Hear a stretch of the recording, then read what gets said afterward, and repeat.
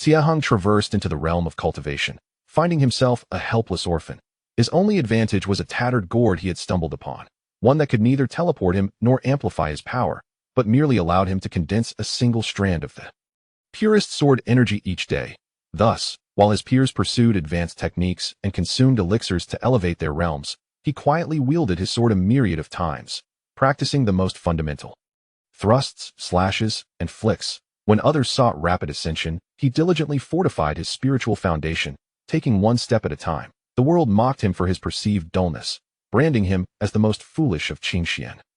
Yet, when the celestial realm collapsed and the heavens plunged into eternal night, the grand designs of ancient powers were unveiled, revealing that the existence of all realms hinged upon an overlooked variable. That variable was none other than Xie Heng himself. As deities found themselves bound and sages fell, he slowly drew his sword, pointing it towards the cracked heavens.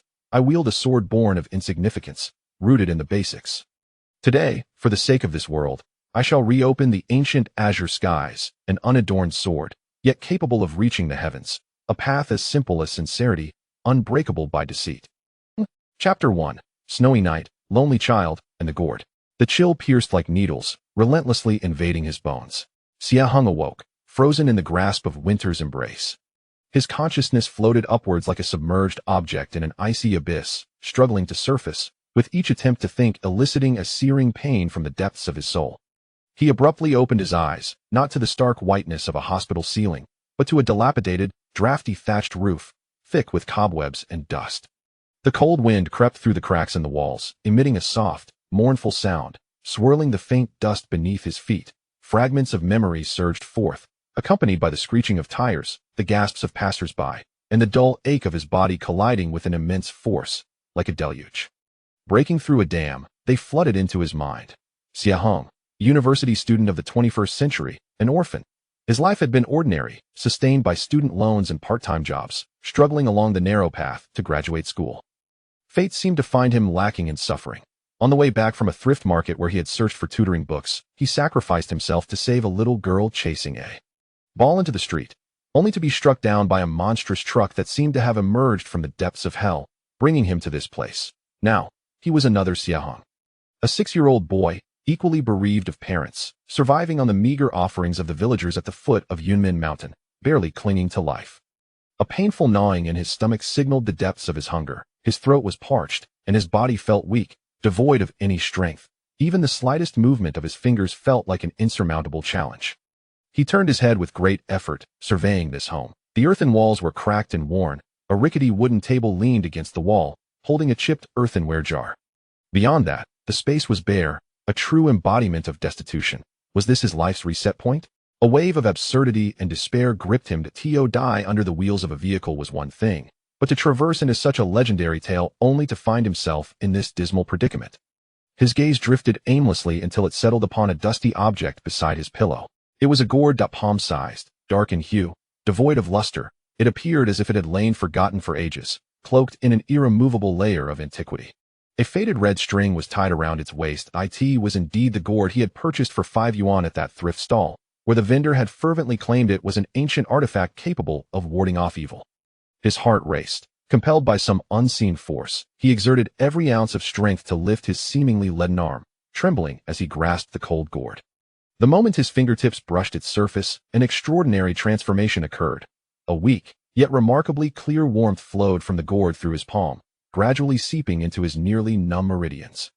This warmth, delicate as a thread, carried an indescribable vitality, dispersing the bone-chilling cold that clung to him and restoring some semblance of strength to his stiff limbs. This was no illusion. Xie Heng sprang upright, clutching the gourd tightly in his hand, as if it were a lifeline. The warm current continued to flow, albeit faintly, yet steadily and enduringly, like a trickle of sweet spring water seeping into a parched riverbed. He lowered his gaze, fixated intently on the seemingly ordinary gourd. Given the absurdity of his situation, the gourd's peculiar nature seemed increasingly plausible. "Damn it! Heaven," he rasped, his voice hoarse and barely coherent, carrying a weight of weariness and irony far beyond his years. "If you've knocked me down, you ought to offer some recompense." He inhaled deeply, filling his lungs with the frigid, unfamiliar air, a mixture of soil, hay, and a faint hint of mildew. Outside the broken window loomed the undulating peaks of the Yunmen Mountains, their summits capped with snow, glimmering coldly under the waning moonlight. A world both strange and perilous, yet illuminated by a flicker of hope due to the gourd in his grasp. From this day forth, I shall be the Xie Heng of this world. He murmured to himself, his initial confusion and despair gradually giving way to determination. This gourd, along with this life, shall be my greatest opportunity. Xie boy, are you awake? Open the door. A coarse voice accompanied by a series of knocks jolted Xie Heng from his swirling thoughts. He struggled to rise from the straw-strewn bed, his steps unsteady as he made his way to the door, laboriously pulling aside the weathered wooden door, propped up by a stick. Standing outside was a woman bundled in a thick cotton coat, her cheeks rosy from the cold. Holding a rough earthen bowl from which steam wafted tea was Aunt Wang from the village, who lived next door. In his memories, the original Xie Heng had often relied on the kindness of such villagers to avoid starving or freezing to death.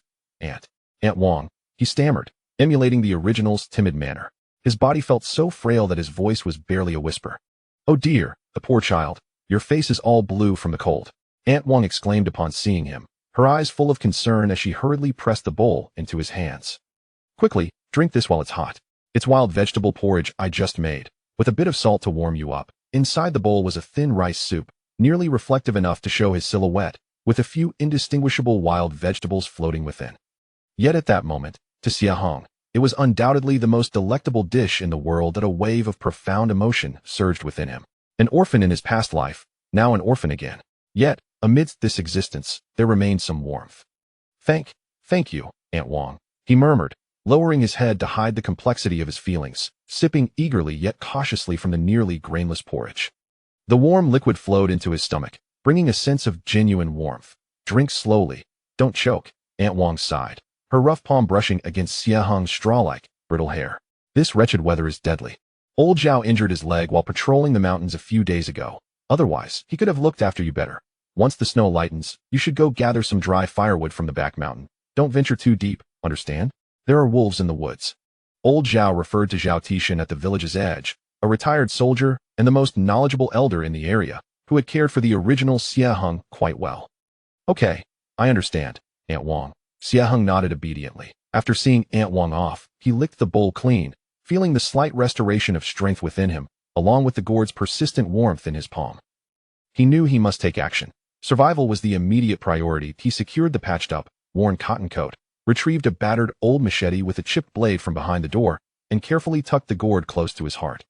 Pushing open the creaking wooden door, a fierce gust of cold wind rushed in, causing him to shiver as I gaze around.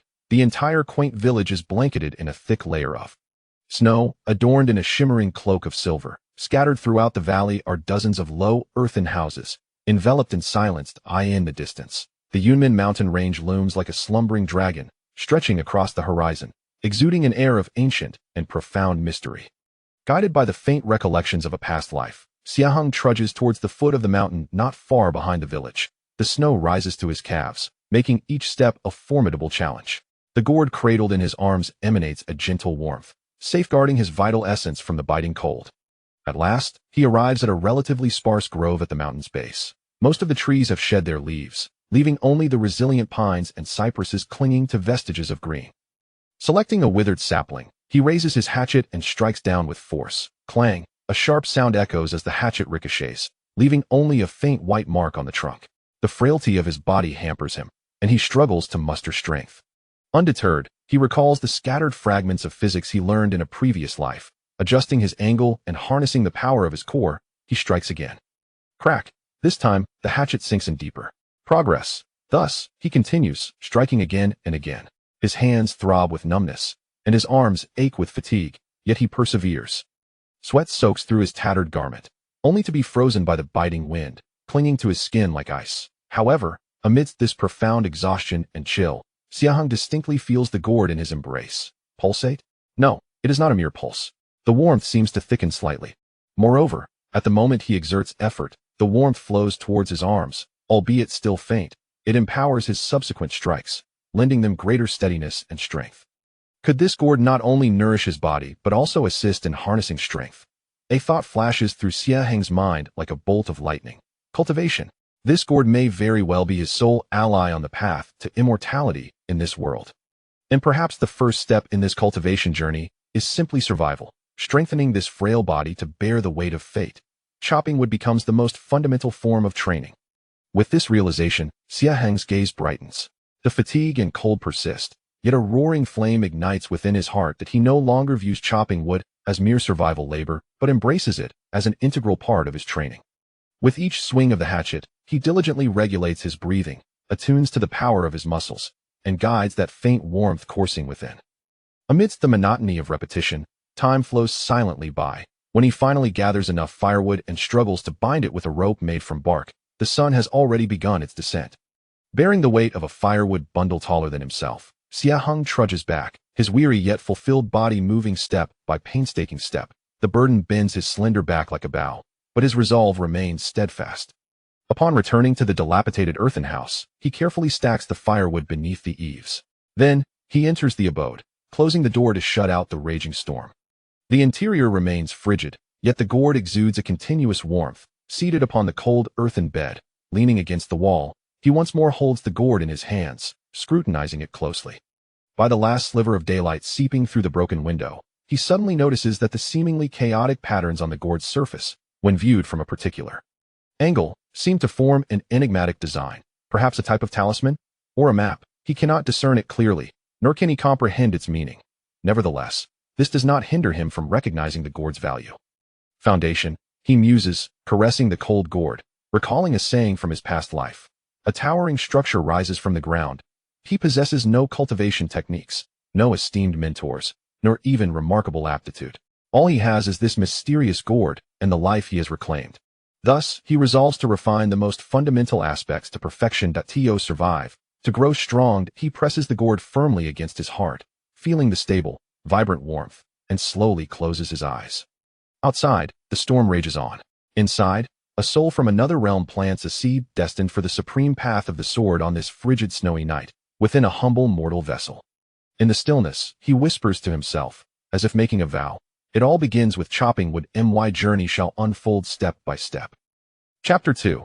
The hatchet, breath, and the veteran. In the days that followed, Xie Heng's life fell into a rhythm so simple that it bordered on the monotonous. Long before dawn, he was roused from slumber by the intermittent warmth emanating from the gourd cradled in his arms. It seemed to possess a peculiar pattern, always coalescing the purest essence at the darkest hour before daybreak. He no longer lingered in bed, swiftly rising to splash his face with the frigid water that had formed a crust within the earthen jar, before seizing his hatchet and the smooth bark rope. Stepping out into the still dark, biting wind, he had designated a particular spot at the sunny slope at the foot of the mountain behind the village for his woodcutting endeavors. The trees here were predominantly comprised of a shrub known as iron thorns, whose wood was notoriously hard, rendering it undesirable for most woodcutters. Yet, this was precisely to Xie Heng's liking. The more difficult the task, the more effective it was for honing his strength and endurance. The first time he swung the hatchet with all his might against the iron thorns, the recoil nearly caused him to lose his grip, and his palm split, blood seeping forth. However, he did not falter. Instead, he silently tore a strip from his undergarment to bind the wound, and raised his blade once more. He ceased to rely solely on brute force, and began to experiment with his breathing. Inhale, raise the hatchet, his mind attempting to direct the warmth from the gourd into his arm. Exhale, strike down, channeling all his strength to the blade's edge. Initially, his movements were chaotic, his breath erratic, and the warmth intermittent. But he possessed an abundance of patience, or rather, he had no other choice. The experiences from his past in the orphanage and his struggles for education had ingrained the virtue of perseverance deep within him. 1 strike, 2 strikes, 10 strikes, 100 strikes. He no longer counted the numbers, but immersed himself wholly in the monotony of repetition. Sweat drenched his thin clothing, the cold wind biting him to the bone. Yet the warmth from the gourd would timely shield his heart, preventing him from succumbing to the chill.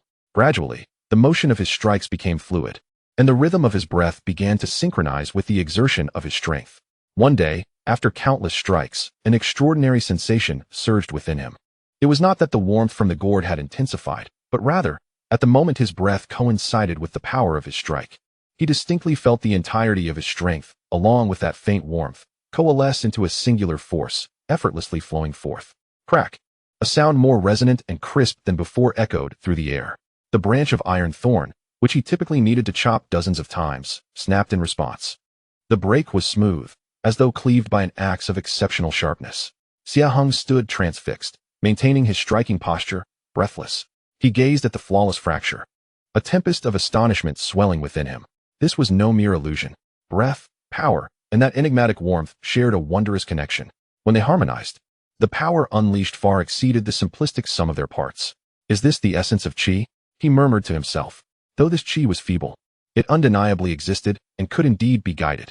This revelation illuminated his path like a glimmer of dawn breaking through endless darkness. Henceforth, his woodcutting practice acquired a definitive direction, no longer mindless toil, but a deliberate pursuit to discover and cultivate the state in which breath, strength, and warmth coalesce into one. As the days pass, the snow gradually melts, revealing patches of green in the mountains. Xie Heng's efficiency in chopping firewood increases, and the stacks of firewood sheltered under the eaves multiply. He continues to take only a small portion each day to a few families in the village who had once aided him, in exchange for some coarse meals. The remaining firewood is neatly piled, serving as his assurance for the winter and testament to his hard work. His physique is visibly solidifying. The once sallow complexion on his face now bears a hint of color, and his frail arms gradually acquire definition. More importantly, he senses a warm current flowing within him. Slow yet steady like a brook, seemingly becoming more obedient, gliding smoothly through his body under his deliberate guidance. One day, he carries a large bundle of firewood, exceeding his own stature, and walks back with steady steps. Upon reaching the village entrance, he spots a group of young children clustered together, seemingly over someone lying in their midst. "Grandpa Tishan, what happened to you?" One child calls out, voice quivering with concern. A tightness grips Xie Heng's heart as he hastens towards them. At the edge of the village, he sees Zhao Tishan sprawled on the ground, pallid and drenched in cold sweat, his left leg bent at an unnatural angle, a hunting bow, and two scrawny pheasants discarded nearby. "It's you, Heng boy." Zhao Tishan manages to muster a smile, albeit strained. "I'm getting old and useless. I slipped while chasing a pheasant and fell into the ditch."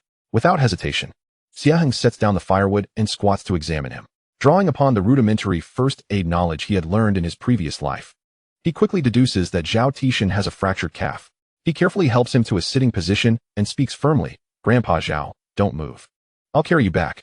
The surrounding children, eager to assist, are gently halted by Xie Heng. He takes a deep breath, channels that warm current within him into his arms and legs, and grits his teeth, successfully lifting Zhao Tishan, who is considerably taller and stronger, onto his back. The children stare in astonishment, and even Zhao Tishan is taken aback, observing Xie Heng's slender yet remarkably steady gait. A flicker of undetectable brilliance flashing in his murky old eyes.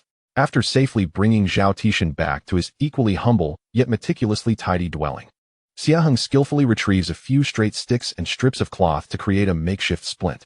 "Boy, your technique is quite adept," Zhao Tishan remarks, reclining against the Kong. Watching Xie Heng scurry about, his voice hoarse yet laced with scrutiny, Xie Heng pauses momentarily, replying softly, "I've seen it done before." He cannot explain the training he underwent as a volunteer in his past life. Zhao Tishan refrains from probing further, merely gazing at him in silence. The room falls into a brief stillness, only the crackling firewood in the stove breaking the quiet. "You've changed significantly lately," Zhao Tishan suddenly states, his gaze piercing as if he can see into one's soul. A jolt strikes Xie Heng's heart, but his expression remains composed as he continues with his task. "I just want to understand a few things. One must survive." "Survive," Zhao Tishan echoes with a vague smile, "but merely surviving is insufficient.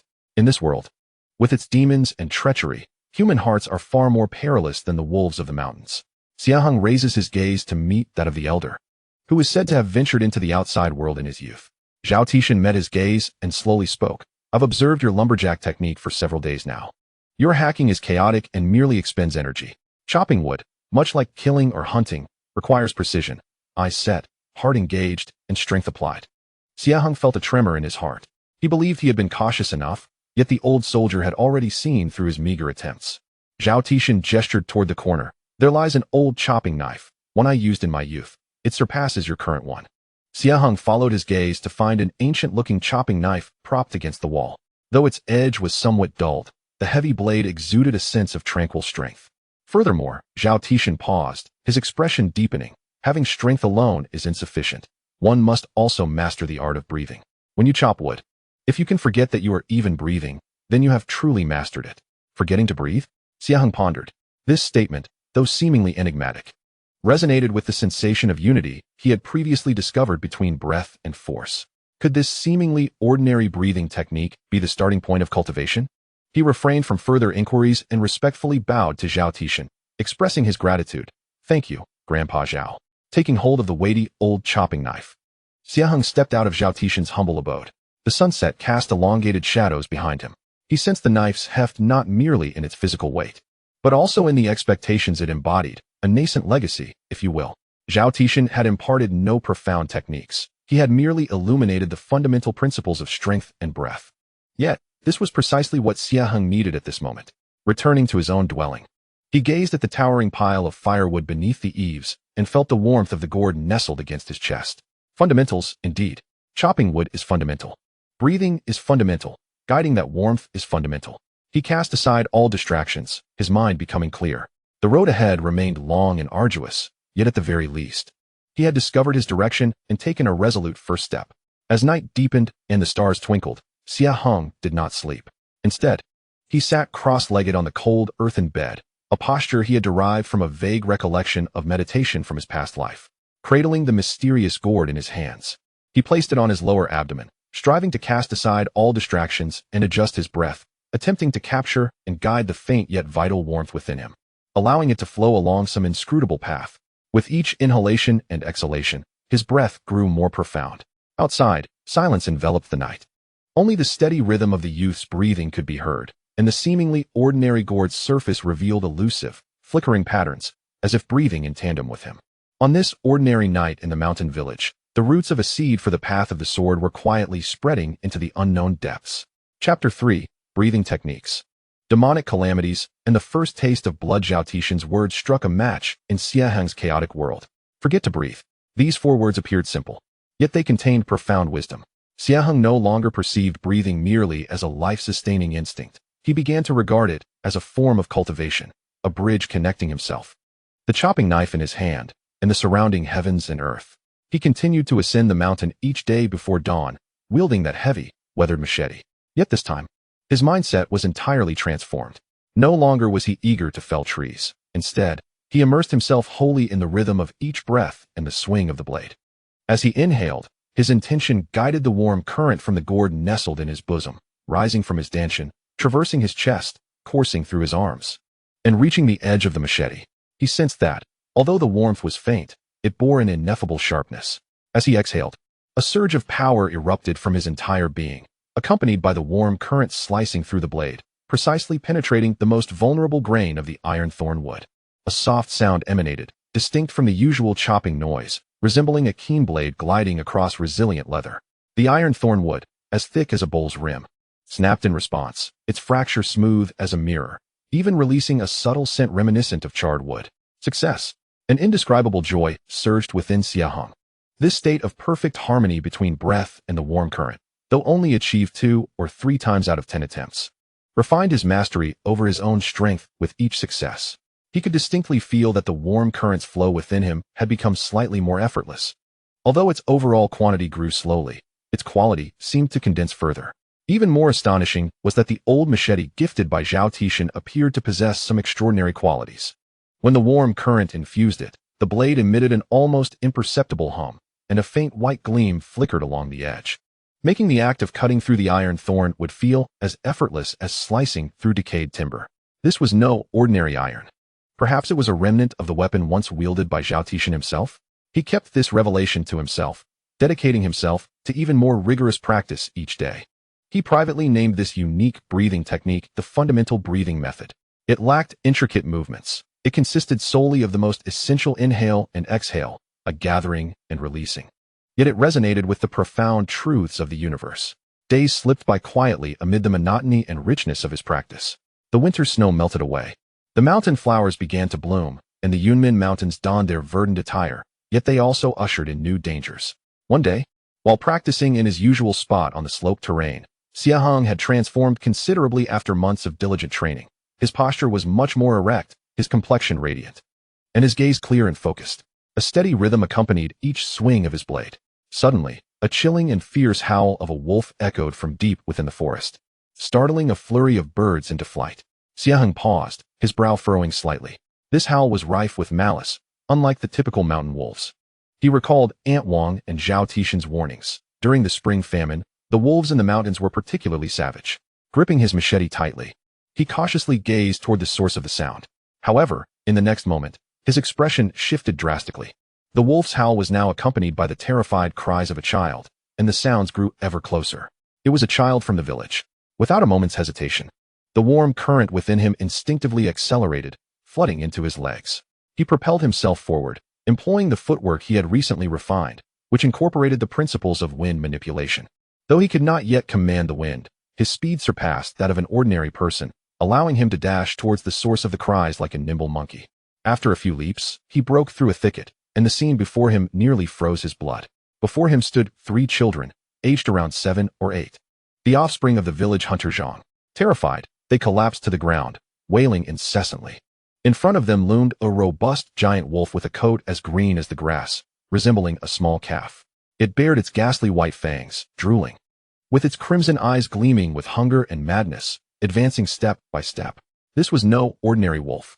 An ominous stench emanated from its body, subtly tinged with a trace of arcane power.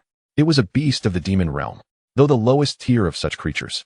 It was far beyond the capabilities of any ordinary villager. As the green-furred wolf crouched its hind legs, preparing to pounce on the nearest girl, Xie Heng, his eyes wide with fury, had no time to ponder. He shouted fiercely and hurled his hatchet with all the strength he had accumulated during his training. With a swift motion, the hatchet transformed into a blurred shadow, slicing through the air with astonishing speed. The wolf seemed to sense the impending danger, abruptly twisting its body. The hatchet grazed its fur, embedding itself deep within a nearby tree trunk, the handle trembling violently, although it missed its mark. This unexpected attack successfully diverted the wolf's attention. It forsook the children and turned around, its crimson gaze fixated on the suddenly emerging Xie Heng, emitting a low, threatening growl from its throat. "Run! Return to the village!" Xie Heng bellowed at the stunned children. As if awakened from a dream, they scrambled away, crying as they darted towards the village. Enraged, the wolf propelled itself forward, its powerful hind legs launching it towards Xie Heng, leaving only a green shadow in its wake. Xie Heng's heart tightened. After all, he was merely a youth who had practiced breathing techniques for a few months, unaccustomed to such a formidable presence. A wave of intense fear gripped him. Yet, at that moment, the gourd he held trembled violently, releasing a torrent of warm energy, purer than ever before, coursing through his body. This warmth seemed to instill a peculiar calmness, dispelling much of his fear and sharpening his mind. As the wolf's claws were nearly upon him, Xie Heng instinctively reacted. He sidestepped, his body sliding at an awkward yet remarkably precise angle, akin to the motion he practiced while chopping wood. The wolf's claws grazed his clothing, tearing a few threads. Concurrently, the warm energy surged within him, converging into his right fist. Lacking a weapon, he could only strike. This punch was devoid of embellishment, a simple straight blow, yet it encapsulated all his strength, willpower, and that mysterious warmth. With a resounding thud, it struck the wolf, akin to hitting resilient leather. Xie Heng felt a searing pain in his fist, as if his bones might shatter, and he was pushed back several staggering steps before regaining his balance. The green-furred wolf let out a mournful howl, rolling away, shaking its head as it rose. Its gaze towards Xie Heng now fraught with doubt and ferocity. One of its forepaws appeared to be limping, breathing heavily. Xie Heng's right fist was swollen and excruciatingly painful. Yet he could not linger, for the wolf was charging once more, this time with even greater speed. Its fangs aimed directly at his throat. There was no escape. On the precipice between life and death, Xie Heng's pupils constricted to the size of pinpricks. His mind was a blank slate, every thought, breath, and pulse converging on a singular objective: survival. He did not retreat. Instead, he charged toward the demon wolf. Just as they were about to collide, he suddenly crouched low, executing a swift slide beneath the beast. Simultaneously, in his left hand, he grasped a jagged wooden shard, previously picked up, and with the last vestiges of warmth within him, he thrust it violently upward into the wolf's relatively softer abdomen. With a sickening squelch, the blade pierced flesh. Warm, viscous liquid, reeking of iron, splattered across Xie Heng's face and body. A piercing howl erupted from the demon wolf, its massive form crashing to the ground, limbs convulsing, blood gushing from its belly and swiftly staining the earth crimson. Exhausted, Xie Heng collapsed onto the ground, gasping for air, his entire being drained of energy, hands trembling uncontrollably. The sticky, pungent wolf's blood on his face, coupled with the heavy scent of blood in the air, assaulted his senses. He had taken a life, slain a beast. There was no exhilaration, no pride, only a profound sense of emptiness and an indescribable chill. The brutal reality of the world of cultivation had unveiled itself to him in an unflinchingly direct and gory manner for the first time. Xie Heng, Xie Heng. At that moment, urgent shouts and hurried footsteps approached from afar. It was the hunters from the village, armed and rushing to the scene. Leading them was Zhao Tishan, leaning on a cane, his expression grave, as they beheld the fallen azure-furred demon wolf and Xie Heng, drenched in blood and dazed beside the carcass. A collective gasp echoed among them. This is the azure wind wolf, nearly sentient. An elderly hunter stammered. Xie Heng, are you all right? Zhao Tishan hurried forward, inspecting Xie Heng closely, relieved to find him merely fatigued with superficial wounds. He glanced at the wolf's fatal injury, then at Xie Heng's swollen right fist and the bloodied wooden shard, his cloudy old eyes reflecting shock, relief, and a complex array of emotions. He placed a reassuring hand on Xie Heng's shoulder, his voice low yet imbued with strength. Young man, you have tasted blood. In this world, if you wish to avoid being devoured, you must learn to be the predator, to vanquish demons and eliminate evil. Xie Heng lifted his gaze to Zhao Tishan, observing the villagers around him, their expressions a mix of fear, gratitude, and a hint of reverence. The blood on his face gradually dried, becoming cold and viscous. He slowly raised his hand, staring at the still wet bloodstains, before clenching it into a fist. The sense of alienation and confusion that had lingered since his arrival in this world seemed to wash away, at least partially, with the searing wolf's blood. He took a deep breath, inhaling the cold, blood-tainted air of the forest, which only sharpened his clarity. This path was destined to be fraught with thorns and bloodshed. Yet, there was no turning back for him. Grandpa Zhao, his voice, though slightly hoarse, resonated with unusual calm. I am fine. Struggling to his feet, he approached the great tree, forcefully extracting the old axe embedded in its trunk. The blade remained archaic, yet beneath the sunset's fading light, it seemed to shimmer with an almost imperceptible aura of menace. Chapter 4. The Wolf's Corpse, Gratitude, and the Passing of Knowledge. The setting sun bathed Yunmen Mountain in a crimson hue, and the atmosphere in the clearing at the village entrance was heavy yet tinged with a sense of post-calamity exhilaration. The corpse of the green-haired wolf lay sprawled like a small mountain, its dark red blood seeping into the earth, emanating a nauseating stench. Villagers gathered around, pointing and murmuring, their faces a mosaic of fear, curiosity, and an indescribable thrill. Children were tightly held back by their elders, torn between the desire to see and the instinct to look away, their gazes darting between the wolf's carcass and the bloodied figure of Xie Heng.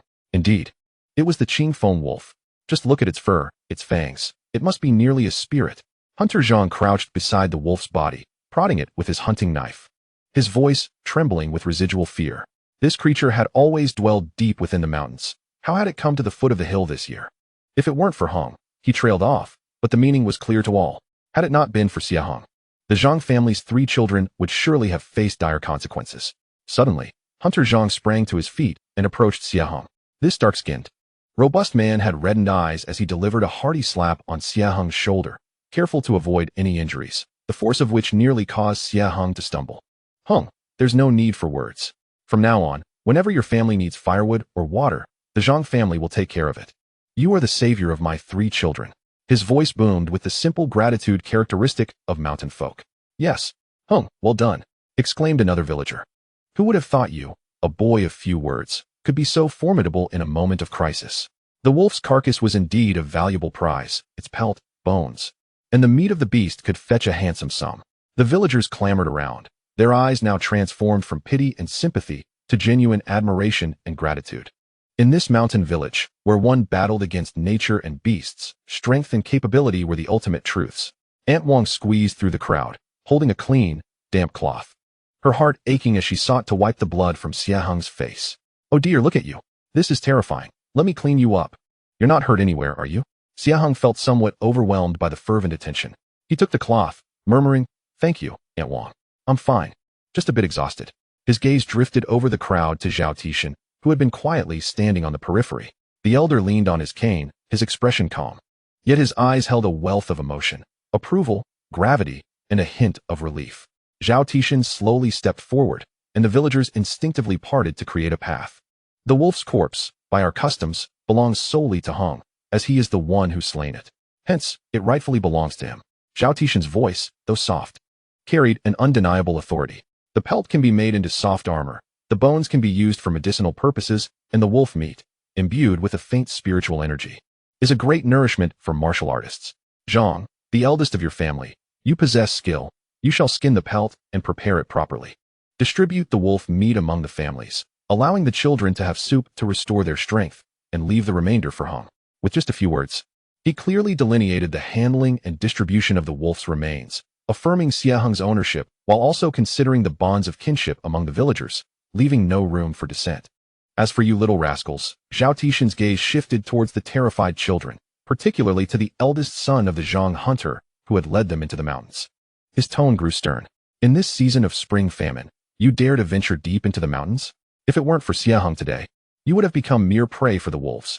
Return and receive 10 lashes each. Let this serve as a lesson. The children were so frightened that they fell silent, nodding repeatedly. Once he had dealt with them, Zhao Tixin turned his attention back to Xie Heng. Are you able to leave? Xie Heng nodded. Despite his body aching all over, the warmth from the gourd was gradually nourishing him, and his strength was recovering swiftly.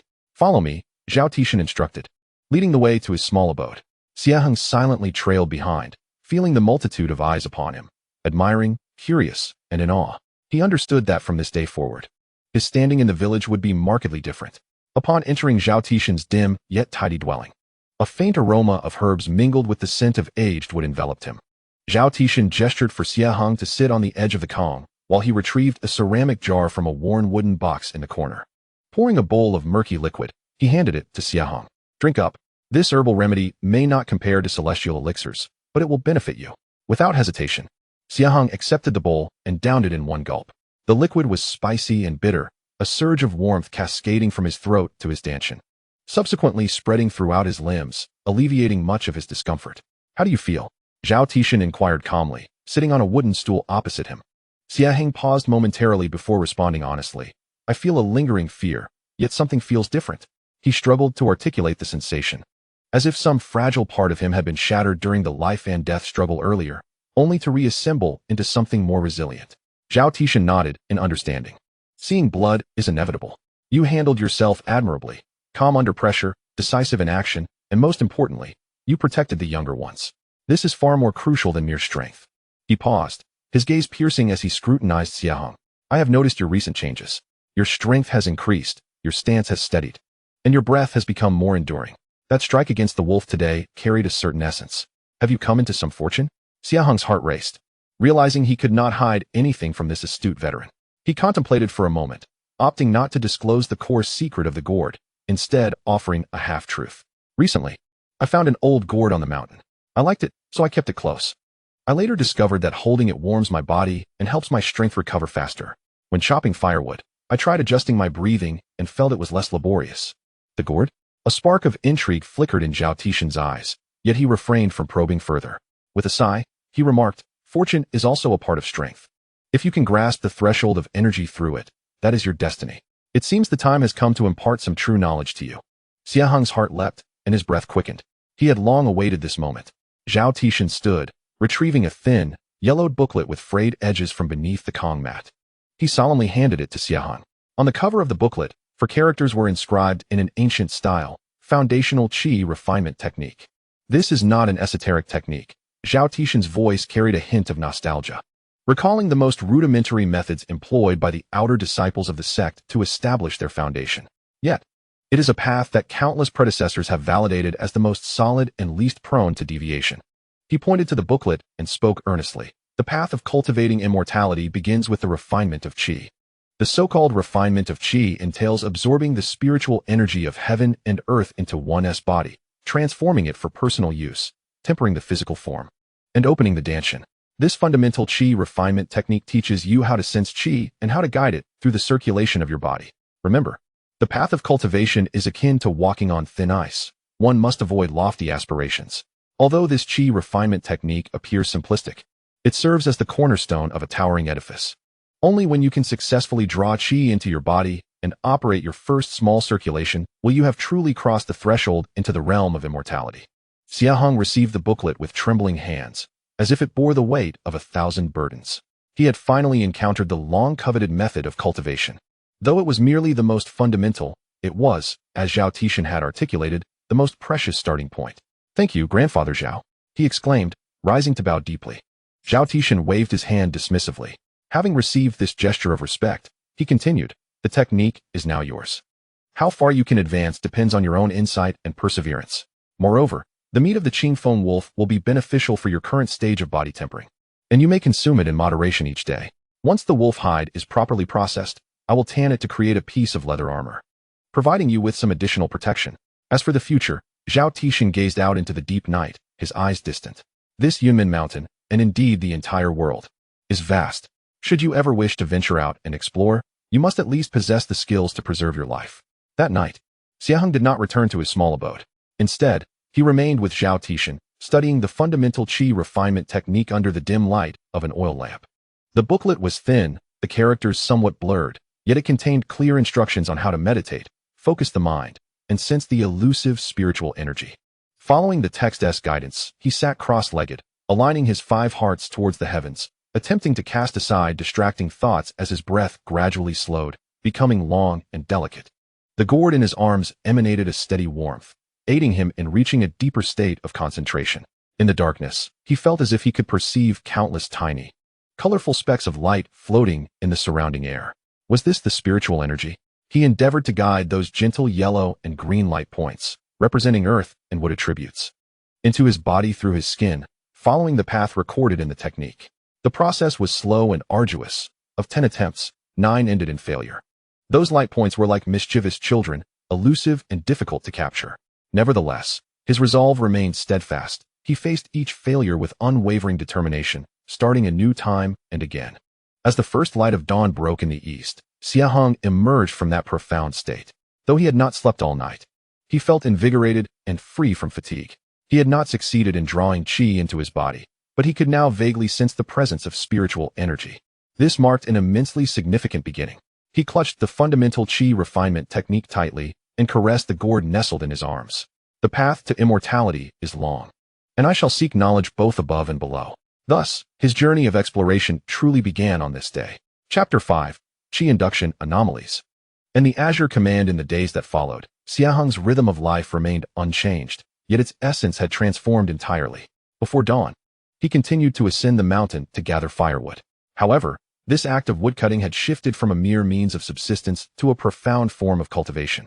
Each swing of his blade was now accompanied by the rhythmic breathing of the fundamental qi refinement technique, guided by the gentle warmth emanating from the sword-nurturing gourd cradled in his arms. His mastery over power grew increasingly refined, often with a mere thought. The warm current would flow to the tip of the blade, causing the ironwood to yield with a smooth break, faintly marked by the traces of having been tempered. Upon returning in the evening, he generously distributed most of the firewood to the villagers, retaining only a modest portion for himself. Aunt Wang meticulously simmered the wolf meat into a rich broth, offering him a bowl each day.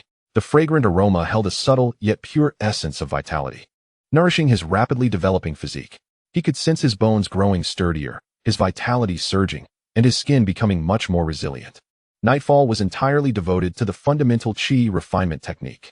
Sitting cross-legged upon the cold earthen bed, with his heart and mind directed towards the heavens, he immersed himself in the profound realm of perception. With the guidance of the technique, he was no longer like a blind man groping an elephant.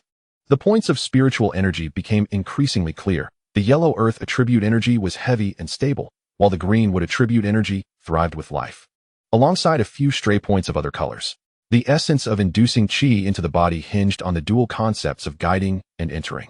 It required one's spirit to serve as a conduit, connecting with the spiritual energy of heaven and earth, and then employing the prescribed pathways of the technique to channel it inward for personal use. This initial step posed a formidable challenge for the vast majority of mortals. With weak spiritual awareness, it was difficult to capture the elusive and vibrant spiritual energy, even if one succeeded in capturing it. Coaxing it to flow along the meridians proved to be an even greater trial. Countless individuals spent their entire lives ensnared at this threshold. Yet Xie Heng was different. His soul was that of an adult who had traversed time, possessing a resilience and refinement of spirit far superior to that of his contemporaries. More importantly, the sword-nurturing gourd in his possession exhibited astonishing supportive effects during his cultivation. When he focused and calmed his mind to execute the technique, the intricate patterns on the surface of the gourd would emit a faint glow, exuding an unusual attractive force. This force was not one of plunder. Rather, it resembled a gentle vortex, gradually drawing the surrounding spiritual energy, particularly the mild wood and earth attributes, into his vicinity, amplifying its concentration manifold. This significantly reduced the difficulty of perceiving and capturing the qi. Moreover, he now understood that the warm current emanating from the gourd likely represented an exceptionally pure innate energy that proactively engaged when he attempted to guide external spiritual energy into his body, acting as a gentle guide, soothing and enveloping the somewhat wild energies of heaven and earth, directing them along the specific meridian pathways recorded in the fundamental qi refinement technique. As days passed, on the seventh night, the moonlight cascaded like water through the broken window, illuminating Xie Heng. He maintained a standard meditative posture, his breathing barely perceptible, his mind deeply immersed within. Under the guidance of his intention, a thread finer than a hair, a blend of earthy yellow and grassy green spiritual energy, struggled to flow along the Taiyin lung meridian toward the first crucial acupoint, the zongfu. The act of puncturing the acupoint is the most critical and perilous step in channeling qi into the body. Acupoints serve as formidable barriers, long obstructed, which must be forcefully breached by spiritual energy to establish a pathway for its flow. As a faint stream of spiritual energy, bolstered by a warm current, collided with the zongfu acupoint, Xie Heng felt a sudden constriction in his chest, akin to a heavy blow, causing darkness to swirl before his eyes and a sweet taste to rise in his throat, nearly bringing him to the brink of spitting blood. The barriers of the acupoints were far sturdier than he had anticipated, yet his resolve was unwavering. He endured the discomfort and pressed on. Once more he concentrated, guiding the spiritual energy with utmost caution. This time, he refrained from a forceful assault, instead allowing it to cascade gently like a stream eroding a stone, persistently and tenderly washing against the acupoint's defenses. The warm current from the nurturing gourd played an indispensable role. It not only pacified the spiritual energy, but also swiftly nourished the impacted meridians and acupoints after each strike, preventing damage. After an indeterminate number of gentle washes, just as Xie Heng felt his mental energy waning and his consciousness blurring, a faint sound emerged, a delicate pop, as if resonating from the depths of his soul. The barrier at the zongfu acupoint had shattered. In an instant, the once stagnant spiritual energy surged forth like a flood breaching a dam, racing along the predetermined route with an exuberant vitality, albeit small and feeble. He had succeeded. The first acupoint was unblocked. Almost simultaneously with the opening of the acupoint, a sudden transformation occurred. The nurturing gourd in Xie Heng's embrace vibrated violently. The intricate patterns on its surface illuminated abruptly, emanating a soft, yet undeniable glow. At the same time, the surrounding spiritual energy within several yards of Xie Heng seemed to respond to an unseen call, converging upon him in a frenzied swirl, forming a vortex of spiritual energy that was imperceptible to the naked eye yet acutely felt. Within the confines of the modest dwelling, the air stirred without wind, and dust particles danced. Xie Heng's body, akin to a parched sponge, greedily absorbed the pure spiritual energy that flowed toward him. The newly unblocked meridians sent waves of prickling discomfort, yet accompanied by a refreshing sense of rebirth. He dared not delay, exerting himself to operate the fundamental qi refinement technique, guiding this surge of spiritual energy, magnitudes more powerful than before, along the prescribed route to assault the next acupoint. Throughout that night, although the fluctuations of spiritual energy within Xie Heng's room were subtle, to certain entities, they resembled a flickering candle in the dark of night. Deep within the Yunmen Mountains, atop a peak shrouded in mist, an elderly man donned in a simple Daoist robe, who had been meditating with closed eyes, suddenly emitted a soft sound of surprise, opening his eyes to reveal a gaze sharp as lightning, piercing through layers of cloud and mist towards the direction of a small village at the foot of the mountain. Spiritual energy gathering? Though faint, it was extraordinarily pure and concentrated, unlike any ordinary phenomenon of qi invocation. Could it be that a rare treasure had come into existence? Or perhaps a gifted individual was awakening to the path of enlightenment? The old man stroked his beard thoughtfully, a flicker of curiosity crossing his eyes. How fortuitous. With the 10-year period approaching, the Qingxian token was about to manifest, providing the perfect opportunity to investigate. Without moving from his spot, an invisible thought broke through the void, silently sweeping over the small village, pausing momentarily over Xie Heng's dilapidated earthen dwelling before retracting. It turned out there was a child of some interest. The old man smiled slightly and closed his eyes once more. Meanwhile, immersed in his cultivation, Xie Heng remained oblivious to all that transpired. When he finally opened his eyes again, the day had dawned bright. The sunlight streamed through the window, filling the room with a warm radiance. He exhaled a long, lingering breath, which formed a faint white trace in the air, as he felt the warm airflow within him, akin to a thread barely thicker than a hair, yet undeniably real, guiding his movements, a genuine, radiant smile blossomed on Xie Heng's face for the first time since his journey began. He had entered the first layer of qi refinement. Though it was merely the most insignificant initial step, he had undeniably embarked on this grand path of cultivation. Not only could he sense the growth of his strength, but his senses also sharpened. He could hear the distant whispers of villagers and see the dust particles floating in the air. Was this the world of cultivators? He looked down at the book titled Fundamental Qi Refinement Technique in his hands and gently touched the obedient gourd nestled against him, his heart brimming with boundless anticipation for the future. Yet, unbeknownst to him, at the moment he successfully drew in qi and triggered a subtle phenomenon. A faint silhouette of an ancient token inscribed with the words Qin Xian quietly coalesced into a small mark deep within his dantian. The gears of destiny had begun to turn. The scent of an impending storm seemed to have silently spread beyond this tranquil mountain village. Chapter 6. Turbulence and the Qin Xian message successfully drawing qi into his body and stepping into the first layer of qi refinement felt to Xie Heng like finally igniting a lamp of his own in an endless darkness. Though the light was faint, it illuminated his path and pointed him in the right direction. Rather than reveling in this initial success, he grew even more composed. Understanding the truth that a towering building begins with a single brick, he transformed all his excitement and anticipation into steadfast, daily practice. Chopping wood became the ideal practice for refining the fundamental qi refinement technique. No longer did he merely seek to fell trees. He intentionally guided the faint airflow within him while wielding the axe, attempting to channel it onto the blade. Initially, this endeavor proved exceedingly challenging, as his breath and movements struggled to synchronize, with perhaps only one successful attempt in 10 strikes. Nevertheless, he possessed ample patience, viewing failure as a means of accumulation and savoring each instance of successful qi attachment. The results were evident. When that stream of qi successfully enveloped the blade, the axe seemed to acquire a spirit of its own, slicing through thorny wood as effortlessly as a hot knife through butter, leaving behind an exceptionally smooth cut that bore a subtle sheen, hinting at the refinement of spiritual energy. His mastery over power and the application of spiritual energy swiftly advanced through this fundamental repetition. Evening meditation became the cornerstone of solidifying his foundation. With the experience of his initial successful small circulations, subsequent practices flowed much more smoothly. The gourd's ability to gather spiritual energy remained remarkable, allowing him to achieve twice the result with half the effort. The qi flowed through his meridians, and with each cycle, he absorbed and refined a thread of spiritual energy, steadily and resolutely growing stronger, while subtly nourishing and expanding his still tender meridians. He could distinctly feel his strength increasing, his senses becoming sharper, and even his stature slightly elevating. Once somewhat gaunt, his cheeks have become plump and rosy, nourished by the essence of spirit and wolf meat. In the flicker of his eyes, there lies a depth of tranquility and focus that surpasses that of his peers. This transformation is not only evident in his own physique, but also in his relationships with the villagers.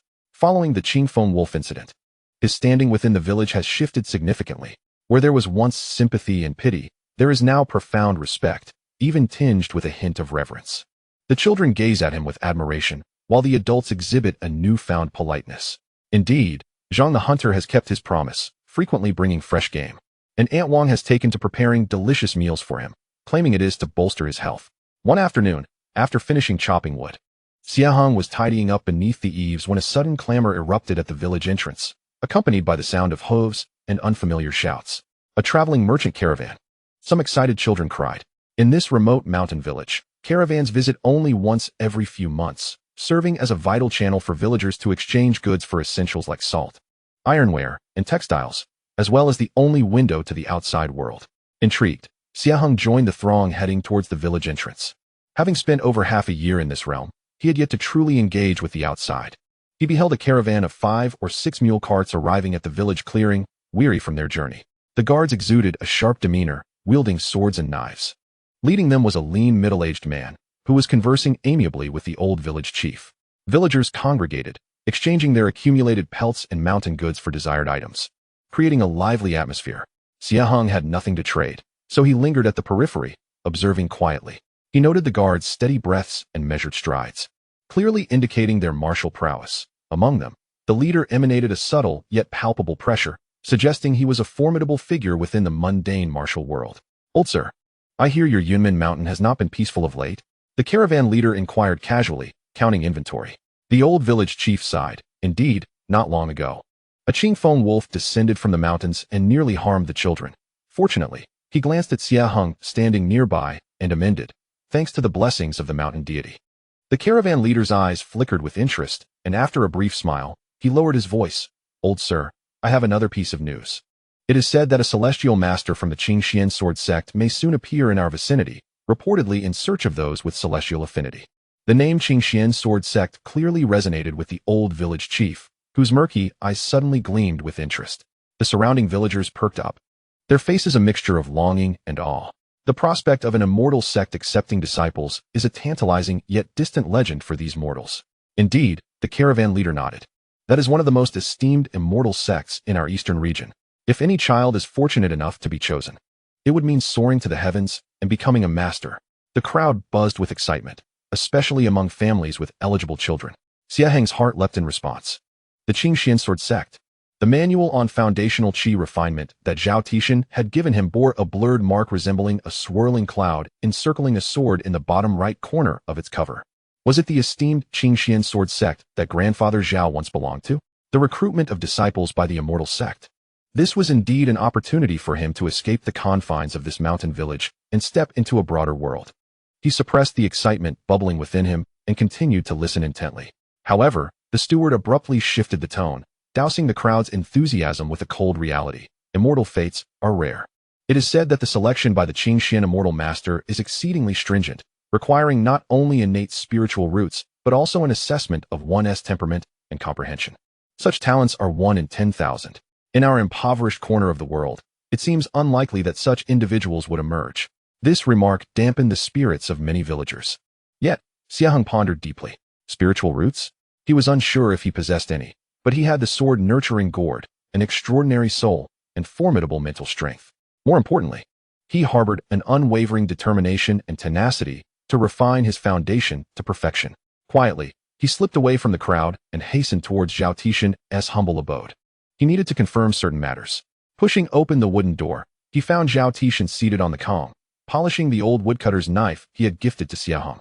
His gaze was complex, seemingly anticipating Xie Heng's arrival. Have you heard the news? Zhao Tishan inquired without lifting his head. Yes, Xie Heng nodded. Grandfather Zhao. The Qingxian sword sect. Indeed, Zhao Tishan interrupted, setting down the knife and fixing a sharp gaze upon Xie Heng. In my day, I was an outer disciple of the Qingxian sword sect. I returned to this hometown only after being injured and retiring. He paused, his tone tinged with nostalgia and a hint of unnoticeable melancholy. The Qingxian sword sect is a true titan of the eastern domain, with countless disciples and unparalleled sword techniques. Should you gain entry to cultivate within, it would indeed be a tremendous fortune for you. However, he shifted his tone, his expression turning gravely serious. Hung boy, remember this. The immortal sect is not a pure land. It is often more brutal than the mundane world. Talent, resources, connections, and cunning are all indispensable. With your meager skills, you would barely make a ripple in the outer sect. Xie Heng remained silent, clenching his fists.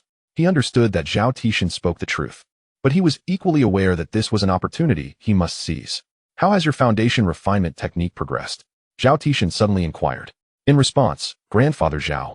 I can now circulate the minor Zhou Tian, Xie Heng replied earnestly. A glimmer of astonishment flickered in Zhao Tishan's eyes, clearly surprised by Xie Heng's rapid advancement.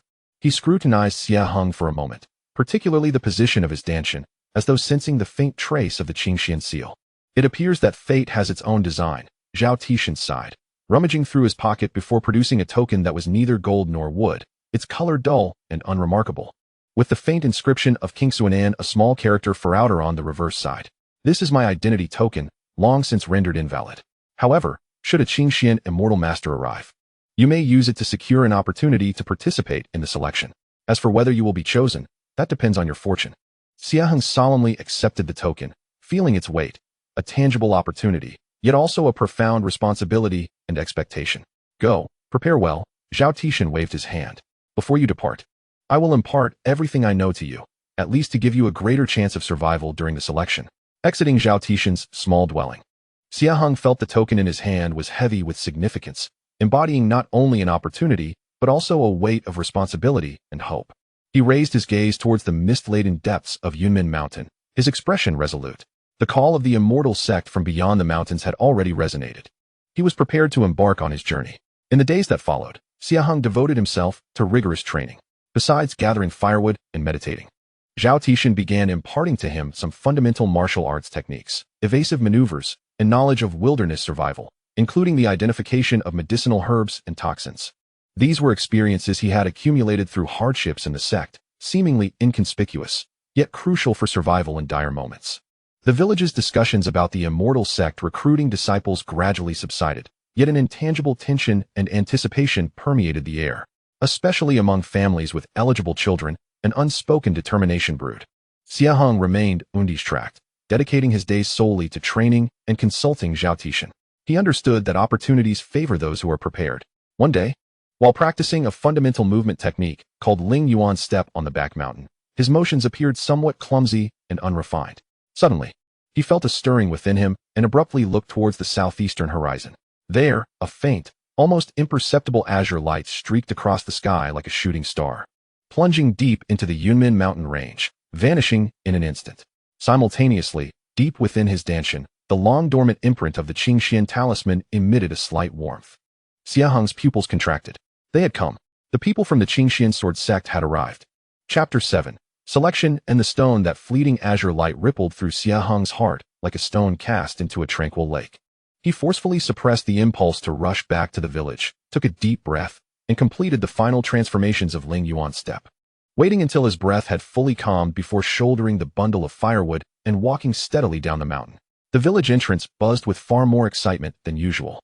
Villagers gathered in clusters, animatedly discussing amongst themselves, their gazes occasionally cast with reverence towards the old village chief's house. A few young children dashed about, shouting words like immortal and deity. Xie Heng chose not to join the throng. Instead, he made his way directly to his modest dwelling, neatly stacking the firewood and meticulously cleaning his old chopping knife. After washing his face and changing into a well-worn yet freshly laundered coarse cloth garment, he finally felt his heart settle into tranquility. He understood that with destiny at his doorstep, maintaining a calm demeanor was of utmost importance. When he arrived outside the slightly more spacious earthen courtyard of the old village chief's house, a considerable crowd had already gathered. In the center of the courtyard stood not the elder with an ethereal presence, descending from the heavens upon a sword, but rather a young man who appeared to be in his early 20s. Clad in a pale blue robe that seemed ordinary yet shimmered subtly, he was impeccably clean. His features were unremarkable, and his expression was neutral, even tinged with a hint of impatience. However, the glimmer in his eyes, as they opened and closed, held an intensity that made it difficult to meet his gaze. He stood there casually, yet an invisible aura emanated from him, isolating the surrounding clamor and dust, rendering him incongruous with the mountain village. The old village chief and several elders stood respectfully beside him, their demeanor humble. Immortal Master, all the eligible children from the village are gathered here. The old village chief pointed to the 7 or 8 youths, ranging in age from 10 to 15. Standing in the courtyard, his voice tinged with tension. Xie Heng silently approached the edge of the crowd, refraining from pushing forward. He noticed that De Zhuang and Heir Zhuang, the sons of the hunter Zhang, were among them, their limbs betraying their anxiety as they did not know where to place them. The young man in the azure robe cast a detached glance over the youths in the courtyard, his expression devoid of any emotion, as if he were surveying a pile of stones. He did not draw closer. Instead, he casually raised his right hand, fingers splayed. In an instant, an invisible wave emanated from him, rippling outward. Xie Heng felt an involuntary tightening throughout his body, as if caressed by a gentle yet irresistible current. Concurrently, the sword-rearing gourd nestled in his arms quivered slightly, emitting an almost imperceptible wave that deftly concealed the faint flow of energy within his dantian and the aura of the Qingxian token. The reactions among the youths varied considerably. Most remained oblivious, their expressions blank. Yet, 2 of them glimmered with a faint light. One was De Zhuang, enveloped in an almost imperceptible earth-colored aura. The other was the carpenter Li's daughter, a typically quiet girl, who radiated a soft green glow. A flicker of understanding passed through the azure-robed youth's eyes, swiftly followed by an unmistakable disappointment. One possessed an earth affinity, deemed inferior. The other held a wood affinity, also classified as substandard. Their sensitivity to spiritual energy was weak, nearly non-existent. He retracted his hand, his tone indifferent. You too qualify as possessing the minimal aptitude required to participate in the selection of external disciples of our sect, to be held in 3 months at Xie Heng City, 100 miles away. At his words, a chorus of envious sighs erupted from the crowd, mingling with the disappointed murmurs of families of those who had not been selected. Zhang the hunter and his wife were overjoyed, repeatedly thanking De Zhuang, who remained in a daze. Esteemed immortal master, is the selection difficult? Li, the carpenter, mustered the courage to inquire. 1 in 10,000, the azure-robed youth replied succinctly, shattering the unrealistic hopes of the assembly. With inferior spiritual roots, unless one possesses great determination and fortuitous circumstances, it is unlikely to reach the mid-stage of chi refinement, rendering one's journey on the immortal path nothing more than a waste of time. His words fell like cold water, dousing the recently ignited enthusiasm. The young man seemed unwilling to linger further. His gaze swept across the assembly, momentarily pausing on Xie Heng at the periphery. A stir ran through Xie Heng's heart. It felt as though the other's gaze pierced through his garments, perceiving the basic chi refinement technique and the token within his grasp.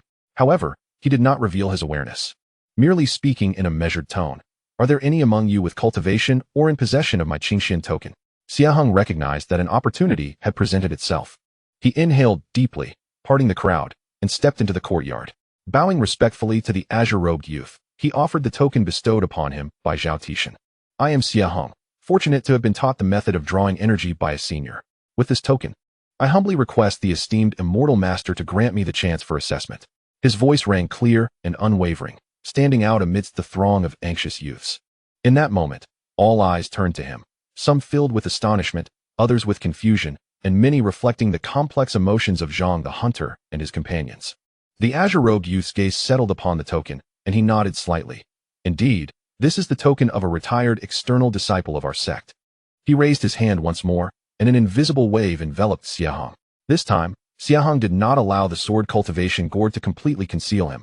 Instead, he deliberately revealed a hint of the aura of the first level of chi refinement, along with a faint resonance of the Qingxian seal. Oh!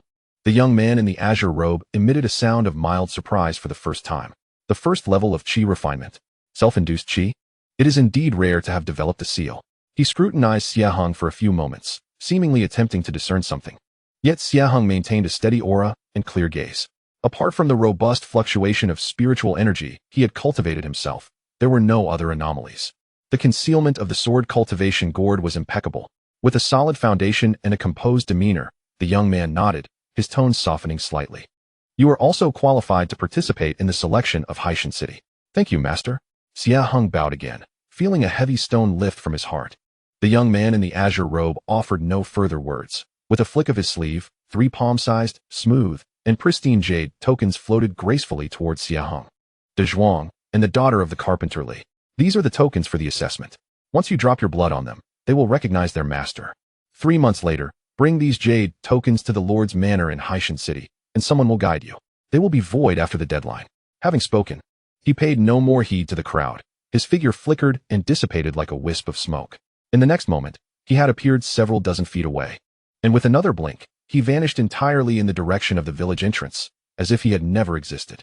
He came swiftly and left just as hastily, leaving behind 3 jade tokens and a village abuzz with murmurs and speculation.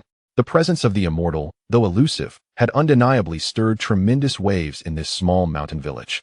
Xie Heng grasped the cool jade token in his hand, feeling its smooth warmth. Intricate cloud patterns adorned its surface, with a character for mystery inscribed in the center. He sensed a faint connection between this jade token and the mark within his dantian. Heng, my child, the village had approached, his expression complex. He had not anticipated that this orphan, whom he had watched grow up, had quietly stepped onto the threshold of the immortal path. Grandfather village head. I was merely fortunate to receive guidance from Grandfather Zhao, Xie Heng humbly replied. As the crowd gradually dispersed, the glances directed at Xie Heng had irrevocably changed.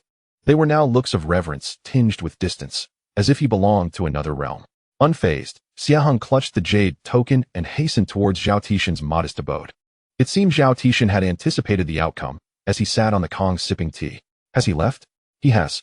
Xie Heng handed the jade token to Zhao Tishan for inspection. Zhao Tishan glanced at it and nodded. Keep it safe. This is your key to another realm. He paused, his expression turning serious. However, Heng, you must remember today, those of the immortal sect appear transcendent, yet their hierarchy is rigidly enforced. In the eyes of that immortal master, we mortals are no different from ants. The opportunity he offers you is not out of regard for you, but merely a matter of protocol. Once you enter the sect, you must tread carefully. Strength is the only true dignity. Xie Heng nodded earnestly. I understand, Grandfather Zhao. There are 3 months remaining. Zhao Tishan's gaze sharpened. During these 3 months, I will teach you how to survive in these mountains, how to contend with others, and how to recognize danger. The selection of the sect is no mere banquet. It is a true arena of slaughter.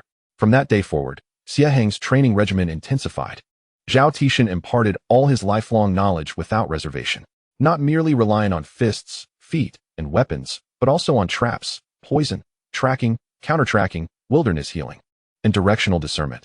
These are the brutal survival skills he acquired. He even ventured with Xie Heng into the outskirts of Yunmen Mountain for practical exercises, engaging in fierce battles with wild beasts, growing familiar with various terrains. Xie Heng, insatiably eager to learn, understood that these seemingly inconspicuous skills could very well save his life at a critical moment. He did not neglect his fundamental qi refinement technique, steadily advancing towards the pinnacle of the first layer of qi refinement. 3 months slipped by in the blink of an eye. At last, the day of departure had arrived. On this day, before dawn broke, Xie Heng packed his belongings. Inside his satchel were merely a few pieces of dry rations, a water pouch, a finely sharpened machete, along with his fundamental qi refinement technique and a smooth jade pendant. The sword-nourishing gourd was securely fastened to his chest with a thin cord, hidden against his skin. Aunt Wang handed him a packet of jerky, and Hunter Zhang gifted him a fine hunting knife, while the villagers silently provided some provisions and blessings. Zhao Tishan did not see him off, but stood at the door of the small cottage, waving his hand. Go, lad. Return alive. Xie Heng bowed deeply to Zhao Tishan and to the little mountain village that had nurtured him. Then, he turned and stepped forward, resolutely walking along the narrow path leading out of the mountains. The morning light cast a long shadow behind him. The silhouette of the youth vanished at the winding path's end, stepping into the unknown land filled with opportunities and dangers. His journey towards immortality had officially commenced. Chapter 8. The escort team and cultivation. Morning mist hung like a veil over the winding mountain path. Xie Heng, with a simple pack on his back, walked steadily along its course. Having left the village for half a day, he turned back to glance at the small village at the foot of Yunmen Mountain, which had long since disappeared behind the mountains, leaving only a vague outline. His heart was not heavy with sorrow, but rather filled with anticipation and caution for the road ahead. Zhao Tishan's warning echoed in his mind. The mountains are high and the roads long, and human hearts can be treacherous. The path he chose was the official road to Haishan City, though termed an official road. It was merely a slightly wider dirt path trampled by the passage of carts and pedestrians, riddled with potholes. It was spring, and the foliage along the roadside flourished, while birds sang in the secluded mountains, yet dangers from snakes and wild beasts lurked nearby. Xie Heng dared not be careless, integrating Zhao Tishan's spirit ape steps into his daily journey. With each step, he aligned his movements with the rhythm of his breath, seemingly ordinary. Yet his feet landed with such lightness that it conserved energy and maintained his body in an optimal state for exertion. Simultaneously, he allocated a fragment of his mind to quietly operate the fundamental qi refinement technique. Although the efficiency of practice while walking could not compare to that of sitting in stillness, it was better than nothing, as little by little accumulated. The sword-nourishing gourd continued to emit a gentle aura, nourishing his meridians and dispelling the fatigue of his long journey. His senses heightened to their zenith. He remained acutely aware of his surroundings, hearing the rustle of the wind, the chirping of insects, and the calls of birds, all aiding him in assessing the environment. This was the essence of Zhao Tishan's repeated emphasis, that every moment of walking, sitting, or lying down was a form of cultivation. On the first day, all was peaceful. He found a sheltered, dry spot beside a small stream to camp for the night, igniting a small fire with a fire starter to warm his rations, which he consumed with the stream water. Afterward, he sat cross-legged, fully devoted to his cultivation. The spiritual essence in the mountains is somewhat more profound than that in the village. With the assistance of the sword-nurturing gourd, the effects of cultivation have proven quite satisfactory, and that stream of energy has grown slightly stronger. However, a change was evident the following afternoon. The crisp sound of hooves and the rumbling of wheels reached his ears, accompanied by robust shouts. Xie Heng, sensing the disturbance, swiftly concealed himself behind a large tree, focusing his gaze ahead. Before him, a sizable escort team was making its way along the path. Several mule carts laden with goods were surrounded by over 20 well-built escort guards, each armed with swords and daggers. At the forefront rode a burly man in his 40s, his complexion ruddy and his temples bulging, commanding a tall steed. His piercing gaze scanned the road ahead, clearly the head of the escort. A flag embroidered with the words Wei Yuan fluttered in the wind. After a brief contemplation, Xie Heng chose not to reveal himself immediately. The martial world is fraught with peril, and the escort team might not be entirely secure. He stifled his presence, and, utilizing the lightness of the spirit ape steps, followed stealthily from several dozen paces behind, employing the trees and underbrush to mask his form. This way, he could evade potential troubles while observing the group. The escort team maintained a steady pace, exhibiting strict discipline. The guards appeared vigilant, evidently seasoned in the ways of the world. After trailing them for most of the day without encountering anything unusual, he noticed the sun beginning its descent in the west. The escort team commenced setting up camp in a flat valley with a water source, establishing their defenses. Xie Heng understood that remaining hidden indefinitely was not a viable option. He too required rest. Thus, he emerged from his concealment and approached the camp. "Halt! Who goes there?" A young escort guard on watch called out sharply, his steel blade half drawn, eyes alert. The other guards turned their attention towards him. Xie Heng paused, clasping his hands in greeting, his demeanor calm. "Respected sir. I am Xie Heng, a woodcutter from beneath Yunmin Mountain. I seek to visit Haishan City to connect with relatives. As I travel alone, I find myself uneasy. Upon seeing your esteemed escort team camped here, I humbly request permission to lodge on the outskirts for one night, with no intention of causing any disturbance." His tone was neither servile nor arrogant. Though his frame appeared somewhat slender, his eyes were clear and his presence composed, not resembling that of a nefarious individual. Particularly, his identification as a woodcutter from Yunmin Mountain carried a refreshing simplicity typical of a youth from the wilderness. The young escort guard scrutinized him for a few moments. Noticing he was indeed alone and relatively young, his wariness lessened somewhat, yet he replied, "Please wait here. I will inform the head of the escort." A moment later, the burly escort leader approached with a commanding stride, his gaze sharp as a blade. He swept his eyes over Xie Heng, pausing momentarily when he noticed the weapon wrapped in cloth on his back, which resembled a knife, yet was not quite one, an old chopping knife. "Young man, you claim to be a woodcutter from Yunmin Mountain?" The escort leader's voice boomed, exuding an air of authority.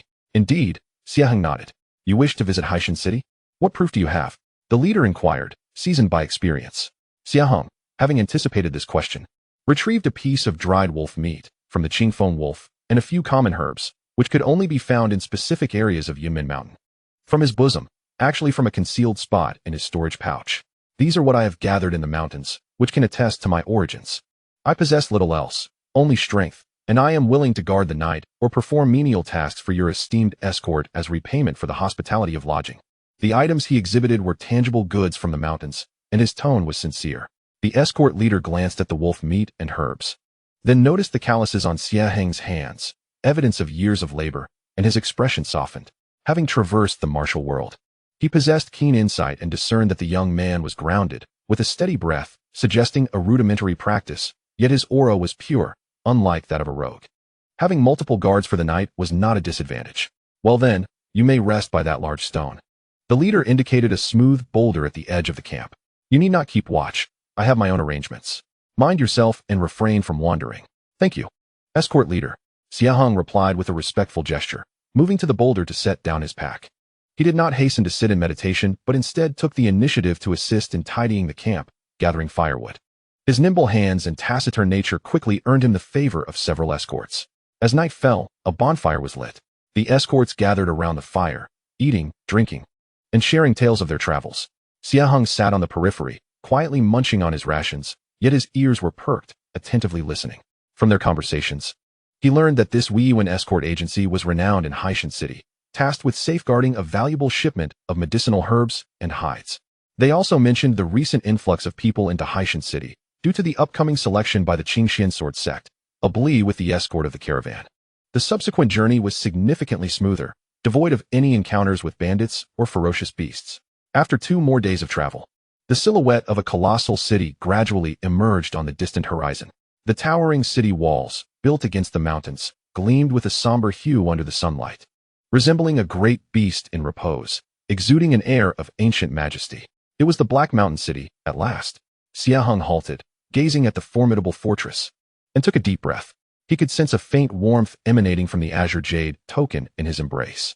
A new challenge was about to commence. He bid farewell to the Weiyuan caravan ahead, adjusted his attire, and strode towards the enormous city gate, which seemed capable of swallowing everything whole. Chapter 9. The Fish Dragon and the Path of Inquiry. Black Mountain City was far more grandiose and bustling than Xie Heng had imagined. The immense black walls, constructed from solid obsidian, reflected a harsh glint in the sunlight, rising over 10 zhang high. The patrolling soldiers atop the walls, clad in gleaming armor, radiated an intimidating aura. The wide city gate could accommodate 4 horse-drawn carriages side by side, yet it was currently choked with a throng of people. Merchants, travelers, wanderers, and a multitude of youths like Xie Heng, brimming with dreams and accompanied by their families for this election, created a vibrant tapestry of humanity.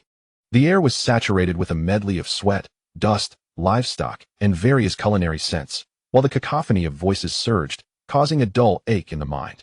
Xie Heng tightened the straps of his backpack and clutched the simple travel permit issued by the head of the Wuan caravan, which attested to his unblemished background. As he struggled to advance with the crowd, the scrutiny at the city gate proved to be more stringent than anticipated. The guards, with piercing gazes, particularly scrutinized those bearing weapons. When it was Xie Heng's turn, the soldier furrowed his brow at the sight of the bundled hatchet on his back. "What do you carry?" "Lad, return to the army. It is a hatchet for chopping firewood," Xie Heng replied calmly, unwrapping the cloth to reveal the antiquated tool. The blade bore no embellishments, only the marks of years of use, unmistakably a farming implement. The soldier examined it closely, then glanced at Xie Heng's youthful yet composed visage and the travel permit in his hand before waving him through. "Enter, but keep a low profile. The city is rather restless lately." "Thank you, sir," Xie Heng said as he rewrapped the hatchet and entered the city. Upon stepping into the city, the cacophony and sights enveloped him even more intensely. The broad main street, paved with bluestone, was flanked by an array of shops adorned with fluttering banners, selling elixirs, charms, weaponry, and providing lodging and dining. The sounds of vendors calling out, haggling, and the clatter of carts filled the air. Many formidable warriors mingled amidst the throng, and now and then, one could catch a glimpse of practitioners clad in the distinctive garb of various sects, evidently drawn to the selection by the Azure sword sect. Xie Heng was like a stream merging into the ocean, instantly submerged in the surging tide of humanity. He followed the direction indicated in the travel permit toward a reasonably reputable inn, Yule Inn, but after inquiring at several establishments, he found them all fully booked. Not just Yule Inn, but nearly every inn he could see displayed fully booked signs at their entrances. With the selection imminent, accommodations in Black Mountain City had become a rare commodity. Nevertheless, Xie Heng remained undeterred. This was well within his expectations.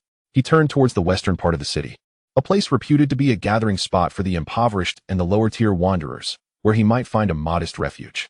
Indeed, deep within a secluded and narrow alley, reeking of sewage, he discovered a dilapidated establishment named Peace, offering shared sleeping quarters for a mere 5 copper coins per night. The environment was noisy and filthy, yet it provided a shelter from the elements. Once settled, Xie Heng did not rest. He immediately ventured out to gather information. He needed to ascertain the specific location and process of the selection, as well as the current power dynamics in Black Mountain City, in order to avoid unwittingly entangling himself in trouble. The square in front of the city lord's mansion was a hub of information. Crowds thronged the area, where not only the youths and their families participating in the selection gathered, but also numerous vendors peddling secret manuals, medicinal pills, and examination strategies, alongside small factions vying for recruits, creating a scene of utter chaos. Amidst the throng, Xie Heng listened intently, silently collecting valuable tidbits. "Have you heard? The selection is presided over by a steward from the inner sect of the Qing sword sect. The first trial seems to be the heart's path, testing one's willpower, and it's said to eliminate 80% of the participants. The young master of the Wang family is already at the 3rd level of Qi refinement. He'll surely advance." "What of the 3rd level of Qi refinement?" "The young lady of the Li family possesses both water and wood spiritual roots, a prodigy destined for the top 10. Various rumors and half-truths swirled around him. Xie Heng noted that among the crowd, there were indeed some young men and women of remarkable bearing, adorned in luxurious attire or exuding a steady aura, often accompanied by guards and attendants, clearly of distinguished lineage. In contrast, his coarse cloth garments and 1st level of Qi refinement rendered him rather inconspicuous. Nevertheless, his resolve remained unwavering. Zhao Tixin had once said that while talent was undoubtedly important on the path of cultivation, character, willpower, and even luck were equally indispensable. In a corner of the square, he spotted the official notice board, which clearly stated, "Selection for outer sect disciples of the Qing sword sect will take place 3 days hence at the northern training grounds." The first trial is indeed the heart's path. Having gathered the essential information, Xie Heng decided against lingering any longer and turned towards the city's general market. He used the scant silver coins contributed by the villagers to purchase a substantial amount of the cheapest provisions, hard, coarse flatbreads, and jerky. He understood that the selection process would demand significant stamina, necessitating prior preparation. As for the extravagant claims surrounding chi-consolidating pills and nourishing elixirs, he paid them no heed. He neither had the means to afford them, nor did he believe in relying on external aids too soon, as a solid foundation must be forged through one's own efforts. Upon returning to the noisy and filthy lodging house, Xie Heng found a corner bed, disregarding the raucous gambling, drinking, and boasting surrounding him. He sat cross-legged, closed his eyes, and began his cultivation. The external turmoil seemed irrelevant to him. His heart was as tranquil as still water, guiding the flow of energy within him as it coursed steadily. The sword-nurturing gourd pressed against his chest emanated a soothing aura, helping him to dispel distractions and refine his spiritual energy. In the following 3 days, he remained mostly indoors, apart from essential meals and inquiries for the latest news, dedicating nearly all his time to cultivation and adjusting his mindset. He honed his vitality and spirit to their optimal state. At last, the day of the selection arrived. Before dawn, the vast training grounds in the northern part of the city were already teeming with throngs of people. Preliminary counts indicated that nearly 5,000 youths had come to participate in the selection. A dense crowd gathered outside the school grounds, filling every inch of open space. Parents were kept at bay, eagerly awaiting the proceedings. Xie Heng arrived early, choosing an inconspicuous spot to stand and observe quietly. He noticed the scions of noble families surrounded by admirers, their expressions ranging from arrogance to anxiety. He also saw many ordinary youths, like himself, clenching their fists, their eyes brimming with desire and unease. As the hour of Chun approached, the imposing school gate swung open with a resounding boom, releasing an air of solemnity. A cohort of disciplined outer disciples from the Qing Xian sword sect, clad in azure garments, filed out and took their positions on either side, their cold gazes sweeping across the crowd, instantly silencing the clamor. Subsequently, 3 figures emerged, each exuding an aura of profound depth. At the center stood a lean, indifferent middle-aged Taoist priest dressed in a blue cloud-patterned robe, the officiant for the selection process.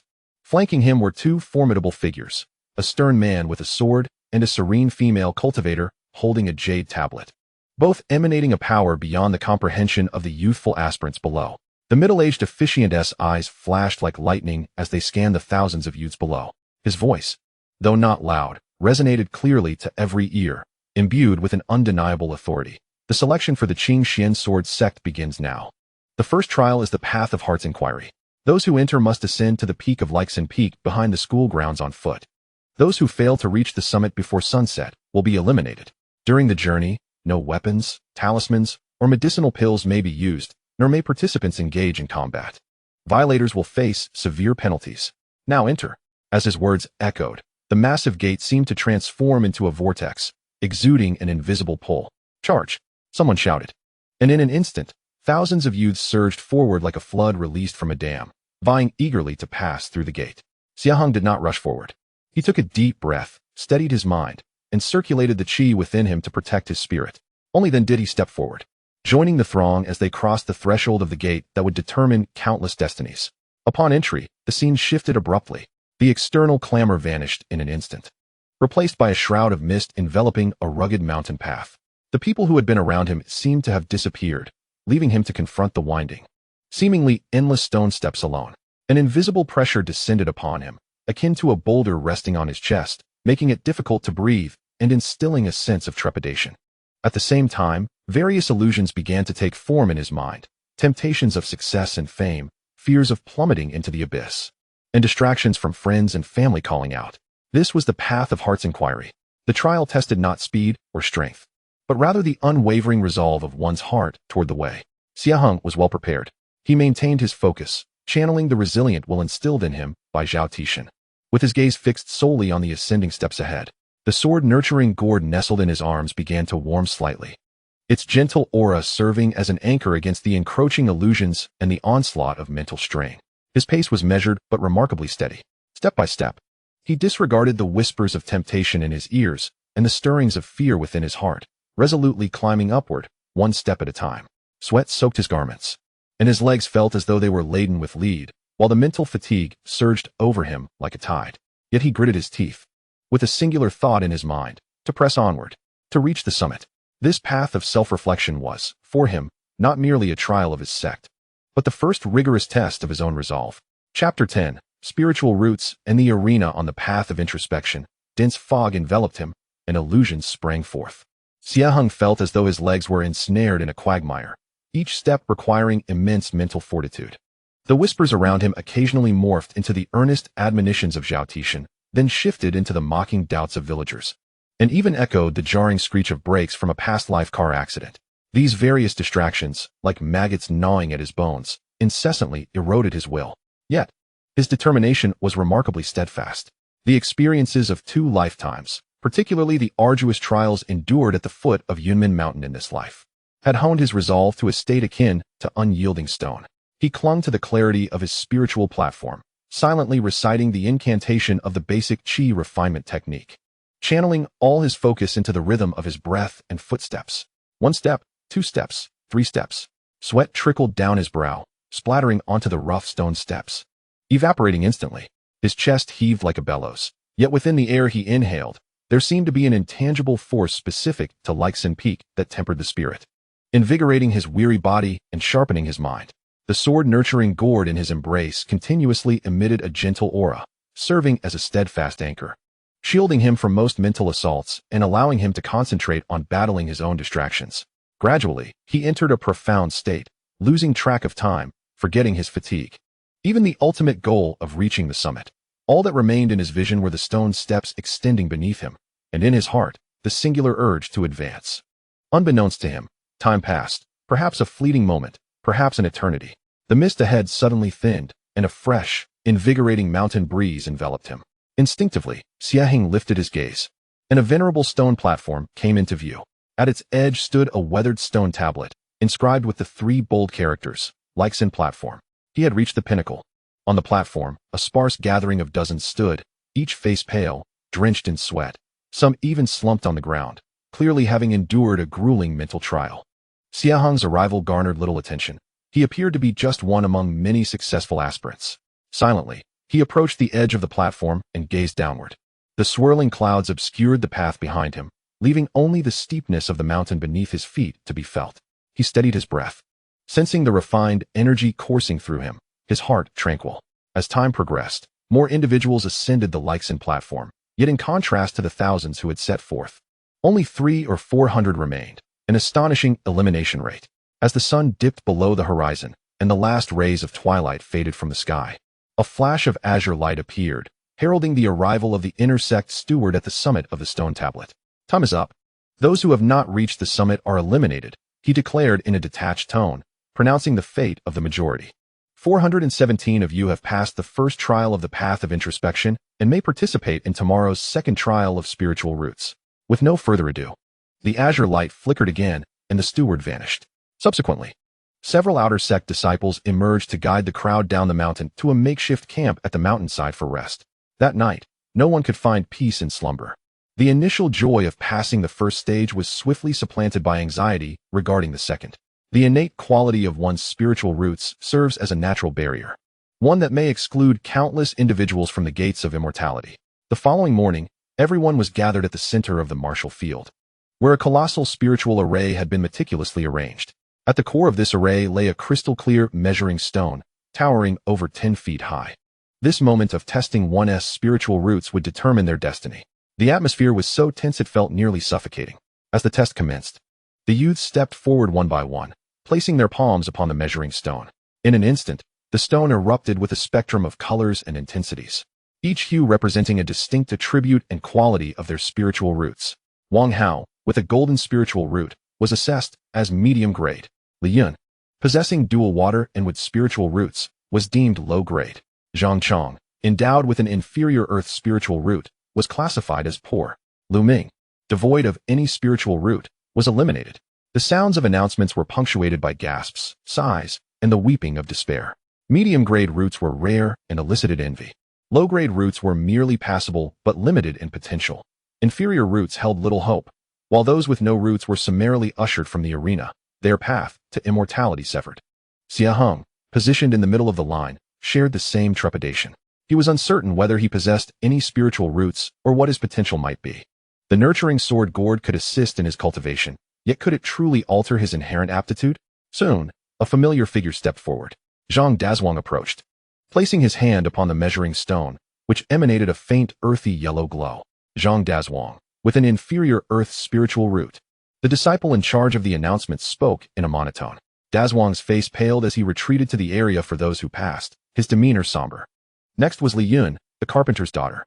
The measuring stone illuminated with a blend of pale blue and light green, slightly stronger than Dazhuang's. Li Yun, with her dual water and with spiritual roots, was classified as low-grade. She sighed in relief and quietly joined the passing group. At last, it was Xie Heng's turn. He took a deep breath and stepped forward, placing his palm gently on the cold surface of the measuring stone under the scrutiny of countless eyes. In that instant, he felt a subtle pull from within the stone, as if it sought to probe the essence of his being. Almost instinctively, a faint stream of energy in his dantian hesitated, while the nurturing sword gourd in his embrace subtly quivered. The next moment, the measuring stone blazed with light. It was white, a hue not dazzling yet remarkably pure, a solid milky white radiance. The intensity reached about 6 feet, stable and enduring. The disciple responsible for the announcements was momentarily taken aback, scrutinizing the measuring stone before proclaiming loudly, Xie Heng, possessing a pseudo-spiritual root of the 5 elements. With a balanced medium-grade rating. Pseudo-spiritual root of the 5 elements? Balanced? Medium grade? Upon the revelation of this result, a murmur of discussion spread throughout the crowd. A pseudo-spiritual root of the 5 elements signified an amalgamation of metal, wood, water, fire, and earth attributes, yet none were particularly pronounced. It was a chaotic mix. Regarded as one of the most challenging roots to cultivate, often viewed as worthless. However, the assessment of balance and medium grade presented a contradiction, suggesting that the strength of his 5 attributes had achieved a delicate equilibrium, barely touching the threshold of medium grade. This was an exceedingly rare yet awkward quality. To deem it poor would be to overlook its balance and its near attainment of the medium benchmark. To call it good would be to acknowledge the chaotic mix that would inevitably slow his cultivation and present numerous bottlenecks. Upon the elevated platform, the inner sect steward slightly opened his eyes, casting a glance at Xie Heng, his gaze briefly betraying a hint of astonishment before he closed them once more.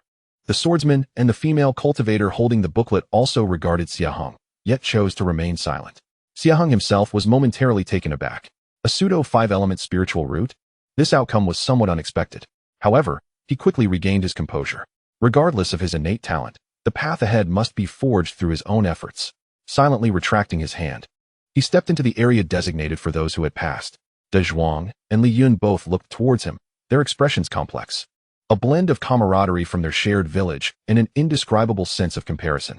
After all, with her inferior dual spiritual roots, Li Yun would likely surpass Xie Heng's awkward 5-element pseudo-spiritual root in terms of cultivation speed. The testing of spiritual roots lasted the entire morning, and ultimately, only 183 individuals remained from the initial group. The elimination rate exceeded 90%. In the afternoon, the rules for the final practical assessment were announced. The 183 participants, through a lottery, would engage in one-on-one duels on the arena. The rules were straightforward and harsh. No deliberate attempts to take a life were permitted. Beyond that, any means were allowed. Falling off the platform or conceding would result in defeat. Only the top 30 would be eligible for selection into the Qin Xian Sword Sect's outer sect. The brutal elimination round was about to commence. Those who had reached this stage were all individuals of resolute spirit or possessing some degree of talent. The battles to come would undoubtedly be fiercely contested. Xie Heng drew the lottery number 27 in Group C, with his opponent being a youth named Lu Meng, reputed to hail from a martial arts family and known for his formidable physical prowess. Standing at the edge of the bustling training grounds, gazing at the towering arena in the center, Xie Heng slowly clenched his fists. Although his spiritual root aptitude may not measure up, combat is not solely determined by innate talent. A fierce determination ignited within his eyes. Chapter 11. Iron Fist and the First Sword. The rules of the arena competition were both simple and merciless. 10 platforms were aligned in the center of the training grounds, overseen by outer sect disciples acting as judges.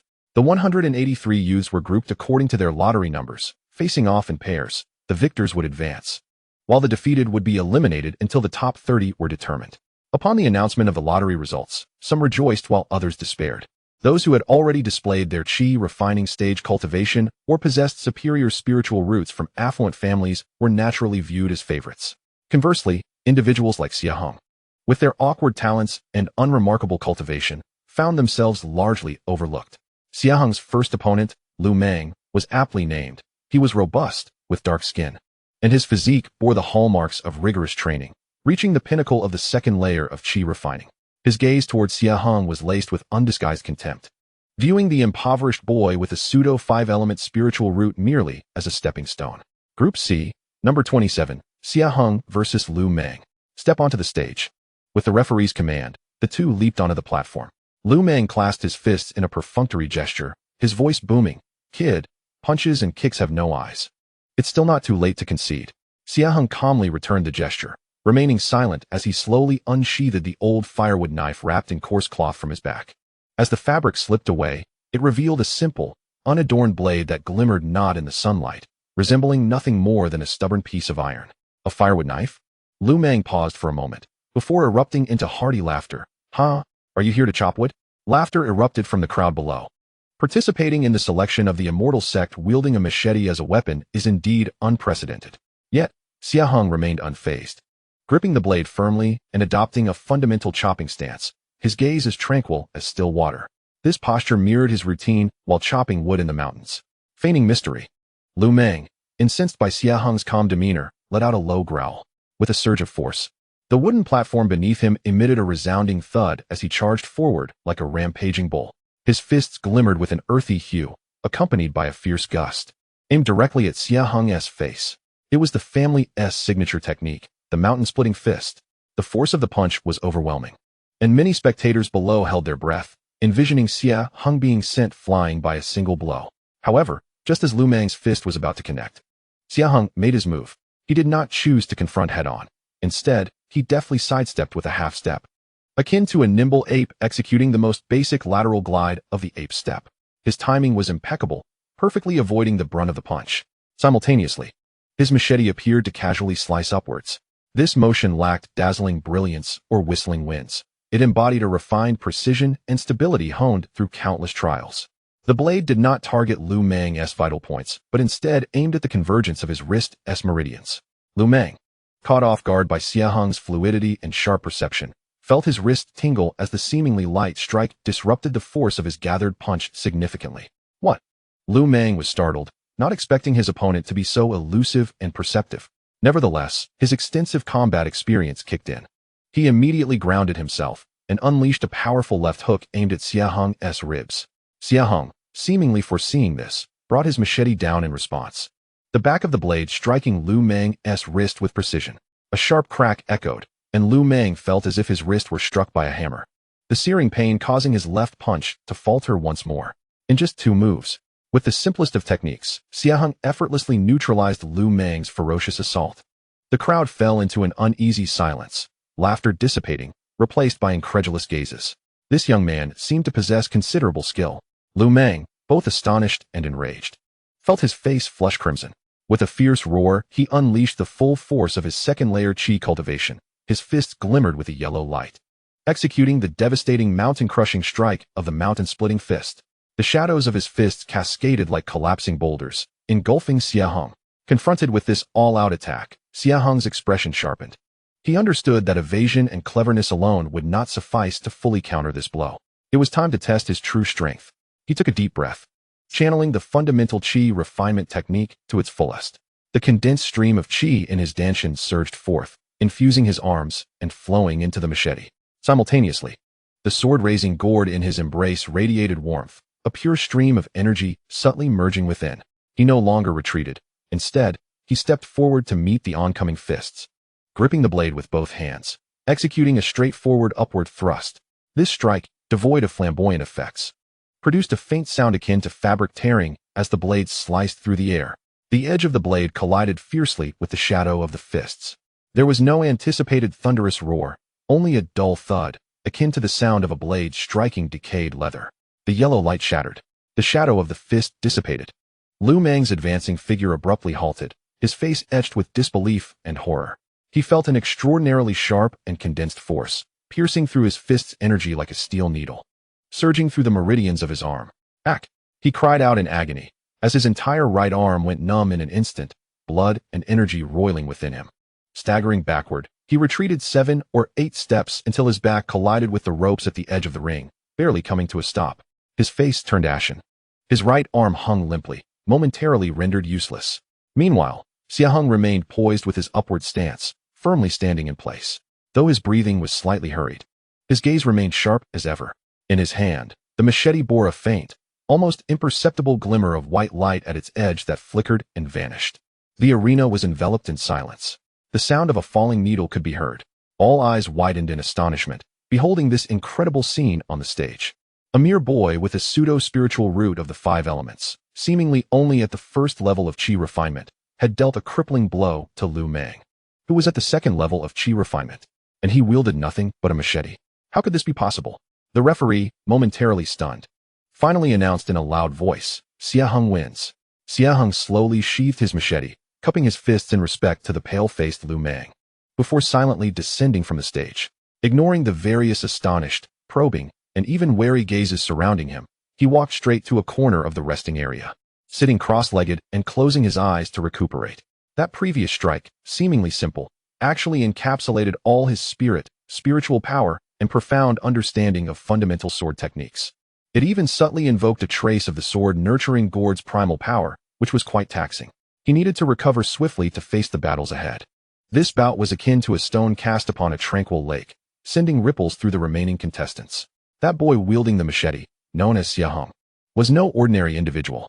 How could one with a pseudo-spiritual root of the 5 elements possess such combat prowess? Could he be a body refiner? Unlikely. The fluctuations of spiritual power in his swordplay were evident, albeit exceedingly refined. It appeared that this selection process concealed dragons and crouching tigers. Whispers of speculation spread throughout the crowd. The name Xie Heng had truly entered the sights of some discerning individuals for the first time. Upon the high platform, the inner sect steward, who had been deep in meditation, suddenly opened his eyes, directing his gaze towards Xie Heng, who was recuperating below. His fingers gently tapped the armrest of his chair. Solid foundations, refined spiritual power, far exceeding peers. Quite intriguing, he murmured to himself, a subtle smile gracing his lips. Meanwhile, the sword-bearing man let out a cold snort. Taking shortcuts, foundations ask you, unlikely to achieve greatness.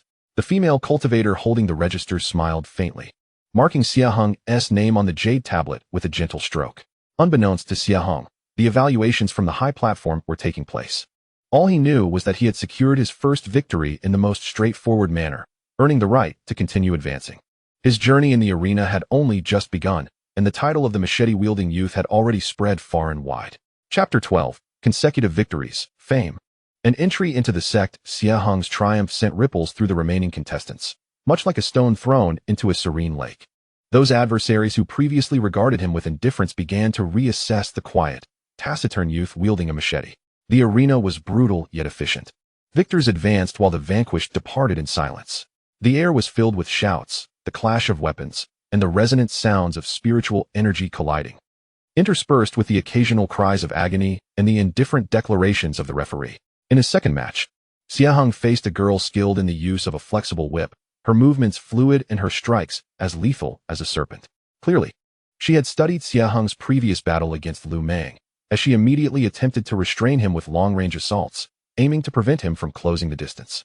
However, she underestimated Xie Heng's reflexes honed from battling beasts in Yunmen Mountain, as well as the agility of the spirit ape step in confined spaces. Xie Heng navigated through the dense flurry of whip strikes like a shadow, his steps seemingly simple, yet deftly avoiding attacks at the most critical moments. He refrained from rushing to attack, instead meticulously observing the rhythm and flaws in her whip technique. At last, during a moment when the girl paused to catch her breath, Xie Heng sprang into action. With a powerful push of his foot, he surged forward like an arrow released from its bow, the machete transforming into a streak of dark light, not a slash, but a precise thrust aimed at the critical junction of the whip's handle and body. With a sharp crack, the girl felt a violent tremor in her wrist, causing the whip to fly from her grasp. She stood there, stunned, disbelief etched across her face. Xie Heng sheathed his blade and remained stationary, not pursuing her further. Xie Heng wins, echoed the referee's voice. Clean and decisive, yet another move that secured his victory. The murmurs among the spectators grew louder. This machete-wielding boy possessed an astute eye. He seemed to rely solely on fundamental techniques, yet his timing was impeccable. Was he truly a mere 5-element false spiritual root? More like a wolf in sheep's clothing. Xie Heng maintained his impassive expression as he descended from the stage to recuperate. He understood well that the true challenges lay ahead. Those who had reached this stage were no weaklings. Indeed, in the third match, he encountered a formidable foe, a boy named Chen Feng, hailing from a minor cultivation family and having reached the pinnacle of the Qi refinement third layer. Chen Feng wielded a gleaming azure steel sword, his swordplay fierce, empowered by the family's inherited flowing wind sword technique. As he struck, waves of sword energy surged forth, eliciting gasps from the crowd below. Xie Heng, is it? Your luck runs out here, Chen Feng declared arrogantly, pointing his sword forward. I will make you aware that the disparity in talent cannot be bridged by mere cleverness. Before his words had fully left his mouth, Chen Feng transformed into a blur of azure, lunging forth with his sword tip trembling, instantaneously conjuring several illusory sword strikes that enveloped Xie Heng's vital points. This was the opening move of the flowing wind sword technique, a tempestuous display of skill. Faced with this swift and dazzling onslaught, Xie Heng's pupils constricted as he felt an unprecedented pressure. The strength of the Qi refinement third layer far exceeded that of his previous opponents. He dared not let his guard down for a moment, pushing the spirit ape step to its utmost, evading within a confined space. His machete defended and parried as it clashed violently with Chen Feng's azure steel sword, producing a series of sharp, ringing sounds. With each collision, he felt a numbing sensation in his arms. The spiritual force emanating from the opponent's sword made his blood surge. Basic knife techniques? Ridiculous. Chen Feng let out a cold laugh, shifting the momentum of his swordplay into an even more intricate and rapid assault, pouring down like a tempestuous storm. Witness the fury of my tempest. The radiance of his sword formed a web, ensnaring Xie Heng in a perilous situation. The onlookers below were filled with trepidation, firmly believing that Xie Heng's defeat was inevitable.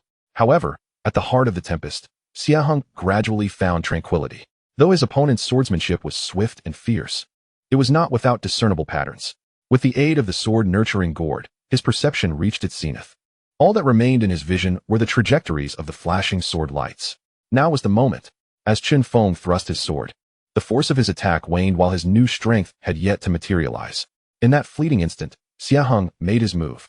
He chose not to retreat, but rather advanced towards the sword light, sidestepping perilously close to the blade's edge. Simultaneously, he swung his machete upward in a simple yet powerful strike, aimed directly at Chen Feng's wrist. This blow, though not swift, contained all of Xie Heng's spirit, spiritual energy, and precise timing. The blade traced an unusual arc, as if it had long awaited this moment. Swoosh! The blade grazed past, leaving a trail of crimson. Chen Feng let out a cry of agony, his wrist searing with pain, causing his blue steel sword to clatter to the ground. He clutched his bleeding wrist, gazing in terror at the close proximity of Xie Heng, and the machete that hovered mere half an inch from his throat, motionless. A profound silence enveloped the arena, the pinnacle of the third layer of Qi refinement. The family sword technique was utterly vanquished by a single strike. This time, even the man on the high platform, who held a sword, displayed a flicker of astonishment in his eyes. The female cultivator holding the booklet nodded slightly, adding a few more strokes to her jade tablet. Xie Heng victorious. The judge's voice carried a barely perceptible tremor. Xie Heng slowly sheathed his blade, clasping his hands in respect towards the pale and disheartened Chen Feng. Before turning to descend from the arena, his back was drenched in sweat, and his breath was somewhat labored. This battle had not come easily. He had nearly exhausted all of his resources. Yet, the outcome was undeniably significant. The name of Machete Xie Heng resounded throughout the entire training ground. No one dared to belittle this seemingly unremarkable youth any longer. He triumphed over formidable foes in the most unpretentious manner, advancing with great vigor. In the subsequent battles, Xie Heng encountered varying degrees of resistance, but with his solid and formidable foundation, a calm combat intellect, and an indomitable spirit, he cleaved through his opponents, remarkably advancing into the top 60, then the top 40, and finally the top 35. As the final bell of the arena competition tolled, only 30 youths remained standing on the training ground, each bearing wounds and unstable breaths, yet their eyes sparkled with excitement and pride. Xie Heng stood among them, ranked 28th. He was amidst the crowd, his attire bearing several rips, his face smeared with dust and a hint of blood, his hand gripping the machete trembling slightly. The flesh around his thumb split. Yet, his posture remained straight and resolute, his gaze bright and unwavering.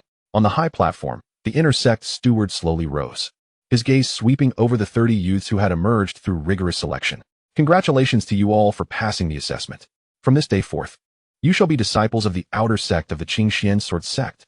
His voice was calm, yet imbued with an undeniable authority. The sect was clear in its rewards and punishments, granting you basic resources, and I hope you will diligently cultivate and live up to the sect's expectations. Having spoken, he swept his sleeve, and 30 beams of light flew towards the platform below, landing precisely into the hands of each young disciple. Xie Heng caught his, discovering it to be a pale blue jade pendant, an identity token, along with a dull gray cloth pouch containing 3 low-grade spirit stones. A bottle of low-grade qi-gathering pills, a volume titled Regulations of the Qingxian Outer Sect, and a set of coarse blue disciple robes. Immediately, he was to accompany the outer sect steward to the servant's peak for accommodation. In 3 days, the steward would arrange matters pertaining to their cultivation. There were no flowers, no applause, merely concise orders and a meager initiation gift. This was the realm of the immortals, realistic and ruthless. A stern-faced outer sect steward approached, coldly stating, "Newly initiated disciples, follow me." The 30 youths, filled with excitement, trepidation, and dreams of the future, followed the steward away from the training grounds that had borne their sweat, blood, and aspirations, moving towards the mist-shrouded Qingxian mountain range, symbolizing the commencement of their immortal journey. Xie Heng glanced back one last time towards the direction of Black Mountain City before resolutely turning and merging into the crowd. The tale of the village boy, Xie Heng, had turned a page. Awaiting him was a far more tumultuous and merciless life as an outer sect disciple of the Qingxian sect. His sword was about to truly resonate within the sect. Chapter 13. The Servant's Peak, Rules and New Beginnings. The Qingxian sect, a formidable presence in the eastern domain, is situated within a vast mountain range stretching thousands of miles, known as the Qingxian Mountains. Amongst its peaks, which resemble swords piercing the heavens, ethereal palaces and cascading waterfalls can be faintly seen amidst the swirling clouds, enriched with spiritual energy that far surpasses mundane imagination. Xie Heng, alongside 29 other newly inducted outer sect disciples, followed the cold and inscrutable outer sect steward, boarding a massive azure wooden kite artifact. They traversed layers of clouds and the shimmering ruins of the mountain gate formation. The wooden kite raced with remarkable speed, the landscapes beneath them rapidly receding, while a layer of invisible air shield warded off the biting winds. After what felt like the duration of an incense stick, the kite began its descent, finally landing smoothly upon a grand, yet grounded plaza atop a mountain peak. This mountain was the Servant's Peak. Contrary to the ethereal sanctity one might envision, Xie Heng's first impression of the Servant's Peak was one of clamor and busyness. The plaza was paved with rough blue stone slabs, flanked by several rudimentary stone halls, with signs reading Quest Hall, Teaching Hall, and Servants' Hall. The plaza bustled with activity. Nearly everyone donned the uniform coarse blue disciple robes. Their expressions varied. Some hurried, burdened with heavy loads. Others gathered in small clusters, engaged in hushed conversation, while some appeared weary, their eyes glazed. The air was a melange of sweat, dust, a faint herbal scent, and the unique aromas of various spiritual materials. This was indeed the Servant's Peak. The steward's voice remained devoid of emotion, as if reciting a tedious document. You new disciples must remember the following rules. His gaze swept over the 30 youthful faces still brimming with innocence and hope, his tone frigid. First, the sect's contribution points are fundamental to your existence. Completing sect tasks will earn you contribution points. Contributions may be exchanged at the Hall of Merit for techniques, elixirs, magical artifacts, and qualifications for lectures, essentially all resources pertinent to cultivation. Secondly, each month, one must fulfill at least one fundamental task. Failure to do so will result in a deduction from the monthly allocation of basic resources.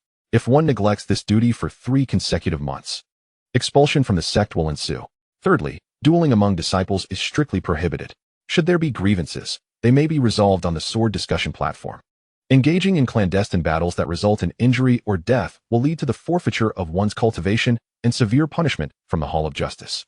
Fourthly, for any cultivation queries, one may attend lectures by the deacon or senior disciples at the law hall on the first day of each month, or may expend contribution points to seek guidance. Fifthly, accommodation is allocated based on seniority and the amount of contribution points, with the option to request a change. Newcomers shall reside collectively in the green bamboo garden at the foot of the mountain. These succinct yet weighty 5 rules rest heavily upon the hearts of each new disciple. Contribution points, tasks, competition, and the regulations of the sect create a lifestyle that is far from the idyllic freedom one might envision. Rather, it resembles a vast machine with rigid hierarchies and strict discipline. Now, Follow Deacon Lu to receive your identity tokens and accommodations.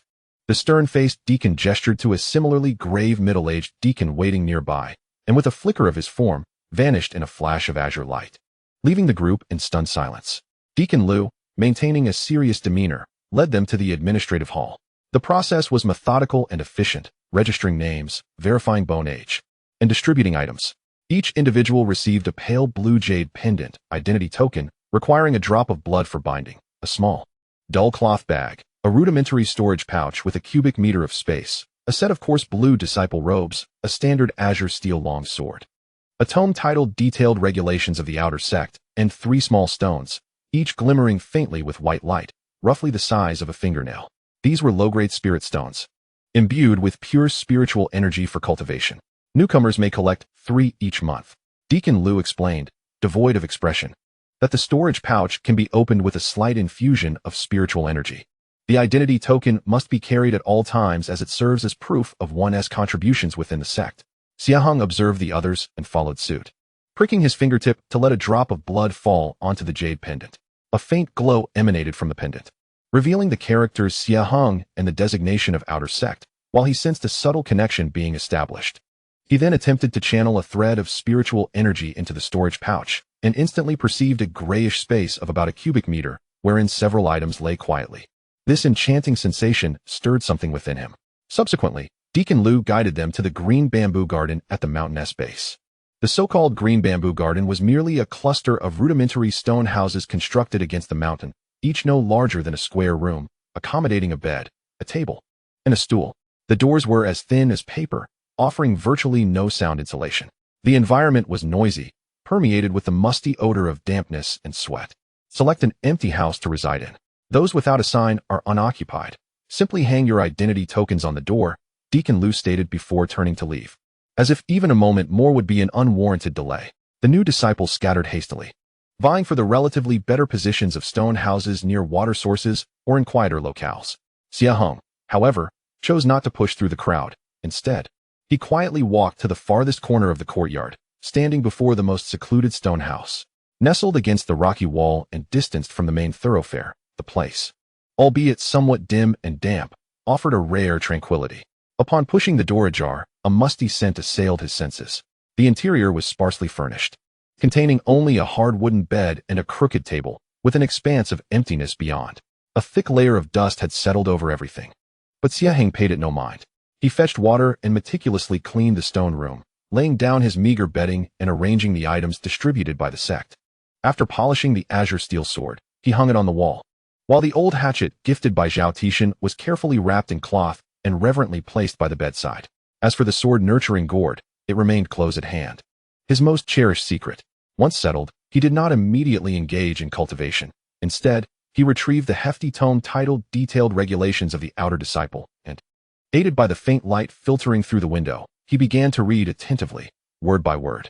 He understood well that in this unfamiliar environment, grasping the rules and avoiding pitfalls was the first step to survival. The regulations were extensive, encompassing everything from daily conduct codes to the nuances of task rewards and penalties. From the structure of the sect to the list of contribution points for exchange, Xie Heng studied with utmost seriousness, particularly focusing on critical clauses regarding task failure penalties, definitions of private duels, and methods for acquiring contribution points, reflecting on them repeatedly. As night descended and the sounds of commotion, arguments, and even faint explosions from spell practice echoed outside the stone house, he finally closed the tome.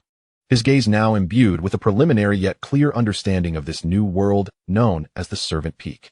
The path ahead was fraught with challenges, and the competition was fierce. Yet, he clenched his fist, his eyes resolute. Here was indeed the true starting point of his journey into the realm of immortality. From this modest stone abode, he would wield his sword to carve out a path of his own towards the heavens. Chapter 14. Chopping Ironwood.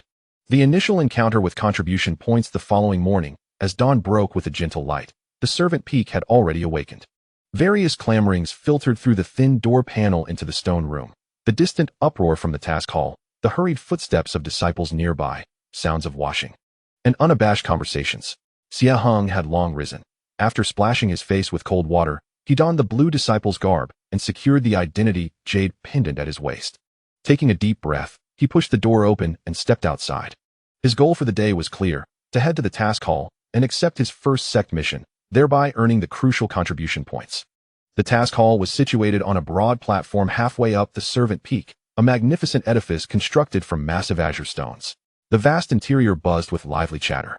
On the front wall hung dozens of large jade discs, which displayed an array of task information in a dynamic spiritual energy light screen, categorized by difficulty, contribution points, and type.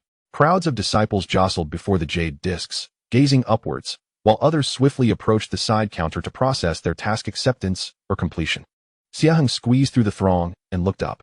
The information on the light screen was dazzling. Care for the dew grass in the sea area of the herb garden for 10 days. Requirement: basic understanding of spiritual planting techniques. Contribution points: 15. Assist the artifact hall in preliminary refining of 100 pounds of black iron ore. Requirement: proficient in fire attribute spiritual energy. Contribution points: 20. Escort sect supplies to Black Mountain City. Round trip in 5 days. Requirement: Qi refining stage 3 or above. Contribution points: 50. Clean the outer area of the Vicious Beast Valley, specifically the Gale Wolf Den requirements. Formidable combat strength. Team up to proceed. Contribution points: 100, distributed according to contribution. The higher the task, the greater the contribution points, but the requirements become increasingly stringent, with some tasks explicitly suggesting that only disciples in the mid-stage of Qi refinement should undertake them due to the risk of peril. At the lower end, there are basic, tedious tasks with exceedingly low contribution points. Chop down 10 segments of ironwood and deliver them to the firewood room. Contribution points: 3. Clean the feces in the Spirit Beast Gardens A district for 5 days. Contribution points: 10. Sort 50 pounds of dead leaf vines for the Alchemy Hall. Contribution points: 5. Xie Heng's gaze ultimately settled on the task of chopping down ironwood. The contribution points were indeed meager, merely 3.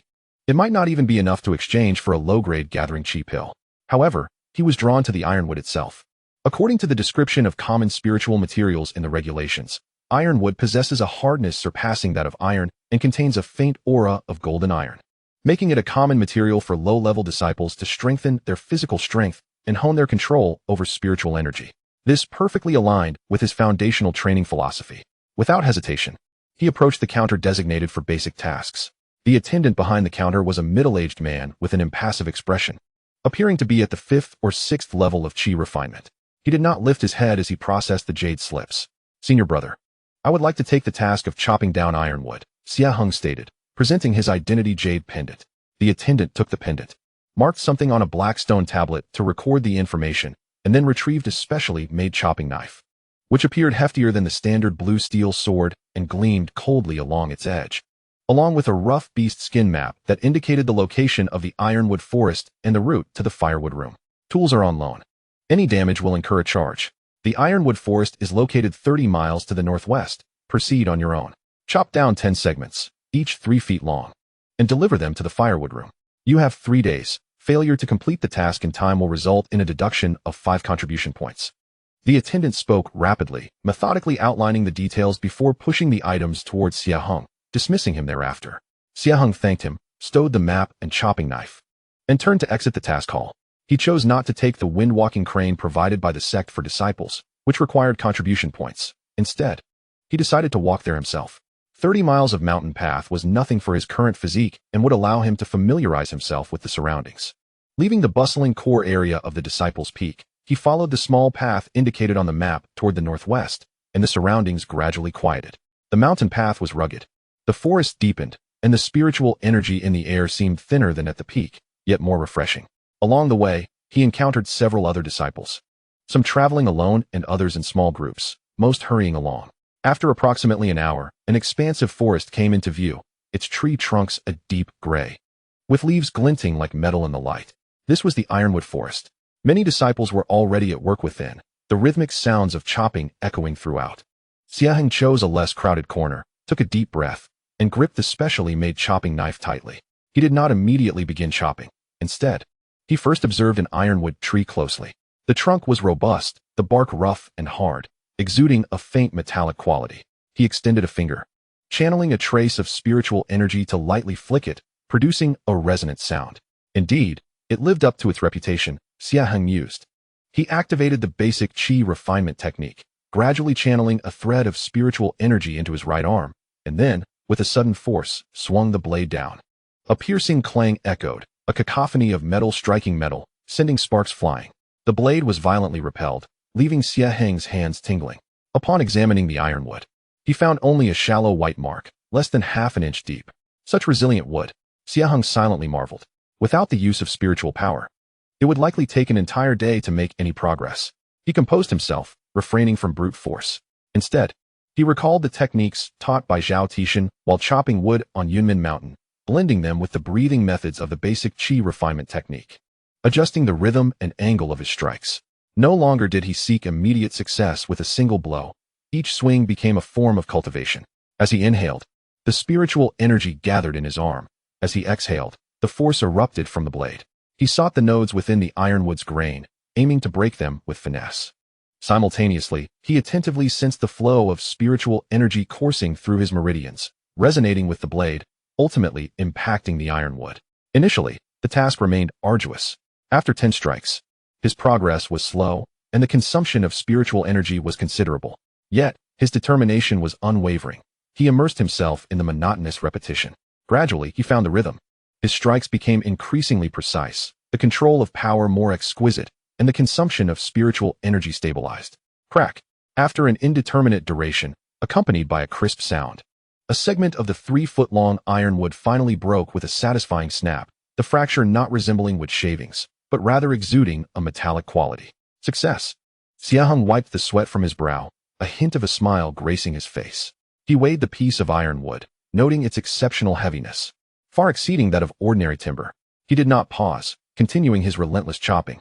As the sun rose high and began its descent, Xie Heng lost track of time. Oblivious to fatigue, with only the rhythm of his strikes, breath, and the circulation of spiritual energy in his mind. By the time he severed the 10th segment of ironwood, the sun was setting.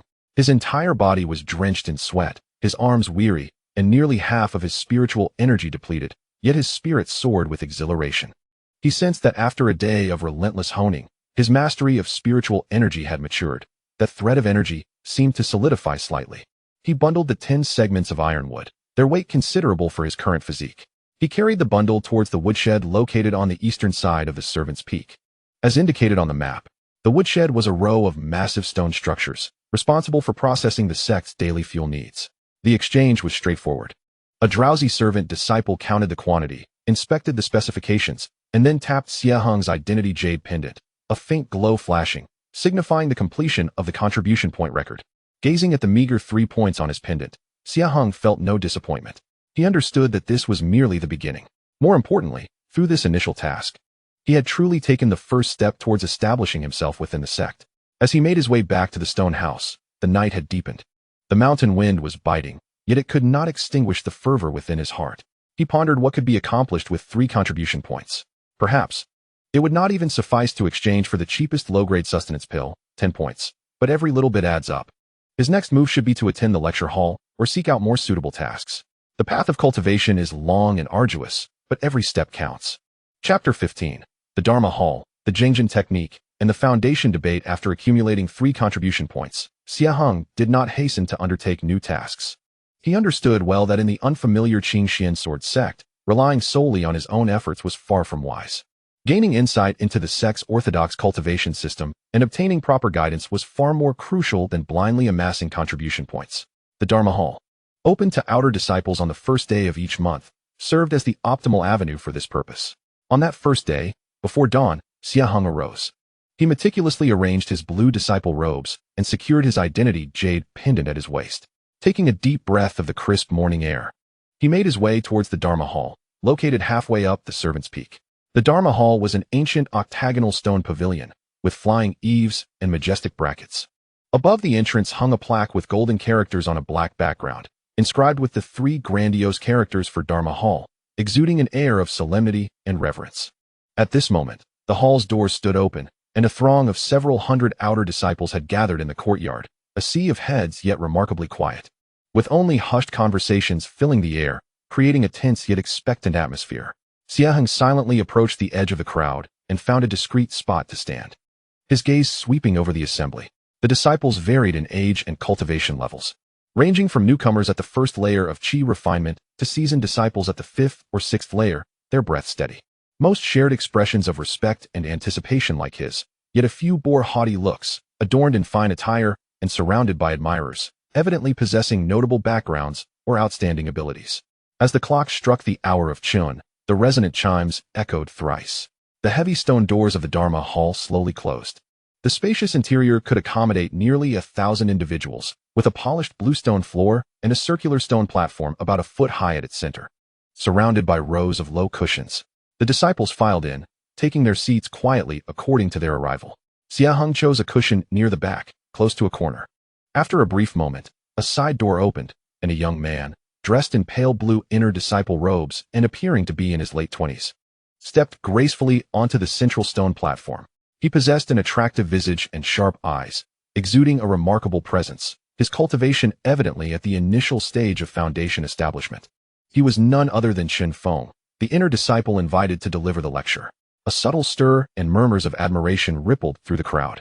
For the vast majority of outer disciples, foundation establishment was a realm to be revered. Xin Feng's gaze swept over the sea of faces below, devoid of pleasantries.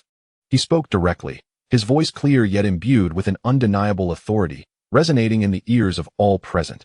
Today, I shall elucidate the foundational aspects of the Jingjian technique, focusing on the resonance with metal spirits and the initial emergence of sharpness. The Jingjian technique is one of the fundamental elemental spells available for outer disciples of the Qingxian sword sect, primarily offensive in nature. When mastered deeply, it can condense metal spiritual energy into a sharp aura, serving as an excellent auxiliary spell for sword practitioners. The disciples below, particularly those specializing in or concurrently practicing metal-related techniques, immediately perked up their ears. Xin Feng's exposition was coherent and accessible. He began with how to sense the metal spiritual energy within the world, progressing to how to guide this energy into the body, circulating through specific meridians, ultimately condensing a sliver of sharp Jingjian energy at one's fingertips or upon a magical instrument. As he elucidated, he demonstrated seamlessly alongside his explanations. He merely twitched his fingertips, and a slender, golden aura, delicate as a strand of hair, yet exuding a formidable presence, flickered and danced, gently gliding along the edge of the stone platform, leaving behind a distinct mark. A collective gasp of astonishment arose from the audience below. To wield such power without the aid of artifacts, relying solely on the condensation of spiritual energy, truly exemplifies the extraordinary capabilities of a foundation establishment practitioner. Many disciples watched with bated breath, yearning to master such skills immediately. Xie Heng observed intently, yet his focus diverged slightly from that of the others. He was more intrigued by Xin Feng's meticulous control of spiritual energy during its operation. The synchronization of breath, and the state of that strand of golden energy, concentrated yet not dispersed, sharp yet not violent. He sensed a profound connection to his own pursuit of solid foundations and meticulous control. However, Xin Feng's subsequent remarks caused Xie Heng to furrow his brow slightly. You outer disciples, whose aptitude and comprehension are mostly mediocre, Xin Feng stated, his tone calm, yet tinged with an almost imperceptible condescension, need not overly pursue understanding the profound principles of this technique. Simply follow the prescribed steps, practice diligently, and proficiency will come naturally. Remember, the potency of spells fundamentally relies on the strength of spiritual energy and its compatibility with attributes. Those with inferior aptitude, despite 10 years of arduous cultivation, will struggle to achieve significant results. It is more prudent to focus your efforts on contributing to the sect. At first glance, his words seemed pragmatic, yet they subtly conveyed a disdainful conclusion regarding those of mediocre talent. Many disciples' expressions dimmed, replaced by a sense of resignation and gloom. Yet, Xie Heng found himself unconvinced. Zhao Tixin had once taught him that the path of cultivation is akin to drinking water. One knows best whether it is cold or warm. While aptitude is indeed important, comprehension of the principles of techniques and mastery over one's own power are equally critical. To emphasize merely the strength of spiritual energy while neglecting technique and foundational skills seems rather one-sided. Once the lecture concluded, the session transitioned into a Q&A segment. Disciples eagerly raised their hands with questions, primarily focused on how to condense the golden energy more rapidly and enhance its potency. Xin Feng answered each inquiry succinctly, yet his responses consistently carried an undertone suggesting the questioners were of too low a caliber to warrant deeper exploration. At that moment, a youth in luxurious attire from the front row stood up and clasped his hands respectfully, asking, "Senior Brother Chun, I have been practicing the golden technique for 3 months and can condense the golden energy to about an inch. However, I find that while it appears sharp, it lacks refinement and tends to dissipate easily. Are there any tips to improve this? Xie Heng recognized this youth as Wang Hao, a member of a certain cultivation family, known for his decent aptitude and somewhat ostentatious demeanor. Chen Feng regarded him briefly and replied nonchalantly, "This is due to the lack of purity in your spiritual energy. You may try taking a sharp gold pill to assist in refining your spiritual energy, which could help. Additionally, practice more, and as your spiritual energy naturally increases, this issue will resolve itself." Wang Hao's face brightened at the response, expressing his gratitude repeatedly. "Thank you, senior brother, for your guidance. My family happens to have sharp gold pills in stock." Listening from the side, Xie Heng sighed inwardly. This answer was essentially devoid of substance. While pure spiritual energy is undoubtedly important, what about control? What about breath coordination? What about the techniques of exertion? Relying solely on pills and arduous practice seemed far too simplistic. At that moment, another disciple, seated in the middle row, rose timidly, his complexion flushed. In a voice as faint as a whisper, he spoke. "Brother Chun, I often feel a prickling pain in my meridians when sensing the gold spiritual energy, and my flow of energy is sluggish. What could be the reason?" This disciple, Xie Heng, recalled that he had some impression of this individual, who appeared to be of ordinary talent and had entered the sect at the same time as him, named Li Yun. Chen Feng slightly frowned, betraying a hint of impatience with the inquiry. "This is due to the limitations of your innate abilities. The gold spiritual energy is not well suited to your own spiritual power. Simply endure it until you acclimate. If it becomes unbearable, you may consider transitioning to a different attributes cultivation method." Li Yun's face went pale, and he sat back down. His eyes dimmed with disappointment. Xie Heng's brow furrowed even tighter. Such a response seemed excessively dismissive. The pain in the meridians could stem from various causes. Perhaps the pathway of the cultivation method was incorrect, or the rhythm of breathing was not aligned, or perhaps it required specific nurturing techniques for the meridians. It was hardly something that could be brushed aside with a mere assertion of innate limitations and a recommendation to endure. He recalled his own experiences while practicing the basic qi refining technique, when he too had encountered difficulties with the flow of spiritual energy. Through repeated adjustments of his breath and mindful guidance, he gradually achieved smoothness in his practice. He sensed that Li Yun's predicament might not be insurmountable. A surge of impulse coursed through him. It was not a desire to show off, but rather a conviction that it would be a shame for a fellow disciple's cultivation to be impeded, even leading to thoughts of retreat, due to such perfunctory guidance. Furthermore, he wished to validate his understanding of the fundamentals of cultivation. Thus, after answering a few more questions, and as the atmosphere fell into a temporary silence, Xie Heng took a deep breath, rose from the corner where he had been seated on a mat, bowed respectfully to Chen Feng on the stone platform, and spoke clearly yet calmly. "Brother Chun, I have a humble opinion that I wish to share, if I may." Instantly, all eyes in the room focused on the unassuming young man in the blue robe, seated at the back. Many expressed surprise. A newcomer dared to voice his thoughts in front of a senior disciple? Chen Feng's gaze fell upon Xie Heng, his expression indifferent, yet tinged with a hint of scrutiny. "Speak." Xie Heng straightened, maintaining a respectful yet assertive demeanor. "Just now, I heard you explicate the Gangjin method, emphasizing the fundamental importance of the strength of spiritual power, which I wholeheartedly agree with. However, I believe that the path of cultivation resembles the construction of a building. Spiritual power serves as the bricks, while the principles of control act as the foundation and beams. While the bricks are undoubtedly important, without a solid foundation and a rational structure, even the tallest edifice may falter." He paused momentarily before continuing. "For instance, the issue of consolidating Gangjin that was mentioned earlier, beyond the purity of spiritual power, could we not also approach it from the angle of control? For example, during the process of condensation, could we focus our intent on the fingertips and slow our breathing, akin to peeling layers from a silk cocoon, guiding the energy flow to compress gently rather than merely pursuing speed and sharpness? Additionally, regarding the pain Li Jie experienced in her meridians, aside from innate factors, could we not first use gentle spiritual power to nurture the relevant meridians before commencing the flow? Or adjust the rhythm of operation to be like a meandering stream rather than a rushing flood, thereby alleviating discomfort?" His voice, though not loud, was articulated with clarity, presenting ideas rooted in the control of one's own power and meticulous adjustments, standing in stark contrast to Chen Feng's emphasis on innate determinism and rigorous practice of elixirs. The hall of discourse fell into silence. Everyone was taken aback, including Chen Feng on the platform. Chen Feng's expression instantly darkened. As an inner sect disciple and a foundational cultivator, he had always been revered by outer sect disciples as if he were a deity. Never had he been publicly questioned regarding his teaching methods. Moreover, the one daring to challenge him was a newcomer, seemingly possessing only the first or second level of chi refinement, evidently lacking in aptitude. How audacious!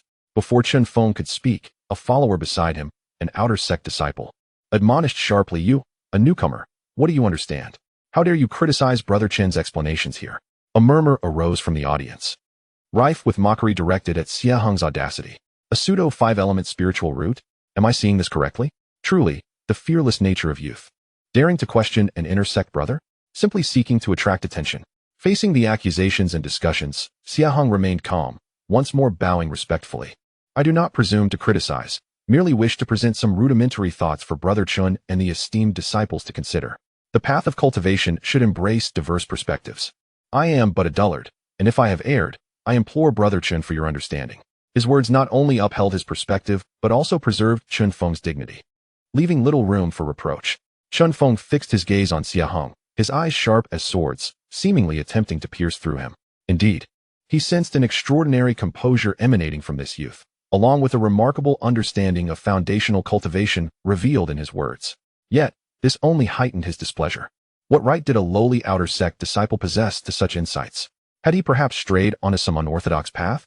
With a cold snort, he suppressed his irritation and spoke with a frigid tone. "The path of cultivation follows the sect's established guidelines.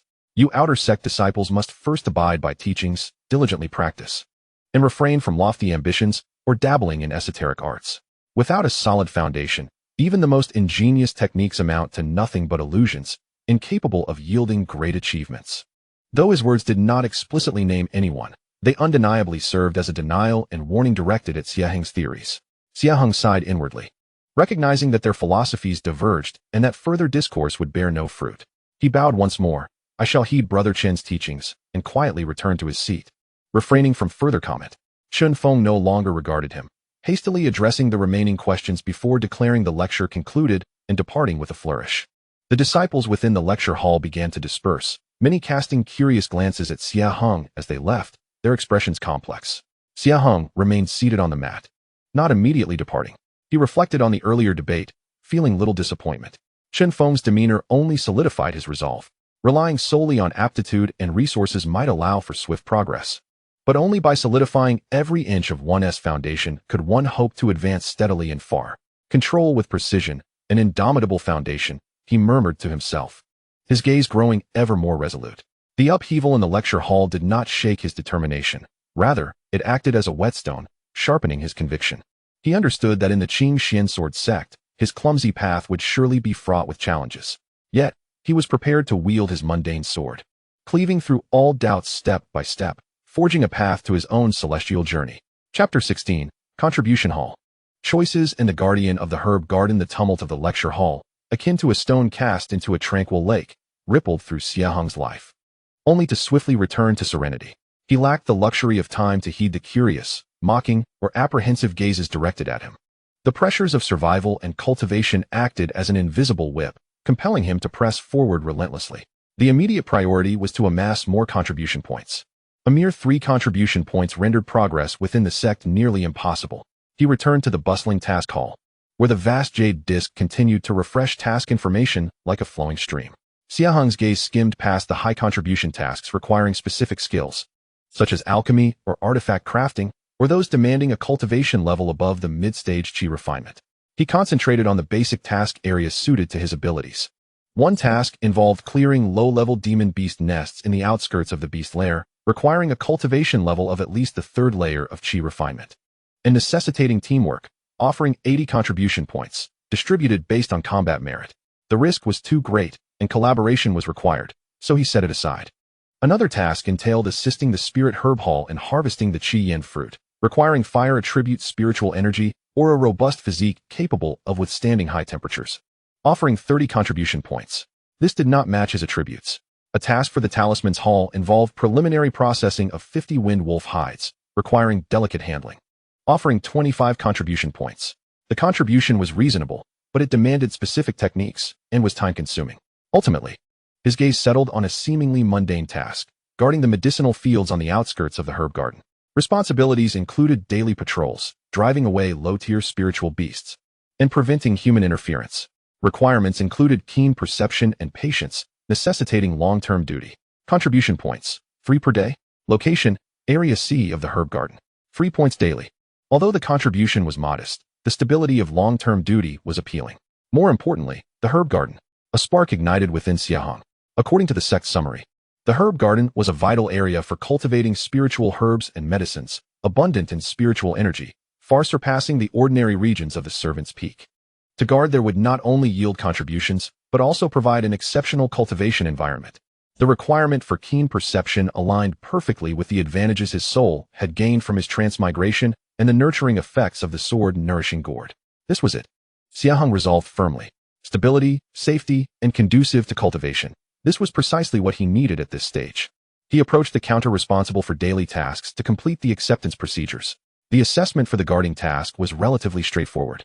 A steward posed a few questions regarding responses to emergencies and tested Xie Heng's ability to perceive fluctuations in spiritual energy, which he demonstrated adequately without exerting his full capabilities. Thus passing smoothly. He received a wooden badge inscribed with the character for the 3rd day of the month and a detailed map of Area C in the herb garden. The following morning, Xie Heng set out according to the map's directions, leaving the noisy core area of the servant's peak and advancing deeper into the mountains. The scenery gradually became serene, and the spiritual energy noticeably thickened. After about half an hour, a vast garden enveloped in a light mist, seemingly boundless, came into view. Towering spiritual trees formed a natural barrier, and disciples strictly guarded the entrance, permitting him entry only after verifying his badge. Once inside the garden, an enchanting fragrance of medicinal herbs greeted him, and the air was saturated with an intoxicating essence of spiritual plants. Taking a deep breath, he felt invigorated, sensing his internal spiritual energy stirring with renewed vigor. As he surveyed the landscape, he beheld a network of paths delineating numerous areas, each hosting a variety of spiritual plants, radiating with a spectrum of luminous glimmers. Amidst the fiery leaves of the crimson maple and the ice-like petals of the cold jade orchid, entwined vines bearing golden gourds flourish. Numerous spiritual herbs, whose names elude even the knowledgeable Xie Heng, vie for his attention in this vibrant garden. His assigned area, the Bing sector, lies at the periphery of the herb garden, primarily cultivating low-tier spiritual herbs that, while requiring minimal years of growth, are essential for the sect's daily consumption. Among these are the jade marrow rice used in concocting the bypassing elixir, the life-reviving herb for crafting blood-staunching powders, and a limited quantity of ducongealing grass. The medicinal fields are meticulously divided into sections, separated by winding paths of gravel. His duties are quite straightforward: to patrol the area at scheduled intervals, primarily to chase away the harmless low-tier spirit beasts, such as the scenting mice and moonlight rabbits, that occasionally wander in seeking to nibble on the herb leaves, and to ensure no disciples unlawfully intrude or cause destruction. Most of the time, the garden remains unusually tranquil, the only sound being the rustle of herbs swaying in the breeze and the distant, faint tinkling of the spiritual spring. Xie Heng quickly adapted to this role. After diligently completing his patrol, he would meditate in a stone pavilion situated beneath several towering, clear-hearted bamboos. Here, the wood element's spiritual energy is particularly vibrant, rendering it an ideal cultivation ground for him, possessing a somewhat mixed yet complete 5-element pseudo-spiritual root. With the assistance of the sword-raising gourd, his efficiency in absorbing spiritual energy far surpassed that in the stone chamber, and the operation of the basic qi refining technique became increasingly smooth. With the flow of energy in his danshan visibly expanding, days slipped by in this rhythmic and fulfilling manner. He would guard the herb garden by day and return to the stone chamber at night to reinforce his cultivation, occasionally exchanging accumulated contribution points for a couple of the most basic low-grade gathering pills to aid in breaking through minor bottlenecks. Like an invisible ascetic, he quietly lay in wait at the fringes of this immortal sect, diligently laying the foundation for a path to higher realms. However, this tranquil existence did not last long. One afternoon, as Xie Heng patrolled to the edge of the Bing sector, near a patch of ducongealing grass against the mountain wall, he abruptly halted. His sharp senses detected an anomaly. Amidst the fragrant air of the herbs, a faint, unwelcome stench lingered. Crouching down, he meticulously examined the soil at the edge of the field, discovering several minute marks, as if scratched by some sharp object, along with a few tiny, black droppings. These were not the traces of the common scenting mice or moonlight rabbits. The aura and markings emanated a wild, untamed ferocity. Xie Heng's gaze sharpened, a sense of vigilance awakening within him. Something had intruded, and it was likely not benevolent. Taking a deep breath, he tightened his grip on the hilt of his azure steel sword, and, following the faint trail of the foul odor, stealthily made his way toward the mountain wall. Beneath the tranquility of the herb garden, a current of unease began to stir. Xie Heng's first true test was about to quietly unfold in this fragrant realm of spiritual herbs. Chapter 17, Rodent Infestation, Fierce Combat. And the first glimpse of brilliance, Xie Heng held his breath and focused, drawing his presence to an utmost concealment, merging with the shadows of his surroundings. He carefully tracked the elusive trail of the foul odor, the marks intermittent, leading towards a thicket of overgrown weeds at the periphery of the herb garden, bordering a wild, rocky hillside. The closer he drew, the more pronounced the fetid stench became, intermingled with a faint hint of blood and a disquieting aura of restlessness. Xie Heng's heartbeat quickened slightly, yet his grip on the sword remained steady as a rock, his gaze sharp as that of a hawk, meticulously scanning every shadow cast by the rocks and tufts of grass. At last, nestled within the chaotic pile of stones, he beheld a narrow opening, partially obscured by dense vines, scarcely wide enough for a single person to pass through. The soil around the entrance bore fresh signs of disturbance, scattered with numerous tiny black claw marks and remnants of nibbled dewgrass. The heart-stopping malevolence emanated from this very cave. A chill ran through Xie Heng. This was no solitary beast that had wandered in by chance. A monstrous creature had established a stronghold here, if not eradicated promptly. Should it breed or infiltrate the herbal garden to devastate the more precious spiritual herbs, the consequences would be dire, and he could not escape the blame for his negligence. He hesitated, torn between immediately reporting the matter or cautiously probing the situation, when suddenly a flurry of sharp, urgent squeaks erupted from within the cave, followed by a surge of potent, demonic energy. Whoosh! A shadow shot forth from the cave like a bolt of lightning, hurtling towards Xie Heng's face with astonishing speed. Anticipating the attack, Xie Heng activated the spirit ape step in an instant, arching his body backward while unsheathing his azure steel sword, which glimmered coldly as it crossed before him. Clang! The creature's claws met the sword's edge with a piercing screech, sparks flying. Xie Heng felt an overwhelming force transmit through the blade, numbing his arm as his vital energy surged, causing him to stagger back 2 steps before regaining his balance. The shadow, utilizing the momentum, landed gracefully, revealing its true form. It was a giant rat, far larger than the ordinary, robust as a domestic cat. Its fur was a glossy black, akin to satin, and its eyes glowed a blood red, sparkling with cruelty and greed, the incisors bared like daggers, dripping with saliva. Most striking was a peculiar tuft of silvery white fur atop its forehead, radiating a wave of demonic energy that clearly reached the 4th level of Qi refinement. The mutated burrowing rat king. Xie Heng's pupils constricted, alarm bells ringing in his mind. A standard burrowing rat was merely a low-grade demonic beast of the 1st tier, comparable to a practitioner of the 1st or 2nd level of Qi refinement, but upon mutation, its power could skyrocket, often accompanied by unique abilities. This rat king not only possessed formidable strength, but that tuft of silver fur seemed to subtly emanate an unsettling aura that could disturb the mind. Having missed its initial strike, the rat king let out a low growl, its hind legs propelling it forward once more, faster than before. This time, it did not charge directly. Instead, it danced erratically, creating afterimages that obscured its true trajectory, while simultaneously opening its maw to expel a noxious black mist. The black fog was evidently corrosive, causing the grass beneath to wither and blacken rapidly, even eliciting faint sizzling sounds from the surface of the rocks. Xie Heng dared not confront it head-on. He pushed the spirit ape step to its utmost limit, moving like willow fluff in the wind, darting and weaving to narrowly evade the toxic mist's grasp. Yet the rat king's relentless onslaught came like a tempest, claws slicing through the air from unpredictable angles, forcing Xie Heng into a defensive retreat, putting him at a disadvantage. Clang, clang, clang. The relentless clashing of blades echoed in the air. Xie Heng's hands were already torn, blood staining the hilt of his sword. The ferocious strength and speed of the 4th layer Qi refining beast overwhelmed him, a 2nd layer practitioner, with an undeniable force. Had it not been for his solid foundation and the exquisite mastery of the spirit monkey steps, which allowed him to control power far beyond his rank, he would surely have been injured or defeated by now. Time was of the essence. Xie Heng's mind raced. The Rat King possessed formidable demonic power. Prolonged combat would inevitably lead to his downfall. A swift resolution was imperative. As he struggled to evade, he exerted every ounce of effort into the basic Qi refining technique, causing the stream of Qi, forged through relentless training and exceptionally condensed, to surge within his dantian, infusing his sword. Simultaneously, He attempted to mobilize a thread of innate sword energy that had been nurtured deep within his dantian, derived from his sword-nurturing gourd. This sword energy, typically dormant and difficult to summon, surprisingly resonated faintly under the compelling force of Xie Heng's fierce will in this life-and-death moment. At that instant, the Rat King, seemingly agitated by its inability to secure victory, suddenly reared up, emitting a sharp, piercing shriek. Its tuft of silver fur radiated an eerie white light. Xie Heng felt a wave of dizziness wash over him, as if countless steel needles were piercing his consciousness, momentarily halting his movements. This was perilous. A soul attack. Panic surged through Xie Heng.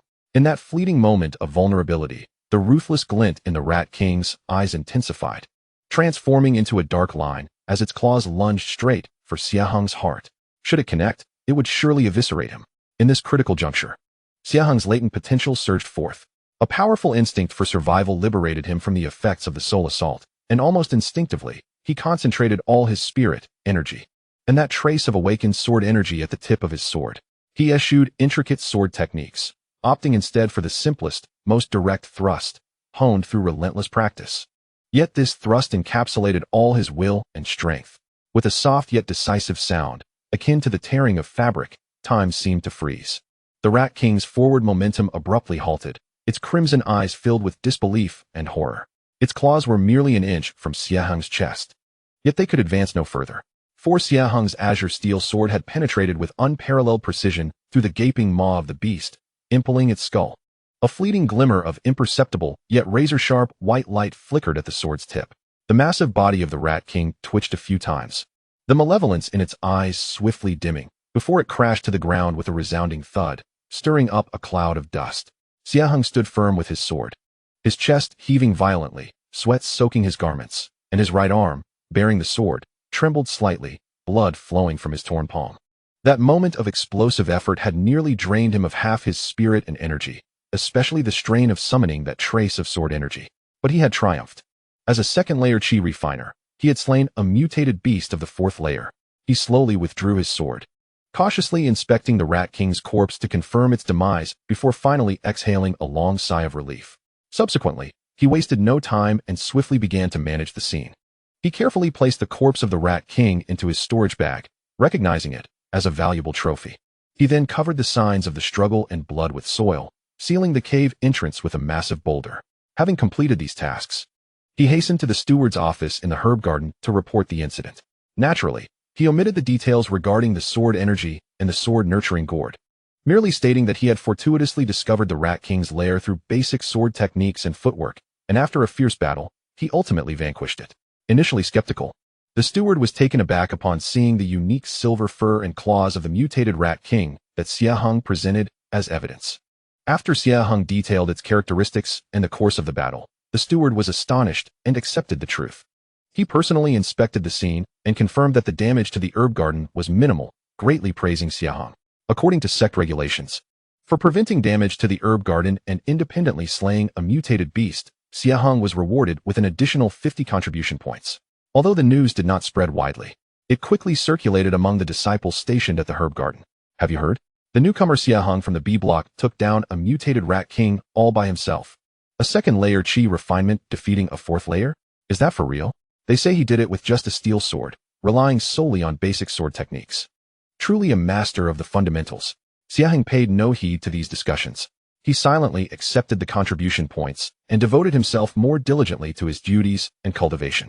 This battle reinforced his conviction in the invincibility of his foundation, while also making him acutely aware of his own inadequacies. If a fourth-layer beast posed such a challenge, how would he fare against stronger foes? He needed to expedite his cultivation and acquire a genuine offensive sword technique. The 50 contribution points from the mutated Rat King could very well be the key to his advancement to the next stage. Chapter 18. The Scripture Pavilion. Choices and the Yumu Qing Wang soared. The 50 contribution points felt like an unexpected windfall, granting Xie Heng a rare opportunity for choice in his otherwise frugal life as an outer sect disciple. Without a moment's hesitation, he resolved to invest these resources wisely. And the most pressing need at present was to acquire a true offensive sword technique. The basic chi refinement technique served as the foundation, solidifying his spiritual energy. The meticulously honed basic sword skills formed the framework, allowing him precise control. However, in the face of increasingly formidable opponents and beasts, The lack of a technique capable of effectively transforming spiritual energy into lethal force was akin to possessing immense strength without the skill to unleash it, effort without reward. His confrontation with the mutated Rat King had imparted this lesson indelibly.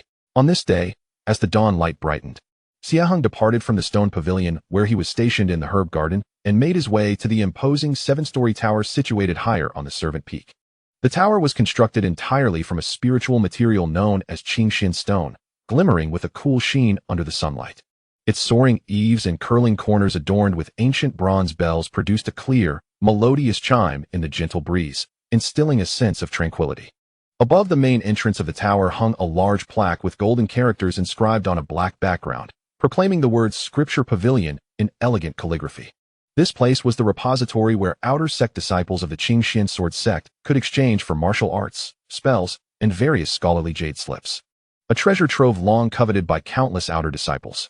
Before the pavilion stands a vast expanse of bluestone square, where a number of disciples meander, engaged in hushed conversations or gazing up at the Scripture Pavilion, their eyes brimming with desire and reverence.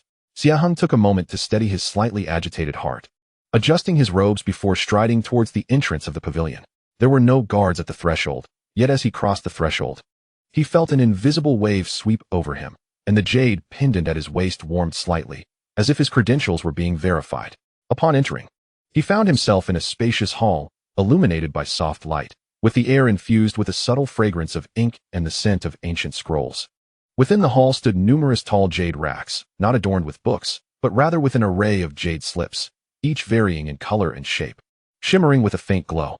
Above the racks, a spiritual energy screen indicated their classifications, techniques, spells, sword arts, miscellaneous studies, and chronicles, among others. In the center of the hall sat an elderly man with white hair and beard, clad in gray elder robes, meditating on a cushion. His aura profound and seemingly intertwined with the very essence of the Scripture Pavilion. He was the venerable elder tasked with safeguarding this place. Occasionally, disciples approached to inquire, and without opening his eyes, the elder's lips would move slightly, transmitting his words directly into their ears. With a clear objective, Xie Heng made his way directly to the area designated for sword arts. The jade slips pertaining to sword techniques were numerous, categorized by attributes and ranks. He first eliminated the high-tier sword techniques that required specific spiritual roots to unleash their full potential. For instance, the solar sword technique required a fire root, while the Xianbing sword technique required a water root. As these not only demanded exorbitant contribution points, often in the hundreds or thousands, but also did not align with his current status of having a pseudo-spiritual root in the 5 elements. His gaze meticulously scanned the lower-tier, foundational, and universal sword techniques. Qingfeng sword technique, yellow grade low, agile in swordplay, adept at evasion, contribution points, 80. Pashi sword technique, yellow grade low, powerful and robust, excels in breaking through defenses, contribution points, 75. Liu Yun's sword technique, yellow grade medium, with an unbroken flow of sword intent, interweaving reality and illusion, contribution points, 120. Basic sword control techniques explained, unranked, merely covering the fundamentals of sword flight, contribution points, 30. The requirements for contribution points left Xie Heng silently astonished. He possessed only 50 points, severely limiting his choices. Patiently, he examined each jade slip, not only noting the names and contribution points, but also meticulously reading the brief descriptions inscribed with spiritual energy, understanding their characteristics, cultivation requirements, advantages, and disadvantages. Most sword techniques emphasized aggression, pursuing speed, power, or cunning. However, Xie Heng remained steadfast in his foundational control and principles. What he sought was not the flashiest or most ferocious sword technique, but rather one that would harmonize with his solid foundation, best leverage his advantages in spiritual control, and possess potential for growth. At last, in a corner on an inconspicuous jade rack, a jade slip of a verdant hue, seemingly quite ancient, caught his eye. Yumu Qingwang's sword, yellow grade low, drawing from the vitality of Yumu, transforming into swift azure light. With a simple swordplay that emphasizes the enduring and precise flow of spiritual energy, revealing true meaning in subtleties. Cultivating it to depth could lead to the comprehension of the concept of ceaseless existence. Contribution points, 45. 45 points. This was well within his reach. Of utmost significance is the simplicity of its description, embodying a profound and precise flow of spiritual energy, revealing the essence in minute details, and conveying the notion of ceaseless vitality. It seems almost tailor-made for him.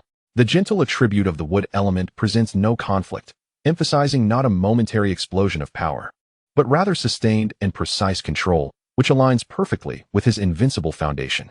The essence of perpetual vitality subtly alludes to a long-lasting endurance and restorative capacity, crucial for someone like him, who faces scarcity of resources and must strive tirelessly. Without much hesitation, Xie Heng took down the verdant jade tablet. He approached the elder at the center, who sat with eyes closed, and respectfully bowed, presenting the jade tablet and his identity token with both hands. Disciple Xie Heng seeks to exchange for the green wood light sword jade tablet. The elder remained with eyes shut. Yet the jade tablet and token in Xie Heng's hands floated up and settled before him. With a gentle flick of his sleeve, the elder activated a faint glimmer on the token, deducting contribution points. Simultaneously, a soft glow radiated from the surface of the jade tablet, lingering for a few moments before dimming. The tablet was now unlocked, ready to be pressed to his forehead for reading. The content was bound by a prohibition, not to be shared, and subject to incineration upon completion of reading. The elder's indifferent voice resonated directly in Xie Heng's mind. "Thank you, Elder Xie." Xie Heng bowed once more, receiving the jade tablet and token. The remaining contribution points on the token amounted to a meager 5. Nevertheless, his heart brimmed with the joy of acquisition. He suppressed the urge to study it immediately, carefully placing the jade tablet into his storage bag, and hastily left the scripture pavilion, returning to his stone chamber. Securing the door tightly, he activated the simplest soundproofing barrier. The stone chamber was equipped with one, and Xie Heng sat cross-legged on his bed, taking a deep breath to adjust his state to its optimal condition. Only then did he solemnly retrieve the verdant jade tablet.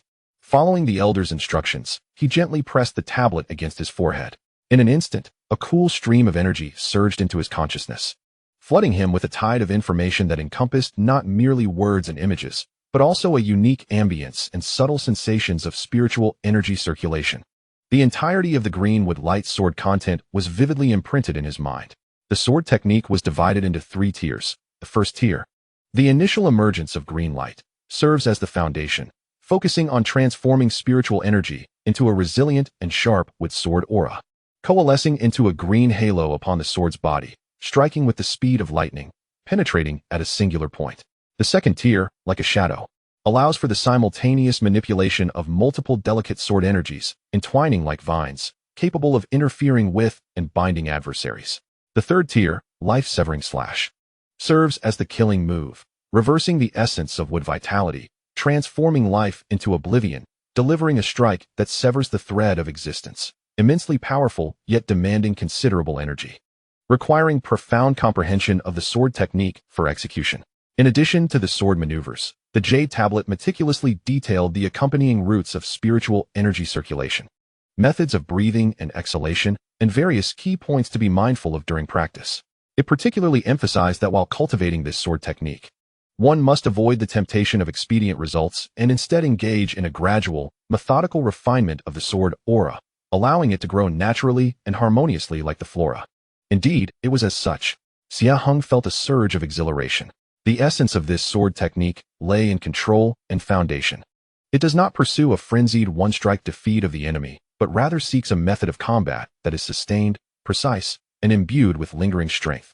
Perfectly aligning with his philosophy, he immediately immersed himself in the profound practice of the emerging Azure light technique, guiding the stream of energy within him to operate along a specific and intricate path, attempting to transform it into a vibrant and life-infused wood sword chi. Initially, the process was exceedingly obscure, with the flow of spiritual energy encountering numerous obstacles. However, his resolute spirit, coupled with the nurturing influence of the sword nurturing gourd on his consciousness, calmed his restlessness. He persevered through repeated attempts, meticulously observing every subtle change. Before he realized it, the night had descended, blanketing the sky with countless stars. Xie Heng slowly opened his eyes, fatigue flickering across his gaze, yet overshadowed by a brilliant radiance. Although he had yet to successfully condense a complete wood sword chi, he had grazed the threshold of understanding, gaining new insights into the delicate manipulation of spiritual energy. He recognized that this would be a protracted journey, yet he possessed ample patience. Starting tomorrow, in addition to his daily duties and the cultivation of the basic chi refinement method, he would embark on an important new endeavor, the practice of the Azure wood sword. The path of immortality is long and arduous, yet he finally grasped a sword that truly belonged to a cultivator. Chapter 19. The Emergence of Azure Light, Bottlenecks. In the Bamboo Grove sword trial, after exchanging for the jade slip containing the azure wood sword, Xie Heng's daily rhythm became increasingly tight and methodical. Each day, before dawn, he would rise and head to the seed district of the herb garden for his duties. Following the routine inspections, he no longer merely meditated in the stone pavilion practicing the basic qi refinement method. Instead, he devoted most of his energy to the cultivation of the new sword technique. The outskirts of the herb garden brimmed with abundant spiritual energy, particularly vibrant wood attribute energy, which greatly facilitated his practice of the azure wood sword. He chose a relatively secluded patch of land near the mountain wall, at the edge of the medicinal fields, as his training ground. This area, overgrown with weeds and dotted with massive azure stones, was less likely to be disturbed. The process of cultivation proved far more arduous and intricate than he had anticipated.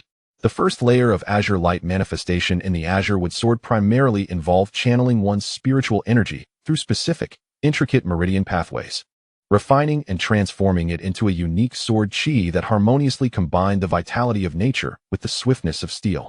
This demanded an exquisite level of control over the spiritual energy, far from the simplistic and crude infusion of energy.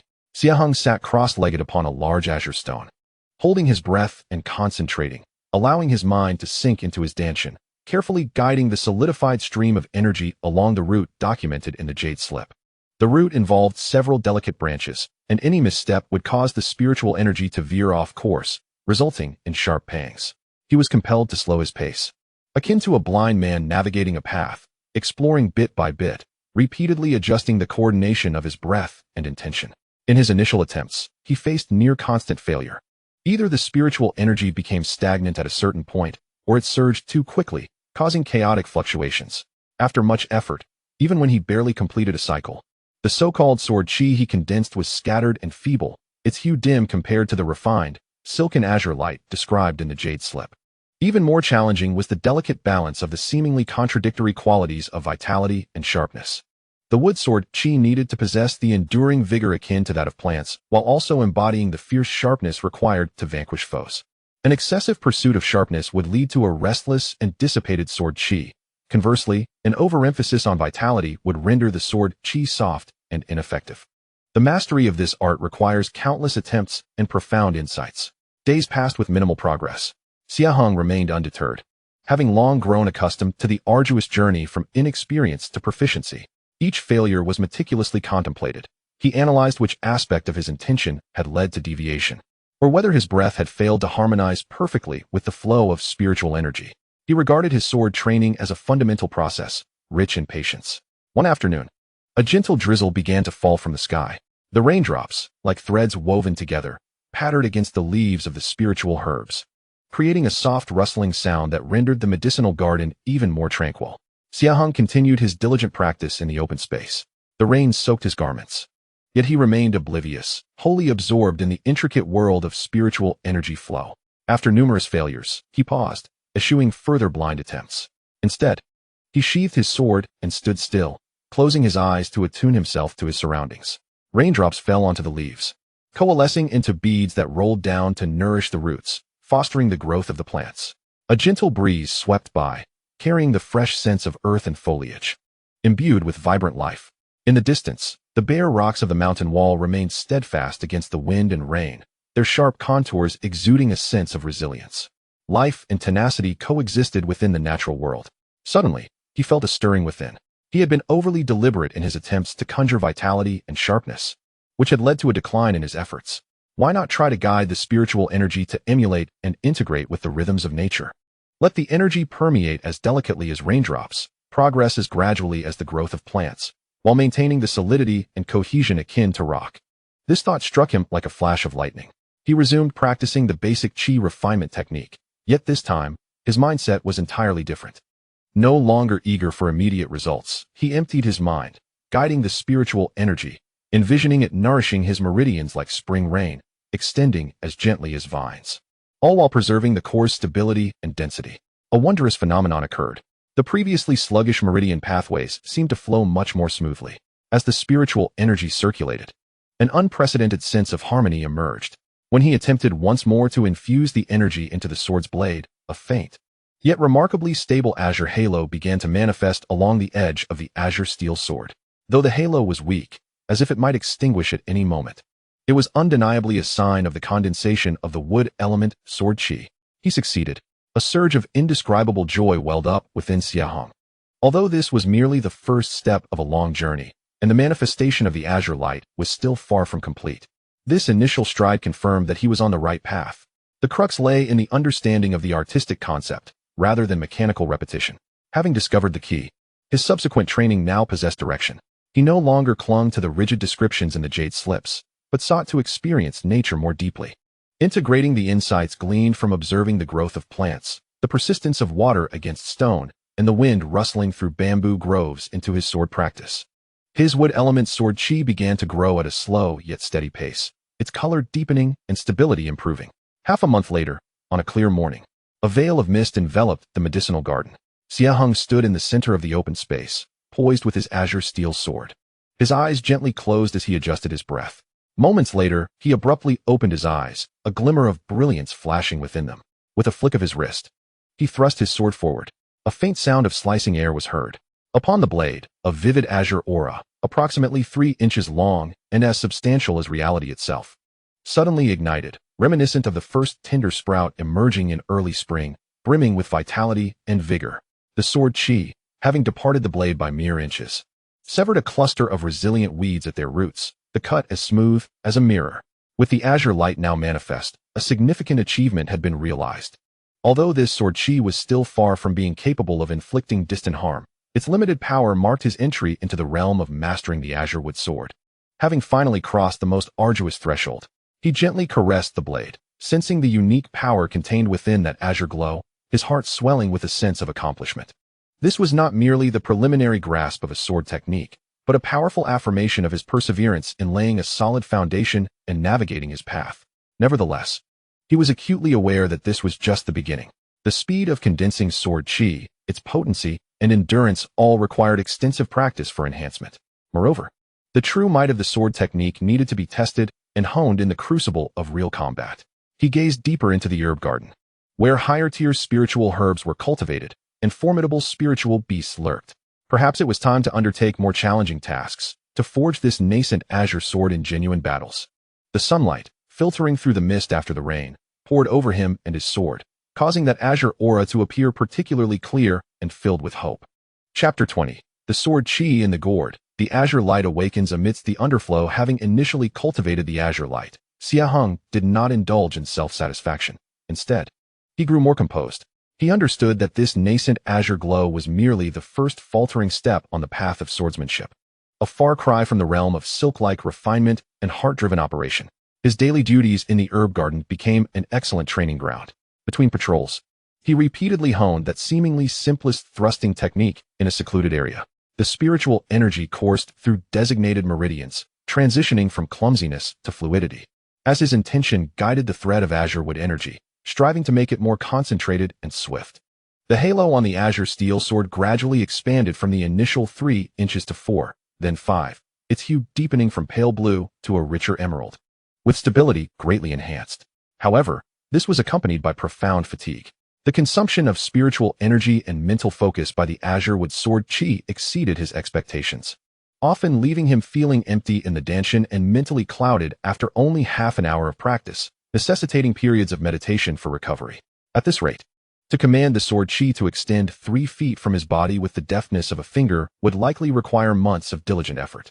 Wiping the fine sweat from his brow, he observed the gradually dissipating azure light upon the blade, his brow furrowing slightly. Competition within the sect was fierce, and resources were limited. He needed to elevate his strength more swiftly.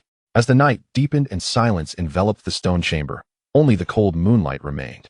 Xie Heng sat cross-legged upon his bed, not practicing the basic chi refinement technique, but instead cradling the seemingly unassuming sword-nurturing gourd in his hands, resting it upon his knees, allowing his mind to delve within.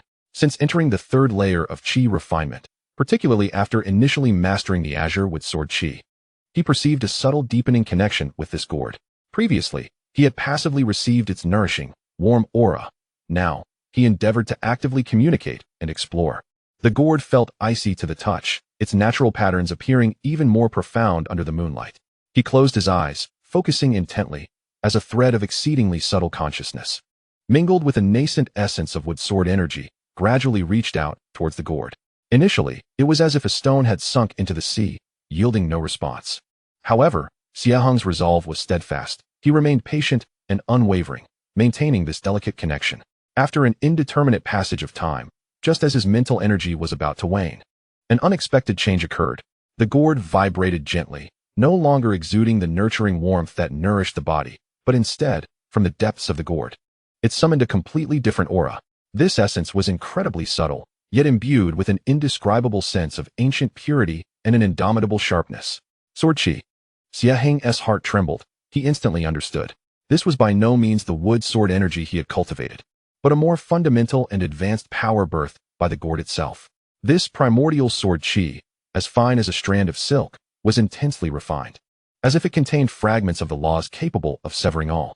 At the moment this primordial sword chi was summoned, Xie Heng, blessed with enlightenment, instinctively and cautiously approached it with his own still immature wood sword energy. There was no rejection, no conflict.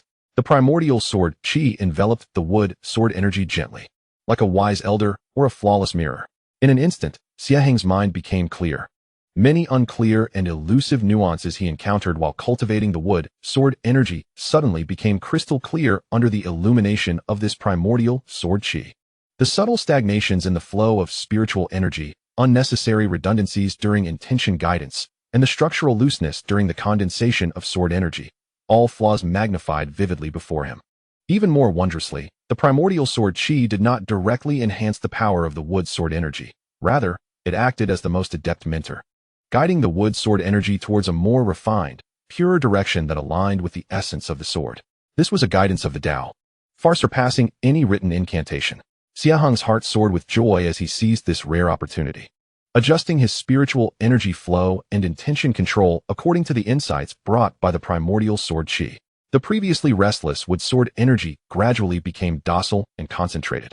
Although the Azure aura did not expand in range, its hue deepened and became more subdued, resembling a meticulously polished jade, with its brilliance concealed within and sharpness lurking beneath.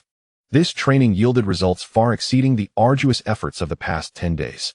However, the consumption of mental energy in guiding the primordial sword chi was immense. After merely a stick of incense's worth of time, Xie Heng felt his consciousness deplete, his head pounding, forcing him to sever the connection. The primordial sword chi silently retreated back into the gourd, which returned to tranquility, as if nothing had transpired. Yet, Xie Heng knew everything had changed. He had discovered the key to rapidly enhancing his sword technique. This gourd not only nourished the body, but also aided him in comprehending the Tao and honing his sword intent. Thus, it revealed itself to possess the capacity for reflection and guidance. Xie Heng caressed the gourd, his eyes shimmering with the light of understanding. In future training, he would build upon his own diligent efforts, using this gourd sword chi as a mirror to identify and rectify deficiencies, refining his sword intent, thereby achieving twice the results with half the effort. From that moment onward, Xie Heng's cultivation embarked upon a novel and elevated phase. By day, he diligently honed his skills in the 100-herb garden, tirelessly translating his insights into practice. By night, within the stone chamber, he communed with his sword chi, illuminating his own deficiencies. His Yumu sword chi progressed at a visibly remarkable pace, and his mastery over spiritual power grew ever more exquisite and nuanced. One day, as he was practicing, footsteps and voices echoed from nearby. "Senior brother Zhou, look how well this field of jade millet is growing. In another half-month, it will be ready for harvest and surely fetch a good price," said a somewhat obsequious voice. "Indeed, very good. Ensure it is well tended. No mistakes are allowed," replied another voice, tinged with arrogance. Xie Heng sheathed his sword and glanced over, seeing two disciples standing at the edge of the jade millet field. The leader wore a cyan silk disciple robe, a jade pendant at his waist, with a pale complexion and an expression tinged with haughty superiority. His cultivation level was evidently at the pinnacle of Chi refining stage 4. Beside him, the submissive figure was Wang, the steward disciple responsible for the daily management of this medicinal field. Xie Heng recognized the robed disciple as Zhou Tong, whose family wielded considerable influence in Black Mountain City. Rumor had it he also had connections within the inner sect, and he was known to be ostentatious among the outer disciples, gathering a faction around himself. Zhou Tong's gaze swept across the field before settling on the practicing Xie Heng.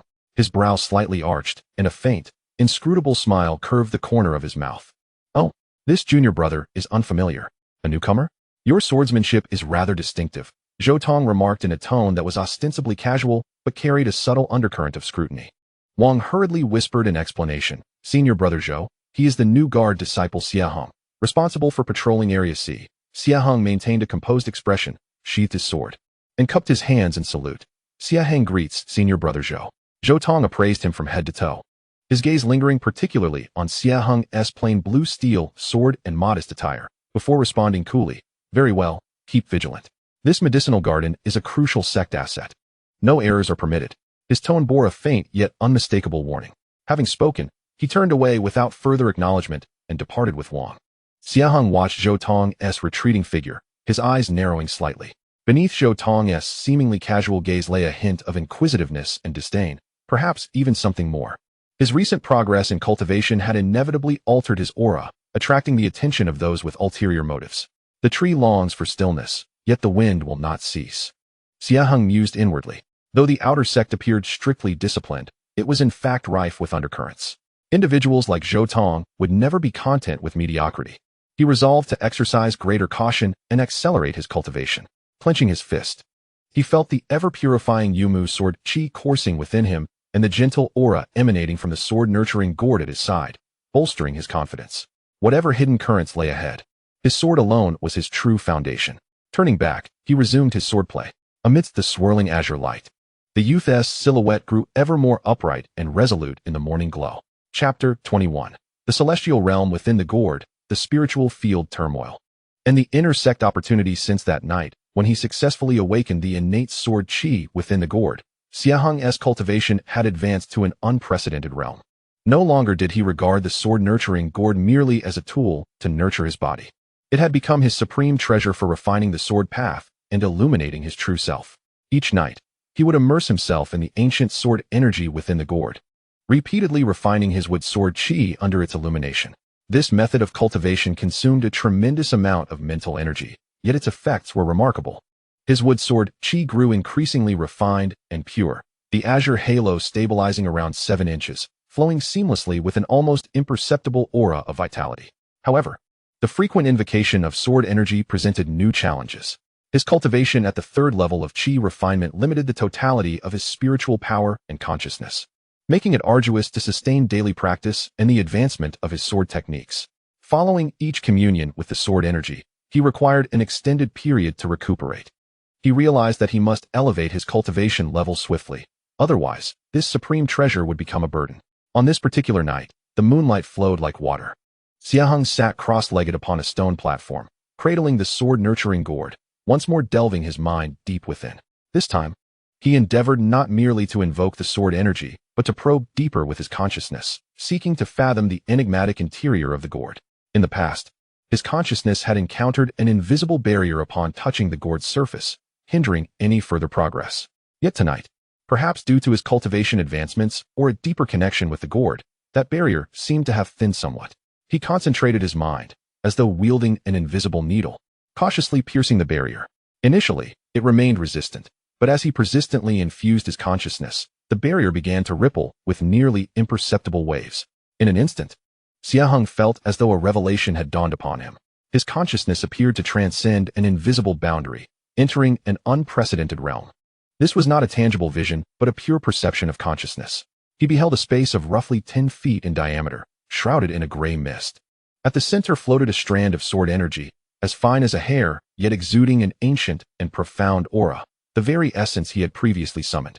Beneath the sword energy lay a patch of land, merely 3 feet square, glowing with a faint, earthy yellow light. The land was devoid of any substance, yet emanated an exceptionally pure earthen spiritual energy. The entire space was enveloped in silence, the flow of time appearing dissimilar to the outside world, imparting a sense of eternal tranquility. A hidden paradise within the gourd. A tempest of exhilaration surged within Xie Heng. Within this sword-nurturing gourd resided a miniature world of its own.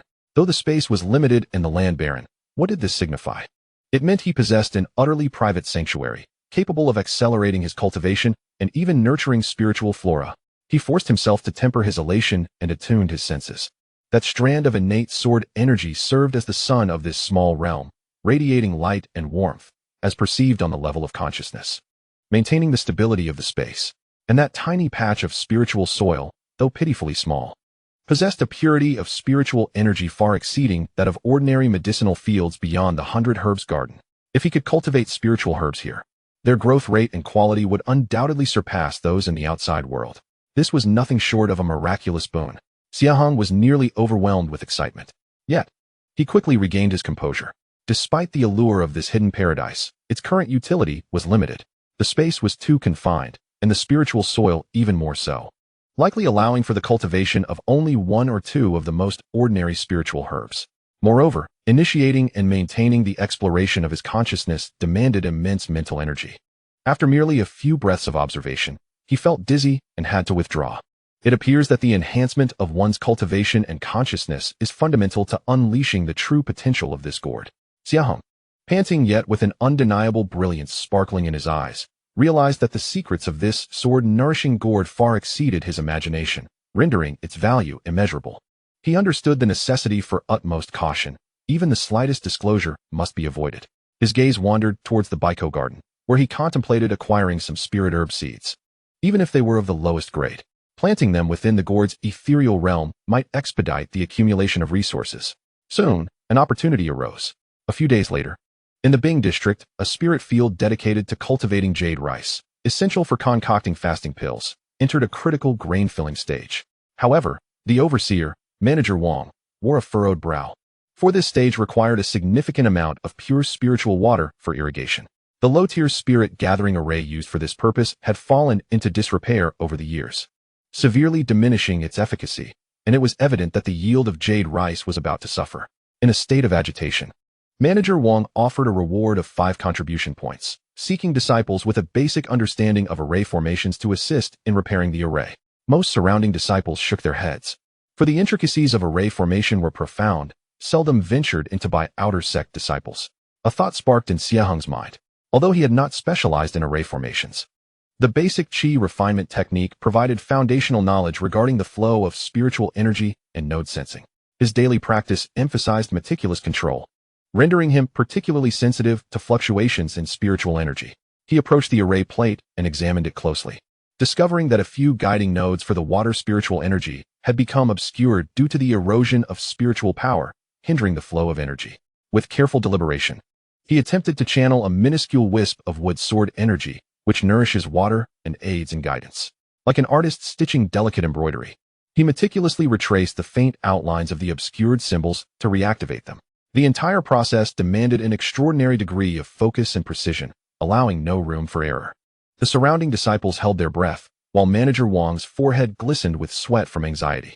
After the duration of an incense stick, as the final symbol ignited, the array plate trembled slightly, emanating a soft azure glow.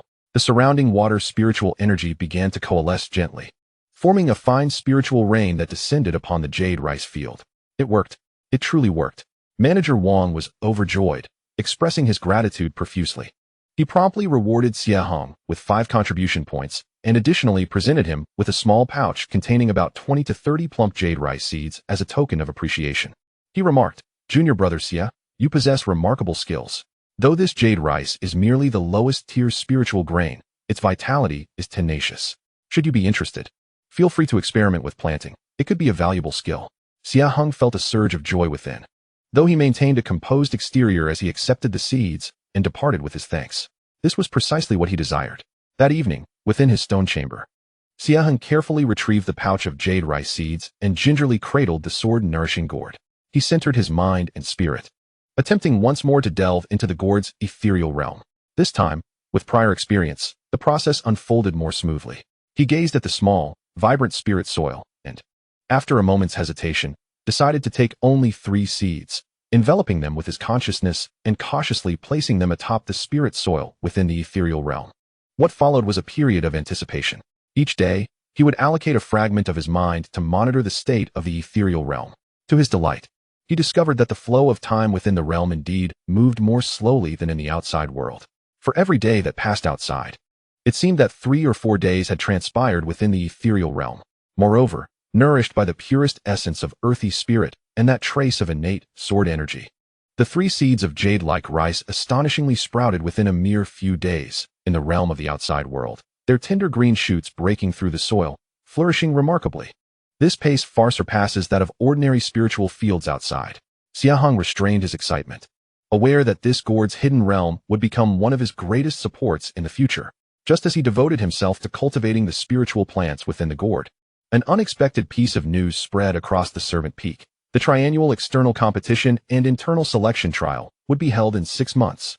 This competition not only pertains to rankings and resource allocation, but, more importantly, the top 10 contenders would earn the qualification to participate in the trial of the Qingxian Ancient Path. Those who succeed in traversing the Qingxian Ancient Path would gain direct entry into the inner sect. A single stone stirred up 1,000 waves. The entire outer sect was in an uproar. The inner sect, a sanctum long coveted by countless outer disciples, signifies superior techniques, abundant resources, and elevated status. Upon hearing this news, the tranquil lake of Xie Heng's heart stirred with ripples. The inner sect harbors a broader expanse, a more systematic inheritance, and perhaps it might even yield clues regarding the origins of the sword-nurturing gourd. He understood that, with his current cultivation at the 3rd layer of Qi refining, distinguishing himself among thousands of outer disciples to secure a place in the top 10 would be akin to climbing to the heavens. However, with the fortuitous opportunity presented by the sword-nurturing gourd, coupled with the progressively refined Yumu Qingguang sword, and the arduous training over the next 6 months, he might indeed possess a fighting chance. An unprecedented spirit of determination ignited within him. He gazed out towards the mist-shrouded Qingxian main peak, his eyes resolute. In half a year, he aimed to let the green light that rose from obscurity resonate throughout the entire outer sect. Chapter 22. The Trial of the Ancient Path. The chaotic Tao Sutra and the innate Tao body. The news of the external competition and internal selection trial struck like a colossal stone into the placid surface of a lake, generating tumultuous waves across the Servant Peak. Countless outer disciples rubbed their hands in anticipation, entering secluded cultivation, while those in the task hall queued for elixirs, talismans, and magical artifacts, the air thick with tension and exhilaration. The existing competition intensified, reaching a fever pitch, with currents of ambition surging beneath the surface. Xie Heng's state of mind, after experiencing the initial turbulence, quickly settled into a calm deeper than ever before. He recognized that restlessness and anxiety were futile. Only by diligently enhancing his strength could he face all challenges. Though 6 months may seem ample, for a cultivator, it is but a fleeting moment. He needed to devise the most effective plan. The hidden realm within the sword-nurturing gourd became his greatest asset. He continued to fulfill his duties in the medicinal garden, earning meager contribution points to cover his basic expenses, yet all core cultivation was now conducted within the gourd's hidden realm. With a time dilation of nearly double, half a day in the outside world equating to almost 2 days within the hidden realm, he gained several times more cultivation time. However, he soon confronted a grave issue. As the Yumu Qingguang sword advanced in refinement, and he frequently drew upon the sword energy within the gourd, the quality and quantity of spiritual energy provided by the foundational Qi refining technique began to feel increasingly inadequate. It was akin to a sword growing ever sharper. Yet the wielder's strength fell short of unleashing its full potential. A more profound sword technique and a more enduring battle require a robust and refined foundation of spiritual energy as their support. It is imperative to enhance the fundamental cultivation method. Xie Heng realized that relying solely on the basic Qi refinement technique, which is commonplace in this realm, would make it exceedingly difficult to achieve a qualitative leap within 6 months, even with the assistance of the time cave. He entrusted his hopes to the scripture pavilion, yearning to discover a more advanced foundational cultivation method. On this day, he once again stepped into the vast ocean of jade slips within the scripture pavilion. In the section dedicated to cultivation methods, he meticulously searched for techniques of a higher tier than the basic Qi refinement technique. However, the outcome was disheartening. Techniques above the mid-tier of the yellow rank not only demanded hundreds or even thousands of contribution points, an astronomical figure for him, but also had specific requirements concerning spiritual root qualifications, which his pseudo-5-element spiritual root could not meet. The few methods that did not impose attribute requirements were either incomplete or had exceedingly low evaluations, with their cultivation risks being alarmingly high.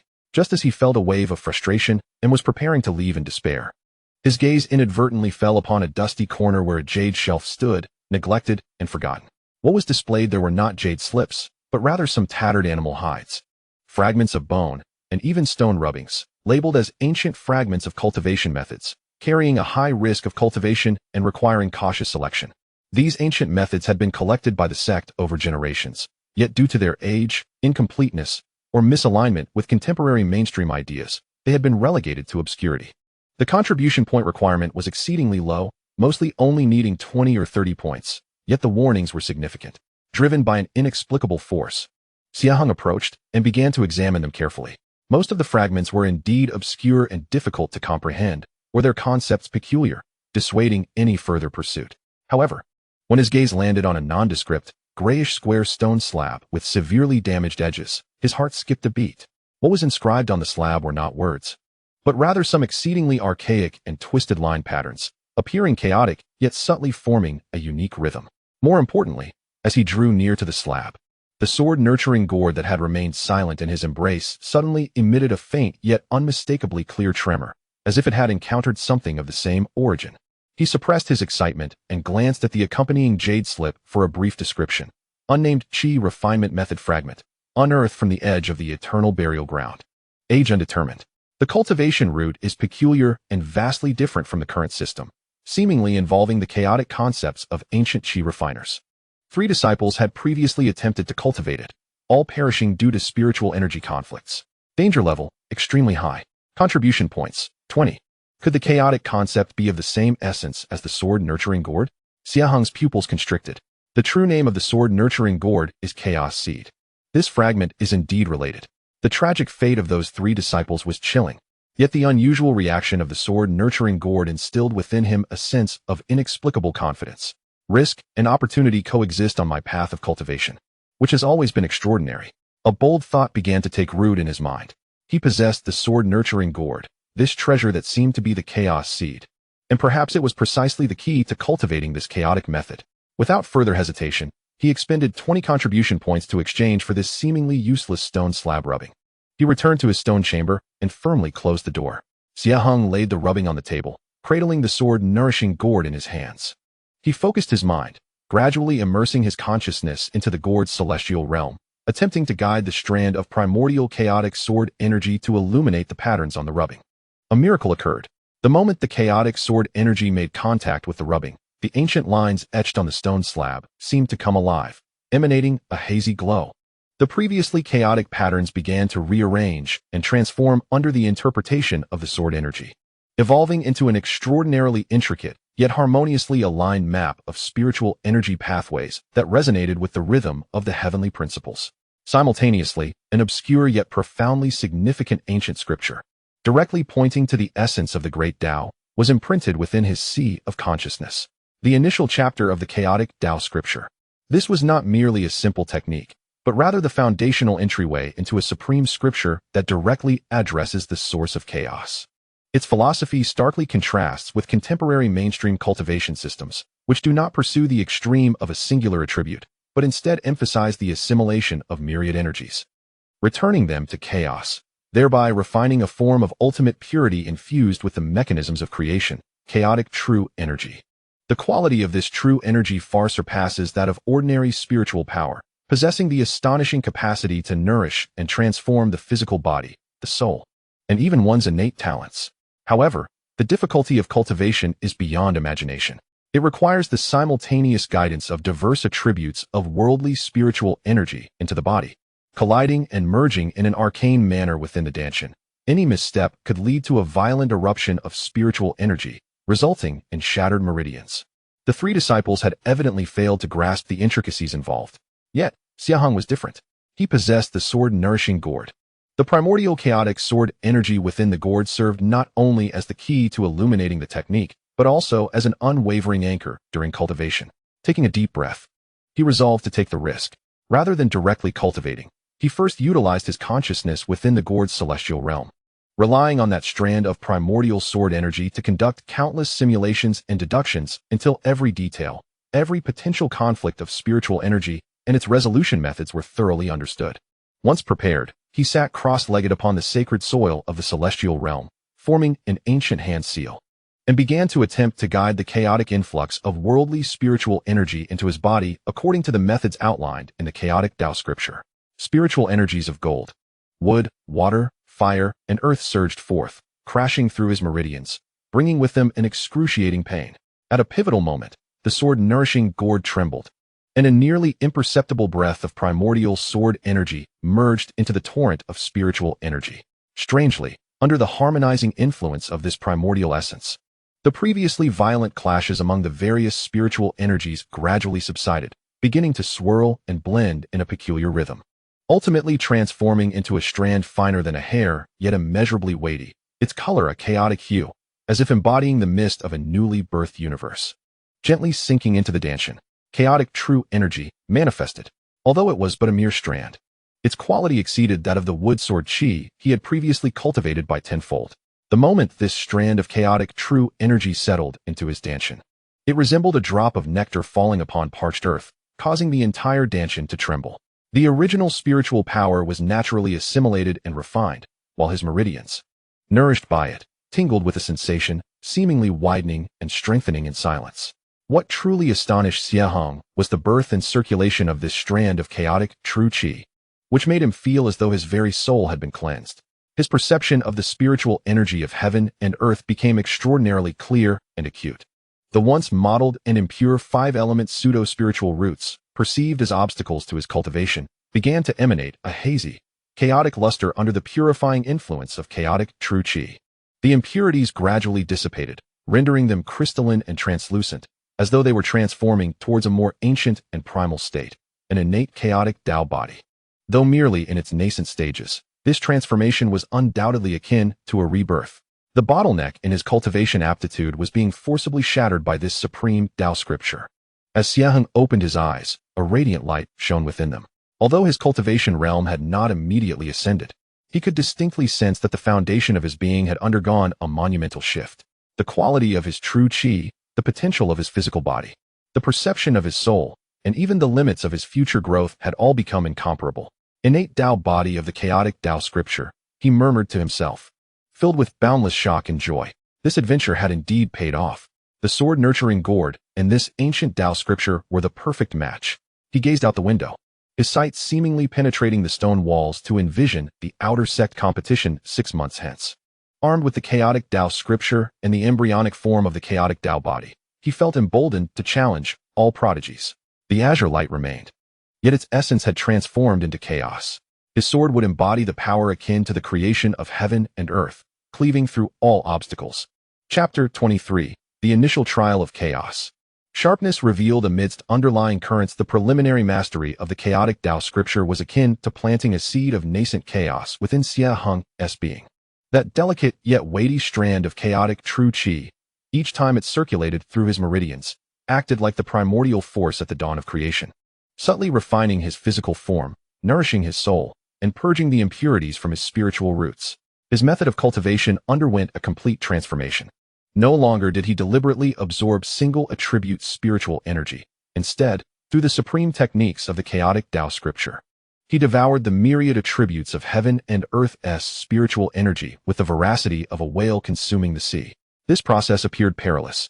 Yet under the governance of the innate chaotic sword aura within the sword-nurturing gourd, the ferocious alien spiritual energy, upon entering his body, harmoniously merged into the whirlpool of chaotic true chi, becoming assimilated and refined, thus augmenting its power. His danshan resembled a miniature chaotic furnace. The results were astonishing. Although the elevation of his cultivation realm still adhered to the natural order of gradual progression and had not advanced dramatically, remaining at the pinnacle of the third layer of chi refinement, he could palpably sense the metamorphosis of his essence. The quality of his spiritual power had experienced a qualitative leap. The spiritual power derived from his previous cultivation of the basic chi refinement technique, while substantial, now paled in comparison, akin to a stream beside a vast ocean or mist beside a boulder. The chaotic true chi was concentrated, pure, and profound, containing a hint of the breath of creation. As it flowed, faint sounds of wind and thunder echoed within him, perceived through his consciousness. When he wielded the Yumu Qingguang sword, that azure halo no longer merely shimmered on the surface. It seemed to merge seamlessly with the sword's body. The blue light becoming reclusive, sharpness concealed, vibrant yet weighty, its power magnified manifold. A more pronounced transformation lies within the physical form and perception. His bones have become denser, and the muscle fibers appear as though they have been forged through countless trials, brimming with explosive strength. His senses have sharpened to an extraordinary degree. The sound of leaves falling from dozens of paces away is distinctly audible, and his gaze pierces through the air, capable of discerning the subtlest flow of spiritual energy. Most astonishingly, his mastery over his own power has reached an unprecedented zenith. With a mere thought, the energy flows effortlessly, as if guided by his very will, without the slightest hindrance. This is the embodiment of the invincibility he has long sought. Within the realm of the gourd, 3 stalks of jade rice have thrived rapidly under the nurturing influence of chaotic true energy and the unique environment of the cave. They have already begun to sprout and mature, their heads heavy with plump grains exuding a rich aura of spiritual energy, far surpassing any jade rice found in the outside world. This has only fortified his confidence in accumulating resources within this sanctuary. However, the enhancement of his power has also ushered in new concerns. He must exercise greater caution in concealing his transformations. In his daily life, he deliberately suppresses his aura to the early stages of the 3rd layer of chi refinement, allowing only 5 or 6 inches of ordinary sword energy to manifest. Akin to that of a diligent, yet mediocre disciple, it is only in the quiet of night, while training in the gourd realm, that he dares to release his restraints and fully experience the formidable strength bestowed by the chaotic Tao scripture. This intentional modesty has become particularly vital amidst the increasingly tense atmosphere of the outer sect. As the grand competition draws near, the tension at the servants' peak intensifies. Frictions among disciples occur frequently, with minor conflicts arising over the competition for tasks and the appropriation of training resources. The group, led by Zhou Tong, has become increasingly active, seeking to rally promising disciples while ostracizing others, their arrogance palpable. One day, after completing his guard duty, Xie Heng was about to return to his stone chamber when he was intercepted by 3 individuals at the exit of the herb garden.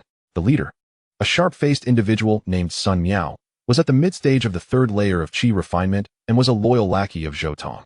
The other 2 were also members of Zhou Tong's faction, their cultivation levels appearing comparable to Xie Heng's.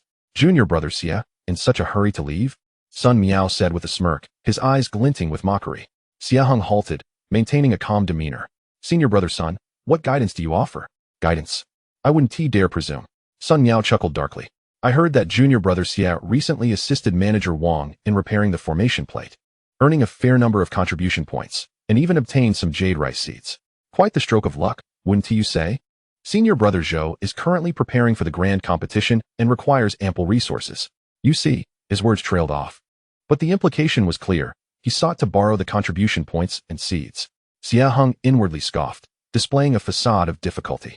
"Senior brother Sun, you jest. That meager contribution has long been expended, and the seeds have already been planted, yet to germinate. I truly have nothing to offer." "Planted, you say?" Sun Miao's eyes narrowed, icy and skeptical. "Where did you plant them? Allow me to see how they are growing." His disbelief was evident, and he intended to seize them by force.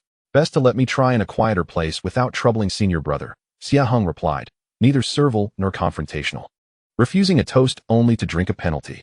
Sun Miao's patience waned, his expression darkening. "It seems you need a reminder of who holds power at the servant's peak." Before he could finish, one of the disciples beside him sneered and suddenly struck out, launching a punch imbued with malicious intent directly at Xie Heng's abdomen.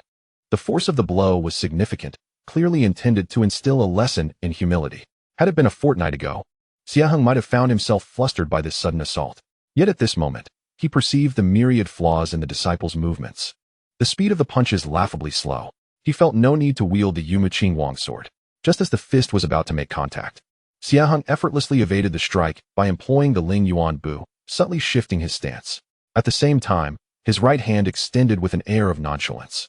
The index and middle fingers converged, and a barely perceptible flicker of chaotic true energy flashed as it precisely struck the acupoint on the opponent's wrist. The disciple let out a piercing scream, overwhelmed by a sudden, excruciating pain that coursed through his arm, rendering it powerless. His fist drooped limply as he gazed at Xie Heng in terror. Sun Miao and another disciple's expressions shifted dramatically. They had not even grasped how Xie Heng had executed such a deft maneuver. "What sorcery did you employ?" Sun Miao exclaimed, a mix of astonishment and fury evident in his voice. Xie Heng withdrew his fingers and stood with his hands clasped behind his back, his gaze calm, yet imbued with an invisible pressure. "Brother Sun, it is preferable that we maintain harmony among our peers. I truly possess neither contribution points nor seeds. If there is nothing further, I shall take my leave." With that, he paid no heed to the pallor on Sun Miao's face and strode past them, his steps measured and his breath steady, as though he had merely swatted away a fly. Sun Miao and the others stood frozen, exchanging glances, too intimidated to impede him further. The casual flick of Xie Heng's finger and the chilling aura that had briefly enveloped him instilled within them a profound sense of dread. This fellow is peculiar, Sun Miao muttered, watching Xie Heng's retreating figure with gritted teeth, a flicker of trepidation crossing his eyes. Quickly, report to Brother Zhou. Xie Heng did not look back. His heart as tranquil as a still pond. He understood that the troubles he faced were far from over. Zhou and his ilk would not simply relent. Nevertheless, this minor confrontation had afforded him a clearer understanding of his current prowess. The power of chaotic true energy exceeded his expectations. To remain low-key was to prepare for a more significant eruption. He clenched his fist, a glimmer of determination flashing in his eyes. In the upcoming outer sect competition, I shall demonstrate to you what constitutes true foundation.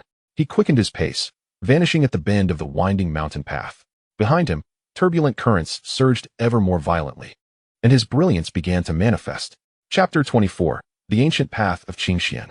Chaotic baptism and the dawn of the inner sect. The clamor and dust of the outer sect competition gradually subsided with the finalization of the top 10 rankings. On the disciples' peak, some rejoiced while others were dejected, yet the majority of disciples resumed their daily routines of cultivation and tasks, as if the fierce contest had merely been a fleeting dream. However, for Xie Heng and the other 9 distinguished disciples, the true trial was only just beginning. 3 days later, in the early morning, as the sun rose, its golden rays painted the mist swirling around the Qingxian main peak in resplendent hues. Xie Heng, along with 9 other disciples, departed the bustling disciples' peak under the guidance of a solemn inner sect steward, soaring on the wind towards the awe-inspiring heights of the Qingxian main peak. The landscape beneath them receded rapidly, the rich spiritual energy almost tangible, invigorating their spirits. After a flight lasting about the time it takes to burn a stick of incense, the group descended before a secluded valley. The valley was enveloped in a faint azure mist, flanked by steep, cliff-like walls adorned with mottled moss and ancient carvings, exuding an aura of desolation and timelessness. At the valley's entrance stood an ancient stone tablet, inscribed with 4 grand characters, Qingxian Ancient Path. A venerable elder, draped in a simple gray robe, his hair and beard wholly white and his countenance gaunt, awaited them in silence. His presence was serene, yet he seemed to meld with the surrounding mountains, imparting an unfathomable depth to his being. The inner sect steward guiding them, upon sighting the elder, immediately bowed deeply in reverence. Addressing him with utmost respect, I pay my respects to Elder Xianyun. A wave of astonishment coursed through Xie Heng and his companions, prompting them to bow in unison. The elder held a revered position within the sect, far surpassing that of an ordinary steward. Elder Xianyun's gaze swept slowly over the 10 young disciples, pausing momentarily on Xie Heng with a flicker of barely perceptible surprise, before returning to tranquility. His voice, gentle yet imbued with undeniable authority, resonated. Your emergence amidst many speaks to your resolve and potential. However, the path to immortality is long, while talent and opportunity are indeed vital. The steadfastness of your heart and sincerity towards the path are fundamental to your journey's longevity. This Qingxian ancient path was established by our formidable ancestors, not to test your cultivation levels, but to temper your resolve and illuminate your essence. As you tread this ancient path, the future remains uncertain, illusions abound, and inner demons lie in wait. Only by steadfastly holding to your true self can you glimpse the light of heaven. Remember this, remember it well. With that, Elder Xianyun lightly swept his sleeve. The azure mist at the valley's mouth roiled and parted, revealing a winding stone staircase leading upward into the depths of the clouds and fog. The path appeared mundane, yet exuded a palpable pressure that quickened the heart. Those who enter the ancient path have 3 days. Within this span, those who reach the cliff of inquiry shall pass and gain entry into the inner sect. Now proceed. The 10 exchanged glances, each recognizing the gravity and determination reflected in the other's eyes. Without hesitation, they stepped forward in order of their rankings in the grand competition. Embarking upon the enigmatic Qingxian ancient path, Xie Heng found himself positioned in the middle. The moment his foot touched the first stone step, he felt the space around him subtly distort, and the scenery before him abruptly transformed. The valley, his companions, even Elder Xianyun, vanished without a trace. In their place loomed an endless expanse of swirling gray mist. Though he stood upon the stone steps, it felt as if he floated in a void, with nothing but an overwhelming expanse surrounding him. An unseen pressure descended suddenly, not upon his body, but directly upon his consciousness. A torrent of chaotic thoughts, hidden desires, past regrets, and fears for the future surged forth, attempting to erode his resolve. As illusions began to manifest, Xie Heng's heart tightened, compelling him to guard his spirit. The chaotic Tao Sutra naturally began its operation, and a wisp of chaotic true qi from his danshan radiated a hazy brilliance, shielding his mind. At the same time, the warm aura from the sword nurturing gourd in his embrace kept his thoughts clear. Within the mist, illusions proliferated. He beheld the bustling clamor of his past urban life, the terror of a car accident in an instant, the hopeful gazes of the villagers from Yunmen Mountain, the reassuring smile of Zhao Tixin, and the ethereal figure of Su Wangqing, her emotions of joy and sorrow, love and hate, flashing before him like a revolving lantern. The heart's demons materialized into grotesque shadows, harshly questioning. With a false spiritual root of the 5 elements, a talent deemed worthless, do you dare to aspire to the celestial path? Bearing treasures of the extraordinary, a mere mortal is innocent, yet, possessing such brilliance brings forth calamity. Should your resolve falter, you would have long succumbed to illusions, lost in delusion. However, Xie Heng, having lived 2 lifetimes, has tempered his will to be as unyielding as granite. Coupled with the dual protection of chaotic true energy and the nurturing sword gourd. Though these illusions stirred his emotions, they could not sway his steadfast heart toward the path. His gaze remained clear, his steps resolute, one foot after another. He ascended the stone steps with unwavering determination. Uncertain of the duration of his ascent, the surrounding gray mist gradually thinned, revealing an extraordinary sight ahead. It was not a picturesque landscape, but a chaotic void where earth, water, fire, and wind rampaged. A torrent of violent energy surged forth, as if to rend him to pieces. Was this the baptism of chaos? Fortunate in spirit, Xie Heng felt no fear.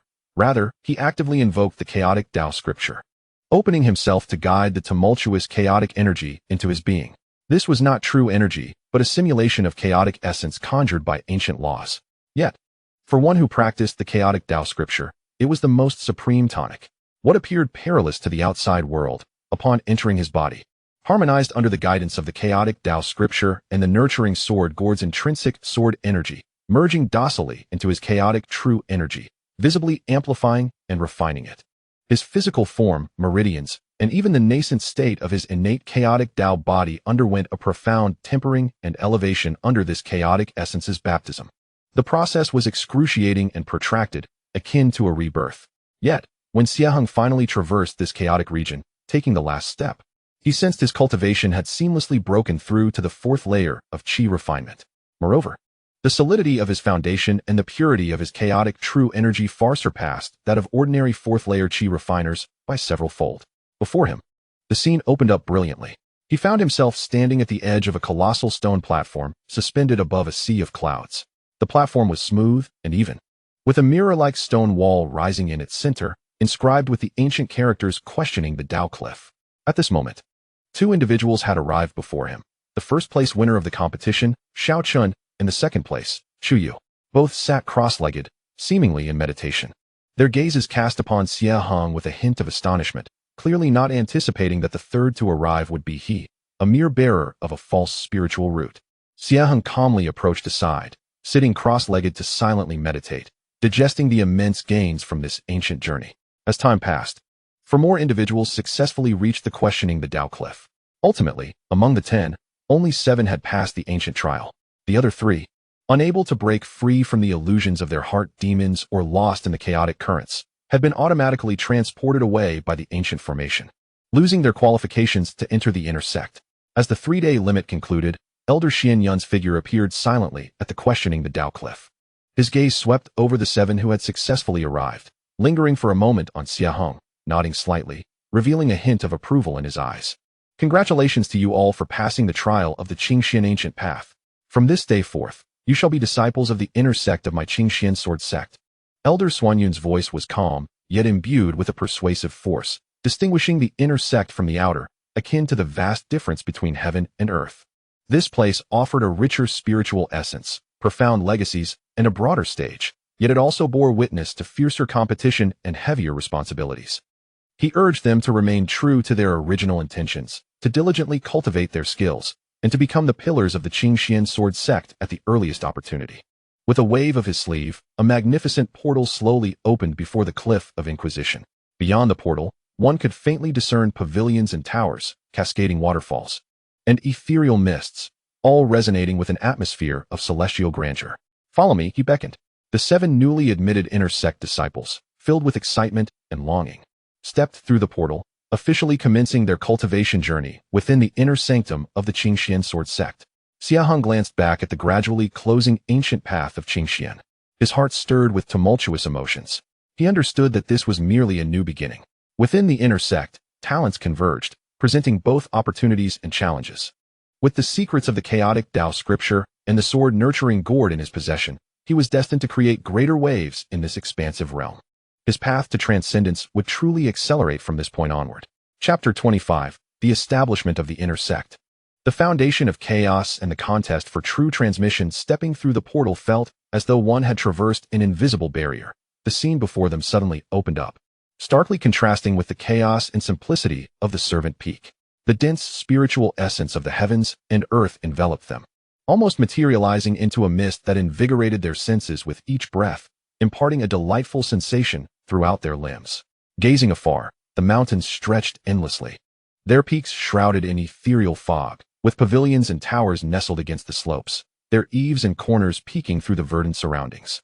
Occasionally, disciples wielding flying artifacts or elders riding celestial cranes soared across the sky, leaving trails of shimmering light. In the distance, a waterfall cascaded like a hanging galaxy, its thundering sound adding to the celestial ambience. This locale was the inner sect area of the 36 peaks of Qingxian. Elder Xuanyun's voice roused the 7 new disciples from their astonishment, instructing them to proceed to the reception hall to complete their enrollment procedures and to receive their inner sect identity tokens, attire, and initial resources. Subsequently, they could choose a peak to join based on their circumstances or temporarily reside at the welcoming peak for secluded cultivation. Under Elder Xuanyun's guidance, they descended before a grand hall. The attendants at the reception hall, having evidently been notified in advance, efficiently processed the 7 newcomers' paperwork. As Xie Heng received the jade token, a cool, supple object brimming with spiritual energy, along with a set of finely crafted azure robes adorned with cloud patterns, and a medium-grade storage pouch significantly larger than those available to the outer sect, he couldn't help but feel a surge of emotion. Within the storage pouch, alongside the inner sect regulations and a sect map, the most striking items were 10 translucent medium-grade spirit stones, radiating a spiritual essence far superior to low-grade spirit stones, and 3 bottles of yellow-grade medium chi gathering pills. This entrance gift was incomparable to that of the outer sect, enough to incite envy among any outer sect disciple. As inner sect disciples, they would each receive 5 medium-grade spirit stones monthly, and their allocation of foundational medicinal pills would far exceed that of the outer sect. However, the path of cultivation was fraught with endless resources, higher-tier techniques, superior abodes, and guidance from esteemed masters would all require them to strive for them through their strength and contributions. The welcoming steward routinely informed the newcomers that the sect maintained a merit board, where tasks completed would yield substantial contribution points, which could then be exchanged at the Wanfa Pavilion for necessary items. Once the formalities were concluded, Elder Xuanyun gracefully departed. The other 6 new disciples, primarily hailing from prominent cultivation families or possessing notable backgrounds, were soon greeted by familiar inner sect disciples or family elders, and after exchanging pleasantries, each departed to join their prearranged peaks. Only Xie Heng stood solitary outside the welcoming hall, appearing somewhat isolated. Yet he was untroubled, relishing the tranquility. Guided by the map, he opted to temporarily reside at the guest peak, specifically designated for newly initiated disciples. The environment of the guest peak was serene. Though its spiritual energy was not as abundant as that of the main peaks, it surpassed that of the servant peak. He was assigned a private stone chamber, complete with a rudimentary protective array, far superior to the stone houses of the servant peak. Once settled, Xie Heng did not hasten to explore the inner sect or undertake tasks. Instead, he promptly closed the stone door and activated the protective array. He required time to thoroughly assimilate the insights gained from the Qingxian ancient path and to solidify his recently attained 4th level of Qi refinement. More importantly, he needed to continue his cultivation of the chaotic Tao scripture within the relatively secure confines of the guest peak. He once again immersed himself in the realm of the sword-nurturing gourd. The differential flow of time in this space was his greatest advantage. He sat cross-legged beside the small patch of spiritual soil, fully channeling the chaotic Tao scripture. The spiritual energy in the inner sect was not only dense, but also of superior quality, with the chaotic essence appearing to be more vibrant. Guided by the chaotic sword energy, an immense volume of spiritual energy was drawn into his body, undergoing refinement akin to a chaotic furnace, transforming into strands of pure, substantial chaotic true energy, continuously filling and expanding his dantian. The fourth level of Qi refinement marked a significant milestone, indicating that the practitioner's dantian was initially stabilized, allowing for the preliminary externalization of true energy to cast more potent spells. For Xie Heng, possessing chaotic true energy at this level endowed him with a foundational strength far exceeding that of his peers. He felt as though his dantian was an insatiable abyss, ravenously consuming spiritual energy, with both the quantity and quality of chaotic true energy rapidly escalating. Simultaneously, he did not neglect his training with the Yumu Qingguang sword. Under the impetus of the chaotic true energy, the potency of the Yumu sword energy surged. The Azure light could now be maintained at a length of nearly a foot, solidifying into a tangible form, and during its operation, a faint sound of wind and thunder could be perceived, rivaling the full-force strike of an average mid-stage Qi refinement practitioner. He even began to attempt training the second layer, shadow and shape, and had initially grasped the technique of differentiating sword energies. This period of seclusion lasted for half a month. When he finally opened his eyes again, his cultivation had solidified firmly at the mid-stage of the fourth level of Qi refinement, with chaotic true energy surging abundantly. And both his physical strength and spiritual awareness had significantly increased. The 3 jade rice grains within the gourd had matured, their grains plump as jade, rich in spiritual energy, which he carefully harvested and stored. These spiritual rice grains held considerable value, both for personal replenishment of spiritual power and for future resource exchanges. One day, Xie Heng decided to step out of the stone chamber to familiarize himself with the inner sect environment and to visit the Wanfa Pavilion, hoping to discover spells more suited to the chaotic Tao scripture or glean clues regarding the sword-nurturing gourd and the chaotic Tao body. The inner sect area was vast, with peaks interconnected by rainbow bridges or teleportation arrays. As he traversed the path, he encountered inner disciples, each boasting a cultivation level no less than the mid-stage Qi refinement, with foundation-building practitioners appearing quite frequently. Each exuded a profound aura, moving with a hurried demeanor, in stark contrast to the restlessness of the outer sect. The inner disciples exhibited a more composed and reserved demeanor, yet the competition was undoubtedly more intense. The 10,000 Methods Pavilion, located on the mountainside of the main peak, Qingxian Peak, loomed as a magnificent 9-story tower, radiating grandeur. Within its walls lay an extensive collection of techniques, spells, and esoteric tomes, a treasure trove far surpassing that of the outer sect's scripture repository. Naturally, the contribution points required for exchanges were astronomical. Currently, Xie Heng found himself without a single contribution point, relegated to browsing the complementary areas on the first and second floors. While he immersed himself in the introductions of various arcane techniques, a voice tinged with surprise and a hint of disdain echoed nearby. "Oh? Is this not the fortunate lad with the pseudo-5 elemental root from the outer sect competition? He has actually managed to infiltrate the inner sect?" Turning to investigate, Xie Heng spotted Zhou Tong standing with several inner disciples of notable cultivation, wearing a mocking expression.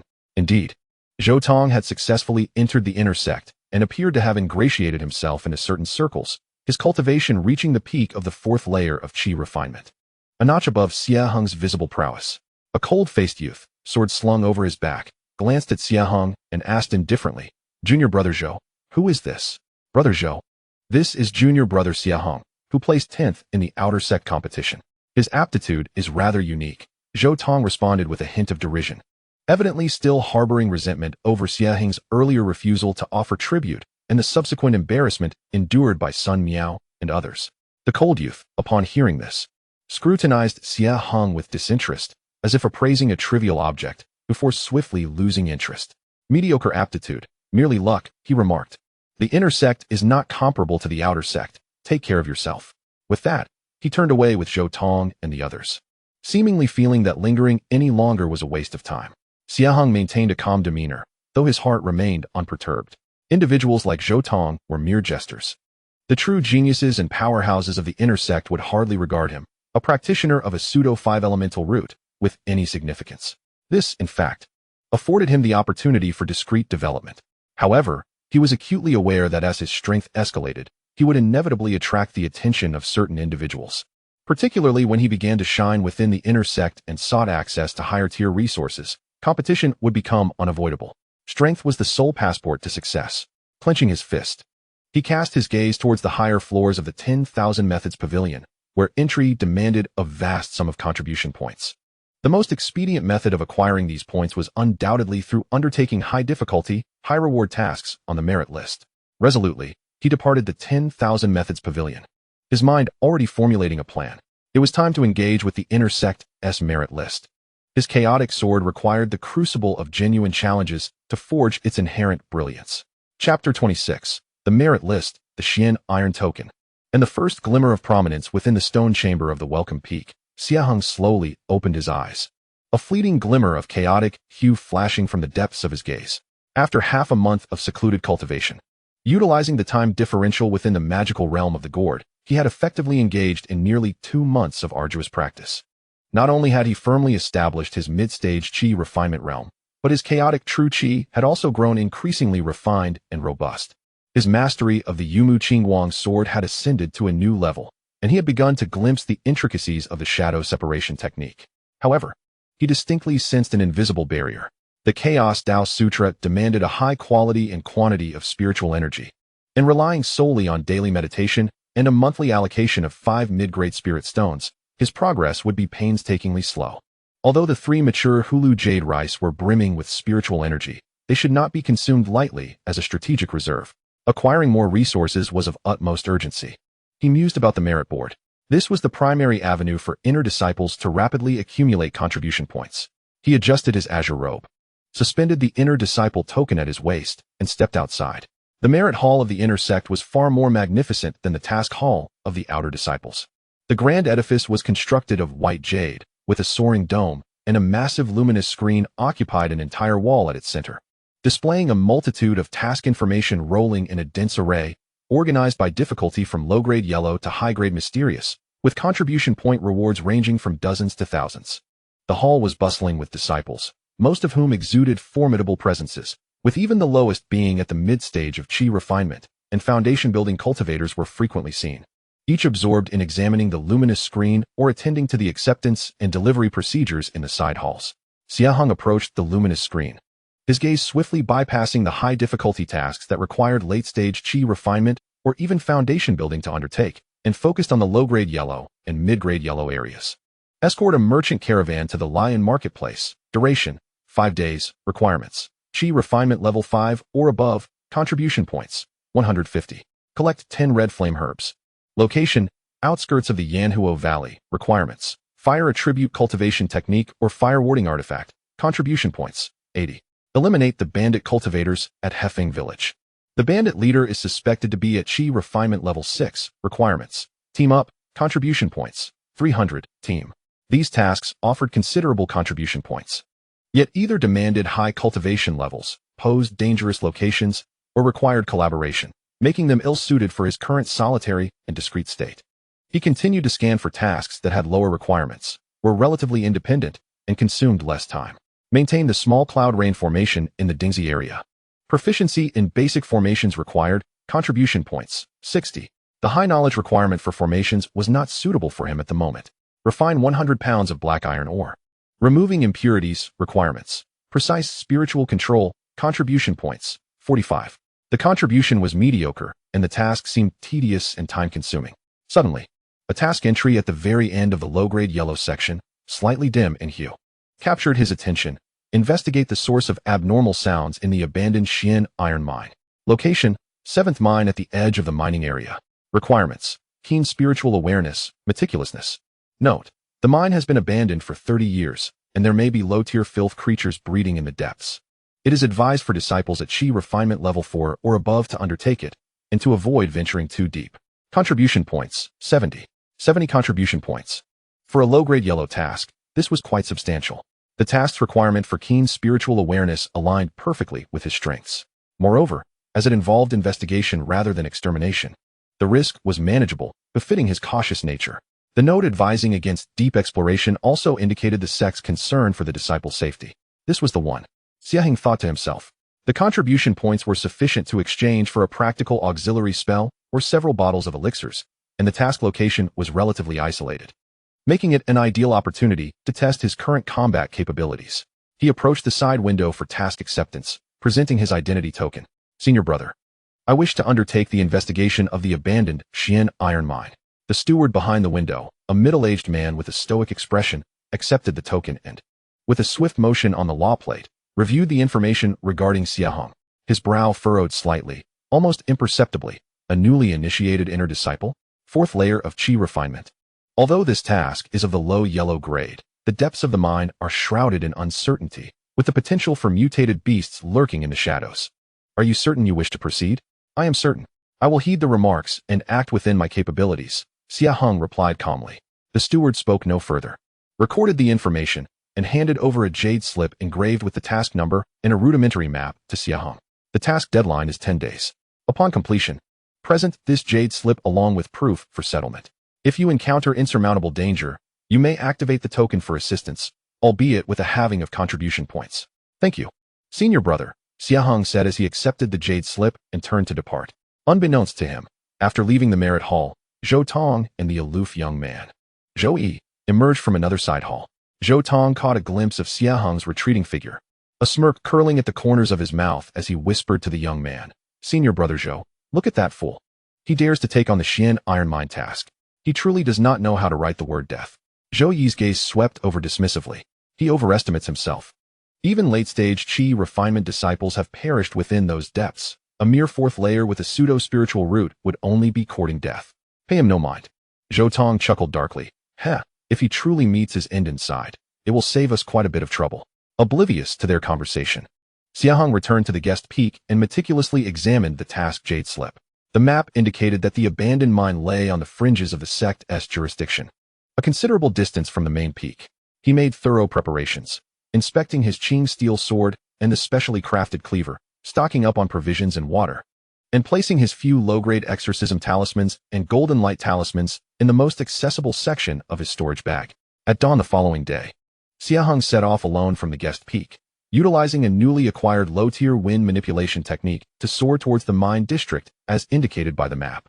The expanse of the inner sect was beyond imagination. After a half-day of flight, he finally arrived at a desolate mountain range. The spiritual energy here was sparse. The mountains bare, with traces of past mining scattered about. The entrance to the seventh mine was concealed behind a thicket of withered yellow shrubs. The mouth of the cave dark and exuding a damp, musty odor, with an undercurrent of chilling unease. Rusty mine carts and tools lay strewn about, clearly abandoned for quite some time. Xie Heng retracted his aura, employing the spirit ape steps to its fullest extent. His footsteps as light as a feather as he silently infiltrated the cave. Inside, the light was dim, the air thick with impurities, and the passage twisted downward, with remnants of Xian iron ore, long devoid of spiritual luster, clinging to the rock walls.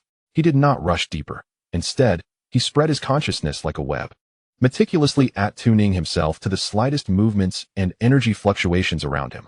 His awareness, infused with chaotic true energy, far surpassed that of his peers, and soon he detected faint, almost imperceptible sounds emanating from the depths of the cave, subtle rustlings akin to fingernails scraping against stone, and a faint, unsettling chill in the air. Indeed, there was something lurking within. With a thought, Xie Heng concealed the initial stance of his Yumu Qingguang sword, readying himself for what lay ahead. He held his breath, cautiously feeling his way deeper along the corridor. The further he ventured, the heavier the oppressive atmosphere became, and the light nearly disappeared, forcing him to navigate by his spiritual awareness.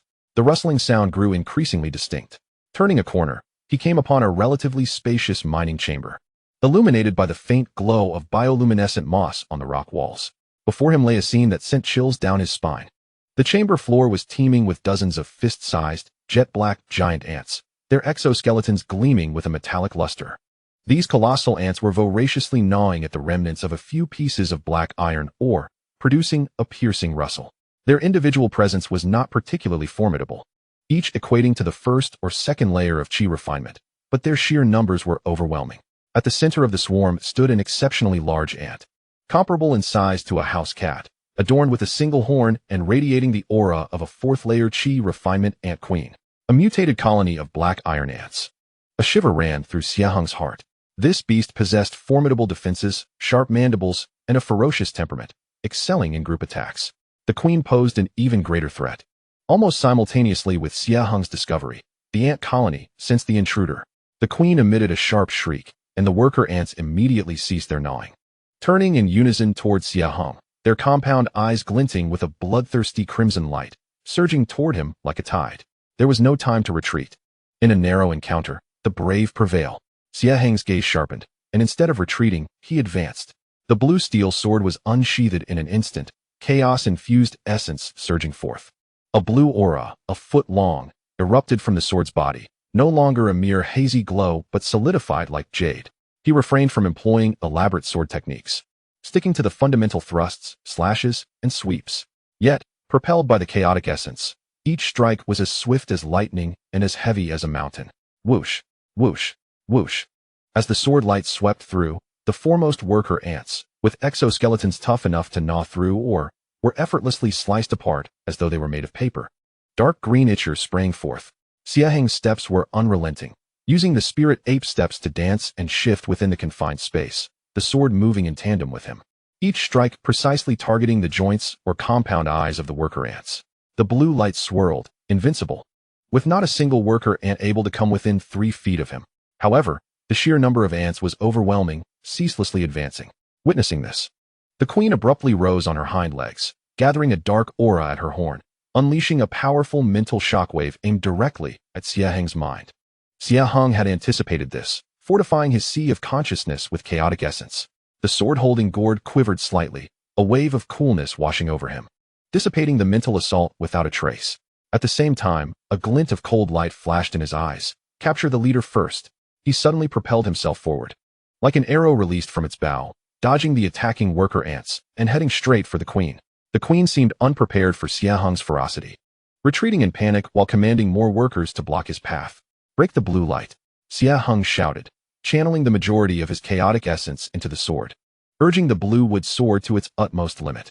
A remarkably condensed blue sword chi erupted from the blade, like a blue dragon emerging from the water, piercing through several obstructing worker ants and striking the queen's horn with precision. Crack! A sharp sound echoed as the horn shattered. The queen let out a wretched scream, her aura instantly waning. Seizing the opportunity, Xie Heng advanced, the sword light flashing, as the blue steel sword plunged into the queen's head, ending her life. Upon the demise of the ant queen, the remaining worker ants were instantly plunged into disarray, ceasing their offensive and scattering into the crevices deep within the mine. Xie Heng, panting slightly, stood resolutely with his sword in hand. The battle was brief yet intense, and the consumption of chaotic true energy was considerable, but the results were astounding. He gained a clearer understanding of his own strength. A typical mid-stage chi refining cultivator, lacking any special means, would likely find it difficult to withstand his Yumu Qingguang sword. Infused with chaotic true energy, he meticulously cleared the battlefield, collecting the queen ant's hardest horn and several intact carapaces, all of which served as excellent materials for crafting, suitable for both task submission and personal use. Afterward, he carefully explored the depths of the mine, confirming the absence of further threats before retreating.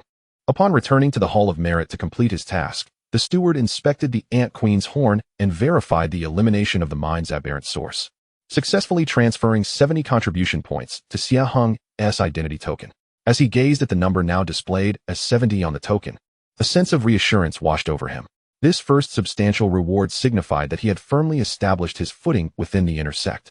Moreover, the solitary nature of this task and his performance during the battle, albeit modest, may have already caught the attention of certain discerning individuals. He had quietly taken the stage in the inner sect. Chapter 27. The Refinement Hall, Mystical Iron Flying Swords and Rising Currents with 70 contribution points in hand. Xie Heng felt a semblance of stability. He refrained from hastily spending his newfound resources and instead returned to the pavilion of 10,000 methods, with a clear objective of seeking a practical auxiliary spell and foundational knowledge in crafting. After an extensive search through the vast sea of jade slips, he ultimately exchanged 30 contribution points for a jade slip containing the spell breath concealment technique. This spell, not intended for combat, allows one to suppress their own aura fluctuations, simulating a realm below their actual cultivation level, perfectly suited for someone like him who needed to operate discreetly.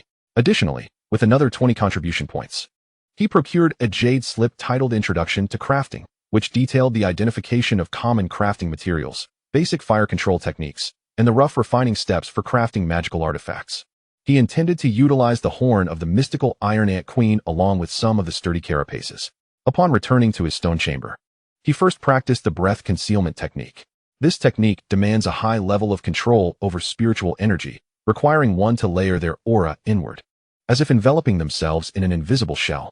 For Xie Heng, who cultivated the chaotic Tao scripture and possessed control far exceeding that of his peers.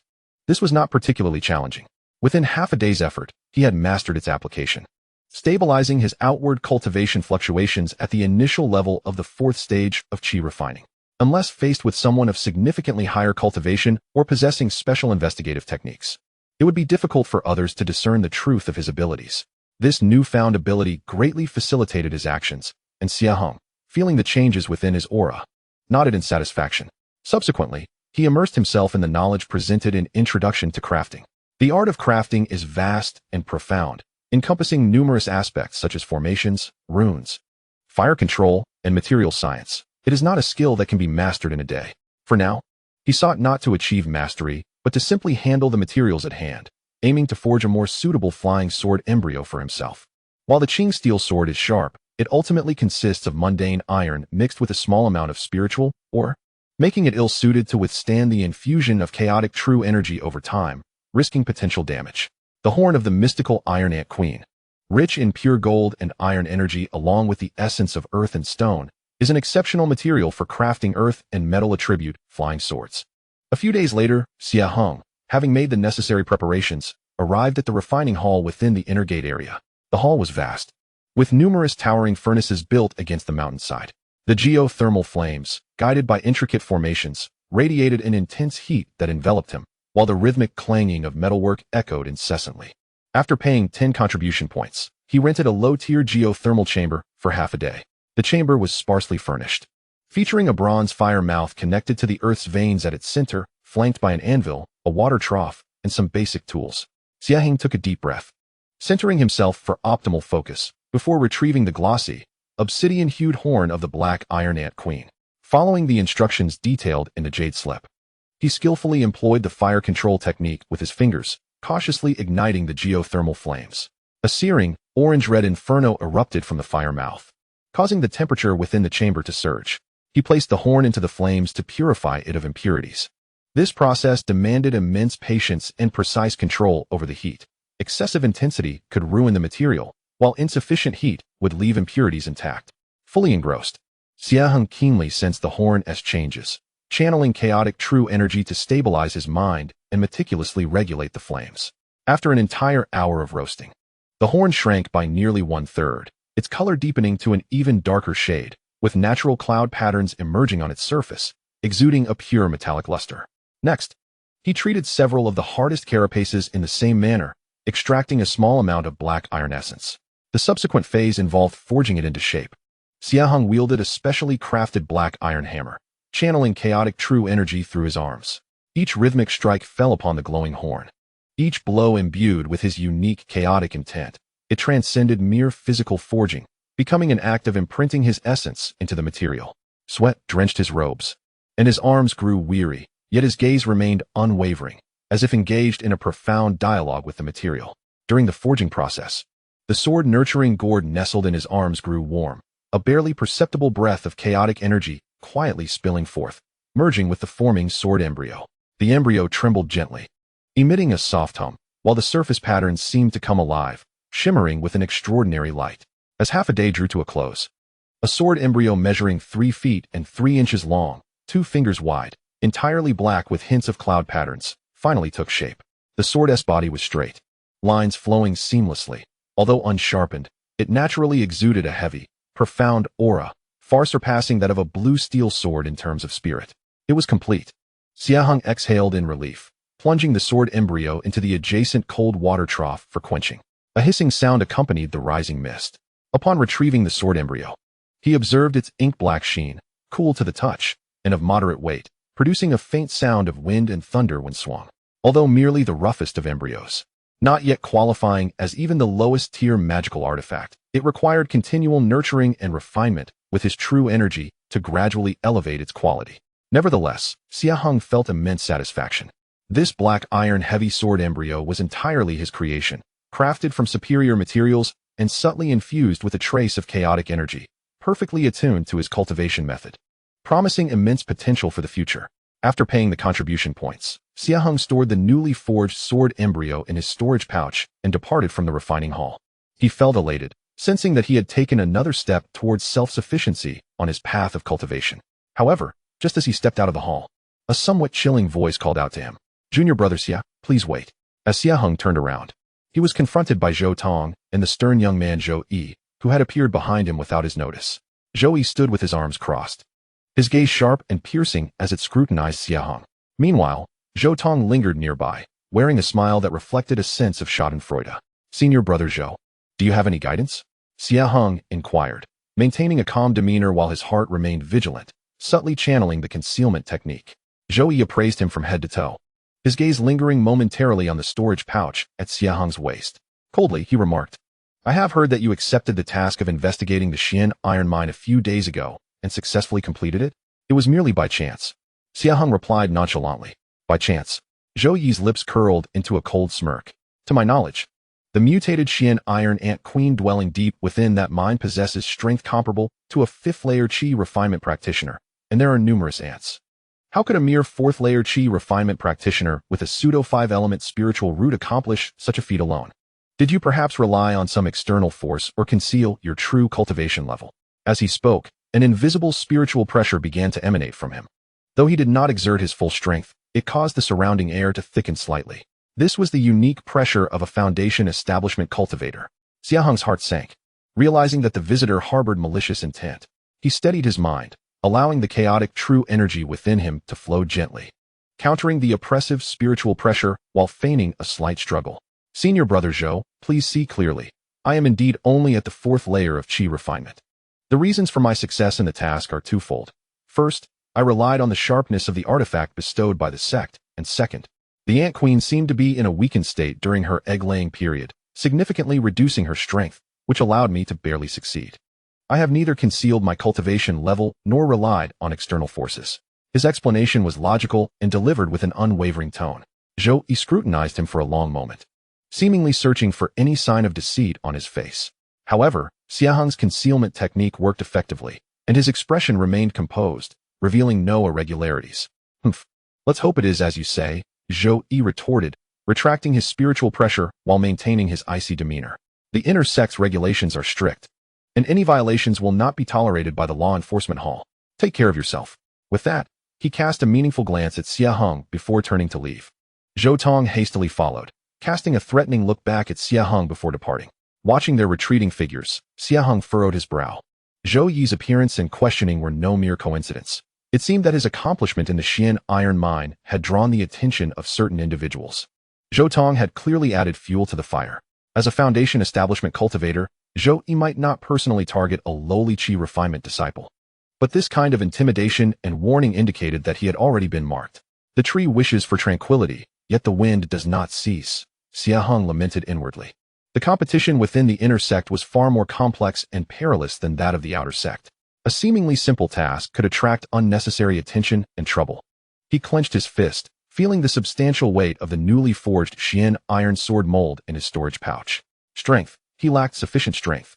A glint of determination flashed in his eyes. He must expedite his cultivation. Only with ample power could he disregard the covetousness and oppression of these petty individuals. He chose not to return to the reception peak, but instead turned his steps toward the Hall of Merits. With merely 30 contribution points remaining, he must undertake additional tasks to earn resources, while simultaneously seeking opportunities to access higher-tier cultivation resources, such as unique locations imbued with special spiritual energy that can expedite the training of the Chaos Dao scripture, or clues regarding the further awakening of the Chaos Dao body. The ripples within the inner sect have quietly begun to stir because of him. Moreover, his sword must be hastened in its refinement to forge a brilliance capable of severing all obstacles. Chapter 28. The Heavy Sword of Xian Iron. Tempered by earth fire and the initial trial of sharpness, Zhou Yi's admonitions served as a cold splash of water, rousing Xie Heng from a momentary lapse of diligence upon entering the inner sect. He clearly recognized that in this realm teeming with prodigies and fierce competition, while being low-key and resilient is indeed vital, the absence of sufficient strength for self-preservation would ultimately render him prey on the butcher's block. The likes of Zhou Tong, akin to parasites, would never cease their relentless pursuit, and the subtle attention from cultivators like Zhou Yi signified a looming threat. He must urgently enhance his capabilities, at the very least to possess the means to confront any challenge during the Qi refinement stage without trepidation. Returning to the stone chamber, Xie Heng's gaze was resolute. The most immediate avenue to bolster his combat prowess lay in transforming the newly forged Xian iron sword blank into a true artifact capable of fully harnessing the might of chaos true qi. He placed the dark sword blank across his knees, his fingers gliding over the cool, rough surface, sensing the pure essence of gold and iron within, along with a faint resonance of chaos. The material of this sword blank was of exceptional quality, yet to metamorphose it from an ordinary iron embryo into a sentient artifact, it must undergo the crucial steps of awakening and refining its spirit. Awakening the spirit involves nurturing it day and night with one's own divine soul and spiritual power, constructing initial spiritual channels within the sword blank, and imprinting a mark of ownership. Refining the spirit requires seeking suitable spiritual locations or spiritual fire, drawing upon the natural spiritual energy or special energies to cleanse the sword body, eliminating the final impurities and igniting the material's sentience, enabling it to resonate with its master's intent as if it were an extension of their own body.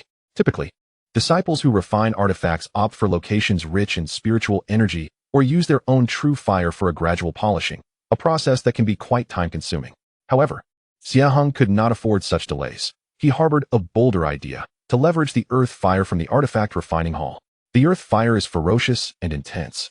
Should he manage to harness even a fragment of its essence to temper the sword blank, it would yield exceptional results, enhancing the sword's sharpness considerably.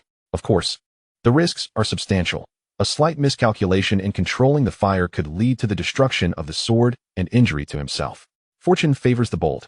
With the protection of my chaos true qi and the presence of my sword-nurturing gourd, it is worth a try. With his resolve firmly set, Xie Heng hesitated no longer. He returned to the merit hall, meticulously examining the task list. This time, he sought a task that would not only earn contribution points, but also allow for the judicious use of the earth fire in the artifact refining hall, while being relatively independent and less prone to outside interference. Before long, a particular task caught his attention: to forge 100 red sun arrowheads. Requirements: the arrowheads must contain a trace of pure yang fire, effective against sinister entities. Materials to be provided can be exchanged. Proficiency in fire control is necessary. Location: artifact refining hall, earth fire chamber B. Contribution points: 150 points, including material costs. Deadline: 5 days. Forging standard artifact components. Such tasks are typically tedious and monotonous, offering little value for contribution points and demanding strict fire control. Thus few disciples are inclined to take them up. Yet, this perfectly aligned with Xie Heng's intentions.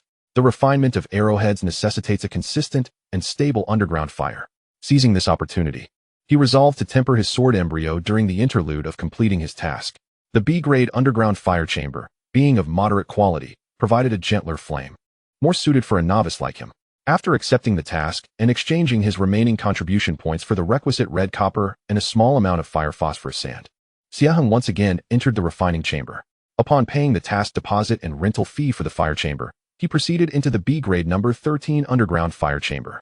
This chamber was considerably more spacious than the basic fire chamber he had previously rented, with a larger central fire mouth and a rudimentary temperature control formation surrounding it. Taking a deep breath to calm his mind, he began to tackle the sect's assignment. He retrieved a piece of red copper and cast it into the fire mouth, gesturing with his hands to manipulate the flames. The orange-red flames surged, enveloping the copper. Xie Heng focused intently, his consciousness keenly attuned to the temperature and softening degree of the metal. As it approached the critical point, he swiftly extracted it with tongs and placed it upon the anvil, channeling his chaotic true energy to wield the hammer, producing a rhythmic clang as he began forging. The chaotic true energy was robust and profound, allowing for precise control of power, with each strike infused with a unique cadence. Before long, several arrowhead blanks, sharp-edged and gleaming with a crimson luster, had taken shape. The next crucial step was to infuse them with fire energy. He took a small amount of fire phosphorus sand and, catalyzing it with spiritual power, sprinkled it into the underground fire to draw forth a pure essence of yang fire, carefully sealing it within the core rune grooves of the arrowheads. This process was exceedingly demanding, requiring meticulous control over the heat and spiritual energy output. Even the slightest misstep could result in the escape of fire energy or the explosion of the arrowhead. However, Xie Heng's resolve was unwavering, and the chaotic true energy exhibited remarkable inclusivity and stability, enabling him to methodically complete the majority of the arrowhead's refinement with a high yield. After 3 days, 80 out of 100 red sun arrowheads had been completed, neatly arranged beside him, emanating a gentle warmth and masculine aura. After a brief moment of rest, he sensed a considerable depletion of his mental and spiritual energy, yet it remained within manageable bounds. It was time. A glint of determination flickered in his eyes as he retrieved the black iron sword embryo. Rather than immediately casting the embryo into the underground fire, he first grasped the hilt with both hands, activating the chaotic Tao Sutra to slowly infuse pure chaotic true energy into the sword embryo. The grayish stream flowed like a gentle brook through the minute pores within the blade, nourishing every inch of its material. Simultaneously, he allocated a strand of consciousness to meticulously sketch a rudimentary chaotic gathering spirit rune at the core of the sword embryo. A vital step for awakening the spirit and fundamental to the future ascension of the magical artifact. This process extended for a full day and night. When Xie Heng sensed a faint, bloodline-like connection forming with the sword embryo, and the blade's previously dark hue seemed to deepen and solidify, he knew the initial awakening was complete. The next phase was the most perilous, the tempering of the spirit. He adjusted his breath, elevating his state to its zenith. Executing a more complex fire control gesture, he summoned the underground fire with all his might. Boom! A surge of crimson flames, far more ferocious than those encountered during the arrowhead forging, erupted from the fire mouth, causing the temperature within the chamber to soar abruptly, distorting even the air itself. Xie Heng's gaze was grave, his hands tightly gripping the hilt of the sword as he cautiously plunged the blade's tip into the seething flames. Hiss! The intense heat of the earth fire instantly enveloped the sword's body, emitting a fierce burning sound. An indescribable sensation of searing pain surged through the hilt, akin to grasping a red-hot branding iron. Had it not been for the protective embrace of chaotic true energy around his palm, he would have been scorched in an instant. The sword body vibrated with a resonant hum amidst the fierce flames, its natural cloud patterns seemingly coming to life in the high temperatures, flickering and flowing in a frenzied dance. Impurities were gradually refined, dissipating into azure smoke, as the sword's body visibly became more condensed, dark and lustrous. Yet, the ferocious energy of the earth fire relentlessly assailed the newly formed spiritual channels and the fragile runic prototypes within the sword body, and a moment's negligence could spell disaster. Xie Heng clenched his teeth, veins bulging on his forehead, sweat pouring down, instantly evaporated by the searing heat. He exerted every ounce of his will to channel the chaotic scripture, continuously infusing the sword body with a torrent of robust true energy to stabilize its internal structure. While cautiously guiding strands of pure earth fire essence with his consciousness, meticulously refining every corner of the blade as if embroidering. This was an exceedingly perilous equilibrium. He had to harness the earth fire's power for tempering while safeguarding the sword's spirit from annihilation. Just as he felt his true energy waning and his consciousness beginning to blur, a sudden hum emanated from the sword nurturing gourd cradled in his arms. A refreshing and pure breath of chaotic origin quietly flowed forth, coursing through his arm's meridians and merging into the sword body. In an instant, the previously restless sword body fell into a profound tranquility. The ferocious earth fire seemed to have encountered its nemesis, becoming considerably more docile.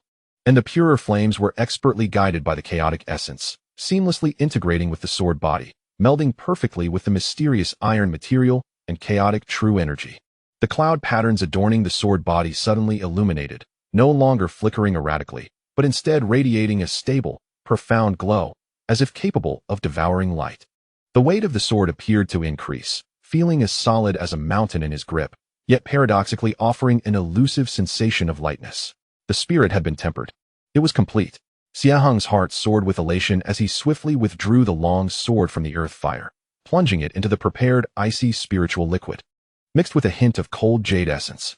Hiss! A cloud of steam, tenfold more vigorous than before, surged skyward, enveloping the stone chamber in a rich mist and an unusual metallic quenching aroma. Once the steam dissipated, Xie Heng retrieved the long sword. The blade remained dark, but that darkness was no mere hue. It possessed an essence seemingly containing the boundless cosmos, unfathomably deep. The cloud patterns on the sword body had solidified, resembling naturally formed arcane runes, faintly swirling with chaotic energy. Though the blade had yet to be sharpened, it exuded an innate sense of invincibility. The aura emanating from the entire sword had already reached the level of a mid-grade yellow-tier magical artifact. Moreover, due to its unique material and the tempering of chaotic true energy, its quality surpassed that of an ordinary mid-grade yellow-tier magical artifact. Henceforth, you shall be named Chaos. Xie Heng caressed the cool sword body, feeling the pulsating connection of bloodlines within, his heart brimming with a sense of accomplishment. After resting and regaining his vitality for half a day, he resolutely completed the crafting of the remaining 20 red sun arrowheads. The task of delivery yielded 150 contribution points, and after deducting costs, a net profit of nearly 100 points was achieved. Grasping the newly forged Chaos Heavy Sword, Xie Heng felt the immense power it contained, and his confidence surged. He believed that wielding this sword to execute the Yumu Qingguang sword technique would undoubtedly amplify its might. However, as he exited the refinement hall, preparing to return to the guest peak, he discovered Zhou Tong and 2 malevolent disciples blocking the path along the mountain road, evidently having waited for some time. Zhou Tong glanced at the extraordinary dark sword in Xie Heng's hand, a flicker of greed and envy flashing in his eyes, and jeered, "Junior brother Xie. Quite a clever maneuver. Not only did you complete the refining task, but you also secretly procured a fine sword for yourself? It seems you have disregarded Brother Zhou's previous words." Xie Heng halted his steps, gripping the hilt of the Chaos Sword, his gaze calm and unyielding. He replied, "What advice does Brother Zhou have?" "Advice?" Zhou Tong sneered. "It's simple. Hand over the contribution points you earned from this task along with that sword. Otherwise, today you shall learn that the inner sect is not a place for you, a mere waste, to act recklessly." The 2 disciples beside him advanced a step, their late-stage chi refinement pressure subtly emanating, forming a surrounding threat.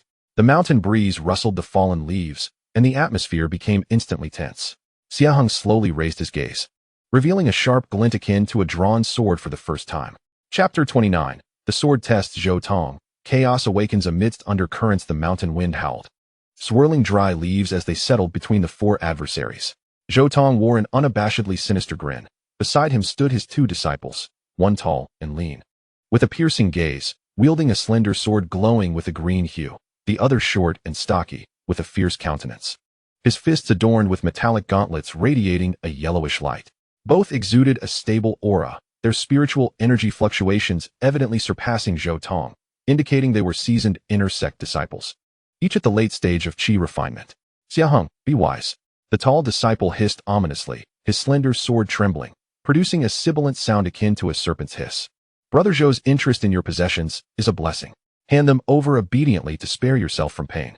The short disciple cracked his knuckles, the sound echoing ominously as he grinned menacingly. Why waste words on him? A mere newcomer to the inner sect, relying on a stroke of luck to gain some benefits. Has no idea of his own insignificance. Break his legs, and the items will naturally be ours. Zhou Tong reveled in his perceived victory, envisioning the scene of Xie Heng kneeling in supplication. He understood that he might not be Xie Heng's match, but these 2 he had brought along were notorious among the lower-tier inner sect disciples, and teaming up against a fledgling in the early stage of chi refinement seemed assured to him. Xie Heng's calm gaze swept over the 3, ultimately resting on Zhou Tong's face, his tone still composed. "It appears the lesson from last time was not sufficiently profound. You seek death." Zhou Tong, struck at a vulnerable point, turned ashen and bellowed, "Brothers, incapacitate him." The tall disciple's eyes glinted coldly, his form moving like a wraith, the slender sword transforming into a streak of green poison aimed directly at Xie Heng's throat, moving with astonishing speed, the tip faintly exuding a foul wind, clearly laced with deadly poison. Meanwhile, the stout disciple bellowed, causing the ground beneath him to tremble slightly. He charged forward like a rampaging bull, fists flying, as earthy-hued gusts of wind coalesced into a tangible force, crashing towards Xie Heng's chest with immense pressure. The duo's coordination was impeccable, one swift, the other deliberate, one agile, the other clumsy, effectively sealing off all avenues of retreat for Xie Heng. Had it been a fortnight ago, such a ferocious onslaught would likely have left him flustered. Yet, at this moment, wielding the Chaos Heavy Sword, with chaotic true energy surging within him, his perception transcended that of his peers. The movements of his assailants unfolded before his eyes with crystal clarity, even allowing him to anticipate the subtle shifts in their spiritual power. As the green light approached his throat and the force of their fists bore down upon him, Xie Heng sprang into action. He eschewed any ostentatious footwork, instead making a slight, unassuming sidestep, his body swaying like a willow in the wind, narrowly evading the lethal thrust of the poisoned sword. Simultaneously, the Chaos Heavy Sword in his right hand appeared to rise slowly, yet in reality, it was as swift as lightning, arcing upward with precision. There was no dazzling flash of light, no piercing sound of air being split, only a heavy, concentrated sword intent that seemed capable of collapsing the very void erupted forth.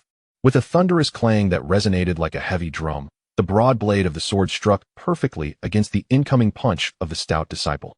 The cruel smirk on the disciple's face froze instantly, replaced by sheer terror.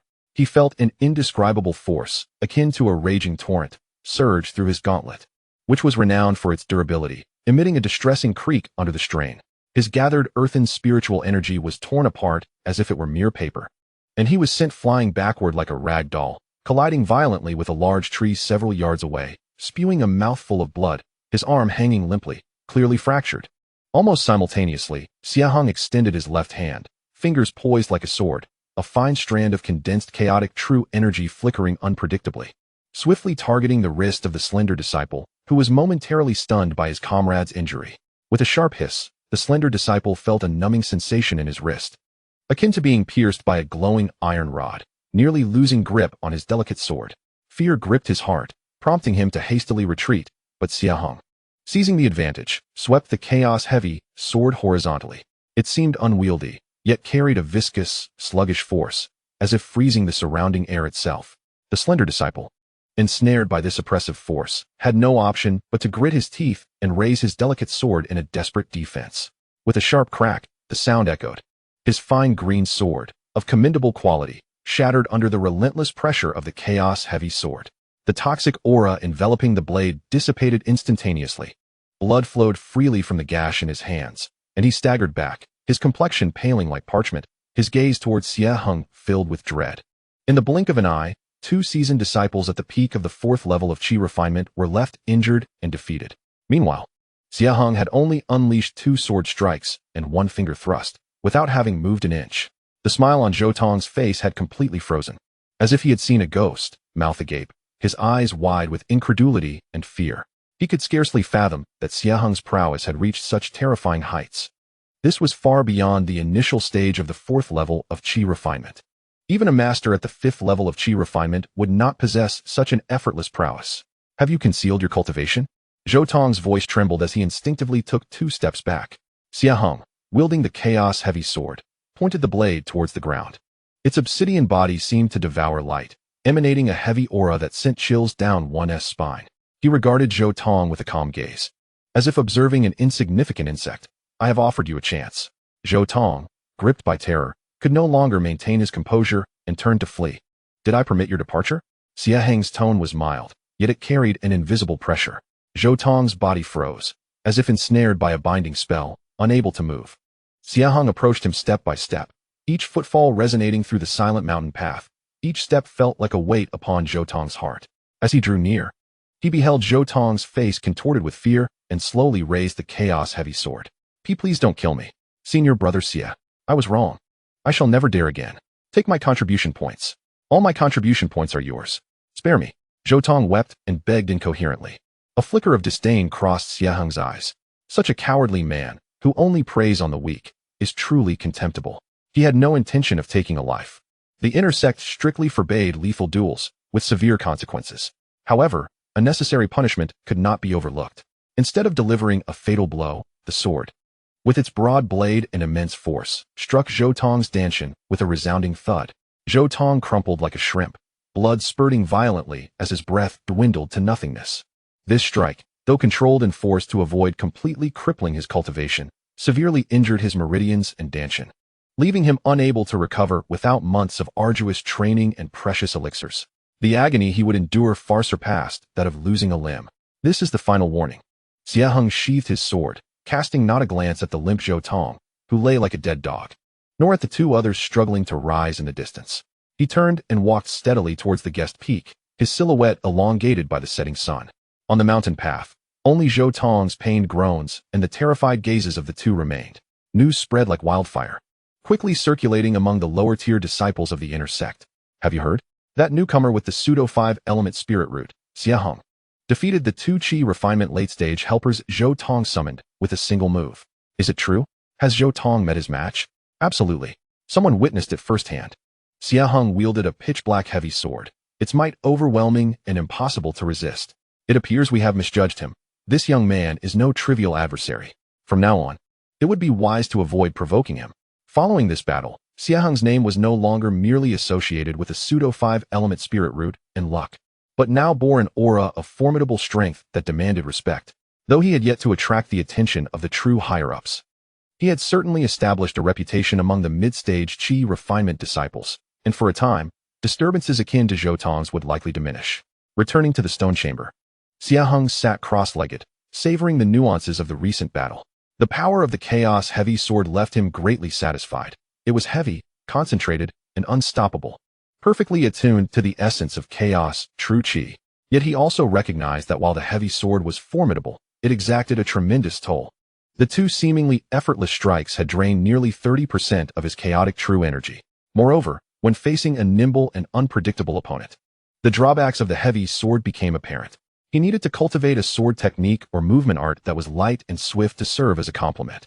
Inwardly, Xie Heng devised a plan. Simultaneously, his encounters with two late-stage Qi refinement disciples provided him with a clearer understanding of his own strength. With his chaotic true energy and the chaotic heavy sword, he had likely reached the pinnacle among mid-stage Qi refinement disciples.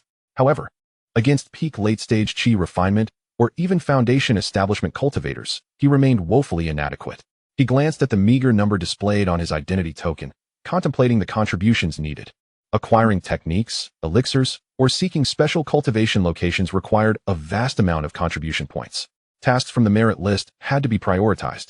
At this moment, within a spirit-rich cave on the main peak, the cold and austere youth Zhou Yi, who had previously confronted Xie Heng, listened to a report from a trusted disciple, his fingers lightly tapping the armrest of his jade chair. A single devastating blow to two late-stage Qi refinement disciples? Potential hidden strength?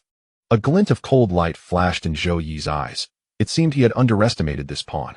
He resolved to keep a close watch, to uncover the truth of his background and the origin of that sword. If it indeed held value, it might be worth nurturing. Or perhaps it would be prudent to eliminate any potential threats early on. Inside the cave, candlelight flickered, casting shadows that revealed Zhou Yi's cold and calculating visage. The currents of intrigue within the inner sect quickened subtly, due to Xie Heng's sudden display of prowess. Chapter 30, Merit List, Shattered Star Lake. In chaotic resonance, the matter of Zhou Tong was like a stone cast into a pond, creating ripples in Xie Heng's previously tranquil cultivation life before quickly sinking to the depths. The stone chamber at Welcoming Peak remained austere, yet the gazes directed toward him had subtly shifted.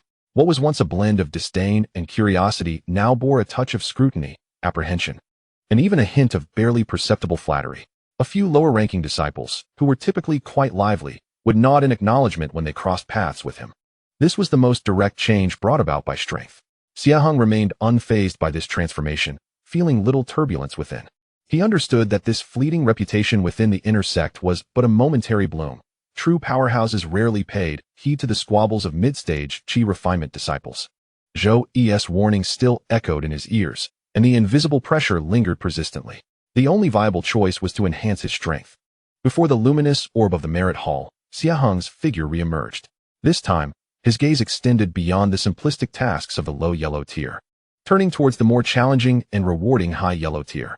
These tasks typically required late-stage Qi refinement cultivation or specialized skills, bearing a higher risk but offering rewards that were undeniably enticing. Hunt the Azure-eyed wind wolf, obtaining 10 complete wolf pelts and 1 wolf king crystal core. Location, Gale Canyon. Requirement, Qi refinement 7th layer or proficiency in speed and stealth. Contribution points, 800. Explore the depths of the Miasma Marsh, mapping the newly expanded toxic area.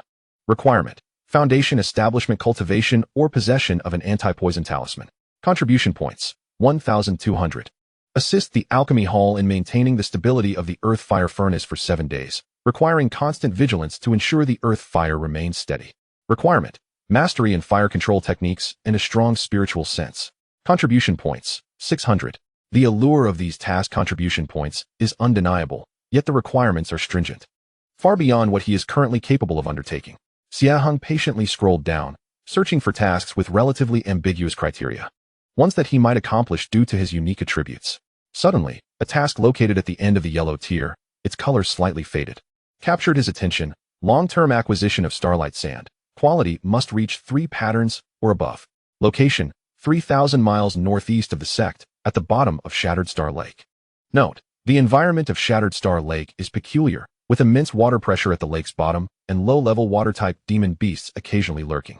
The lake water contains faint stellar energy and chaotic water spirits that can interfere with one's consciousness. Collection is difficult. It is advised that disciples in the late stage of Qi refinement form teams to venture forth. Every 2 or 3 patterns of starlight sand can be exchanged for 100 contribution points.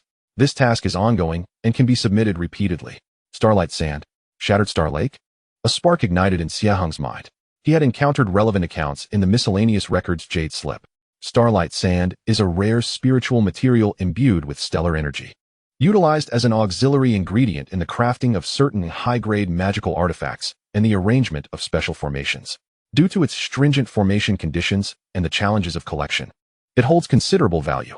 The Shattered Star Lake, according to legend, was formed by the impact of a fallen star during ancient times, with meteorite fragments accumulating at the lake's bottom, thus infusing the water with extraordinary stellar energy and chaotic spiritual aura, creating a truly unique environment. The requirement for a quality of 3 patterns or above implies the need to delve into the areas of the lake where the pressure is greatest and the stellar energy most concentrated. The suggestion for late-stage Qi refinement disciples to form teams further underscores the inherent dangers. However, what truly captured Xie Heng's attention was another phrase in the note. The lake water contains faint stellar energy and chaotic water spirits. A glimmer of excitement flickered in his eyes. His chaos Tao scripture cultivates chaotic true energy, assimilating the essence of all things into chaos. The chaotic environment of Shattered Star Lake, a hindrance to others, might serve as a veritable treasure trove for his cultivation. If he could harness the unique stellar energy and chaotic water spirits within the lake for his practice, the growth rate of his chaotic true energy would undoubtedly surpass the ordinary. Moreover, the repeatable nature of the Starlight Sand collection task implies a stable source of contribution points. With risk comes opportunity. This task seemed tailor-made for him. He did not immediately accept it, but instead turned to the miscellaneous section of the 10,000 Methods Pavilion. Spending 10 contribution points to exchange for a detailed Jade Slip regarding Shattered Star Lake and Starlight Sand, as well as the most basic yellow-tier water evasion technique. Azure Wave Art. To excel in one's endeavors, one must first sharpen their tools. Upon returning to the stone chamber, he meticulously studied the Jade Slip. The slip detailed that Shattered Star Lake spans a vast area, with depths that defy measurement. The deeper one ventures, the more terrifying the water pressure becomes, and the stronger the interference on one's consciousness.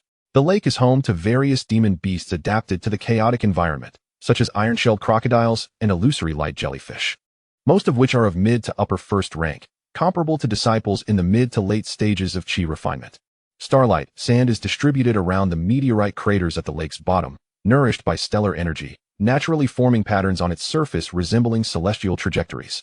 3 patterns already signify exceptional quality: water pressure, interference on consciousness, and formidable demon beasts. Indeed, the challenges are not trivial. Xie Heng pondered. Yet his resolve was firm. With adequate preparation, he was confident in his ability to take on this challenge. In the following days, he diligently practiced the Azure Wave technique, honing his affinity for water, while also utilizing his remaining contribution points to exchange for several water avoidance talismans and diamond talismans for emergencies. Additionally, he entrusted his chaos-heavy sword to the artifact refining hall, spending a modest amount of contribution points to have the steward inscribe the simplest water avoidance and fortification runes onto the blade, rendering it more suitable for underwater combat. With all preparations complete, Xie Heng returned to the merit hall to accept the task of collecting stardust sand. Subsequently, he discreetly departed from the sect, harnessing the wind-riding technique to soar towards the northeast, aiming for the Shattered Star Lake. The journey of 3,000 miles was not trivial for a mid-stage Qi refinement cultivator. Xie Heng made several stops along the way, expending a day's time before nearing his destination. From a distance, a vast and boundless azure lake came into view, its surface as serene as a mirror, reflecting the blue sky and white clouds, creating a magnificent scene. Yet, as he approached, he could sense a peculiar aura permeating the air, chaotic and disordered spiritual energy, mingled with a faint, unsettling starry pressure that sent shivers through his mind. The lakeshore was rugged and desolate, scarcely touched by human presence. Xie Heng chose a secluded cliff to descend, taking a moment to adjust his state to its optimal condition. He first activated a water avoidance talisman, enveloping himself in a soft blue light, then invoked the Azure Wave technique, propelling himself silently into the chilly waters. Upon entering the water, Xie Heng immediately sensed the difference. The lake was not merely clear, but possessed a faint azure luminescence that obscured his vision. More astonishingly, when he extended his consciousness beyond his body, It felt as though he were ensnared in a quagmire. His perceptual range was significantly constricted, and the chaotic waves of spiritual energy continuously disrupted his ability to discern distant movements. Truly, the reputation was well-deserved. Xie Heng remained vigilant, channeling his chaos true qi to protect his body. The tumultuous spiritual energy surged within him but caused minimal discomfort. Gradually being assimilated by the chaos true qi, though the process was slow, it proved effective. He cautiously descended deeper. The further down he went, the darker it became, and the water pressure intensified, causing the light shield created by the water avoidance talisman to slightly distort. Surrounding him was a profound silence, broken only by the faint sound of water flowing past his body. Occasionally, he glimpsed peculiar aquatic plants and fish that emitted a weak phosphorescence, bringing a touch of life to the dark lakebed. After descending to approximately 100 zhang, the surroundings plunged into complete darkness, relying solely on his consciousness to navigate.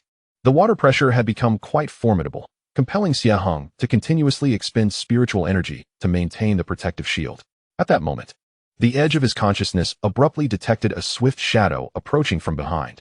Xie Heng reacted swiftly, the chaos-heavy sword instantaneously appearing in his grasp. Without even a glance, he swung the sword backward in a powerful arc.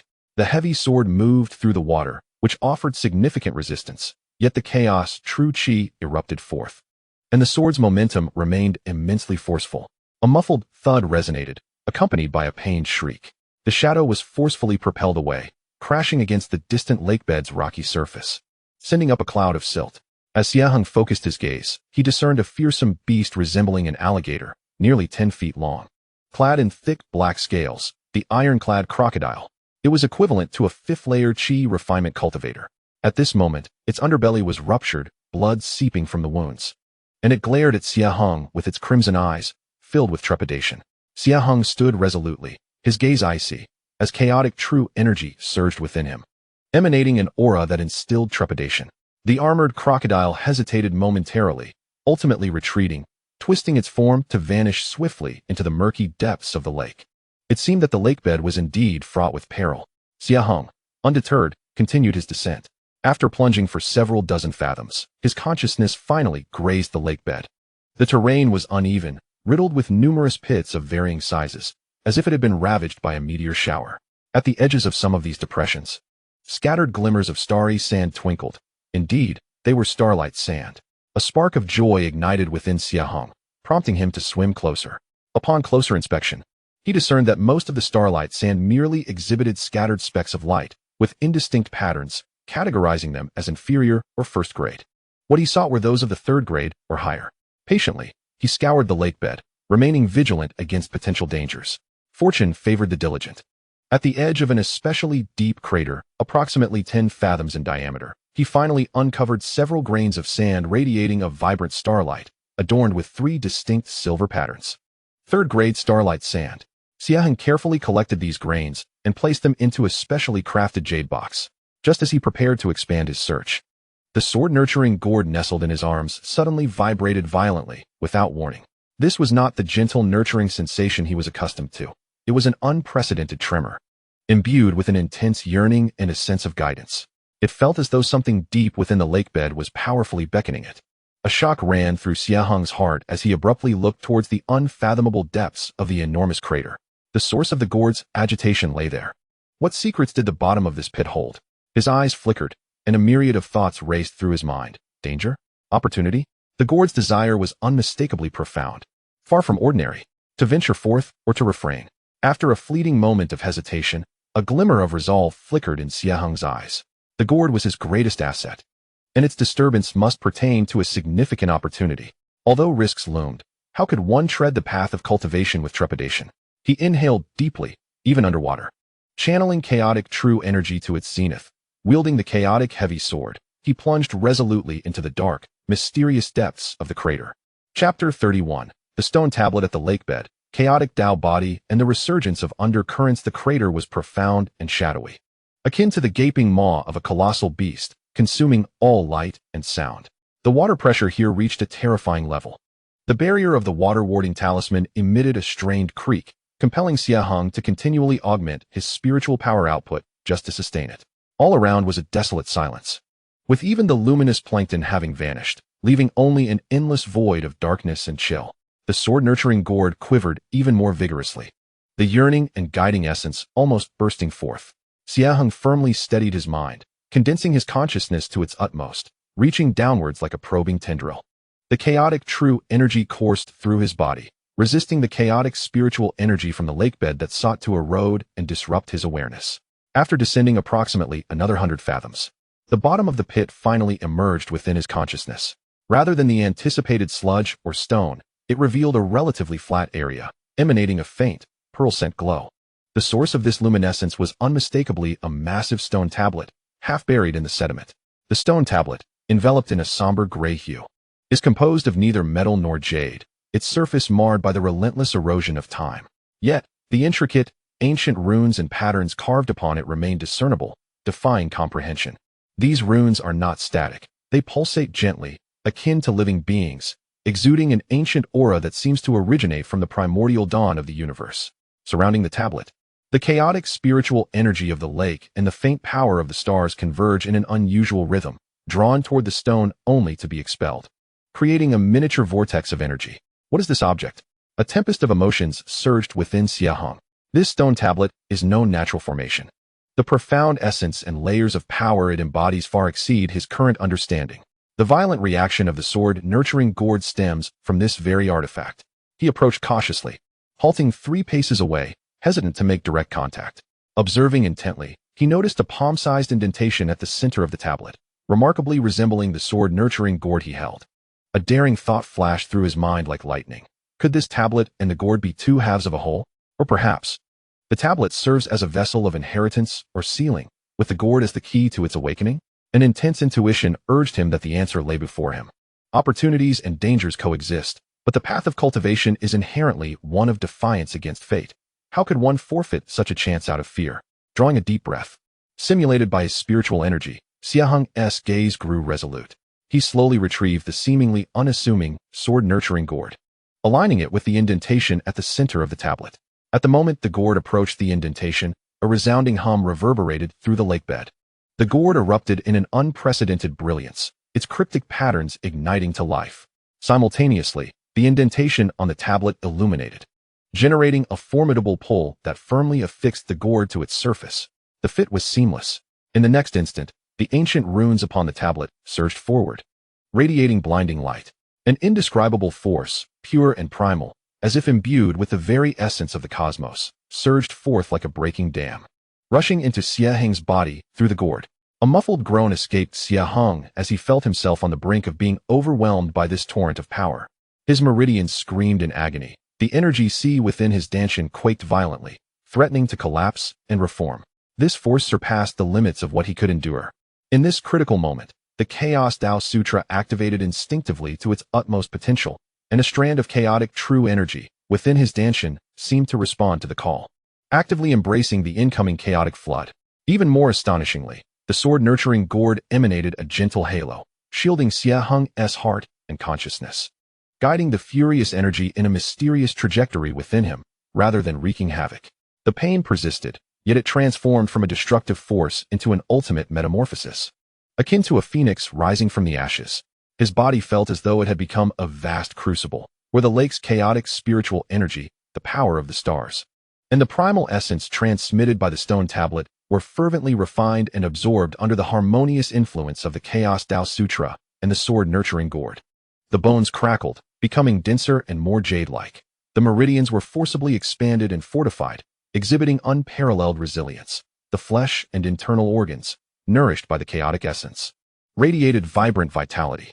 The most astonishing transformation occurred within his spiritual root and physique. The once mottled and impure pseudo-spiritual root of the 5 elements, regarded as an obstacle to cultivation, was thoroughly cleansed of impurities by this primordial chaotic aura. The 5 attributes began to merge, no longer distinct, exuding a unique essence of undivided chaos that embraced all. An unprecedented sense of clarity permeated his being, as if the barriers separating him from the surrounding spiritual energy were shattered, resulting in a qualitative leap in the speed and quality of his absorption of spiritual essence. A congenital chaotic body. This time, it was not merely a sprouting, but a genuine awakening. Time passed unmeasured as the light of the stone tablet gradually dimmed, and the torrent of chaos that had been transmitted began to weaken, ultimately settling into tranquility. The sword-nurturing gourd trembled gently, dislodging from its indentation and soaring back into Xie Heng's hand. Its radiance was subdued, yet Xie Heng sensed that the gourd had become even more polished. And the small cave within had expanded slightly, the spiritual soil growing more fertile, and the innate sword chi had also strengthened a bit. Xie Heng slowly opened his eyes, the chaotic hues within his gaze flickering momentarily, profound as a starry sea. He felt the surging power within him. The chaotic, true chi coursing through his meridians was purer and more robust than ever before. His cultivation seamlessly broke through to the 5th level of chi refinement, with a foundation far more solid than that of an ordinary cultivator at this stage. More significantly was the transformation of his physique. He felt as though he had become an insatiable abyss, effortlessly absorbing and refining various attributes of spiritual energy, with no hindrance whatsoever. This metamorphosis in aptitude was far more precious than the elevation of his cultivation. He gazed at the stone tablet, now restored to its ancient appearance. But Xie Heng knew that a portion of the primordial power contained within had been absorbed by him. He bowed deeply to the stone tablet, his heart brimming with gratitude. Undoubtedly, this was an extraordinary fortuity. Not daring to linger, he swiftly gathered several grains of 5-patterned and even 6-patterned star sand of the highest quality nearby, then ascended with all his might. His expedition to the lake bed had yielded results beyond expectations, and he needed to leave this place of strife as quickly as possible. Upon resurfacing, night had fallen. The starlight danced upon the lake's surface, rendering the shattered star lake even more enigmatic. Xie Heng concealed his presence and quietly returned to the sect, not stirring a single soul. In the following days, he kept a low profile, dedicating himself to consolidating his 5th level of chi refinement, adapting to his awakened chaotic body, and meticulously contemplating the fragmented insights concerning the path of chaos embedded within the stone tablet's inheritance. Though merely shards, they deepened his understanding of the chaotic Tao Sutra. He completed part of the star sand delivery task, earning several hundred contribution points, sufficient to exchange for much-needed resources. Nevertheless, he remained discreet, suppressing his outward cultivation to the pinnacle of the 4th level of chi refinement to avoid drawing attention. However, the transformation of his cultivation and physique was ultimately challenging to conceal completely. One day, having just exchanged for a mid-grade yellow-level movement technique, flowing cloud steps, from the Wanfa Pavilion, he unexpectedly encountered Zhou Yi and his 2 trusted disciples. Zhou Yi's gaze fell upon Xie Heng, his sharp eyes narrowing slightly. He acutely sensed that, despite their brief separation, the young man before him seemed to emanate an aura that was denser and more profound than before. Although he still appeared to be at the pinnacle of the 4th layer of chi refining, the subtle depth he exuded was far from what an ordinary disciple at this level could possess. "Junior brother Xie, your cultivation has made considerable progress," Zhou Yi remarked, his tone devoid of discernible emotion. Xie Heng felt a jolt in his heart, but maintained a calm demeanor as he bowed. "Senior brother Zhou, you flatter me. I have merely gained some insights and cannot claim any substantial advancement." Zhou Yi scrutinized him intently and suddenly inquired, "It seems your journey to the Broken Star Lake was quite fruitful?" Xie Heng's heart raced, yet he remained outwardly unperturbed. "Senior brother, as you discern, I did collect some star sand and managed to complete the task by a stroke of luck." "Oh, is that so?" Zhou Yi's lips curled into a meaningful smile. "Besides star sand, were there any other intriguing treasures at the lake's bottom?" Xie Heng's heart tightened. He sensed that Zhou Yi might have caught on to something, but could not afford to acknowledge the matter of the steal. Steeling himself, he replied, "The water pressure at the lake's bottom is immense, and there are lurking beasts. My strength is inadequate. So I dared only to gather at the periphery and did not venture deeper, unaware of any other anomalies." Zhou Yi scrutinized him for a long moment, seemingly searching for a flaw in his expression. However, Xie Heng operated his breath-catching technique to perfection, maintaining an unyielding countenance. Ultimately, Zhou Yi snorted coldly. "It is best that way. The inner sect is fraught with peril. Some matters are beyond your reach. Take care." With that, he turned away. Yet Xie Heng felt an almost imperceptible mark of divine sense settle upon him, tightening the scrutiny he was under. Zhou Yi was evidently knowledgeable about the depths of the Broken Star Lake, and might even be seeking that very steel. His advancement had sparked deeper suspicion and covetousness from Zhou Yi, intensifying the pressure he faced. Yet this time, Xie Heng felt no panic. Instead, an unwavering resolve ignited within him. With the awakening of his chaotic Tao body, his potential had reached unprecedented heights. Whether it was Zhou Yi or other latent adversaries, he knew that one day, he would wield his strength to obliterate all envy and oppression. Clenching his fists, He felt the tumultuous flow of chaotic true energy within him and gazed towards the main peak. He eagerly anticipated the outer sect grand competition and the Qingxin ancient path. Yearning for the day, he would astound everyone on that grander stage. Chapter 32, Flowing Cloud Steps, Shadow Tracking. And the counterstrike, the mark of divine sense left by Zhou Yi, clung to him like a festering wound, constantly reminding Xie Heng that he was under surveillance. This sensation was as unsettling as a thorn in his back, yet it stirred within him a fiercer determination. He understood that in the face of absolute strength, all prying and scheming were in vain. The immediate priority was to elevate his power swiftly, particularly to compensate for the shortcomings in his movement techniques. The newly exchanged yellow-grade intermediate movement technique, Flowing Cloud Steps, was perfectly timed. This technique emphasized fluidity akin to drifting clouds, characterized by unpredictable transformations and seamless transitions between stillness and motion. It excelled in agile evasion within confined spaces, complementing the swiftness of the spirit ape steps with its own unique strengths. A secluded valley in the back mountains of the welcoming peak became Xie Heng's new training ground. He did not rush to achieve results, but began meticulously refining his fundamentals, the footwork, breathing, and the coordination of spiritual power. With the awakening of his chaotic Tao body, his control over his own strength reached new heights. The flow of spiritual energy moved with the precision of his command, enabling him to progress rapidly in mastering the flowing cloud steps.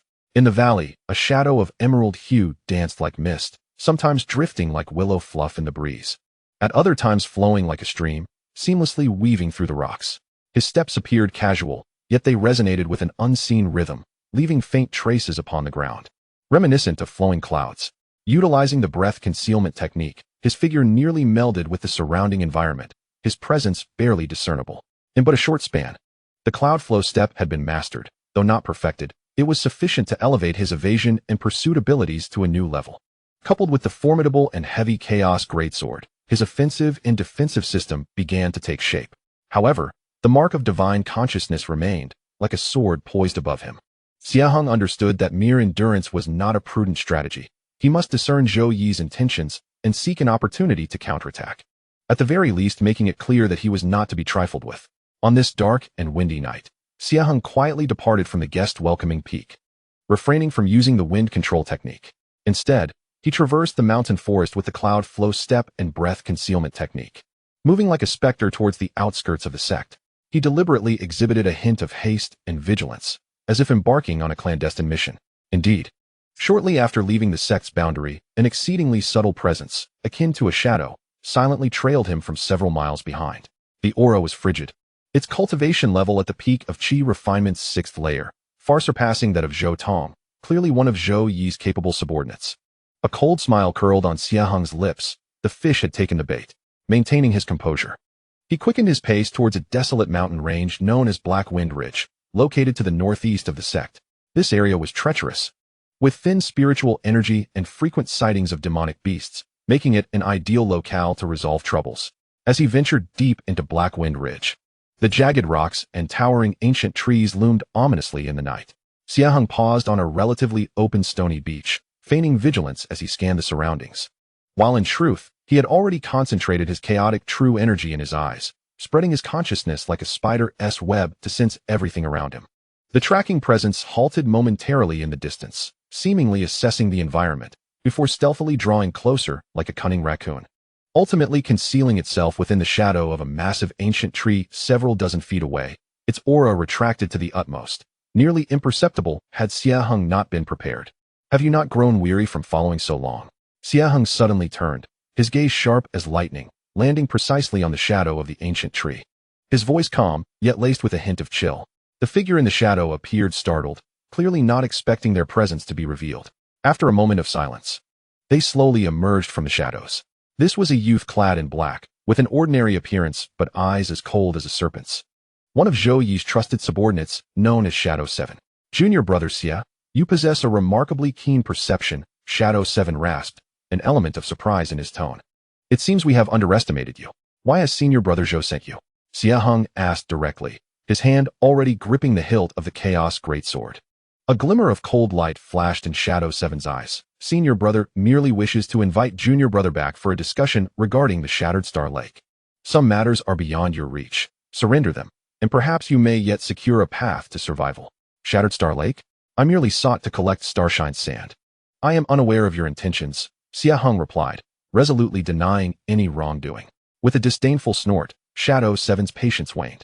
In an instant, his form became a mere blur, transforming into a plume of dark smoke as he traversed dozens of yards, thrusting a glimmering dagger towards Xie Heng's throat with startling speed and an angle that was exceedingly cunning, far beyond the capabilities of the two individuals summoned by Zhou Tong. This was undeniably a masterful assassination technique. Had it been the previous Xie Heng, he would have been flustered by such a bizarre assault. Yet at this moment, he activated the flowing cloud step, his body gliding backward as if devoid of weight, narrowly evading the lethal strike. Simultaneously, the chaos-heavy sword surged upward with a thunderous wind, intercepting the trajectory of Shadow 7's subsequent attack with remarkable precision. Clang! The clash of the dark blade against the heavy sword produced a piercing sound, and Shadow 7 felt an overwhelming force reverberate through his wrist, almost dislodging the dagger from his grasp. A surge of dread coursed through him. This power was not something a mere 4th-level Qi refinement cultivator should possess. Desperately, he altered his approach, dancing around Xie Heng like a wraith, his dagger transforming into a flurry of cold stars, striking from various deceptive angles, targeting vital points with relentless fervor akin to a torrential storm. Xie Heng remained steadfast, employing stillness to counter movement. The flowing cloud step was executed to perfection within this confined space, his form akin to drifting clouds, evading attacks by mere fractions of an inch. The chaos-heavy sword, however, was as unyielding as granite. Each block resonated with immense force, causing Shadow 7's blood to surge violently within him.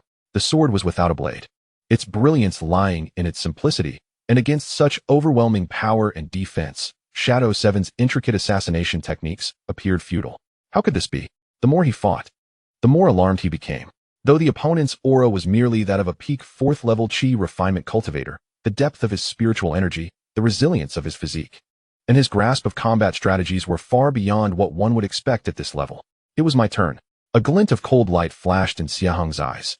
After maintaining his position for long, he had discerned the opponent's tactics. He suddenly stepped forward, unleashing a thunderous explosion of chaos true Qi, propelling the heavy sword with newfound speed. With a straightforward yet potent strike akin to splitting a mountain, he brought it crashing down. Shadow 7, unwilling to meet it head-on, hastily retreated. Yet Xie Heng's flowing cloud step was even swifter, following like a shadow, transforming the downward slash into a sweeping motion that could vanquish legions. The wind from the sword stirred up debris all around. With no avenue for escape, Shadow 7 gritted his teeth and crossed his dagger in front of him. Crack! The dark blade shattered with a resounding snap. Shadow 7 was struck hard, spewing blood as he flew backward, crashing heavily into a pile of debris, his breath faltering in an instant. Xie Heng stood resolute, the tip of his sword pointed at Shadow 7. His gaze icy. Return and inform Zhou Yi that in my actions, I seek only to be guiltless. Should there be further provocation, do not blame my sword for its mercilessness. Shadow 7 struggled to rise, his complexion ashen, his eyes filled with fear and disbelief. He cast one last penetrating glance at Xie Heng, dared not utter another word, and staggered away, swiftly vanishing into the shadows. Watching the direction in which Shadow 7 disappeared, Xie Heng slowly sheathed his sword, exhaling a long, heavy breath. In this battle, he had not unleashed his full power, deliberately controlling the output of his chaos true Qi, relying primarily on his physical prowess and flowing cloud step to secure victory, wishing not to reveal his trump card too early. Yet the desired effect had been achieved, sufficiently intimidating Zhou Yi to refrain from sending minions to provoke him in the near future. However, he was acutely aware that his enmity with Zhou Yi had been irrevocably forged. The challenges ahead would likely be far more daunting. As the saying goes, when soldiers come, generals will block. When water comes, earth will cover. Xie Heng's gaze was resolute as he turned and walked towards the sect. Through this battle, he gained a clearer understanding of his own strength. With the enhancement of the Chaos Dao body, his 5th level of Qi refinement was sufficient to rival and even suppress an average peak 6th level Qi refinement cultivator. Upon returning to the stone chamber, he immersed himself in rigorous cultivation. Strength is the only foundation to confront all tempests. Meanwhile, within the cave dwelling of Zhou Yi on the main peak, after listening to Ying Qi's embellished report, Zhou Yi's expression darkened to the point of exuding water. A peak at the 4th level of Qi refinement, overpowering Ying Qi. Flowing cloud step, heavy sword. Zhou Yi's fingers tapped rhythmically on the jade chair, his eyes glinting with a cold light. It seemed that Xie Heng harbored considerable secrets. and the bottom of Star Fragment Lake undoubtedly held extraordinary encounters. He could no longer afford to let this be. After a moment of contemplation, he whispered to another trusted aide beside him, "Go. Discreetly spread the news that Xie Heng likely possesses a rare treasure and displays unusual strength. Especially to hint at those lunatics in the Blood Fiend Society." The trusted disciple understood and bowed before retreating. Within the cave, a cruel smile crept onto Zhou Yi's face. "Xie Heng, since you refuse to drink the wine offered, do not blame me for my ruthlessness. I shall employ others to do my bidding. Let's see how long you can remain arrogant." The undercurrents within the inner sect, provoked by Xie Heng's decisive counterattack, not only failed to subside but instead grew even more turbulent and treacherous. A greater storm was silently brewing. Chapter 33, Blood Fiend Society, Black Wind Killing Trap. And the breakthrough in desperation, Ying Qi's abysmal retreat was akin to a resounding slap across Zhou Yi's face. Instead of retracting his claws, he completely tore off the hypocritical mask, viewing Xie Heng as a thorn that must be removed. The poisonous scheme of using others to strike was quietly unfurling. Xie Heng was not entirely oblivious to this. After Ying Qi's departure, he did not relax. Rather, he heightened his vigilance. A person like Zhou Yi, known for his vengeful nature, would never let things rest. He reduced his outings, spending most of his time in the stone chamber or the back mountain of the guest peak for cultivation. Even when he ventured out, he ensured to invoke the concealment technique and flowing cloud step to their utmost, making his movements elusive. Nonetheless, trouble eventually found its way to him. One day, Xie Heng headed to the Merit Hall, intending to exchange his accumulated contribution points for a bottle of Qi condensing pills to assist in breaking through the bottleneck of the 5th level of Qi refinement. As he stepped into the square of the Merit Hall, he felt several malevolent gazes locking onto him. 3 disciples clad in black robes lined with crimson approached, their auras fierce, with unabashed greed and murderous intent gleaming in their eyes, all at the 6th level of Qi refinement. The corners of their garments bore a sinister blood-dripping skull emblem, the notorious symbol of the Blood Fiend Society within the inner sect.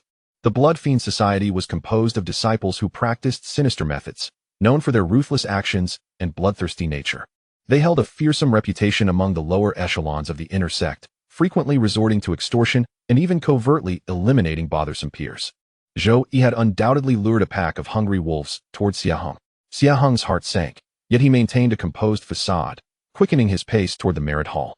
However, the 3 disciples from the Blood Fiend Society clearly had no intention of letting him pass, surrounding him in a triangular formation, blocking his path.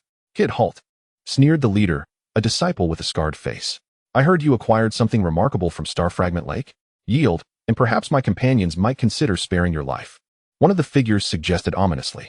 "Why waste words on him? Just eliminate him, and the treasures will naturally be ours." A short, stout disciple licked his lips, a glimmer of bloodlust shining in his eyes.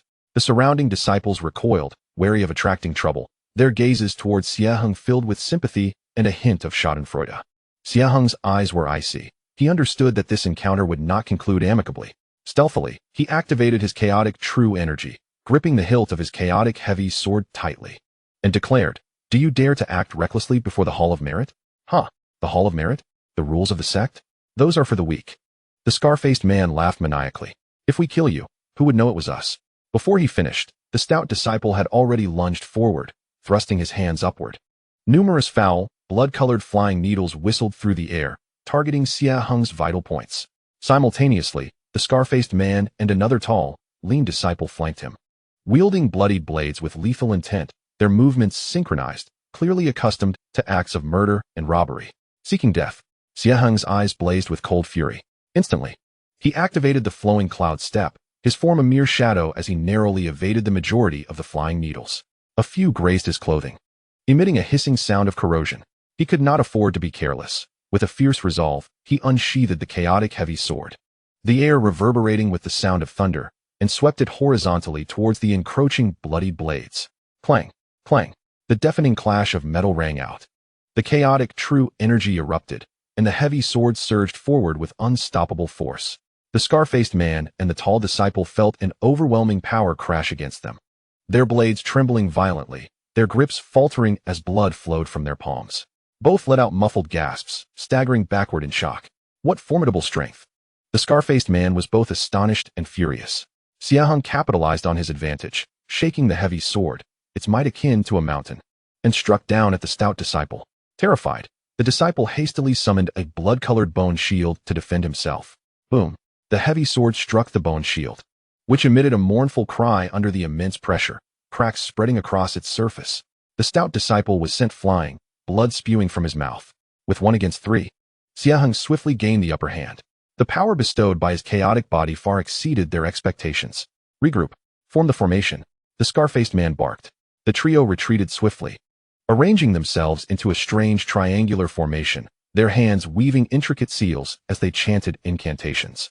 A dense, bloody malevolence filled the air, coalescing into a massive blood-red, ghostly visage that unleashed a chilling roar, advancing towards Xie Heng to consume him. This was the Blood Fiend Society's combined attack formation. The Blood Fiend soul-devouring array, capable of corroding the mind and tainting artifacts, its power extraordinary.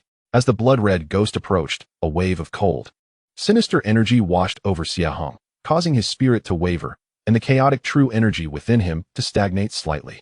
He could not withstand it head-on. In a flash of thought, Xie Heng activated the flowing cloud step to its utmost limit, attempting to escape the formation's grasp. Yet, the blood-red visage pursued him relentlessly, its speed astonishing.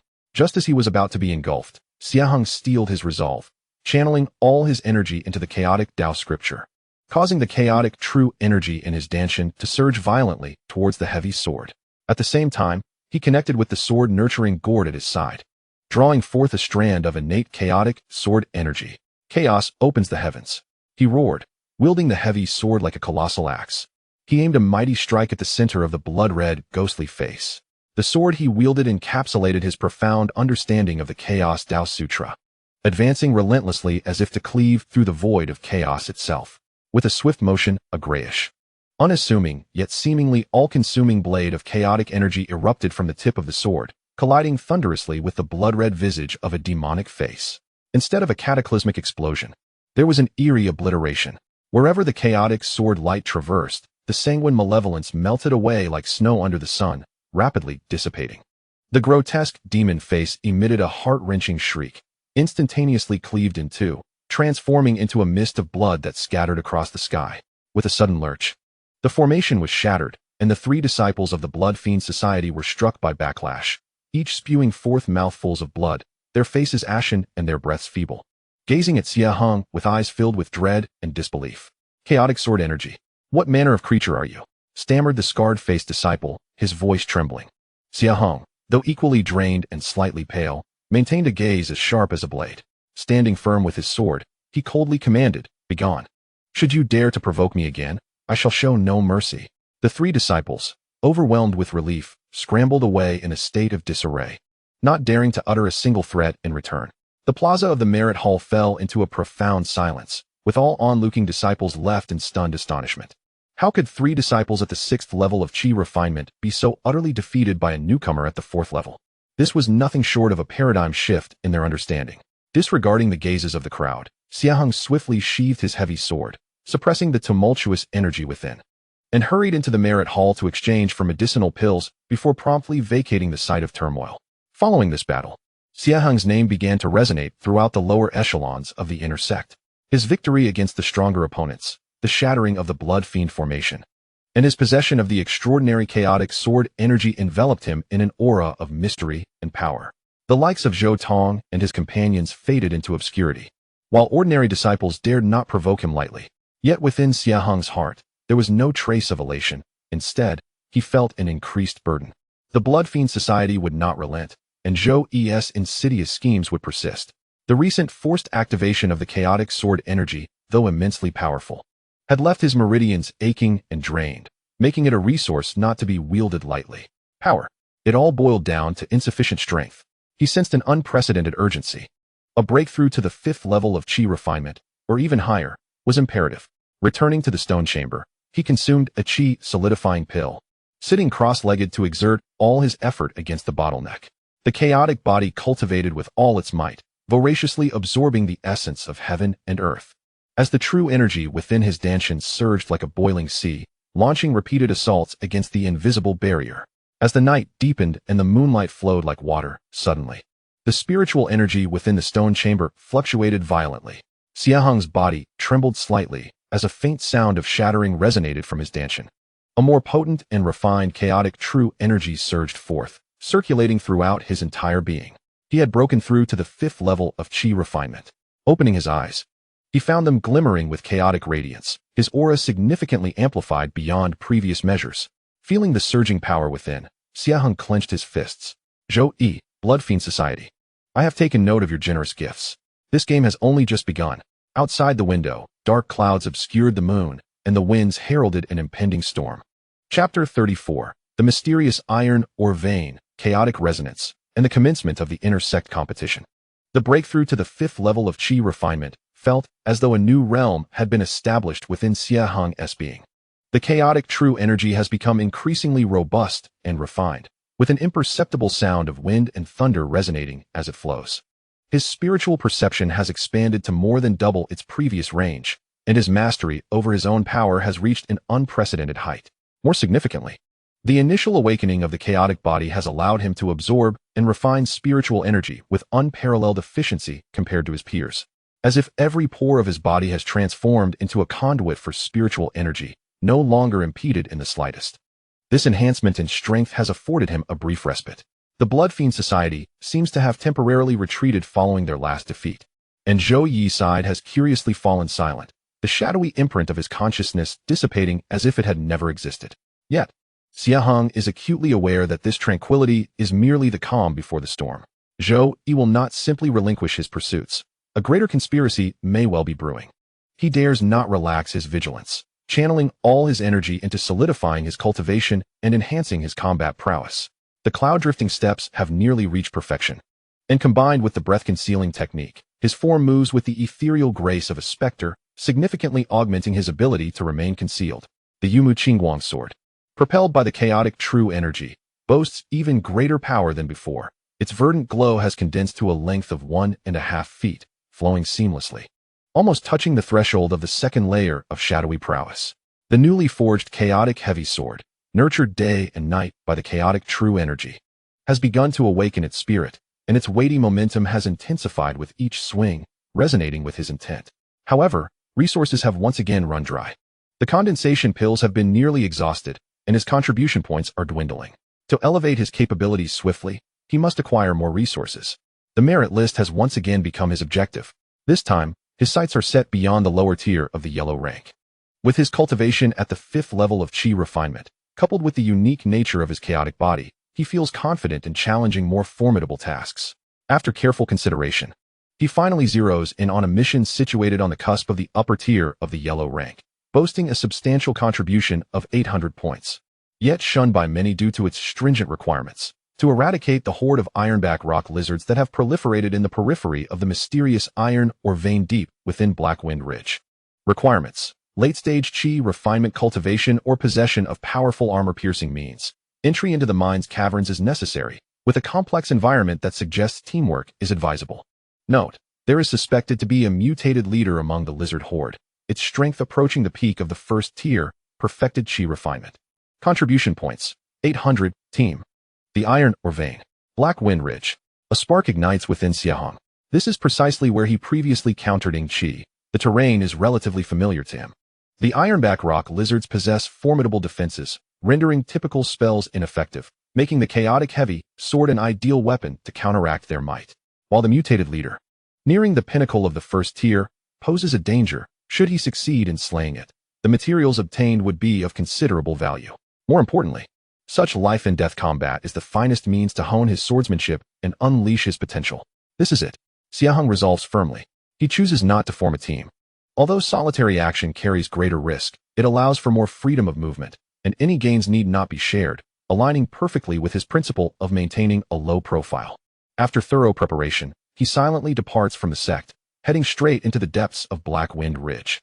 Guided by the mission map, the iron or vein lies within a desolate valley, its entrance marked by a vast, unfathomable mine, where gusts of chilling winds exude a potent amalgamation of earthy and metallic scents.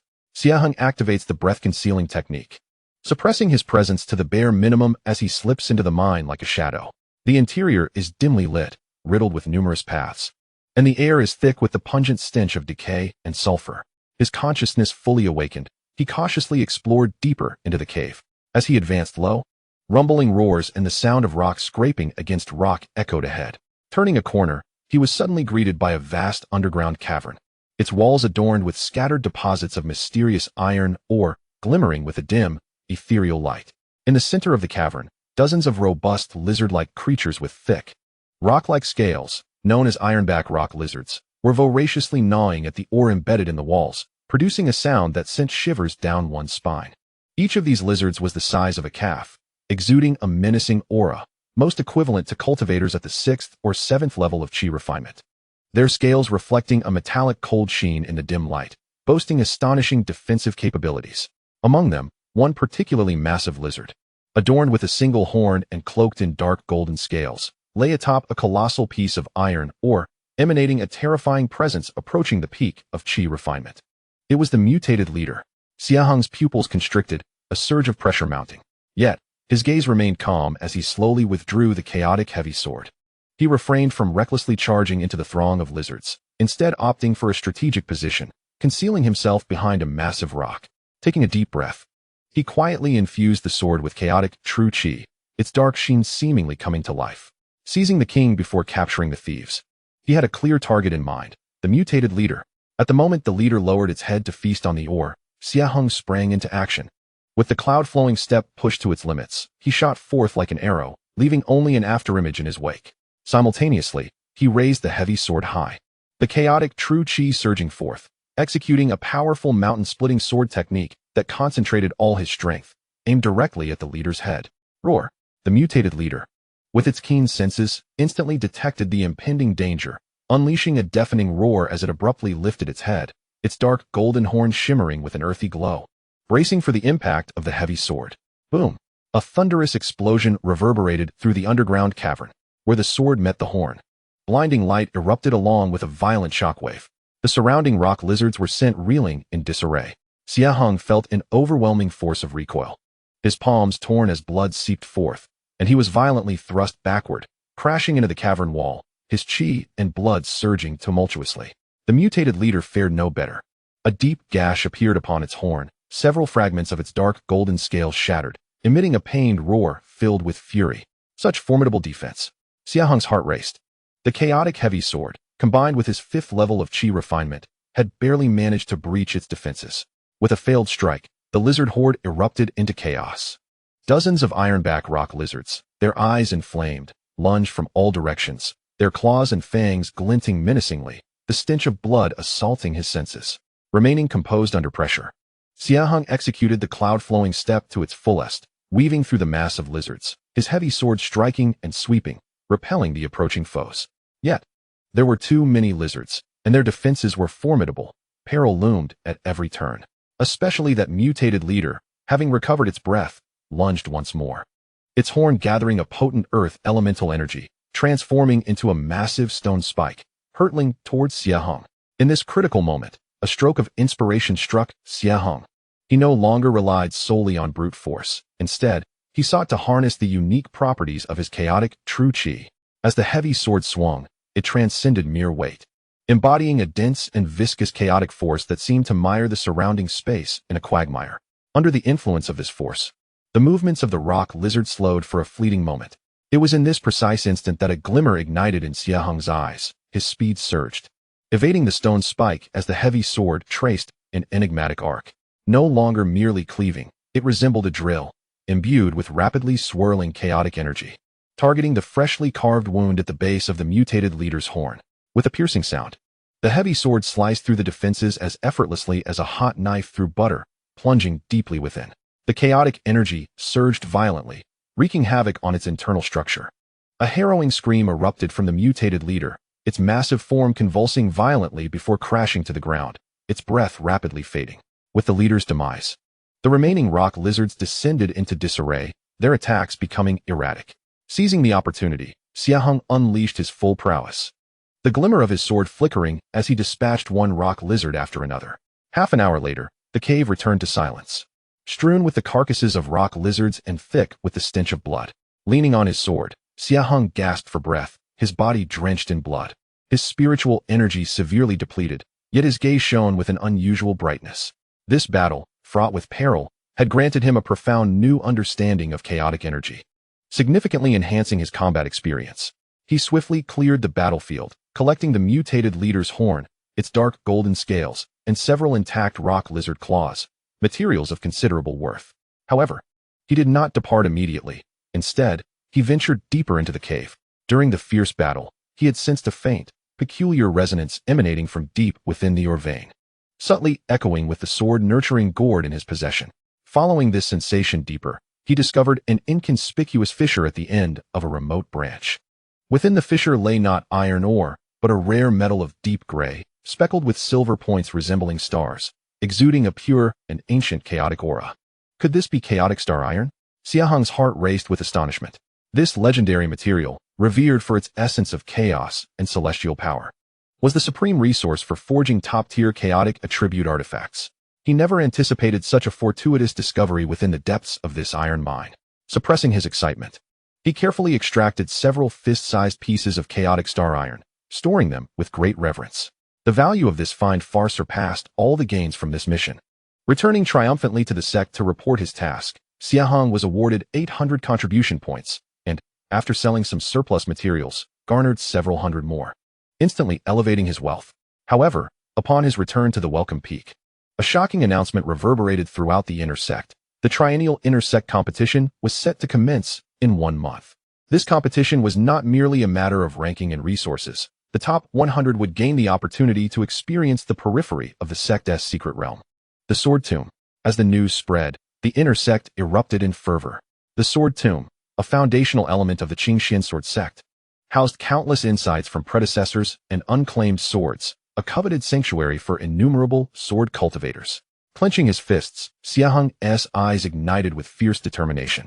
The inner sect competition and the Sword Tomb's secret realm. This was the stage he had truly longed for. Zhou Yi's conspiracy and the threat of the Blood Slaughter Society shall face inevitable exposure in the presence of absolute power and the rules of the sect. With his sword in hand, he aims to carve a path to the heavens for himself in this grand competition. Chapter 35. The Prelude to the Grand Competition. The trial of illusory heart and the emergence of Dao Heart. The announcement of the inner sect competition sent ripples through the Qingxian sword sect, akin to a boulder cast into tranquil waters, stirring immense waves among the disciples. The allure of the Sword Tomb's secret realm is irresistible to any sword cultivator. In no time, whether it be the long-secluded true disciples, elite disciples honing their skills in the world outside, or newcomers like Xie Heng who are just beginning to reveal their talents, all are gearing up, adjusting themselves to peak condition, eager to showcase their abilities in this grand event and vie for the precious opportunity. Within the stone chamber of Inku Peak, Xie Heng slowly opened his eyes. His gaze shrouded in a mysterious depth, his aura as solid as a mountain. After a month of arduous cultivation, he had not only stabilized his cultivation at the 5th layer of Qi refinement, but had also mastered the flowing cloud steps to a consummate level, allowing his form to shift like a ghost. He had also initially grasped the 2nd layer of the Yumu Qingguang Jian, capable of manifesting 3 condensed sword shadows, enhancing its power significantly. The newly acquired Chaos Star Iron remained untouched for the time being. Such a treasure required a more profound mastery of artifact forging before he could craft his destined flying sword. More importantly, with the increasing solidity of his Chaos Dao body, his speed of absorbing and refining spiritual energy had reached an astonishing level. The Chaos True Qi within his Danshan had become increasingly robust and pure, rivaling that of an ordinary peak 6th layer Qi refinement cultivator. Though he had firmly suppressed it under the facade of being at the early 5th layer using the breath concealment technique. It is time. Xie Heng stood tall and pushed open the stone door. Today marks the final day for registration in the inner sect competition. In front of the Merit Hall, the square was teeming with people, far more boisterous than usual. Thousands of inner sect disciples gathered here, their strengths varying from mid-Qi refinement to early foundation establishment, each with sharp eyes and a fervent fighting spirit. In the center of the square, 10 massive jade registration platforms had been hastily erected, overseen by inner sect stewards. Xie Heng discreetly blended into the crowd, waiting in line. He could sense numerous gazes, some curious, some scrutinizing, and others disdainful, passing over him.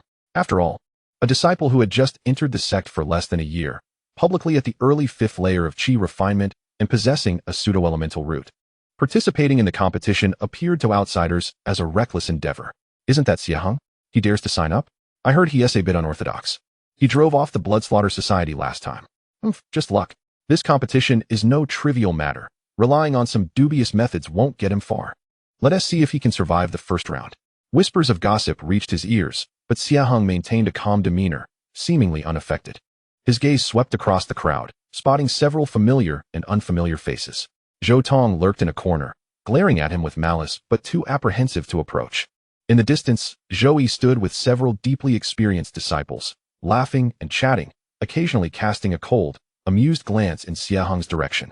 In the distance, he beheld the prominent figures of the competition, including Xiao Chun, who possessed a top-tier golden spiritual root and had reached the pinnacle of the 7th layer of qi refinement, as well as senior sister Chu Yu, rumored to bear both water and wood spiritual roots, with a sword technique that flowed gracefully. Silence.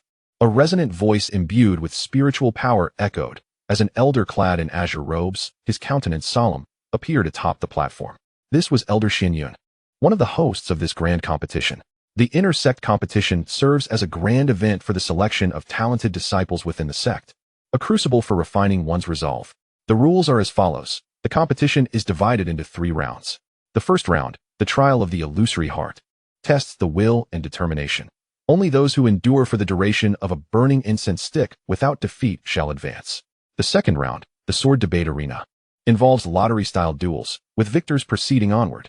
The third round, survival in the secret realm, entails competing for tokens within a designated secret realm to determine the final rankings. Elder Xin Yun's voice resonated throughout the venue.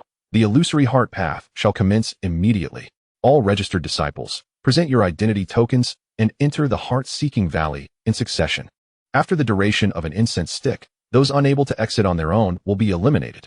As his words fell, the entrance to a mist-shrouded valley at the edge of the square revealed itself, with the formation S barrier gradually dissipating, unveiling a winding stone path that ascended into the unknown. The path was flanked by swirling fog, where various phantoms flickered, emanating an unsettling aura. The disciples, not daring to delay, surged towards the valley's mouth. Xie Heng followed the throng and stepped into the heart-seeking valley. Upon entering, the scene transformed abruptly. The clamor of the outside world vanished, replaced by an endless expanse of chaotic void. The stone steps beneath his feet remained, yet all around him lay emptiness, filled only with roiling gray mist and countless flickering illusions. In an instant, a torrent of voices, images, and emotions surged into Xie Heng's mind. He beheld Yunmin village, where Aunt Wang was calling him with steaming dishes in hand, and Zhao Tixin smiled warmly beside her, the scene both tender and vividly real, as if within reach. An overwhelming sense of nostalgia and a yearning for the mundane life surged within him. The image shifted again, transforming into the bustling streets of a past urban life. Familiar offices, unfinished code on a computer screen, and the voices of colleagues, such a blend of familiarity and strangeness, tinged with a longing and confusion for a stable life. Then, the specters of inner demons assailed him. The menacing faces of Zhou Tong, Ying Qi, and the disciples of the Blood Fiend Society emerged, hurling curses and mocking his audacity. Zhou Yi's cold voice echoed in his ears. An ant is ultimately an ant. How dare it contend with us?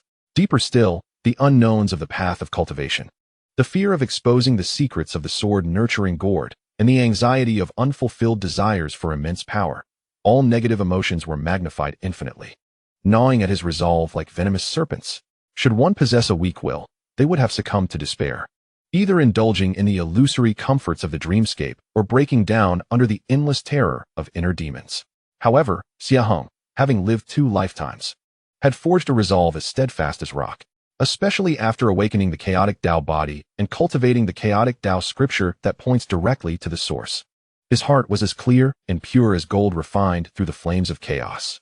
Merely illusions, he declared inwardly, a sharp rebuke that resonated within him. The chaotic Tao scripture began to operate naturally, and the chaotic true energy in his Danshan radiated a hazy luminescence, safeguarding his spiritual platform. The sword-wielding gourd nestled in his embrace quivered slightly, emanating a steady aura reminiscent of stabilizing the universe, which shielded him from the encroaching illusions. His gaze remained clear, disregarding the bizarre phantoms surrounding him, as he ascended step by step with unwavering resolve. Whether he heard gentle calls or venomous curses, his heart remained undisturbed. Focused solely on the path ahead, resolute and steadfast, he even actively guided a trace of chaotic true energy to engage with and decipher the emotional energies contained within these illusions, perceiving them as nourishment for his unwavering heart. The chaos embraces all. These distracting thoughts were assimilated and dissipated before the essence of chaos, further refining his resolve. For those ensnared in the illusion, a mere incense stick's duration felt as protracted as a century. Yet for Xie Heng, who remained true to his heart, the time flew by. Upon stepping off the final stair, he was greeted with clarity as he found himself at the opposite exit of the Valley of Self-Reflection. There stood fewer than 300 individuals at the exit, each pale and drenched in sweat, some even bleeding from the corners of their mouths, clearly having endured a grueling mental ordeal. Many others remained lost in the path of illusion. Some collapsed on the ground, others appeared maddened. Xie Heng was among the first disciples to emerge from the path of illusion, his breath steady and expression unruffled, starkly contrasting with the disarray of those around him. This immediately drew the attention of several supervising attendants and some promoted disciples at the exit. How can this youth possess such unwavering resolve? An attendant's eyes widened in astonishment. They were acutely aware of the power of the path of illusion. To exit so rapidly and smoothly was no trivial feat. Top disciples like Shao Chun and Chu Yu also took note of Xie Heng, their gazes now laced with scrutiny. Not far away, Zhou Yi squinted slightly, a fleeting glint of coldness in his eyes. Xie Heng paid no mind to these gazes and silently moved aside to recuperate. Passing the first trial was merely the beginning. The true challenge lay ahead in the arena and the secret realms. He needed to conserve his strength to face even stronger opponents. Soon, the incense stick's time elapsed. The formation's light curtain closed once more, and those who failed to exit in time were dispiritedly transported out by the formation's power, having lost their qualifications. Out of nearly 3,000 registered disciples, only 800 remained after the first round. The elimination rate was astonishing. Elder Xianyun reappeared, his voice resonating throughout the venue. The first round has concluded, with a total of 807 advancing. Tomorrow at the hour of Chun, the drawing for the second round of the sword contest will take place here. Disperse. The crowd gradually dispersed. The advancing disciples exhibited a mix of excitement and gravity as they returned to prepare. Xie Heng also left with the throng, feeling several predatory gazes locked onto him like venomous serpents. A storm was brewing. The stage for the great contest was set, and the forthcoming battles would be even more brutal and direct. Xie Heng clenched his fist, a surge of battle intent igniting in his eyes. His sword yearned for blood. Chapter 36. The Sword Arena, drawing for rivals and plans within the gourd the following day, at the hour of Chun. The square before the Hall of Meritorious Deeds had transformed entirely. In the previously vacant central area, 10 towering stone platforms, each about 10 feet high, rose majestically. Constructed entirely from azure stone, their surfaces were engraved with intricate reinforcement runes, shimmering with a faint spiritual light, marking the arena for the second round of the grand contest. Surrounded by a throng of spectators, the arena buzzed with an electrifying atmosphere, resonating with excitement and anticipation. Over 800 disciples, having successfully traversed the illusory heart path, gathered here, the air thick with tension and a palpable sense of competition. Upon the high platform, Elder Xianyun and several deeply accomplished inner door elders sat with calm demeanor, their gazes sweeping over the crowd below. Numerous true disciples, including some elite practitioners who had long sequestered themselves in seclusion, emerged to witness the event, clearly taking a keen interest in the grand competition. Xie Heng found himself positioned towards the rear of the crowd, his aura meticulously restrained. The breath-restraining technique was in operation, suppressing his apparent cultivation to the early fifth layer of chi refinement. Coupled with his youthful visage, he remained inconspicuous amidst the throng. However, a discerning observer would notice the depth of tranquility and sharpness in his gaze, incongruent with his age, along with an ineffable aura of harmony that subtly emanated from him. His eyes scanned the crowd, recognizing many familiar faces. Shao Chun stood aloof, arms crossed, exuding a formidable sword energy that drew numerous awestruck glances. Sister Chu Yu possessed an ethereal grace, akin to a rare orchid in a secluded valley, surrounded by several female cultivators. Zhou Yi conversed animatedly with several notable disciples. Yet Xie Heng sensed a few icy glances directed towards his vicinity, laden with scrutiny. With a resonant voice akin to a great bell, Elder Xianyun announced the commencement of the second round of the sword competition. The rules were declared. 707 participants would draw lots to determine their opponents in a single elimination format. Victors would advance, while the defeated would be halted in their tracks. Deliberate attempts to take a life or the use of potent disposable talismans were strictly forbidden, with harsh penalties for violators. The time had come to draw lots. As the final words echoed, 10 platforms were illuminated, each showcasing a luminous screen that rapidly generated the matchups.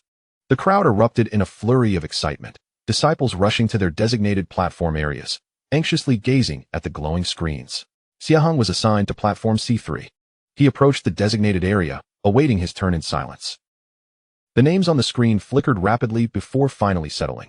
Match 1. Xie Heng, early 5th layer of Qi refinement, versus Zhao Kuan, mid-6th layer of Qi refinement.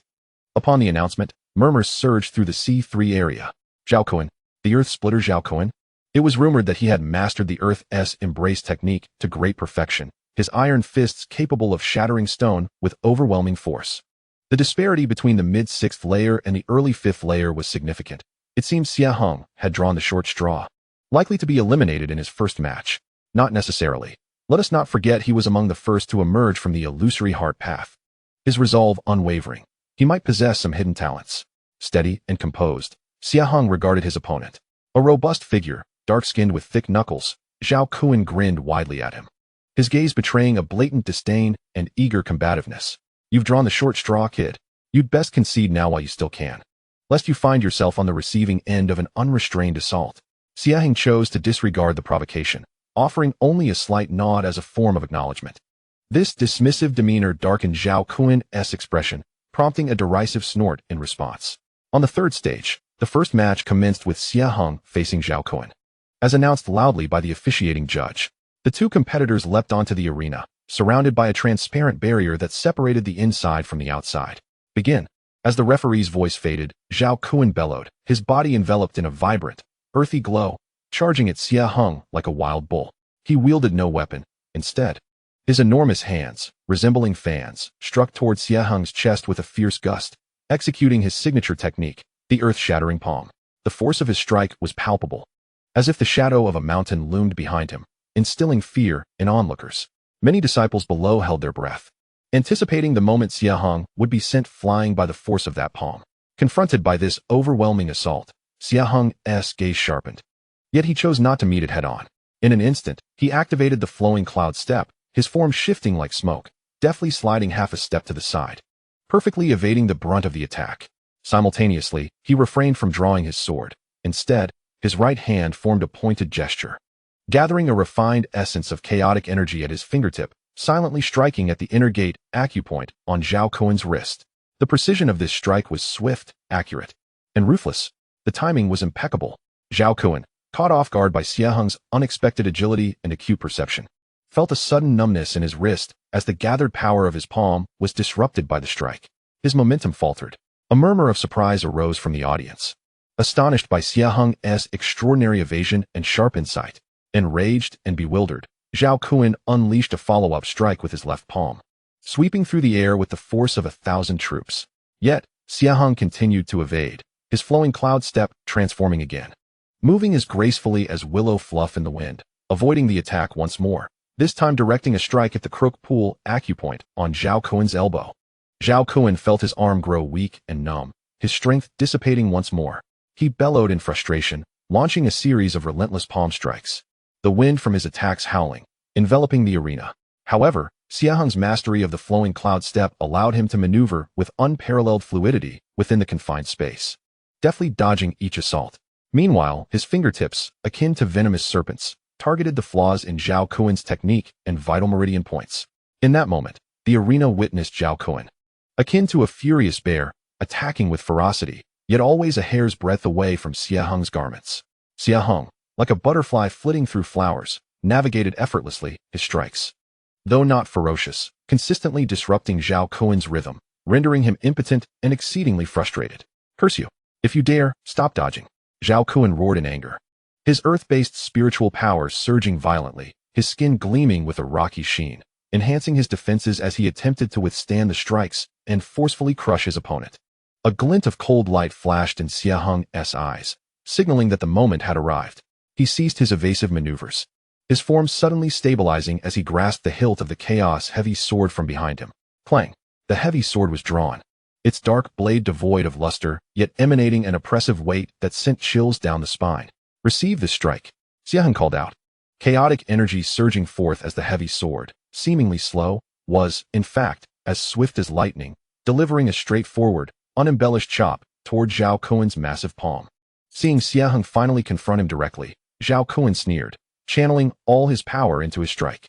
He was confident that with his mid-level cultivation of qi refinement and the defense of the earthly immensity technique, he could easily overpower his opponent. Bang! A thunderous explosion erupted at the point of contact, waves of energy rolling forth. The smirk on Zhao Kuen's face froze instantly, replaced by sheer astonishment. He felt an indescribable, overwhelming force, powerful enough to crush mountains, surging through the sword's body. His iron grip, capable of shattering stone and breaking tablets, emitted a sharp crack at the moment it made contact with the dark, heavy sword. Pain shot through his fingers. The gathered earth elemental energy was torn apart as if it were mere paper. His body was struck as if by a stampeding giant elephant, letting out a pained scream. His feet leaving the ground as he was propelled backward, crashing violently against the edge of the arena's protective barrier, sliding down, his entire right arm hanging limply, clearly fractured. Blood trickled from the corner of his mouth. Meanwhile, Xie Heng stood firm, sword in hand, his posture as steady as a rock, his breath calm, as if he had merely accomplished a trivial task. Silence enveloped the arena. Zhao Kuen, a mid-stage practitioner of the 6th level, had been decisively defeated by a disciple at the initial stage of the 5th level, and the defeat had been so swift and clean. The onlookers were left speechless, their gazes towards Xie Heng filled with shock and disbelief. On the elevated platform, several elders turned their attention towards him, with Elder Yin displaying a flicker of surprise in his eyes. Xie Heng emerged victorious. The officiating judge's voice quivered slightly as he announced the outcome. Xie Heng sheathed his sword, offering a slight bow to the judge and the audience below, before calmly descending from the arena, not sparing a glance at the unconscious Zhao Kuen. This battle had been easily won. It was not that Zhao Kuen was weak, but rather that the power, speed, and finesse bestowed by the chaotic Dao body, coupled with the intricacies of the cloud flow step, exceeded any expectations. He had not even needed to call upon the Yumu Qingguang's sword. With the sheer momentum of the heavy sword and the might of the chaotic true energy, he had overwhelmed his opponent. It seems my strength surpasses my expectations, Xie Heng contemplated inwardly. Yet, this was merely the beginning. The opponents to come would only grow stronger. He returned to his original position to recuperate, feeling the surrounding gazes shift from previous disdain and curiosity to gravity, apprehension, and even a hint of reverence. Strength is, indeed, the swiftest means to earn respect. Not far away, Zhou Yi regarded Xie Heng's retreating figure, his eyes growing colder. The power Xie Heng had displayed exceeded his predictions. It seemed he would need to ensure he encountered that person sooner than expected. A cold smirk curled at the corner of his mouth as he whispered a few instructions to a trusted aide beside him. The drawing of lots continued. Xie Heng smoothly advanced to the next round. However, when the matchups for the subsequent round were announced, an uproar erupted once more in the C-section arena. Xie Heng, initial stage of the 5th level, versus Li Feng, deputy leader of the Blood Slaughter Society, initial stage of the 7th level. The Blood Slaughter Society, Li Feng, 7th level. The spectators' gazes towards Xie Heng instantly brimmed with sympathy and schadenfreude. It was over. Xie Heng was finished. He had encountered the notorious Li Feng. Li Feng, the deputy leader of the Blood Slaughter Society, practiced the blood slaughter blade technique, leaving countless souls in his wake, his methods brutally ruthless. How could one possibly contend against a 7th level practitioner with merely 5? Xie Heng would be fortunate to concede for the sake of his life. Li Feng was a pale youth with hawkish eyes, his waist adorned with a blood-colored longsword, exuding a dense aura of bloodlust that instilled dread in those who beheld him. He regarded Xie Heng with the gaze of one looking upon a corpse, laced with cruel mockery. Xie Heng's heart sank. The 7th level represented a qualitative leap, with the total and purity of spiritual power far beyond that of the 6th level. Moreover, the adversary hails from the Blood Slaughter Society, employing ruthless tactics. It is certain that Zhou Yi has meddled in this affair. This is a genuine battle of malevolence, one that may even threaten lives. Surrender? A flicker of determination flashed in Xie Heng's eyes. His resolve cannot be shaken. Even in defeat, he must carve out his own brilliance. He silently stepped aside, placing his hand upon the warm hilt of the sword hidden within his cloak, feeling a steady pulse emanating from it. Perhaps, at a crucial moment, he could harness the sword's essence to strike unexpectedly. Regardless, this battle must be fought. Xie Heng clenched his fists, his spirit igniting with fervor. Chapter 37. The Blood Slaughter Blade. Chaos unleashed, and the elders' gaze surrounding the third arena. An oppressive atmosphere hung thick enough to precipitate. The shock from Xie Heng's decisive victory over Zhao Kuen had yet to dissipate, and the announcement of the new matchups elevated everyone's anxiety to a palpable level. Xie Heng faces Li Feng. The disparity between the early stage of qi refinement at the 5th level and that of the 7th level is no mere difference. It is a chasm of realms. At the 7th level, spiritual energy begins to liquefy, far surpassing the mid-level in totality, purity, and recovery speed. Furthermore, Li Feng serves as the vice leader of the Blood Slaughter Society, having weathered countless battles and claimed innumerable lives, his name synonymous with terror. Whispers filled the crowd, their gazes towards Xie Heng laden with pity and regret. No one believed he could emerge victorious. Many felt that merely conceding would be the best outcome for him. It is a pity, for Xie Heng possesses considerable strength, yet he has encountered the bane that is Li Feng. The members of the Blood Slaughter Society are notoriously brutal, and after having offended them, Xie Heng may very well Li Feng's figure surged forth, transforming into a shadow of blood. As he wielded his blood blade, an array of crimson light filled the air, akin to a torrential downpour of sanguine rain, infused with a nauseating stench and a malevolent energy that eroded spiritual power. Descending upon Xie Heng, the ferocity of the blade was ruthless and cunning, sealing off all avenues of retreat. Gasps erupted from the audience. The might of this strike far surpassed Zhao Kuan's previous assault, reaching the level of the 7th layer of qi refinement. Faced with this lethal blow, Xie Heng's expression grew gravely serious, yet he remained composed. He activated the flowing cloud steps to its utmost extent, his form flickering like a specter as he weaved through the dense barrage of crimson blade light. Simultaneously, he wielded his heavy sword to parry and block, producing a cacophony of clashing sounds. The chaotic true energy surged with immense weight, barely fending off the direct onslaught of the blade light. However, the insidious blood energy infiltrated relentlessly, attempting to penetrate his meridians. Xie Heng felt his blood surging, his arms growing numb. Each collision drained his strength significantly. Let us see how many strikes you can withstand. Li Feng sneered, his blade's momentum becoming increasingly frenzied, the blood light soaring to the heavens, staining half the arena crimson. He afforded Xie Heng no respite, determined to crush him with absolute power. Xie Heng fought while retreating, seemingly on the brink of peril, barely managing to hold his ground. Yet his gaze remained sharp, always observing, searching for a flaw in his opponent. The chaotic body exhibited a formidable resistance to foreign energies, revealing that the corrosive effect of the blood energy was weaker than he had anticipated. He awaited an opportunity, a chance to reverse the tide of battle. Bloodwave fury. Frustrated by his inability to break through, Li Feng roared, channeling his blood energy frantically into his blood blade. The blade glowed fiercely, transforming into a massive crimson wave, charged with the intent to annihilate everything in its path, bearing down on Xie Heng. This was one of his ultimate techniques, potent enough to rival the peak of the 7th layer of qi refinement. There was no escape. Now was the moment. A glint of brilliance ignited in Xie Heng's eyes, and the repressed aura erupted with thunderous intensity, no longer concealing his cultivation at the mid-stage of the 5th layer of qi refinement. The chaotic true energy surged forth like a river breaching its dam. He stomped his feet firmly into the ground, stabilizing his stance, gripping the chaotic heavy sword tightly, and consolidating all his strength and will into one point. He refrained from employing any ostentatious sword techniques, instead infusing a fragment of the heavenly opening insight he had gleaned from the Chaos Tao Sutra and the steel of shattered stars into this strike. Chaos opens the heavens. He bellowed, slicing upward with his heavy sword against the firmament.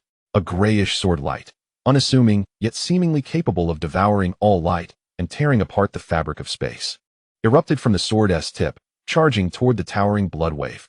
There was no cataclysmic explosion, only an eerie and disquieting obliteration. Wherever the chaotic sword light passed, the violent crimson wave melted away like ice under the sun, disintegrating swiftly. The nauseating blood energy crumbled before the superior chaotic power, proving utterly ineffectual. What? Li Feng's sinister grin froze instantly, replaced by sheer horror and disbelief. He sensed that his most formidable blade momentum was being dismantled by an incomprehensible force. The grayish sword light bore an ancient and majestic essence that sent shivers through his very soul. The chaotic sword aura surged forward like a breaking bamboo, shattering the blood wave, and the residual force struck fiercely against Li Feng's blood knife. A crisp crack echoed through the air as the infamous blood knife, which had drunk the blood of countless foes, unexpectedly shattered in two. Li Feng, as if struck by a heavy blow, spat out a mouthful of fresh blood, his body flying backward like a kite with severed strings, crashing heavily against the arena's protective barrier before sliding down limply. A terrifying sword scar, deep enough to reveal bone, marred his chest, and his breath instantly withered to a critical low. Meanwhile, Xie Heng's complexion turned ashen. He knelt half-crouched, propped up by his sword, gasping for breath. This strike had nearly drained him of his chaotic true energy and spirit. Yet, he emerged victorious. A profound silence enveloped the arena. Every spectator widened their eyes and gaped in disbelief, as if witnessing the most incredible spectacle. A 5th-level Qi refinement cultivator defeating a 7th-level Qi refinement expert. And that too, the notoriously Feng. What was that gray, ethereal sword energy that could effortlessly extinguish the bloodthirsty knife aura? This transcended all their understanding. Zhou Tong's smile froze, morphing into sheer terror. Zhou Yi's pupils constricted sharply, his face darkening ominously. The elders atop the platform were equally stirred. Elder Xian Yun's eyes sparked with brilliance as he fixed his gaze intently on the dark heavy sword in Xie Heng's hand, murmuring, "Could it be the aura of chaos?" Elder Feng straightened in his seat, a flicker of astonishment crossing his stern visage. "This child is extraordinary." Struggling to his feet, Xie Heng glanced at the unconscious Li Feng. His gaze icy. He refrained from delivering a lethal blow. The sect's rules could not be violated. However, this strike would ensure that the Blood Fiend Society would think twice before provoking him again. Xie Heng is the victor. The voice of the referee resonated with unprecedented astonishment. Announcing the result, an uproar erupted from the crowd below. All eyes turned towards Xie Heng, filled with reverence, curiosity, and a profound sense of trepidation. In that moment, the name Xie Heng truly resounded throughout the entire inter-sect competition. Ignoring the surrounding tumult, Xie Heng consumed a recovery pill and slowly descended from the arena. He was acutely aware that the real troubles might just be beginning. This strike had unveiled too much. Yet, he bore no regrets. A swordsman must possess brilliance. Concealing one's edge is merely a prelude to drawing it forth, not a means of eternal concealment. His path was destined to be tumultuous, and his sword had already proclaimed his arrival to all. Chapter 38, The Elder's Summons. The secrets of chaos and the intersect core the shockwaves triggered by Xie Heng's victory over Li Feng had yet to subside. As he descended from the arena, weary yet upright, the gaze of the entire plaza converged upon him, a blend of astonishment, reverence, scrutiny, and an indescribable hint of fear. The gray, seemingly obliterating chaotic sword energy was indelibly etched in the minds of all present. Disregarding the whispers and complicated glances around him, he made his way to a secluded corner, sat cross-legged, and swallowed a recovery pill, channeling all his energy into the Chaotic Path Classic to restore his significantly depleted chaotic true energy. This battle was a combination of luck and inevitability. Luck stemmed from Li Feng's underestimation, granting him the opportunity to unleash his most formidable strike. Inevitability arose from the unparalleled caliber of the chaotic Dao body and the Chaotic Path Classic, a legacy that directly pointed to the essence of the great Dao. As he closed his eyes to meditate, a middle-aged cultivator dressed in a cerulean attendant's robe, exuding an aura of profound depth, silently approached him. With a calm voice imbued with undeniable authority, he said, "Disciple Xie Heng, Elder Xian Yun requests your presence. Please follow me." Although his voice was not loud, it resonated clearly in Xie Heng's ears, causing several nearby disciples who had been observing him to change their expressions. Elder Xian Yun, a formidable figure of the nascent soul stage, the foremost elder in charge of imparting teachings. How could he personally summon a disciple who had only recently entered the inner sect and is merely at the Qi refining stage? A surge of trepidation coursed through Xie Heng, but he quickly regained his composure. He understood that his display of chaotic sword energy must have drawn the attention of the higher-ups. Whether this attention would bring fortune or calamity remained uncertain. But at this moment, he had no alternative. "I appreciate your guidance, senior brother." Xie Heng rose, respectfully bowed, and followed the attendant, leaving the bustling square under the envious, jealous, and curious gazes of many. Navigating through layers of mist-shrouded pavilions and towers, and crossing the ethereal cascades of spiritual energy, they eventually arrived at an ancient temple perched atop the mountain, amidst a sea of clouds. The temple's plaque bore the 3 archaic characters for Transmission Hall, radiating an aura of profound reverence. The attendant halted outside the temple, bowing slightly. "Elder, I have brought Xie Heng. Come in," came the calm voice of Elder Xian Yun from within the hall. Taking a deep breath, Xie Heng adjusted his robes and stepped into the temple. The interior was spacious and simply adorned, featuring only cushions, an incense table, and a few profound landscape paintings adorning the walls. Elder Xian Yun sat cross-legged on the main cushion, his gaze gentle, yet seemingly penetrating the depths of one's soul, landing squarely upon Xie Heng. "Disciple Xie Heng, I pay my respects to Elder Xian Yun."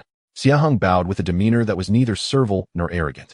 Elder Xian Yun nodded slightly, signaling him to rise. His eyes scrutinized Xie Heng carefully, pausing momentarily at the locations of his Danshan and sea of consciousness, a flicker of barely perceptible surprise and understanding crossing his gaze.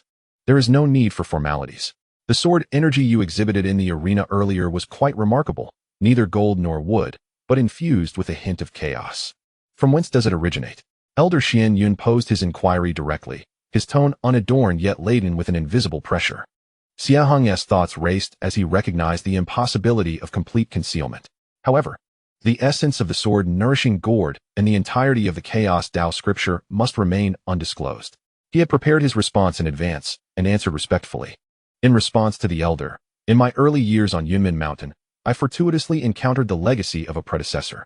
Acquiring a fragmentary method for guiding qi and nurturing sword intent, known as the fundamental qi refining technique and sword nourishing technique. Though these methods may seem rudimentary, they emphasize a solid foundation, nurturing a primal sword energy within the Danshan. I have dedicated myself to diligent practice day and night, and under the pressure of this great competition, I managed to awaken this sword energy. As for the name Chaos, I am unaware of its origins, only sensing that this energy can encompass all things, merging into a singular entity. His words were a blend of truth and fabrication, attributing the origins of the Chaos Tao scripture to the ethereal legacy of a predecessor, mentioning only the fundamental aspects of qi guidance and sword nurturing concepts, thereby perfectly explaining the uniqueness of the chaotic true energy while concealing the core inheritance. Elder Xian Yun, upon hearing these words, experienced a fleeting glimmer of insight in his eyes. After a moment of contemplation, he slowly remarked, "The legacy left by your predecessor nurtures the primordial sword energy, integrating all things harmoniously. This bears a resemblance to certain long-lost principles of the chaotic sword Tao recorded in ancient texts. It seems you are indeed fortunate." He refrained from delving into the identity of this predecessor.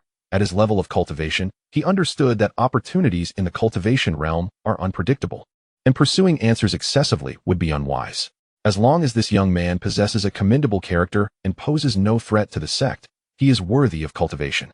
Though your spiritual roots may appear mediocre, your steadfast Tao heart and exceptional willpower are commendable.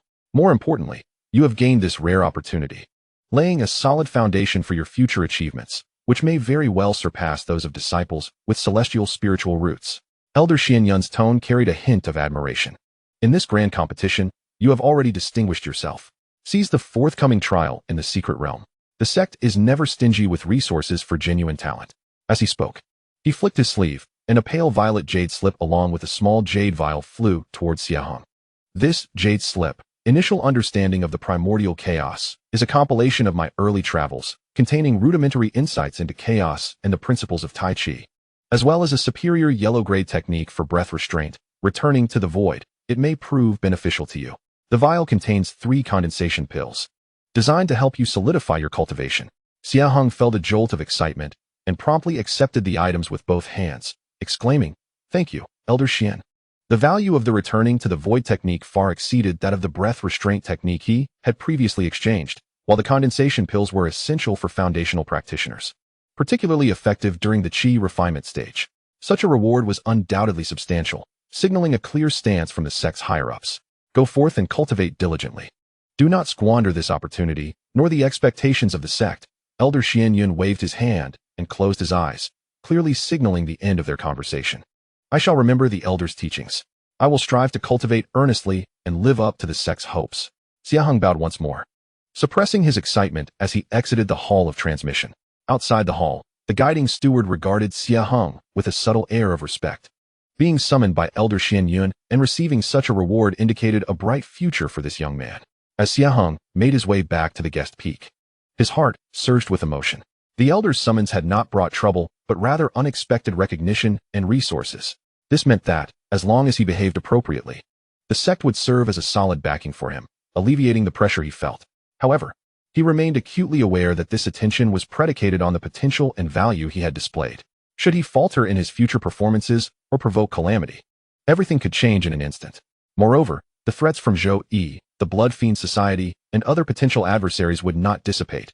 In fact, they could intensify due to the newfound attention he had garnered. Strength. Only with greater power could he seize control of his own destiny. Xie Heng tightened his grip on the jade slip and vial, his gaze resolute. Upon returning to his stone chamber, he eagerly turned his attention to the returning to the void technique. As his consciousness delved into the jade slip, profound methods flooded his mind. This technique was indeed exquisite, far surpassing the breath restraint technique. Not only could it perfectly conceal one's aura and simulate realms, but when mastered deeply, it even enabled the practitioner to briefly merge with the surrounding environment, akin to returning to nothingness, making it exceedingly difficult to detect. Excellent. With this technique at his disposal, future endeavors would become significantly more convenient. Xie Heng was overjoyed. He immediately commenced his contemplation and cultivation. Subsequently, he ingested a Ningxian pill. As the elixir entered his abdomen, it transformed into a pure, gentle, yet overwhelmingly potent medicinal force that permeated his limbs and bones, nourishing his meridians and consolidating his dantian. Far surpassing the effects of the Ningxi pill, his cultivation steadily advanced, and the chaotic true energy grew increasingly refined. Just as Xie Heng was engrossed in digesting his gains, news of his victory over Li Feng and his summons by Elder Xianyun spread like wildfire throughout the inner sect, even attracting the attention of some true disciples. Within a spirit-rich cave, Zhou Yi's face was pale with rage as he struck the jade table with his fist, leaving a deep imprint. Elder Xianyun, how could he place such importance on that boy? A glint of cold light flickered in his eyes, yet he thought to himself, this is all for the best. A tree that stands out will inevitably be brought down by the wind. Xie Heng, let us see how long you can bask in your glory. Malicious plots brewed within his heart. Meanwhile, in a valley where sword energy surged into the sky, a young man in white, bearing an ancient sword on his back and exuding a sharp aura akin to a blade, slowly opened his eyes. Listening to the report from his accompanying disciple, a hint of intrigue curled at the corners of his lips. Chaotic sword energy? Quite interesting. I hope to have the opportunity to experience it in the secret realm. The inner sect grand competition, ignited by Xie Heng's unexpected emergence as a dark horse, had stirred the undercurrents even further. The true challenge would soon erupt in the final survival within the secret realm. Chapter 39. The Secret Realm Unveiled. The periphery of the Sword Tomb and the gathering of heroes in the second round of the inner sect grand competition. Following the earth-shattering duel between Xie Heng and Li Feng, several days passed before the top 100 disciples were determined.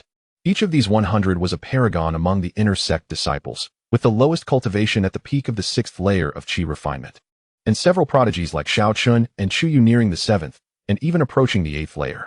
Xie Heng, with his 5th layer of qi refinement, standing among them, was particularly striking, yet no one dared to look down upon him any longer. After a brief period of respite, all the promoted disciples once again gathered at the square of the Merit Hall. This time, the atmosphere was even more tense and foreboding. For the next round would determine the final rankings, and it was also the most perilous, testing their comprehensive strength in a survival challenge within the secret realm. On the high platform, Elder Xianyun stood alongside several elders of profound aura.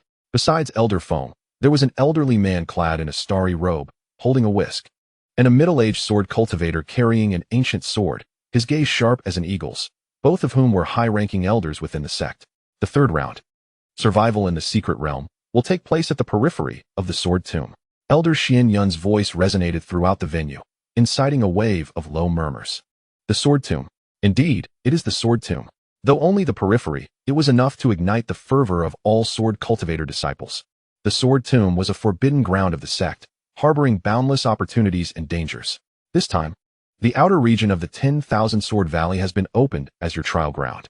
The rules are as follows. The 100 of you will be randomly teleported to various locations within the 10,000 Sword Valley. Scattered throughout the valley are 100 sword soul crystals. Elder Xianyun waved his sleeve, and a diamond-shaped crystal materialized in the air, translucent and seemingly containing small sword shadows swirling within its crystalline form. This is the Sword Soul Crystal, containing a fragment of sword intent from a senior sword cultivator. Immensely beneficial for comprehending the sword path and refining sword artifacts, and it will also serve as evidence for this ranking. The trial lasts for 7 days, and at the end of this period, the final ranking will be determined by the number of Sword Soul Crystals one possesses. The top 10 participants will earn the privilege to delve deeper into the Sword Tomb for further enlightenment. It is imperative to remember that within the secret realm, while conflict is permitted, intentional murder is strictly forbidden. Violators will have their cultivation stripped and be expelled from the sect. However, swords and blades are blind. Life and death are matters of fate. You must take care of yourselves. Should you encounter insurmountable danger, you may shatter your identity token, which will transport you out of the valley, but this will also be considered as elimination. The rules are simple yet merciless: contend, battle, and survive. This trial not only tests individual strength, but also one's luck, stealth, reconnaissance, and the ability to form alliances. The 100 disciples in attendance instantly sharpened their gazes, eyeing one another with wariness and calculation. Many began to discreetly communicate, seeking to recruit allies. Among them, the lone wolf, Xiao Chun, closed his eyes in meditation, exuding an air of aloofness. By his side, several friendly female cultivators gathered around Chuyu. Xie Heng stood at the edge of the crowd, his expression calm. He had anticipated such a scenario. Having initially grasped the returning ruins technique, his ability to conceal his presence had significantly improved, which was advantageous for his solitary endeavors. His goal was clear: to acquire as many sword soul crystals as possible and break into the top 10. As for the potential schemes of Zhou, a flicker of cold light flashed in his eyes. He would meet force with force and let the waters cover the earth. The secret realm is now open. Elder Xin Yun and several other elders simultaneously unleashed profound incantations. In the center of the square, the space twisted and a massive light gate, towering 10 zhang and adorned with countless sword-shaped runes, slowly solidified. Beyond the gate lay a vast, desolate valley, suffused with a chilling atmosphere and a soaring aura of sword energy. Enter. With a commanding voice, 100 figures transformed into streaks of light, rushing eagerly into the light gate. Xie Heng felt the spatial energy around him fluctuate, and after a moment of disorientation, his feet found firm ground, scarred with sword marks. A dense, chaotic wave of sword energy surged toward him, the air seemingly filled with countless tiny blades slicing through his skin, inducing a sense of trepidation. He quickly surveyed his surroundings. This was a desolate valley, littered with bizarre rocks, and the ground and cliffs were etched with sword marks of varying depths. Some scars were ancient and mottled, emanating a sense of time-worn sword intent, while others were relatively fresh, exuding a sharp aura. The sky was overcast, devoid of sun or moon, illuminated only by the countless, hair-thin streams of sword energy that cast an eerie glow upon the valley. In the distance, the faint sounds of clashing weapons and ringing metal could be heard, indicating that disciples had already encountered one another and engaged in combat. This was the Valley of 10,000 Swords. Xie Heng took a deep breath, sensing the sharp sword intent embedded in the spiritual energy of this place. 4 sword cultivators. It was an exceptional environment for cultivation, yet fraught with peril. Those wandering streams of sword energy could severely injure even Qi refinement stage cultivators if carelessly brushed against. He promptly activated the returning ruins technique, swiftly retracting his aura until it became almost imperceptible, as if he melded with the surrounding rocks and sword energy. Simultaneously, his consciousness cautiously extended outward, sensing the fluctuations of sword soul crystals and potential dangers. According to the Jade Slip S description, sword soul crystals typically manifested in areas rich in sword energy or were found attached to certain or infused with sword intent or even upon ancient remains. He chose a direction and advanced stealthily. His footsteps fell soundlessly upon the scarred ground, and employing the flowing cloud steps here added an ethereal, ghostly grace to his movements. Beneath the shadow of a precipice in the forward journey, he sensed a subtle yet extraordinarily pure wave of sword intent. Silently, he approached and beheld a peculiar stone, entirely dark and resembling a broken sword, within which lay a sword spirit crystal the size of a fingernail, shimmering with a faint golden light. The first one. A surge of joy welled up in Xie Heng's heart as he prepared to collect it. Suddenly, a sharp sound of slicing air surged from behind him. A cold, gleaming flying sword aimed directly at his back. An ambush. Xie Heng, ever vigilant, instantly activated the cloud flow step, his figure gliding sideways like smoke, while his heavy sword had already materialized in his hand. Without a glance, he swung the sword back in a horizontal sweep. Clang! The flying sword was deflected by his heavy blade, revealing the assailant, a tall, thin disciple at the peak of the 6th level of Qi refinement, wielding another long sword with a fierce gaze. Hand over the sword's spirit crystal, brat. The disciple barked, clearly oblivious to Xie Heng's identity. Perceiving him as an easy target due to his seemingly weak aura, Xie Heng, disinterested in idle chatter, brandished his heavy sword and launched an offensive. The sword force was immense, compelling the disciple to retreat repeatedly, his swordplay becoming disordered. In just a few exchanges, Xie Heng seized an opening, striking the disciple's wrist with his heavy sword, causing the long sword to fly from his grip. The disciple let out a horrified scream, finally realizing he had kicked a steel plate, and hurriedly crushed his token, vanishing in a flash of white light. Xie Heng calmly pocketed the faint golden sword spirit crystal. Within the secret realm, the survival of the fittest had long since become the norm. He delved deeper into the valley, encountering several waves of combat along the way. Some he avoided, others he dispatched effortlessly. With the aid of the returning ruins technique and his formidable combat prowess, he amassed 3 sword spirit crystals, albeit of mediocre quality. On this day, he arrived at a colossal chasm, seemingly cleaved by a sword. The sword energy within the chasm was exceptionally violent, manifesting visible spirals of sword chi, howling and swirling. Deep within the gorge, he sensed an intensely powerful and ancient wave of sword intent, far surpassing anything he had encountered before. A treasure of great value. Xie Heng's gaze sharpened. Yet at the entrance of the chasm, several groups were locked in confrontation. Xiaoqin stood alone on a massive rock, observing coldly. Chu Yu, along with 3 female cultivators, formed a sword formation, standing ready. Additionally, 2 other groups, each comprising 4 or 5 individuals led by disciples of the 7th level of Qi refinement, eyed each other warily. Clearly, the sword spirit crystal deep within the chasm had captured everyone's attention, yet none dared to be the first to breach the perilous area of swirling sword energy. Concealed behind a large boulder, Xie Heng furrowed his brow. A direct assault was out of the question. He would surely become a target. He had to bide his time. Just then, an unexpected turn of events occurred. From the depths of the chasm, the ancient sword intent erupted violently, and a resplendent silver beam shot skyward. Within the light, a fist-sized sword spirit crystal, crystalline as a diamond and seemingly encasing a small sword, gradually emerged. The sword intent it radiated sent tremors through the hearts of all present. Heavenly crystal sword spirit. Someone exclaimed in astonishment. This was undoubtedly a premium sword spirit crystal. In an instant, the balance of confrontation shattered. Charge! Someone shouted. And several figures surged toward the chasm simultaneously. The sword chi whirlwinds were instantly triggered, rampaging forth with lethal intent. Cries of anguish erupted as some disciples were instantly grievously injured and eliminated. Xiao Chun let out a cold snort, merging with his sword, transforming into a sharp beam of sword light that forcefully tore through the whirlwind, surging to the forefront. Chu Yu and the others rotated their sword formation, working together to withstand the onslaught, yet struggling to advance. The other 2 groups of combatants employed their respective techniques, resulting in a chaotic melee. An opportunity.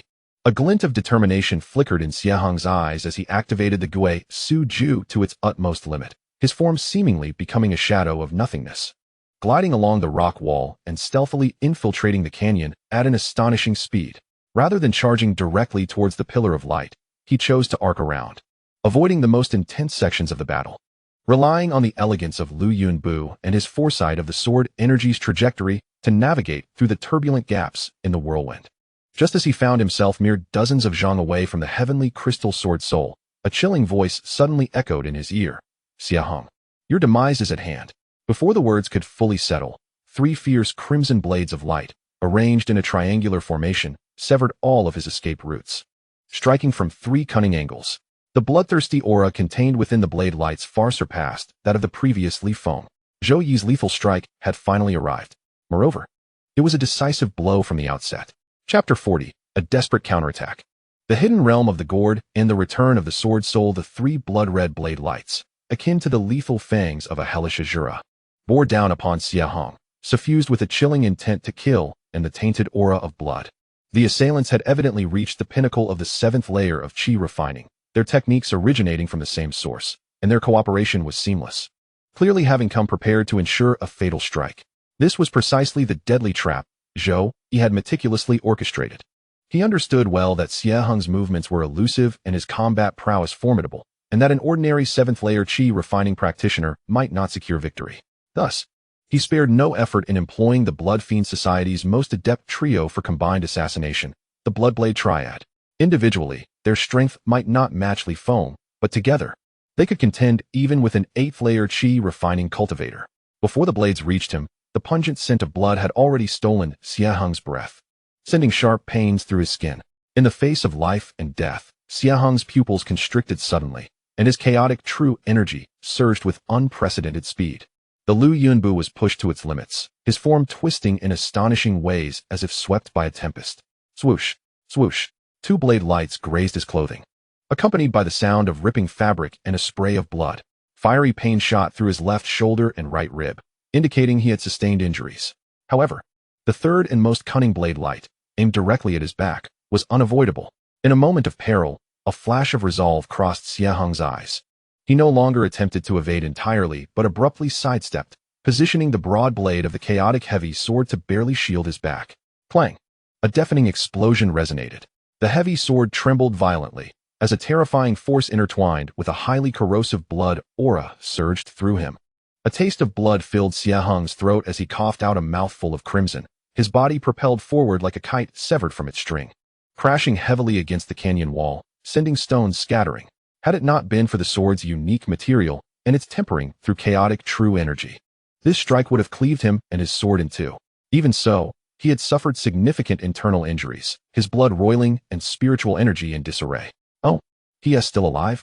The three assassins clad in blood-red attire, their faces obscured beneath hoods, revealed themselves, forming a triangular formation around Xie Heng. A flicker of surprise passing through their eyes. They had not anticipated the tenacity and resilience of Xie Heng's reaction and defense. Quickly deal with him. We must avoid alerting others, barked the leader of the assassins in a hoarse voice. The three of them lunged forward once more, their blades weaving a crimson net, intent on utterly annihilating Xie Heng. Half kneeling on the ground, Xie Heng leaned on his sword, panting, his face pale, yet his gaze remained as frigid as an icy pond. He understood that in his current state, there was no possibility of confronting the trio head-on. Escape? The depths of the canyon were rife with violent sword energy. And with Xiao Chun and others encircling the periphery, retreat was not an option. The only path lay in embracing death to seize life anew. In the instant the knife net descended upon him, Xie Heng executed an unexpected maneuver that took the three assassins by surprise. He not only refrained from blocking or dodging, but abandoned all defense. Channeling the remnants of his chaotic true energy along with a resolute will into the sword-nurturing gourd cradled in his arms. Simultaneously, he connected his consciousness with the small heaven within the gourd with all his might. Buzz! The sword-nurturing gourd trembled violently, its surface arcane patterns illuminating suddenly. A surge of chaotic energy, far more potent and ancient than before, erupted with a thunderous roar. It was not an attack, but rather, it formed a chaotic force field around Xie Heng, approximately 3 feet in diameter, a grayish mist, as if it could devour all light. What in the world is this? The three assassins' expressions shifted dramatically as their blood-red blade lights struck the chaotic force field, only to be met with resistance akin to a cow sinking into the sea. Their speed greatly diminished, and their power swiftly depleted and disintegrated. The sensation was as if they had struck an invisible quagmire. Now is the moment. A cold glint flashed in Xie Heng's eyes. Drawing upon the last remnants of his true energy, he combined the flowing cloud step with the return to ruins technique. Gliding like a specter from the edge of the force field, not retreating, but lunging straight at the assassin on the left, who had momentarily stiffened due to the thwarted attack. Chaotic thrust. He extended his fingers like a sword, concentrating the remaining, yet supremely refined chaotic true energy into a slender, piercing gray beam aimed directly at the opponent's throat. This strike was swift, precise, and ruthless, embodying all his martial wisdom and timing. The assassin had not anticipated that Xie Heng, in his severely injured state, could unleash such a rapid and bizarre counterattack. In a flurry, he managed only to tilt his head slightly. Uffed! The gray beam grazed past, leaving a trail of blood. Though it did not pierce the throat, it deeply sliced into his carotid artery. Blood gushed forth like a fountain. Ah! The assassin let out a chilling scream. Clutching his neck, eyes filled with terror and disbelief, his breath rapidly fading. Seizing the opportunity, Xie Heng did not linger, propelled by his forward momentum. He swung his heavy sword to repel the other assassin approaching from the right. At the same time, he pushed off the ground, retreating swiftly back into the dissipating chaotic force field. In the blink of an eye, a peak-level 7th-layer Qi refiner lay gravely injured and on the brink of death. The remaining 2 assassins, both astonished and enraged, gazed at the eerie gray force field and the weak yet cold-eyed Xie Heng within, momentarily hesitant to advance. The force field was too peculiar.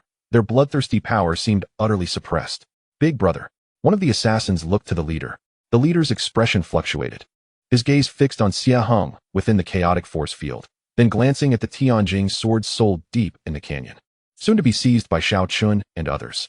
Gritting his teeth, he declared, mission failed. Retreat. The command they received was to quietly eliminate Xie Heng.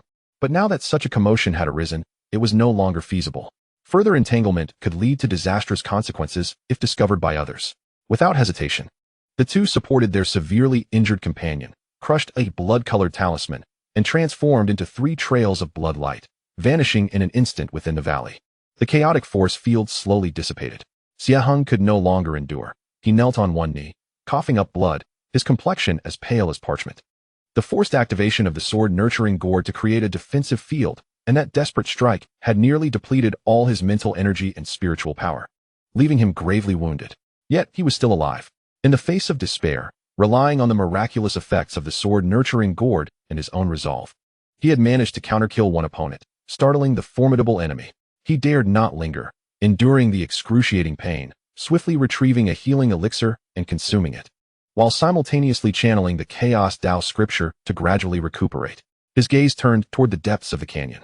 At that moment, Xiao Chun had already broken through the swirling sword energies and was the first to arrive beneath the light column, reaching out to grasp the celestial crystal sword soul.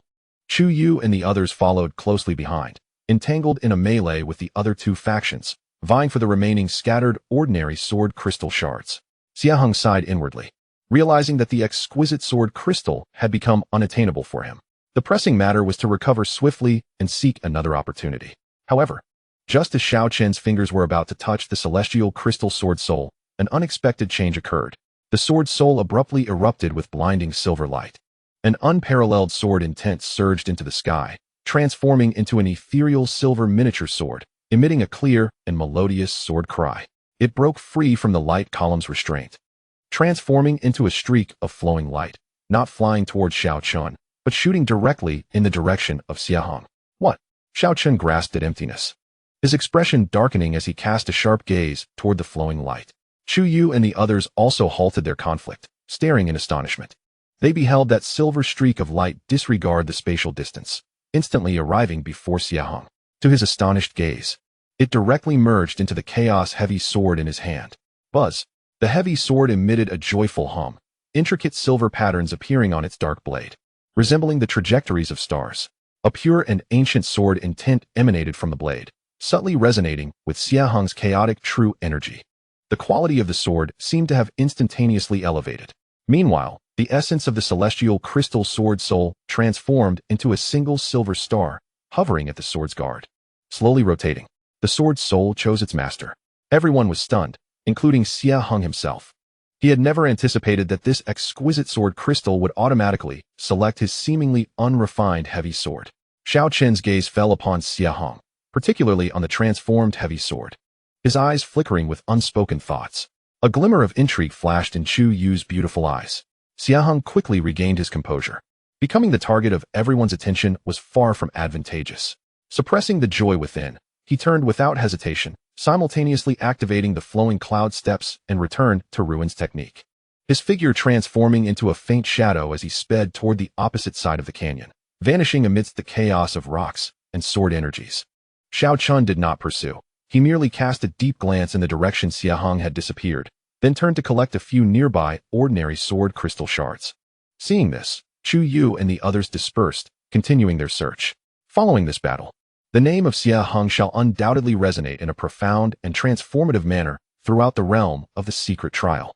It appears that his destiny is merely beginning to unfold. Chapter 41. Healing and Concealment. Undercurrents rising and the ancient path set to open in the fierce contest of the 10,000 Swords Valley. Although Xie Heng managed to turn the tide against formidable foes through the extraordinary efficacy of the sword-nurturing gourd and his own unwavering resolve, he paid a grave price. The forced activation of the chaotic force field and the decisive chaotic stab nearly depleted his already insufficient chaotic true energy within his dantian, leading to significant damage to his meridians due to the overexertion, while his internal organs trembled under the strain, leaving him severely injured. With only a flicker of life remaining, he relied on the return to the void technique and the flowing cloud steps to navigate the perilous 10,000 Swords Valley, ultimately discovering an exceedingly concealed natural stone crevice. The entrance to this crevice was shrouded by dense iron vines imbued with a faint sword energy, just large enough for a single person to sit cross-legged within. It was remarkably dry and suffused with a gentle warmth emanating from the earth's veins, aiding in the stabilization of his injuries. Upon entering, Xie Heng could no longer maintain his composure. He collapsed to the ground, coughing up blood, his pallor as white as paper, and his breath waning to its nadir. He dared not delay for an instant, and promptly retrieved the solidifying true pill bestowed by Elder Xian Yun along with his own medicinal concoctions for healing. Consuming them all at once, he then directed his full focus towards the chaotic Tao Sutra. As the elixirs entered his abdomen, their gentle yet formidable essence dispersed throughout, nourishing his damaged meridians and internal organs. At this moment, the chaotic Tao body revealed its extraordinary nature, readily absorbing various medicinal properties and efficiently transmuting them into the most primal vitality, hastening the recovery of his wounds. The innate chaotic sword energy derived from the sword-nurturing gourd acted like a skilled physician, navigating the most severely damaged meridian nodes, smoothing over cracks, and alleviating blockages. Outside the stone crevice, the tumultuous struggle within the 10,000 Swords Valley raged on, with the clashing of weapons, the explosive sounds of spells, and the occasional echoes of anguished cries faintly audible. Yet, Xie Heng remained undistracted, fully immersing his consciousness within, guiding the medicinal power and chaotic true energy to gradually mend his injuries. Time passed quietly during his cultivation. 1 day, 2 days. Until the dusk of the 3rd day, Xie Heng slowly opened his eyes. Although a trace of fatigue lingered within his gaze, the light of his spirit had receded, and his breath had steadied significantly. His severe injuries had largely healed under the dual effects of the chaotic Tao body and the precious elixirs. With his chaotic true energy restored to nearly half, however, his meridians still bore a faint pain, requiring time to recuperate. He gently caressed the chaotic heavy sword resting across his lap. At the sword's edge, the silver star, transformed from the heavenly crystal sword soul, began to rotate slowly, emanating a cool and pure sword intent, blending harmoniously with the heavy sword's dense chaotic aura. Rather than repelling each other, they formed a remarkable balance and complementarity. He sensed that the sword's sentience was gradually growing, hinting at an elevation in its quality. Fortune often conceals misfortune, and misfortune can harbor fortune. Xie Heng sighed softly. Though gravely injured from this perilous encounter, he had thoroughly tested the limits of his combat prowess, gained new insights into the utilization of the sword-nurturing gourd, and acquired this exquisite sword soul crystal, resulting in substantial rewards. He took out his identity token, allowing his consciousness to delve deeper. On the reverse side of the token, a number 7 is inscribed, indicating the total amount of sword soul crystals he has acquired thus far, including the heavenly crystal sword soul. While this figure may not be insignificant among the remaining disciples, it certainly does not place him at the forefront. Individuals like Shao Chun and Chu Yu, possessing formidable strength, have undoubtedly amassed a greater bounty. With merely 4 days remaining, Xie Heng pondered. Given his current state, it would be imprudent for him to actively engage in competition. However, should he remain in hiding, securing a position within the top 10 would likely prove unattainable. The Gigzu formula had reached an initial level of mastery, significantly enhancing his stealth capabilities. Perhaps he could devise a strategy. In the ensuing 4 days, he did not fully retreat into seclusion. Rather, like a phantom, he utilized the concealment offered by the fissures in the rocks and the effects of the Gigzu formula to stealthily navigate the periphery of the Sword Valley. He refrained from actively seeking out confrontations. Instead, he maximized his sensory perception, focusing intently on locating those disciples who had sustained injuries from fierce battles or had fallen victim to powerful sword energy whirlwinds, often allowing him to scavenge a crystal or 2 left unclaimed. Simultaneously, he delved deeper into the environment of the Sword Valley. Although the sword energy here was wild and chaotic, it served as a unique form of tempering for him, who bore the chaos Tao body. He attempted to guide a thread of the valley's tumultuous sword energy into his body, gradually refining it with the chaos Tao scripture. The process remained perilous, yet upon success, the chaotic true energy bore a faint edge, becoming more concentrated. During this time, he sensed several intense skirmishes from a distance. He witnessed Shao Chun wielding his sword with a cold brilliance, forcing back multiple adversaries and seizing several sword souls with unmatched grace. He also observed Chu Yu's sword formation flowing seamlessly, ensnaring her opponents and achieving victory with ease. Furthermore, he detected a few obscure yet powerful presences clashing deep within the valley, undoubtedly the true top disciples engaging in combat. He caught a fleeting glimpse of Zhou Yi, who seemed to have allied with the remnants of the Blood Fiend Society, conducting himself with greater discretion, though his gaze grew increasingly frigid. Xie Heng remained vigilant, aware that a deep-seated animosity had developed between the 2 factions, and once they exited the secret realm, tumultuous events would surely unfold. Thus, he spent the remaining 4 days in a cycle of healing, searching, and honing his skills. As the 7th day dawned and a grand power of space enveloped the entirety of the Sword Valley, the number on his identity token settled at 13. A flash of light ensued, and all surviving disciples were transported back to the Merit Hall Square. Upon arrival, the number of individuals present had dwindled to below 80. each bearing wounds, their energies fluctuating, yet their gazes were sharper, clearly transformed through 7 days of life and death trials. The disciples regarded one another with complex expressions, particularly scrutinizing Xie Heng, their eyes filled with curiosity, trepidation, and a hint of incredulity. The rumors regarding his grievous injuries inflicted on the Bloodblade 3 fiends, which prompted the heavenly crystal sword soul to choose him, had long circulated among the survivors. Xie Heng maintained a tranquil demeanor, silently standing at the periphery of the crowd. Suppressing his visible cultivation to the mid-stage of chi refinement, his aura reigned in, as if he had melded with the surrounding environment. On the platform, Elder Xianyun and several other elders cast their gazes over the disciples below, lingering momentarily on Xie Heng, Xiao Chun, Chu Yu, and a few others. The secret realm trial has concluded. We shall now verify the number of sword soul crystals and determine the final rankings. Elder Feng's voice was icy as he announced. The disciples approached in turn, placing their identity tokens upon a massive jade disc. The jade disc shimmered, revealing the number and quality of sword souls obtained by each participant, with varying weights for ordinary, medium, superior, and exceptional grades. The final rankings were announced. First place, Xiao Chun, 29 pieces, including 3 superior. Second place, Chu Yu, 25 pieces, including 2 superior. Third place, 10th place, Xie Heng, 13 pieces, including 1 exceptional Tianjing sword soul. Upon the announcement of the rankings, a low murmur of astonishment rippled through the square once more. Xie Heng, with the immense weight of an exceptional sword soul, had forcefully secured a spot in the top 10, although his quantity was far less than that of the leading participants. The quality overshadowed everyone else. Xiao Chen cast a scrutinizing glance at Xie Heng, a hint of genuine appraisal evident in his gaze for the first time. Chu Yu's enchanting eyes sparkled with interest. Meanwhile, Zhou Yi's expression darkened to the point of despair as he found himself ranked 12th, just behind Xie Heng. The top 10 would have the opportunity to enter the periphery of the Sword Tomb 3 days hence to comprehend the Swordstone Forest. The remaining disciples would receive contribution points and elixirs based on their rankings. Elder Xianyun announced the rewards. The disciples reacted with a mix of joy, envy, and resentment. Xie Heng felt a sense of relief within. Achieving the top 10 was his goal. The Sword Tomb's comprehension was precisely the opportunity he desperately needed. Yet, just as everyone believed the matter settled, Elder Xianyun spoke again, his voice resonating throughout the assembly, imbued with an unprecedented gravity. Furthermore, in light of the remarkable performance displayed during this secret realm trial, the sect has decided to initiate the Qingxian Ancient Path trial 3 months from now. Disciples in the Qi refinement stage may register to participate. Those who pass the first 3 trials of the Ancient Path will be eligible for the core discipleship of the inner sect. Those who pass the first 6 trials will have the chance to compete for the position of true transmission. The mention of the Qingxian Ancient Path struck like thunder in the hearts of all disciples. Even the top disciples, such as Xiao Chun and Chu Yu, displayed unprecedented brilliance in their eyes. The Qingxian Ancient Path.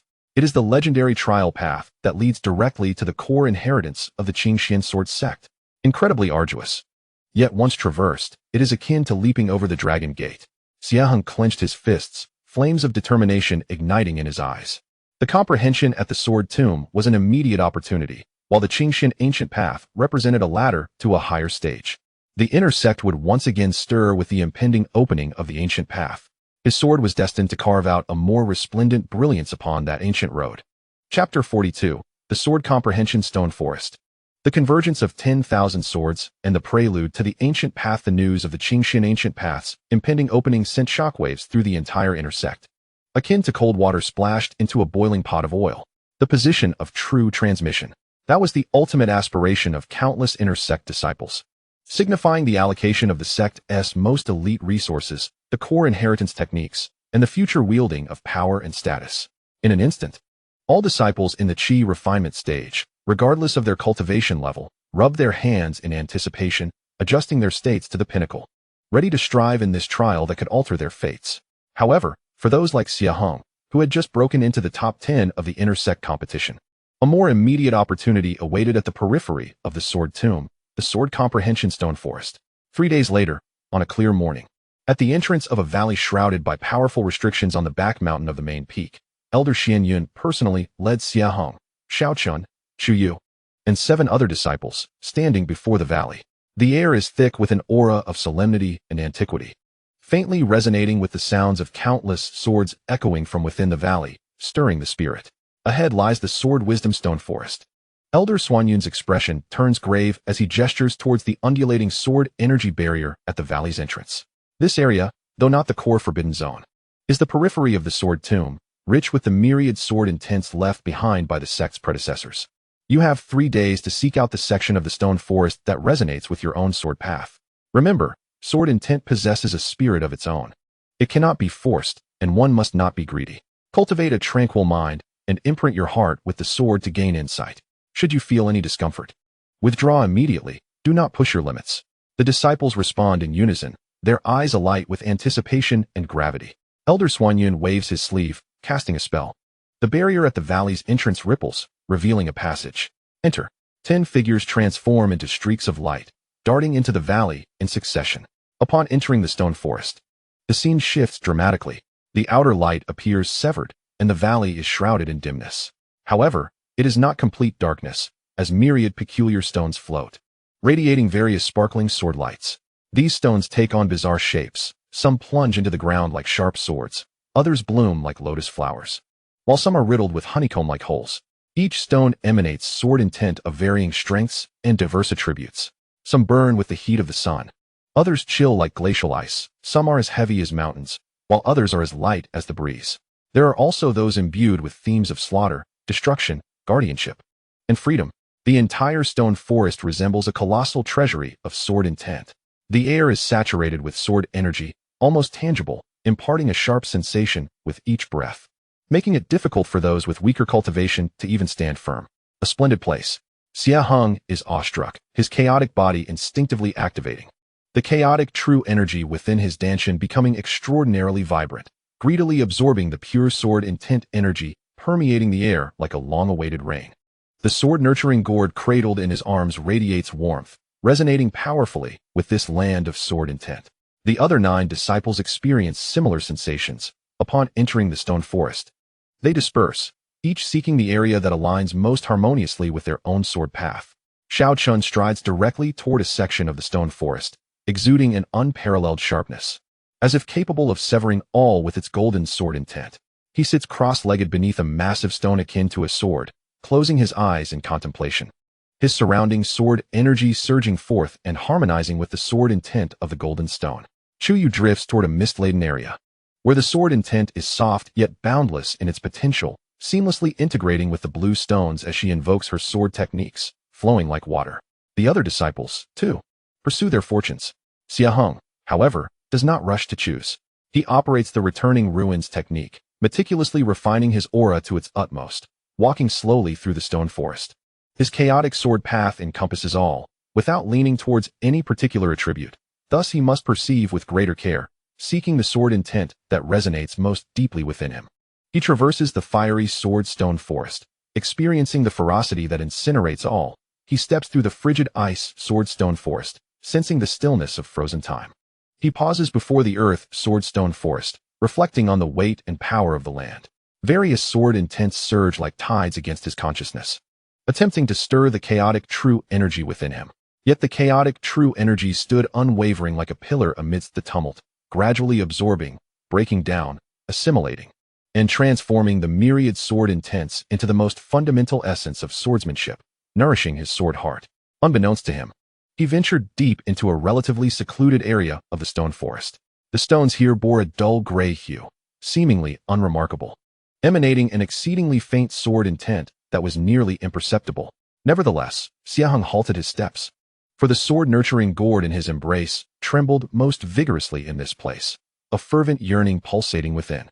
He focused his mind and gently extended his consciousness toward a particularly ancient gray boulder, its surface marred by the ravages of time. At first, there appeared to be no anomaly. However, as he infused a wisp of chaotic true energy into his consciousness and cautiously made contact with the rock's surface, a resounding boom echoed. It was as though he had activated some ancient switch. A vast, majestic sword intent surged forth, reminiscent of the primordial chaos that existed at the dawn of creation, as if a slumbering dragon had awakened, crashing into his sea of consciousness. This sword intent was neither a sharp blade of slaughter nor a specific attribute, but rather an essence of inclusion, evolution, and return to origin. It was as if the heavens and earth had yet to be divided, the pure and the impure had not been discerned, wherein all was possible, and all originated from this. In the presence of this sword intent, all previously encountered attributes seemed but branches and evolutions of it. The chaotic sword intent reverberated through Xie Heng's heart. This was, astonishingly, an ancient sword intent that shared its origin with his chaotic Dao Sutra and chaotic body. He immediately seated himself cross-legged, diligently channeling the chaotic Dao Sutra, allowing his mind to immerse entirely in this vast chaotic sword intent. He ceased to analyze or imitate. Instead, he sought resonance and unity.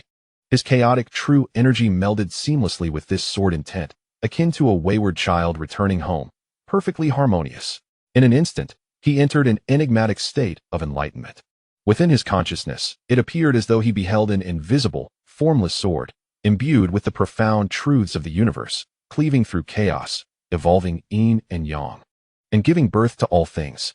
His understanding of the chaotic path surged at an unprecedented pace. The chaotic true energy within his Danshan, under the baptism of sword intent, grew ever more refined and concentrated, its totality slowly increasing.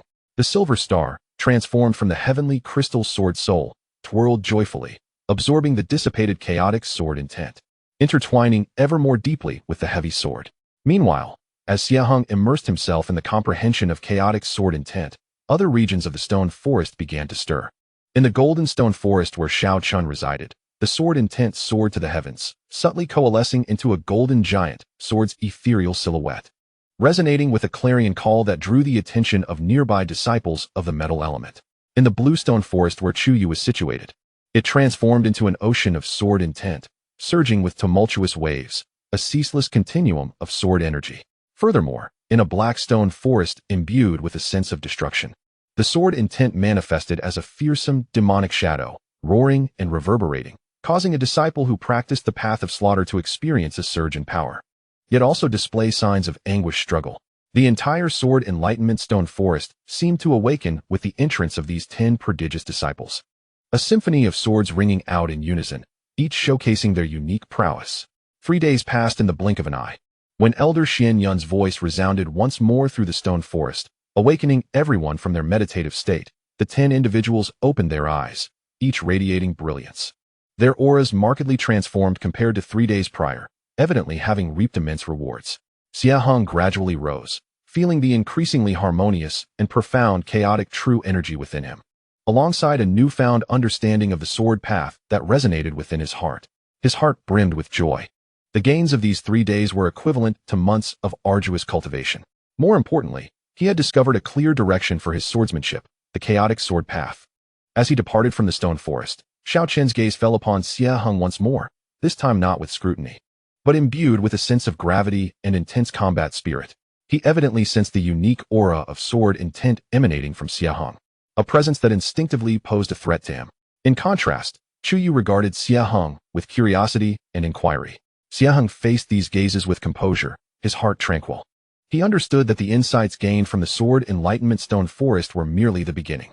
The true trial awaited him 3 months hence on the Qing Xin ancient path. Upon returning to the reception peak, Xie Heng immediately commenced his seclusion. He needed to fully digest the insights gleaned from the stone forest and elevate his cultivation to the pinnacle of the 5th layer of Qi refinement. Preparing thoroughly for the trial on the ancient path, the elixirs exchanged with contribution points, the spiritual herbs cultivated rapidly within the mystical realm of the gourd, and the elevation and realm brought by the sword enlightenment accelerated his cultivation at an astonishing pace. Meanwhile, the entire inner sect was enveloped in an atmosphere of tension and excitement. The task board at the merit hall brimmed with numerous assignments related to enhancing combat prowess and preparing for the ancient path trials, offering substantial contribution point rewards. The lecture hall was filled to capacity, with disciples eagerly absorbing knowledge. Under the surface, transactions, team formations, and even some clandestine schemes were stirring in the undercurrents. Yuan Yi's presence became increasingly elusive, yet Xie Heng learned through various channels that the Blood Fiend Society seemed to be covertly consolidating its power, recruiting members, evidently harboring ambitions for the upcoming trials on the ancient path. The winds of impending change were palpable. Time flew by in a flurry of preparation. 2 months later, Xie Heng successfully broke through to the pinnacle of the 5th layer of Qi refinement. His chaotic true energy surged powerfully, and his spiritual awareness expanded further. The techniques of flowing cloud steps and return to the void formula became increasingly refined, and under the nurturing of the heavenly crystal sword spirit and chaotic sword intent. The chaotic heavy sword gained heightened sentience and power surpassing its former self. One day, while consolidating his cultivation in the stone chamber, he suddenly felt a stirring in his heart and retrieved his identity token. The token flickered with spiritual light, revealing a line of text. The Qingxian Ancient Path trial will commence in 10 days at the hour of Chun, convening at the Ask the Tao Cliff. Registrants must confirm at the Merit Hall within 3 days. Latecomers will not be accommodated. At last, it was here. Xie Heng tightened his grip on the token, a fiery determination igniting in his eyes. His sword was eager and restless. He pushed open the stone door, sunlight streaming in. He gazed up at the towering Qingxian main peak, as if he could already see the ancient, winding path of trials beckoning him. The path to the heavens begins with the first step, and his initial stride would commence from this Qingxian Ancient Path. Chapter 43. The Journey on the Ancient Path. The 3 trials of the heart and enlightenment of the sword heart. The 10-day period passed in the blink of an eye. During these 10 days, the atmosphere within the Qingxian sword sect's inner gate reached a peak of tension. The Merit Hall was overcrowded, with disciples racing against time to exchange for the last elixirs, talismans, or attempting to hone their skills for self-preservation in the face of the imminent trials. Within the Hall of the Law, discussions regarding the myriad rumors surrounding the Azure Ancient Path were incessant. Some spoke of the illusions that thrived within the path, claiming that those with wavering resolve would be swiftly consumed. Others asserted that one must shatter 9 layers of sword formations, for only those of immense fortitude could traverse it. Furthermore, there were whispers that the depths of the ancient path concealed the treasures of the primordial sword immortals, promising an ascent to greatness for those fortunate enough to claim them. The interplay of truth and deception only served to heighten the air of mystery and foreboding. In these 10 days, Xie Heng exhibited an extraordinary calm.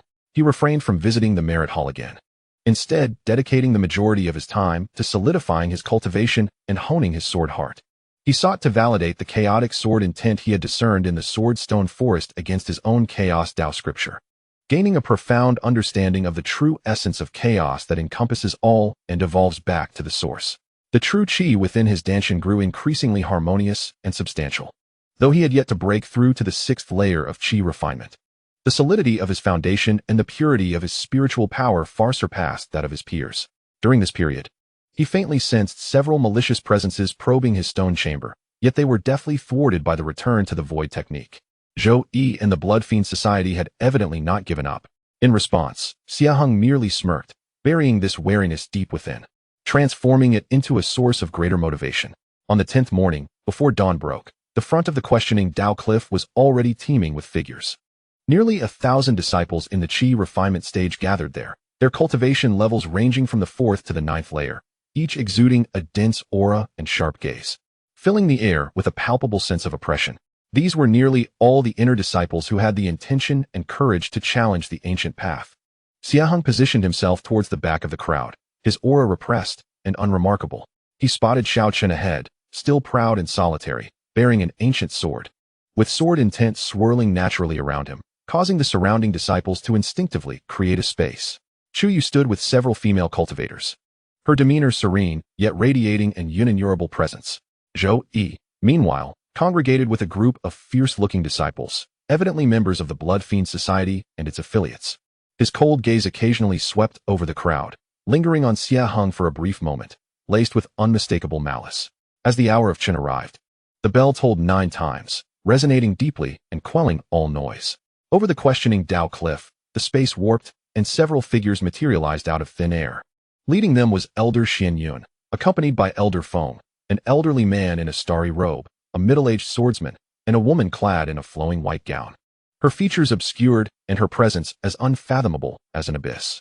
Merely standing there, she seemed to embody the very center of the universe, evoking a sense of awe that deterred direct gazes. A disciple with extensive insight gasped in reverence, recognizing her as a hidden elder of even greater standing within the sect, likely a formidable being of the late or even perfected nascent soul stage. Elder Xian Yun cast his gaze over the nearly 1,000 disciples below, his voice calm, yet imbued with supreme authority, clearly resonating in every ear. The Azure Ancient Path was established by our esteemed predecessors, not as a test of cultivation levels, but as a means to temper the Tao heart, reflect upon the origin, and select the true talents worthy of inheriting our Azure lineage. The ancient path is fraught with peril, a journey of life and death. It is still not too late to withdraw. Silence enveloped the crowd. No one stirred. Those who stood here were resolute in their convictions, unyielding in the face of a single utterance. Thus, the ancient path shall commence. Elder Xian Yun and the other 4 elders simultaneously unleashed their powers, 5 beams of light, each a different hue, yet all infused with overwhelming Tao resonance, shot forth into the void before the questioning Tao cliff. Buzz. In the void, a colossal gate, towering 100 feet high and composed of countless sword-shaped runes, gradually coalesced into existence.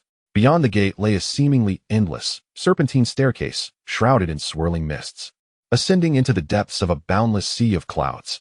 An ancient and overwhelming pressure, capable of unsettling the mind, emanated from within the gate. Those who entered the ancient path were granted a time limit of 1 month.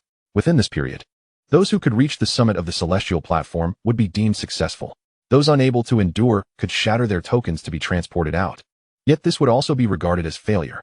With these words spoken, nearly 1,000 figures transformed into streams of light, surging towards the gate like rivers rushing to the sea.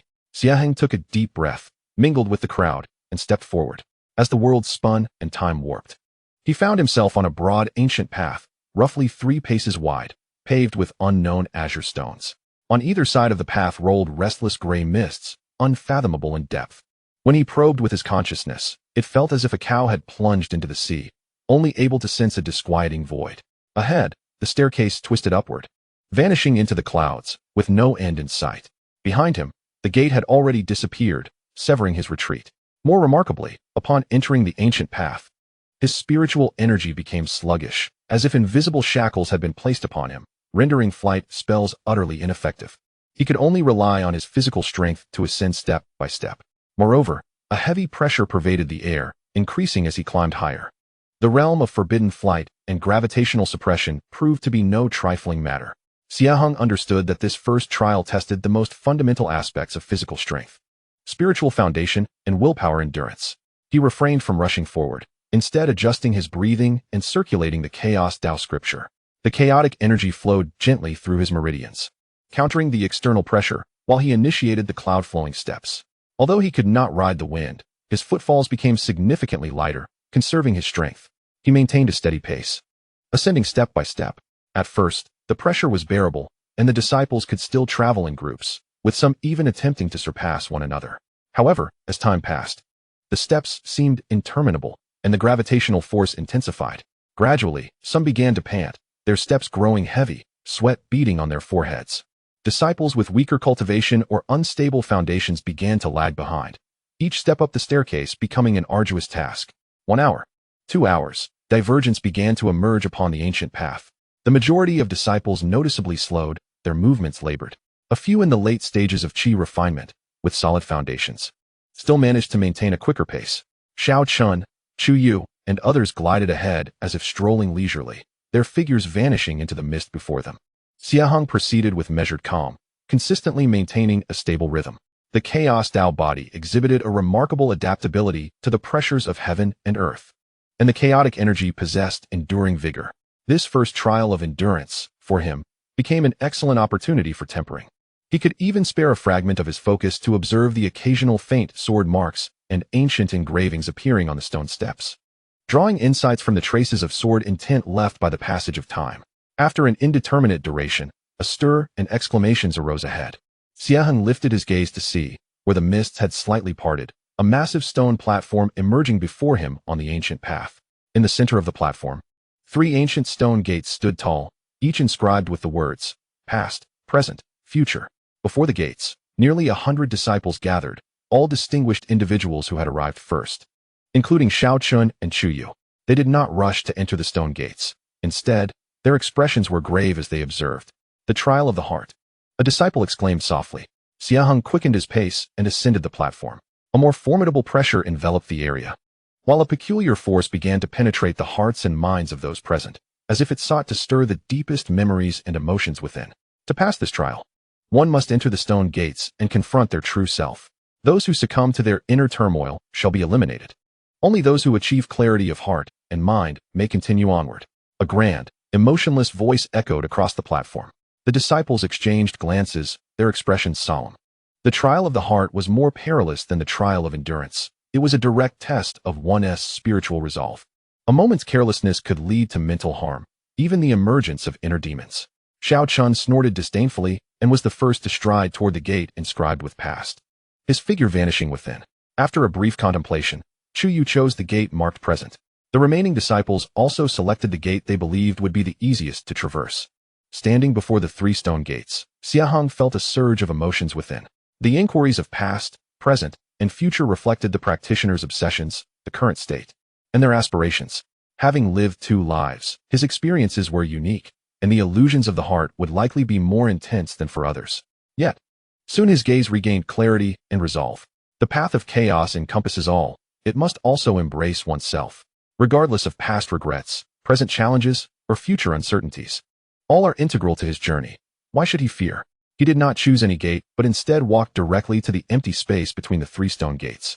Seated himself cross-legged and closed his eyes. What is he doing? Not choosing a gate. Does he wish to confront all 3 inquiries of the heart simultaneously? Is he mad? The disciples who had yet to enter the gates looked on, astonished. Ignoring the surrounding speculation, Xie Heng fully activated the Chaos Tao Sutra, allowing his mind to sink into an ethereal state. He ceased to resist the force that stirred his thoughts. Instead, he willingly released himself, unfolding the memories of his past life, the insights of the present, and the hopes for the future within his mind like a scroll, neither avoiding nor clinging to them, but observing them from a transcendent perspective. In an instant, countless illusions surged forth. The warmth and pain of parting from Yunmen village, the clamor and confusion of the urban life in his previous existence, the hardships and temptations along the path of cultivation, the yearning for immense power, the quest to unravel the mysteries of his lineage, the myriad emotions, joy, anger, sorrow, and love, toward those who oppressed him, surged like a tempest crashing against his spirit. Yet, his resolve at this moment was akin to a rock in the eye of the storm, steadfast and unmoving. The chaotic true energy enveloped his spirit, while the nurturing sword gourd emanated a soothing aura, stabilizing his consciousness. With the essence of chaos, he observed the myriad illusions, perceiving them as one aspect of the universe, akin to watching clouds drift or flowers bloom and wither, free from discrimination, free from attachment. The past has passed and cannot be recalled. The future has yet to arrive and should not be imagined. The present is all that exists, for the Tao is eternal. A profound realization arose from the depths of his heart. Gradually, the tumultuous heart's illusions, under the embrace and dissolution of the chaotic realm, began to subside, transforming into the nourishing essence of the Tao heart. In that moment, his sword heart became more translucent and resolute. It is unclear how much time has passed when Xie Heng slowly opened his eyes. The chaotic hues in his gaze flowed with clarity and depth, devoid of any trace of confusion. His aura seemed to have undergone a baptism, becoming more harmonious and restrained. At that moment, the 3 stone gates surrounding him simultaneously emanated a gentle radiance and began to slowly vanish. The ancient path ahead re-emerged, with the mist dissipating significantly, appearing clearer than before. The other disciples on the platform were already dumbfounded. They could hardly believe that someone could directly break through the 3 gates of inquiry in such an astonishing manner. Xie Heng rose to his full height, his expression serene, and stepped forward onto the ancient path leading upward. His pace was now more stable and resolute than before. With a heart illuminated by the sword, there were no longer any barriers on the path of inquiry. Chapter 44. Sword Array, Thunder Tribulation. Chaotic barriers and the foundation of the 6th layer. The unique method of breaking through the 3 gates of inquiry created quite a stir among the remaining disciples. Those who had been struggling before the stone gates, or barely escaping from certain trials with pallid faces, were struck with shock and disbelief upon witnessing his extraordinary passage. However, on the ancient path, no one had the leisure to delve deeper. The pressures and challenges ahead were paramount. Xie Heng paid no heed to the gazes behind him.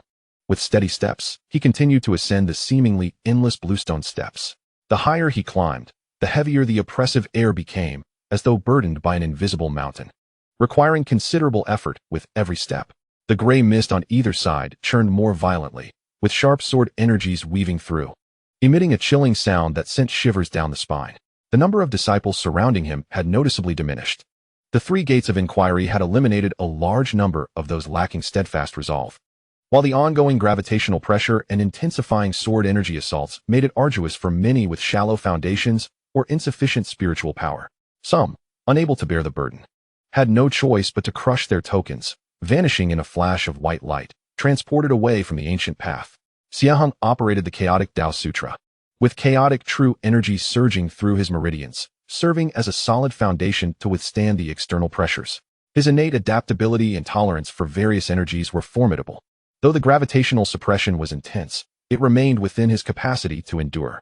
As for the scattered sword energies, he could even spare a fragment of his consciousness to guide the chaotic true energy to gradually assimilate and absorb them. Although the efficiency was quite low, it could slightly replenish his consumption. His pace was unhurried yet exceptionally stable, step by step, resolutely ascending. As he gazed ahead, only a sparse few figures remained visible. The top disciples, such as Shao Chun and Chu Yu, had long vanished from sight, presumably far ahead. After an indeterminate period of climbing, the mist ahead suddenly surged violently, and the scene opened up before him. The ancient path widened significantly at this point, forming a vast circular platform. At the edge of the platform, there were no longer ascending stone steps, but rather 9 enormous luminous gates, suspended in the void, formed from countless sword energies. Each luminous gate radiates distinct colors, emanating fierce sword intents of gold, wood, water, fire, earth, wind, thunder, ice, and poison, intertwining their essences to form a vast and intricate sword array, effectively blocking the path ahead. Before this sword array stood over 20 disciples, each exuding a formidable aura, with the weakest among them being at the mid-stage of chi refinement, including the likes of Shao Chun, Chu Yu, and Zhou Yi. Their expressions were grave as they scrutinized the sword array, clearly hindered in their progress.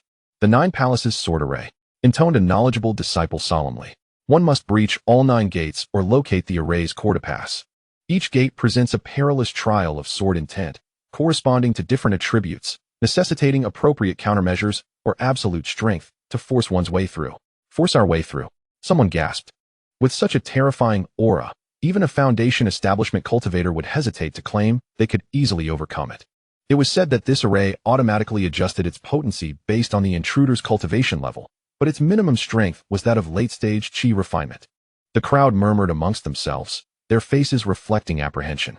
This sword array was evidently a significant challenge in the ancient trial, with exceedingly stringent criteria for passage.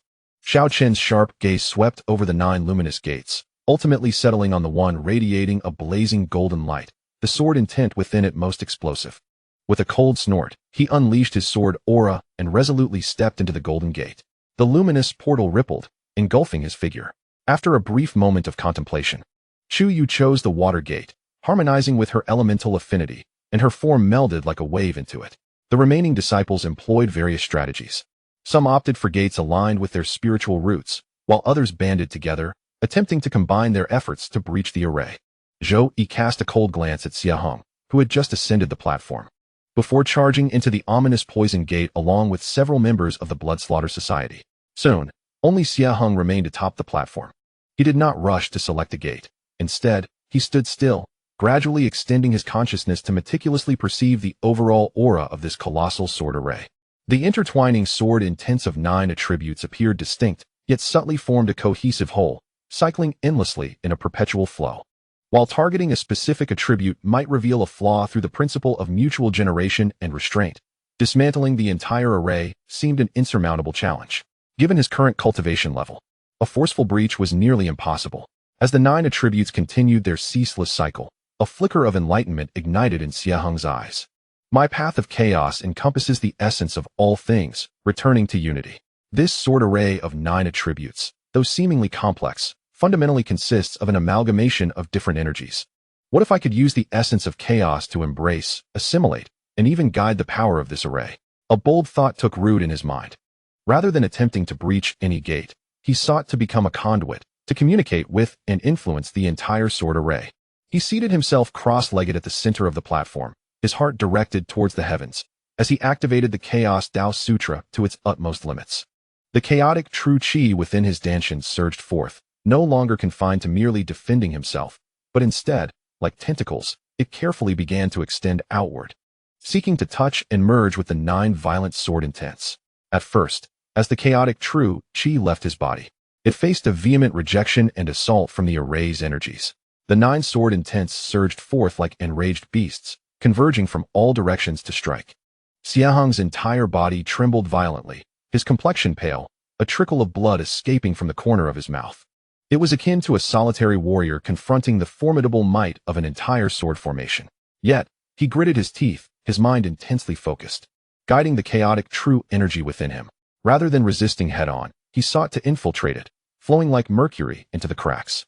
He recalled the inclusive and evolving chaotic sword intent he had perceived within the swordstone forest, transforming his true energy into an intangible essence capable of embracing all. Gradually, a miracle unfolded. The ferocious sword intent, upon contact with his chaotic true energy, although still sharp, exhibited a slight diminishment in its relentless repulsion. The chaotic true energy acted like the gentlest of solvents, slowly and meticulously dissolving the edge of the sword intent, extracting its pure energy and converting it into the most fundamental nourishment for sword chi. This process was perilously demanding, exhausting his mental energies to an extraordinary degree. Beads of sweat formed on Xie Heng's forehead, his body trembling slightly, yet his gaze grew ever brighter. He sensed an exceedingly subtle connection forming between himself and the sword formation. Although he could not control it, it felt as though he had discovered a tranquil stream within a raging ocean. Just as he exerted all his strength to contend with the sword formation, striving to transform foe into friend, an unexpected turn of events occurred. Perhaps the chaotic true energy had triggered some change at the heart of the sword formation. Or perhaps Xie Heng's unconventional approach had activated some ancient mechanism. Suddenly, the 9 luminous gates above the platform erupted with blinding radiance, and countless sword chi converged, forming a terrifying storm cloud of 9-colored lightning that enveloped the entire platform above Xie Heng's head. Thunder rumbled ominously. Strikes of terrifying thunder, imbued with varying attributes of sword intent, descended upon him like divine punishment, tearing through the void to strike fiercely at the seated Xie Heng. Golden thunder, vibrant with thunder concealing lethal intent, gentle water thunder, and the explosive fire thunder converged in a cataclysmic tempest. This was no mere test of sword intent. It was a lethal trial akin to a heavenly tribulation. Alarm bells rang in Xie Heng's heart. The power of this lightning tribulation far exceeded what he could endure. On the precipice of life and death, enlightenment struck him. Instead of retreating, he steeled himself and executed an even more audacious move. He channeled the Chaos Tao Sutra with all his might, maximizing the resonance of the sword-nurturing gourd in his possession, while simultaneously guiding the tenuous connection he had just established with the sword formation to actively draw the descending power of the 9-colored lightning tribulation into his body. He aimed to refine himself with the power of this sword formation's lightning tribulation and break through his bottleneck. Boom! The first golden thunder surged into his body. Xie Heng trembled violently, as if being sliced by a myriad of blades, his meridians threatening to rupture, and he spewed forth a mouthful of blood. Yet, he clung steadfastly to a single point of clarity in his spirit, the chaotic true energy operating frantically, grinding and refining the violent sword intent of the lightning tribulation. Following that, with thunder, water thunder, and fire thunder struck down in succession. Each type of thunder brought with it a distinct kind of agony and destruction. Yet the inclusive nature of the chaotic true energy was fully manifested at this moment. It devoured, decomposed, and fused these foreign energies like an unfathomable abyss, steadfastly and resolutely. Destruction and rebirth intertwined wildly within him. The meridians continuously expand and fortify amidst the cycles of destruction and restoration. The Dantian, the reservoir of vital energy, trembles violently under the impact of thunder, and the robust barrier of the 5th layer of chi refinement begins to show numerous fissures. Break! Xie Heng roared inwardly, channeling all the refined energy along with his indomitable will into a surging torrent that fiercely crashed against the barrier. Crack! A sound akin to the delicate shattering of an eggshell resonated from within him. The barrier shattered in response.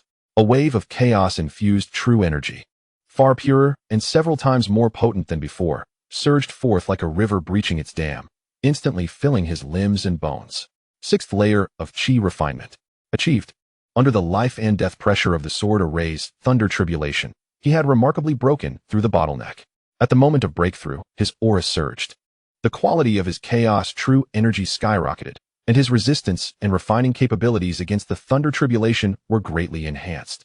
The once ferocious 9-colored thunder tribulation now appeared to him as an unparalleled elixir for tempering his foundation. He rose to his full height, wielding the chaos-heavy sword, and boldly faced the descending thunder. The sword's body shimmered with the interplay of chaos true energy and the silver brilliance of the heavenly crystal sword essence, guiding, dispersing, and absorbing the strikes of thunderous sword intent. In that moment, He seemed to transform into a deity amidst the storm, reborn from the brink of despair. Time became an abstract concept as the thunderclouds gradually dissipated, and the radiance of the 9 luminous gates dimmed, ultimately fading away. The ancient path ahead re-emerged as the mist cleared, revealing a broad road leading to higher realms. Xie Heng stood resolutely with his sword, his aura now firmly established at the initial stage of the 6th layer of Qi refinement. Though his garments were tattered and his body bore charred marks, his gaze sparkled like stars, and his presence was as stable as a mountain, the body and true energy tempered by the thunder tribulation exhibiting newfound strength. He cast a glance at the empty platform, unhesitatingly stepping onto a new journey. The sword array's thunder tribulation had not only failed to hinder his progress, but had instead become the stepping stone for his breakthrough. After this ordeal, his chaotic foundation grew increasingly unassailable. Yet, the trials of the ancient path were far from over. Chapter 45, The Celestial Platform. The quest for truth and the opportunity for true transmission having broken through to the 6th layer of Qi refinement and enduring the life and death tempering of the sword array's thunder tribulation. Xie Heng's foundation was solidified, and his spiritual power transformed remarkably. The chaos true energy flowed within him like the endless Yangtze River, imbuing each movement with a profound sense of weighty strength. Holding the chaos-heavy sword, he traversed the ancient path unveiled after the 9 palaces' sword array had dissipated. His steps steady, and his gaze sharp as lightning, fixed upon the horizon. The mist ahead appeared significantly thinner, and the ancient path grew ever steeper. The sides of the stone steps were no longer voids of abyss, but rather jagged rocks and gnarled ancient trees, with hints of pure spiritual energy wafting through the air, suggesting proximity to the path's end. As he ascended, he occasionally glimpsed powerful figures soaring rapidly in the distance, among them Shao Chun, Chu Yu, and other top disciples. Evidently having also surmounted the challenges of the sword array, Xie Heng did not rush to pursue, but maintained his own pace, consolidating the new heights of his cultivation while deeply contemplating the increasingly clear resonance between his chaotic foundation and this ancient realm. As one ascends, the oppressive pressure of the atmosphere gradually diminishes, replaced by a grand and solemn ambience that seems to touch upon the very essence of the Tao. It is as if an invisible mentor is probing the hearts and insights of each climber. After a day, Xie Heng's vision was suddenly illuminated. At the end of the ancient path stood an immense azure stone platform, seemingly piercing the heavens. The platform was as smooth as a mirror, exuding an air of ancient antiquity. Its surface was adorned with countless inscrutable runes and sword marks, with the faint echoes of the Tao reverberating. Surrounding the platform was a rolling sea of clouds, within which one could vaguely discern the silhouettes of several similar stone platforms, resembling stars encircling the moon. This was indeed the celestial platform at the terminus of the Qingxian ancient path. At this moment, several figures were already seated upon the celestial platform. Shao Chun stood at the edge, sword in hand, his garments billowing, with sword energy soaring into the sky, as if he were one with the entire platform.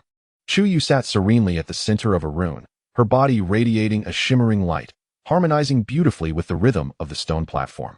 2 other disciples, exuding profound auras, were present, one surrounded by blazing flames, while the other was anchored by the force of the earth. Both evidently prodigies at the pinnacle of the 9th layer of Qi refinement. Xie Heng's arrival did not stir significant commotion. Yet both Shao Chun and Chu Yu turned their gazes towards him, their expressions revealing a hint of astonishment. They could distinctly sense that Xie Heng's presence had grown substantially stronger since confronting the sword array. The depth and restraint of his aura, coupled with an impression of boundless potential, imparted a subtle pressure upon them. Xie Heng nodded slightly in acknowledgement, then sought a relatively secluded spot at the edge of the celestial platform to sit cross-legged. He did not immediately attempt to comprehend the rhythm of the stone platform. Instead, he first activated the return to ruins technique to adjust his breath to its optimal state, while gradually extending his consciousness to carefully perceive the mysteries of the celestial platform. Upon contact with the stone platform, a jolt coursed through his mind. This platform seemed to be a living entity, possessing supreme wisdom. Countless fragments of information regarding the sword path, the principles of heaven and earth, and the essence of life surged into his consciousness like a tidal wave. These pieces of information were chaotic yet imbued with profound truths, requiring exceptional insight to organize, understand, and resonate with. Even more wondrously, the sword-nurturing gourd in his possession pulsated with intense energy, as if the small heavenly realm within resonated with the celestial platform. And the innate chaotic sword energy at its center became extraordinarily vibrant, as if it had encountered a kindred spirit. Did this celestial platform harbor a trace of the Tao's chaotic origin? Xie Heng realized. No wonder the sword-nurturing gourd reacted so fervently. This was an unparalleled opportunity for him. Without hesitation, he fully engaged the chaotic Tao scripture, immersing his spirit in communion with the celestial platform. Using his own chaotic true energy as a guide, and the sword-nurturing gourd as a bridge, he endeavored to capture and absorb the faint chaotic Tao resonance within the stone platform. Initially, the process proved exceedingly arduous. The chaotic Tao resonance was like a speck of dust hidden amidst the vast cosmos, elusive and difficult to grasp. However, Xie Heng's resolve was unyielding, his insight extraordinary. And with the dual enhancement of the chaotic Tao body and the sword-nurturing gourd, he gradually began to trace a faint trajectory.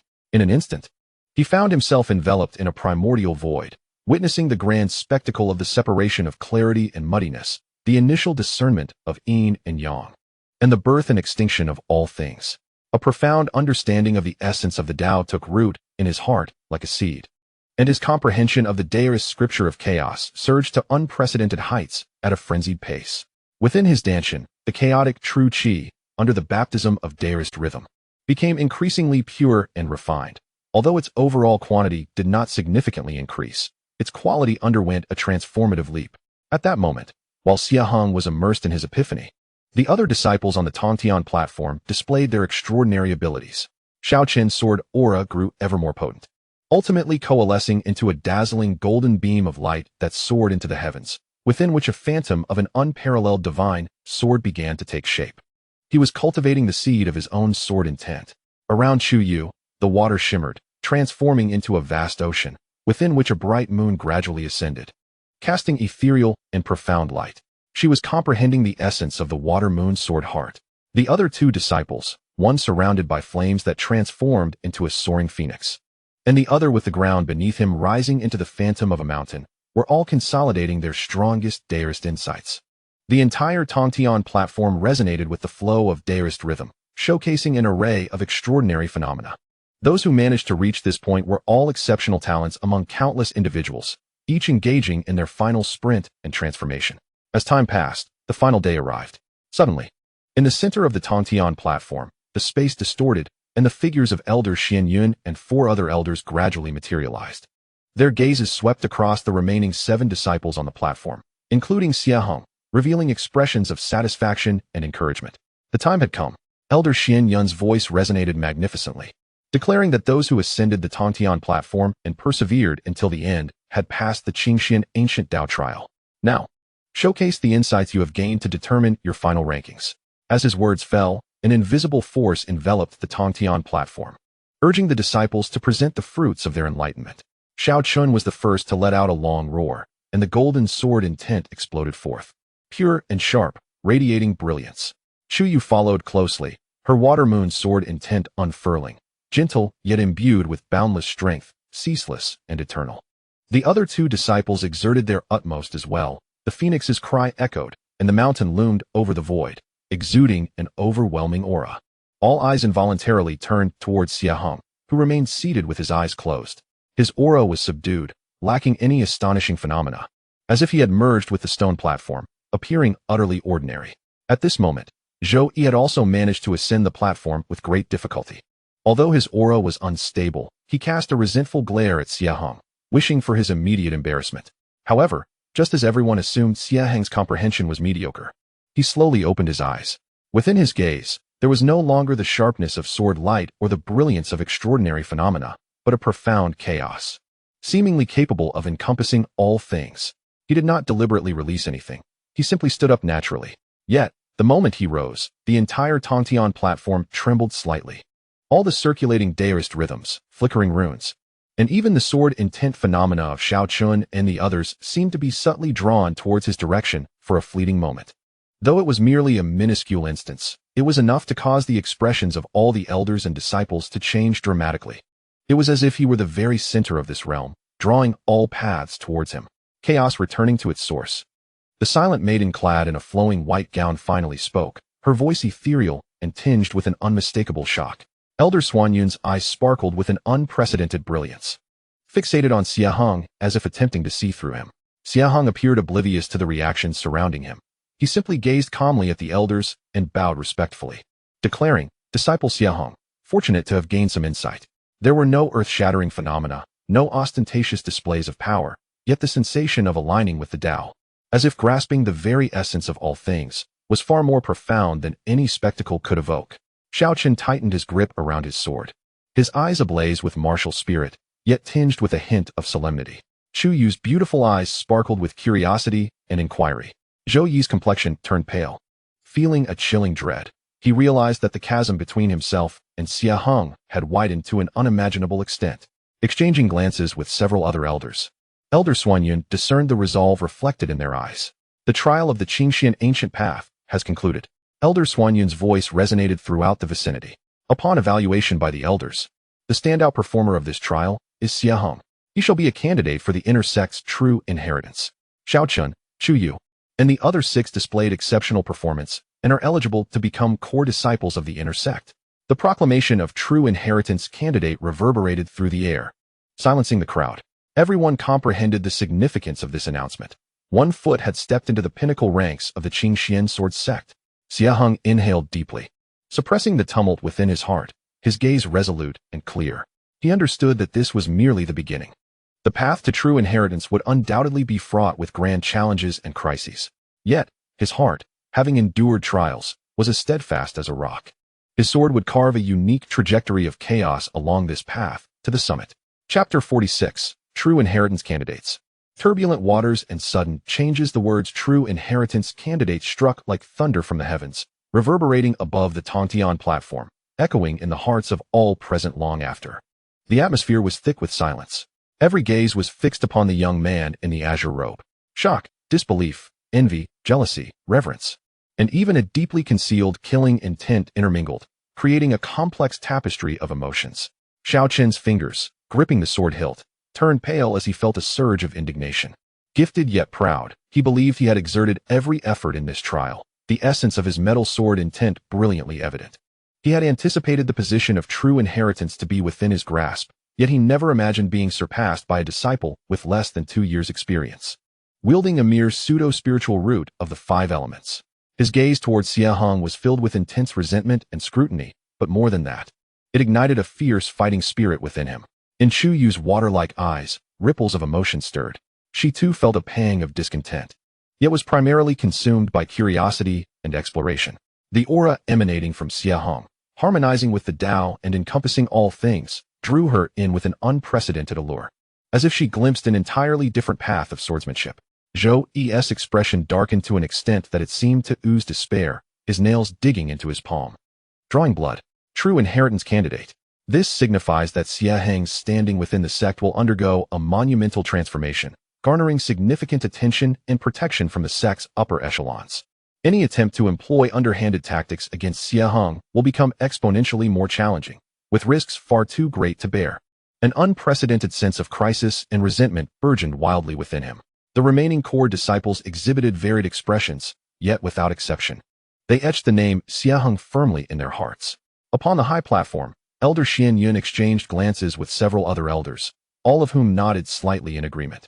The announcement of Xie Heng as a candidate for the true disciple was not a spur-of-the-moment decision, but rather a conclusion drawn from the astonishing potential he displayed during the ancient path trial, his unwavering conviction, and most importantly, his exceptional performance that seemingly approached the realm of chaos return. Such potential transcends the ordinary qualifications of spiritual roots and merits the sect's full support for cultivation. Elder Xianyun regarded him with a gentle gaze, stating that being a candidate for true disciple is not merely an empty title. From this day forth, you may relocate to the peak of true disciple candidates, enjoying the corresponding allocation of resources and the opportunity to consult with an elder once a month. I hope you will remain humble and diligent in your practice, striving to pass the true disciple assessment and live up to the sect's expectations. Disciple Xie Heng vowed to exert himself in cultivation, not to disappoint the elder's high hopes or the sect's nurturing. Suppressing the tumult within, Xie Heng bowed deeply, his voice steady and resolute. He understood that this honor came with greater responsibilities and more formidable challenges. The other core disciples also received various rewards, which would be distributed by the merit hall. Dismissed.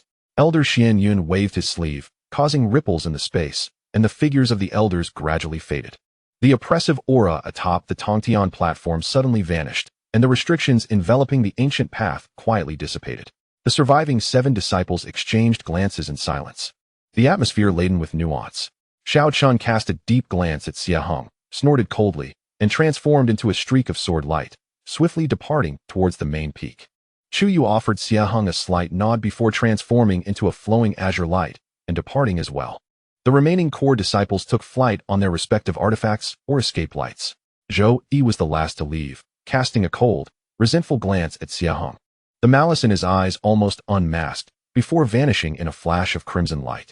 In the blink of an eye, Xie Heng found himself alone atop the Tongtian platform.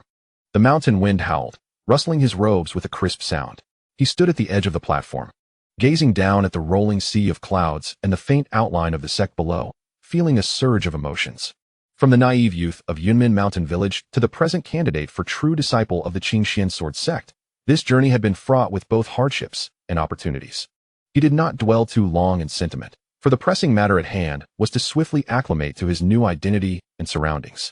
Following the guidance of his token, he harnessed the newly acquired flying sword, which far surpassed the previous standard in quality, transforming into a streak of azure light as he soared towards the depths of the sect, where the spiritual energy was particularly abundant and the peaks were more picturesque.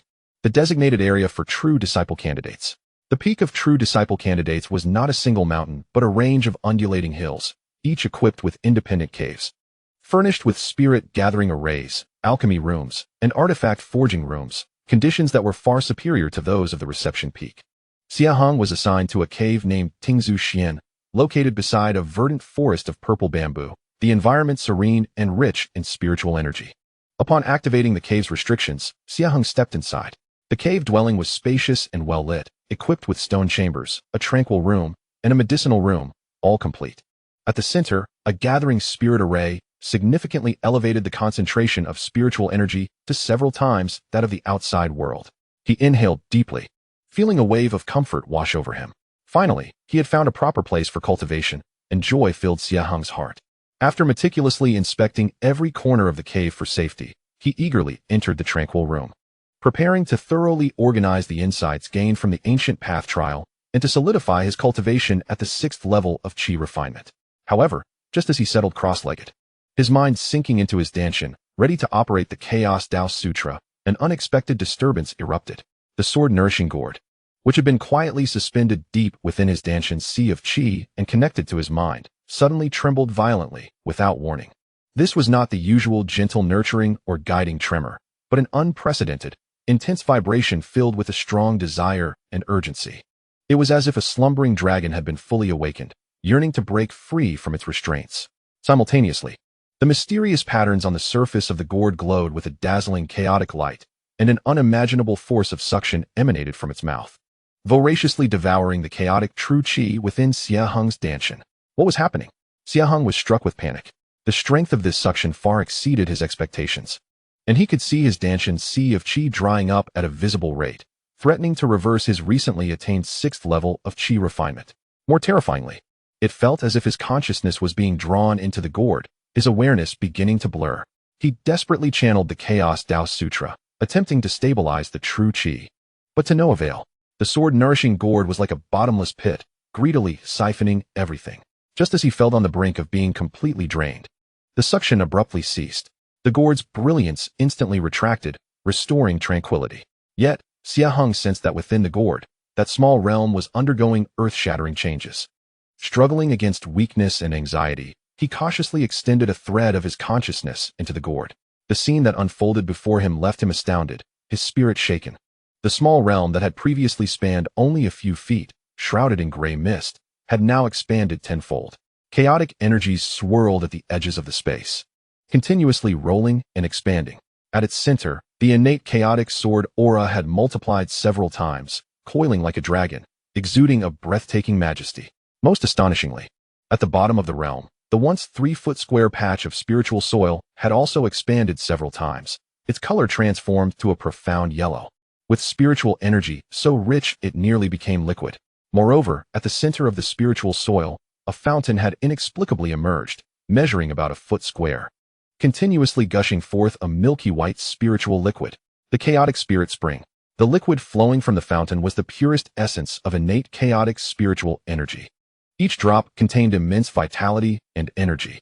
Furthermore, it seemed that the flow of time within the realm had also changed. While a day passed in the outside world, nearly 10 days had likely elapsed within the realm. Was this an evolution? A storm surged within Xie Heng's heart. He instantly understood that it must be the fragment of chaotic Tao rhythm he had comprehended on the Tongtian platform, combined with the pure energy he had invoked while breaking through to the 6th level of Qi refinement, that had reached a critical point and completely awakened the dormant essence of the sword-nourishing gourd, causing it to undergo a qualitative leap. The current sword-nurturing gourd transcends its previous role as merely an auxiliary tool for cultivation and storage. It has evolved into a nascent realm of heaven, brimming with potential for growth. After the initial exhilaration, profound contemplation ensued. The recent transformation of the gourd, while a monumental opportunity, signifies that it will demand an even greater supply of nutrients. The fleeting moment of absorption nearly drained him entirely. Henceforth, in his cultivation, he must seek out more advanced energy sources. Otherwise, the burgeoning realm will be unsustainable, potentially leading to a backlash against himself. It appears that fortune and misfortune are entwined, and the path of true inheritance is destined to be tumultuous. Gazing at the seemingly unassuming gourd in his hand, Xie Heng's expression was grave, yet brimming with anticipation. He consumed a drop of chaotic spiritual liquid, the pure energy instantly dispersing to nourish his desiccated meridians and danshan, yielding effects far surpassing any medicinal pill. It is imperative to elevate his strength expeditiously. The status of a candidate for true inheritance is both an opportunity and the eye of a storm. Closing his eyes, Xie Heng devoted himself to fully assimilating the spiritual liquid, solidifying his cultivation. He understood that from this day forward, he would embark on a completely new and grander stage, with his foundation becoming ever more profound and stable within this minuscule gourd realm. Chapter 47. The Establishment of the Spirit Spring. The storm arises and the Elder S summons the startling transformation within the gourd realm, instilled within Xie Heng an unprecedented sense of pressure amidst his elation. The energy required for the growth of this authentic realm of heaven is vast. Solely relying on his Qi refinement stage cultivation to absorb external spiritual energy is akin to drawing water with a sieve. It might even result in the realm's regression due to energy scarcity, ultimately endangering himself. He must identify a stable and potent energy source, Xie Heng realized. Although the status of a candidate for true inheritance provides a better cultivation environment and resource allocation, the monthly supply of spirit stones and medicinal pills remains woefully inadequate for nourishing the realm. His gaze turned towards the nascent chaotic spirit spring. Though small, its source ceaselessly emanates pure chaotic spiritual liquid, each drop containing energy comparable to dozens of mid-grade spirit stones and being more readily absorbed by his chaotic Tao body. Undoubtedly, this is the most suitable energy source for him at present. In the days that followed, Xie Heng secluded himself, dedicating nearly all his time to cultivation and stabilizing the realm. He consumed a drop of diluted chaotic spiritual liquid daily, complemented by the refinement of the chaotic Tao scripture, resulting in a visible and steady enhancement of his cultivation. His mastery of the Qi refinement stage rapidly solidified, advancing steadily towards the mid-stage. The chaotic true Qi became increasingly condensed and robust, while the refinement of his physical form reached new heights. Simultaneously, he took advantage of the accelerated flow of time within the realm to plant the previously acquired jade rice seeds and several low-tier spiritual herbs collected from the periphery of the 10,000 Sword Valley in the expanded spiritual soil.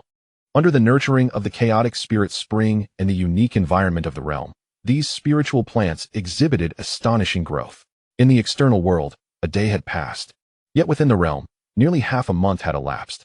The jade rice had already begun to tassel and fill, its spiritual energy far surpassing that of its counterparts outside. And the spiritual herbs thrived with vigor, their medicinal properties seemingly enhanced. This ignited a flicker of hope within him. Should one be able to cultivate higher-tier spiritual plants or discover other treasures imbued with immense energy to transplant into the cave abode, a virtuous cycle might be established, gradually fulfilling the growth requirements of the domain. However, as the tree yearns for stillness, the winds do not cease. The identity of the true disciple candidate, akin to a boulder cast into a tranquil lake, stirred ripples within the inner sanctum of the Qingxian sword sect. On this day, Xie Heng had just awakened from meditation when he sensed a disturbance emanating from the prohibitions outside his cave. With a sweep of his consciousness, he beheld a stranger clad in the garb of a steward, standing at his door with an air of arrogance. Is junior brother Xie available? The Hall of Merit has issued a summons for you to attend an inquiry immediately. The steward's voice resonated through the barriers, infused with an undeniable authority. Xie Heng furrowed his brow. A summons from the Hall of Merit? He pondered, having maintained a low profile since becoming a candidate for true discipleship. He had not infringed upon any sect rules. A flicker of wariness arose within him, yet he rose to adjust his robes and dispelled the cave's restrictions. May I inquire what the steward seeks? Xie Heng clasped his hands in a respectful greeting, maintaining a dignified composure. The steward appraised him with a scrutinizing gaze, a trace of barely perceptible disdain flickering in his eyes, before responding coolly, "You will know upon arrival. Follow me." With that, he turned and advanced, seemingly unwilling to elaborate further. A multitude of doubts surged in Xie Heng's mind, but compelled by the authority of the Hall of Merit, he had no choice but to follow. The two traversed the skies, not toward the Hall of Merit atop the main peak, but rather toward a more secluded valley within the inner sect. As they soared further into desolation, Xie Heng's sense of foreboding intensified. "Steward, it seems the Hall of Merit is not in this direction?" Xie Heng halted, voice low and questioning. The steward paused as well, turning to reveal a sly smile. "The Hall of Merit? Huh. Junior brother Xie, someone wishes to meet you. I merely borrowed their name." No sooner had he spoken than the surroundings rippled with energy, and three figures materialized, forming a triangular encirclement around Xie Heng. At the forefront stood the sinister-faced Zhou Yi, flanked by two formidable cultivators at the initial stage of qi refinement, their cold gazes brimming with murderous intent. "Zhou Yi, it's you." Xie Heng's eyes narrowed, realization dawning upon him. The audacity to impersonate a steward of the Hall of Merit and lure him here. This place was evidently ensnared within a formation designed to sever his aura. "Xie Heng, did you not foresee this?" Zhou Yi sneered, his eyes alight with malice and satisfaction. "True disciple candidate? Humph. Today marks your demise. This area has been sealed by the void locking array. You cannot escape. Hand over the rare treasure capable of summoning the sword soul and all your opportunities, and I might allow you a complete corpse." The two qi refinement cultivators advanced slowly, their spiritual pressure descending upon Xie Heng like two mountainous weights. Clearly, they were mercenaries hired by Zhou Yi, not disciples of the sect. Faced with such dire straits, Xie Heng's heart grew remarkably calm. His gaze swept over the trio before settling coldly on Zhou Yi. "Zhou Yi, do you comprehend the gravity of your crime in impersonating a steward and ambushing a fellow disciple?" "Gravity of crime? Ha ha. As long as it is executed cleanly. Who will ever know it was I?" Zhou Yi cackled. "You should blame yourself for obstructing my path.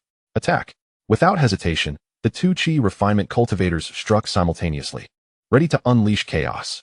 A lone figure brandished a formidable ghostly blade, its dark aura swirling ominously, transforming into a menacing specter that lunged at Xie Heng.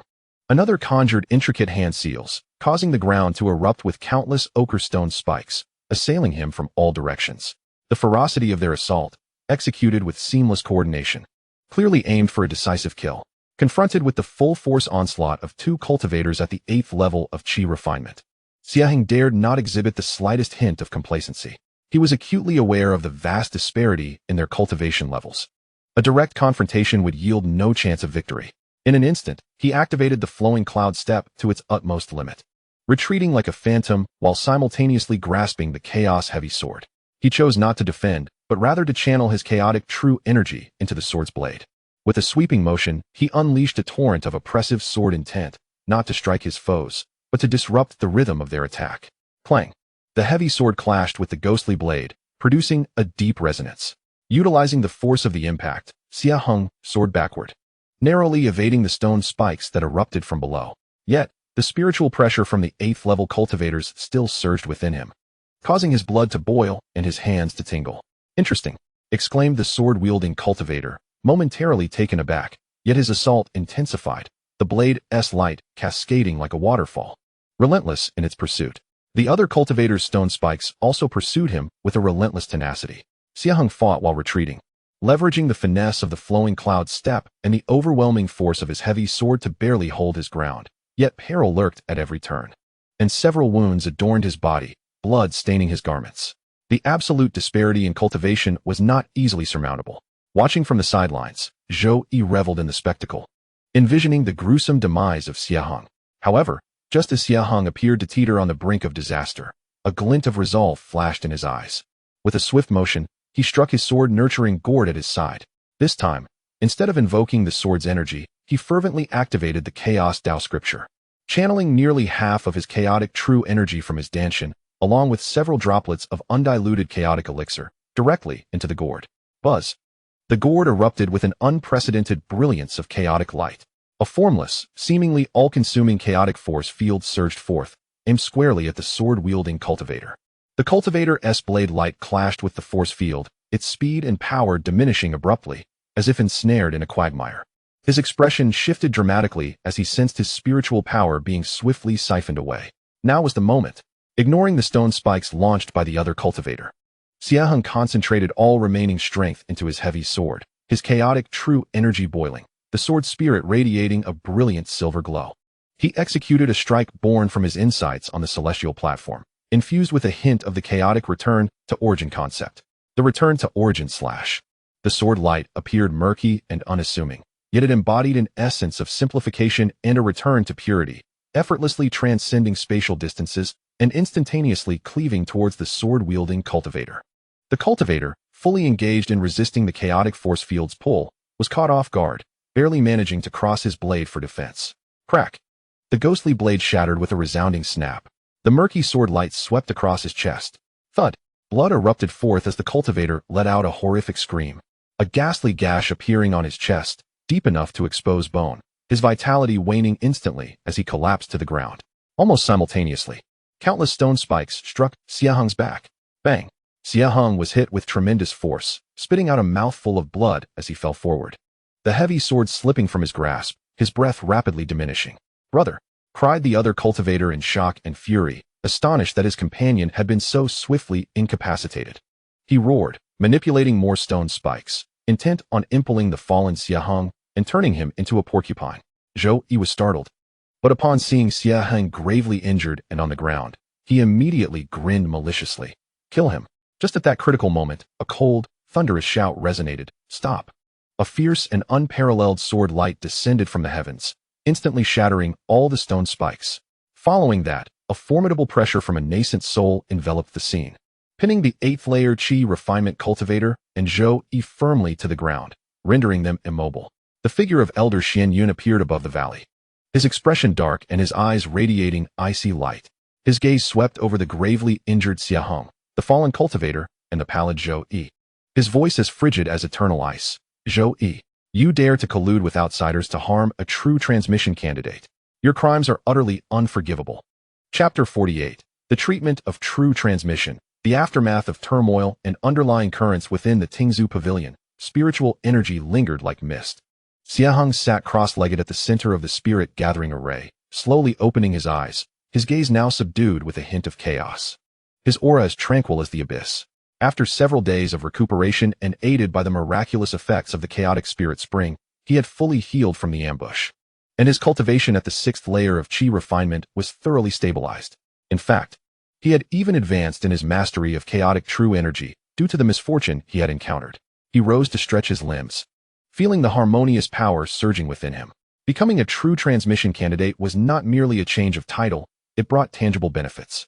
The spiritual energy concentration within this Tingzhu pavilion was more than tenfold that of the peak of welcoming guests, making a single day of cultivation here equivalent to several days of arduous practice in the outside world. Additionally, he received a monthly allocation of 500 mid-grade spirit stones and a bottle of high-grade condensing yuan pills, a substantial fortune for a disciple in the Qi refinement stage. However, Xie Heng was acutely aware that these resources were merely a drop in the bucket for nurturing his own cave-dwelling world. While the chaotic spirit spring was indeed exceptional, the daily production of spiritual liquid was limited, primarily reserved for critical breakthroughs or recovery, and insufficient to sustain regular cultivation and the continuous growth of his cave. He must establish more stable channels for resources, he pondered. He walked to the corner of the cave, where a newly installed small communication array allowed direct contact with the various halls of the sect. Activating the array, he contacted the Merit Hall to inquire about special tasks available for true transmission candidates. The information displayed on the light screen quickly listed several tasks. Guard the Black Wind Mountain Spiritual Stone Mine for 3 months, supervise the miners, and defend against low-level beasts. Requirement: late-stage Qi refinement. Contribution points: 2,000 monthly. Escort the sect's merchant convoy to the Flowing Cloud Immortal City. A 2-month journey through 3 perilous locations. Requirement: exceptional combat strength and rich experience. Contribution points: 4,000. Exterminate the ghosts infesting the Een Soul Gorge and collect 10 Een Soul crystals. Requirement: possess thunder or fire attribute techniques or corresponding magical artifacts. Contribution points: 300. These tasks offered substantial contribution points, but they were time-consuming or fraught with danger, not quite aligning with Xie Heng's urgent need for resources while maintaining a low profile. He continued to scroll down, his gaze finally resting on an inconspicuous task: care for the jade marrow mother plant in the B section of the herb garden. Regularly nourish it with pure wood spirit energy and record its growth status. Requirement: proficient in wood-based techniques, refined control of spiritual power, with a foundation in spiritual botany preferred. Deadline: long-term. Contribution points: 800 moons, subject to increase based on maintenance effectiveness. The mother plant of the jade rice in the herb garden? A flicker of realization sparked within Xie Heng's mind. Although this task offered fewer contribution points than the previous ones, it was commendably stable and secure. Conveniently located within the sect, thus unlikely to attract undue attention. More importantly, he possessed the unique advantages of the Cave of the Gourd and the Chaotic Spirit Spring, which were invaluable for cultivating spiritual plants. By accepting this task, he could not only earn contribution points, but also delve deeper into the cultivation methods of high-tier spiritual plants, potentially optimizing the varieties of jade rice within the cave. This was the opportunity he sought.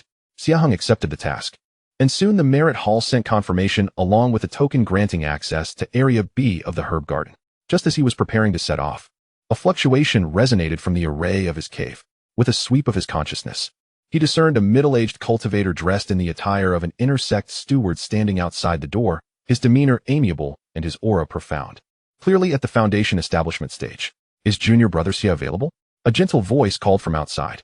I am Li Mu, steward under Elder Xian Yun. Here on the Elder's orders. A shiver ran down Xie Heng's spine at the mention of Elder Xian Yun, and he hastily activated the array to welcome Steward Li into his cave. Brother Li, your presence is a great honor.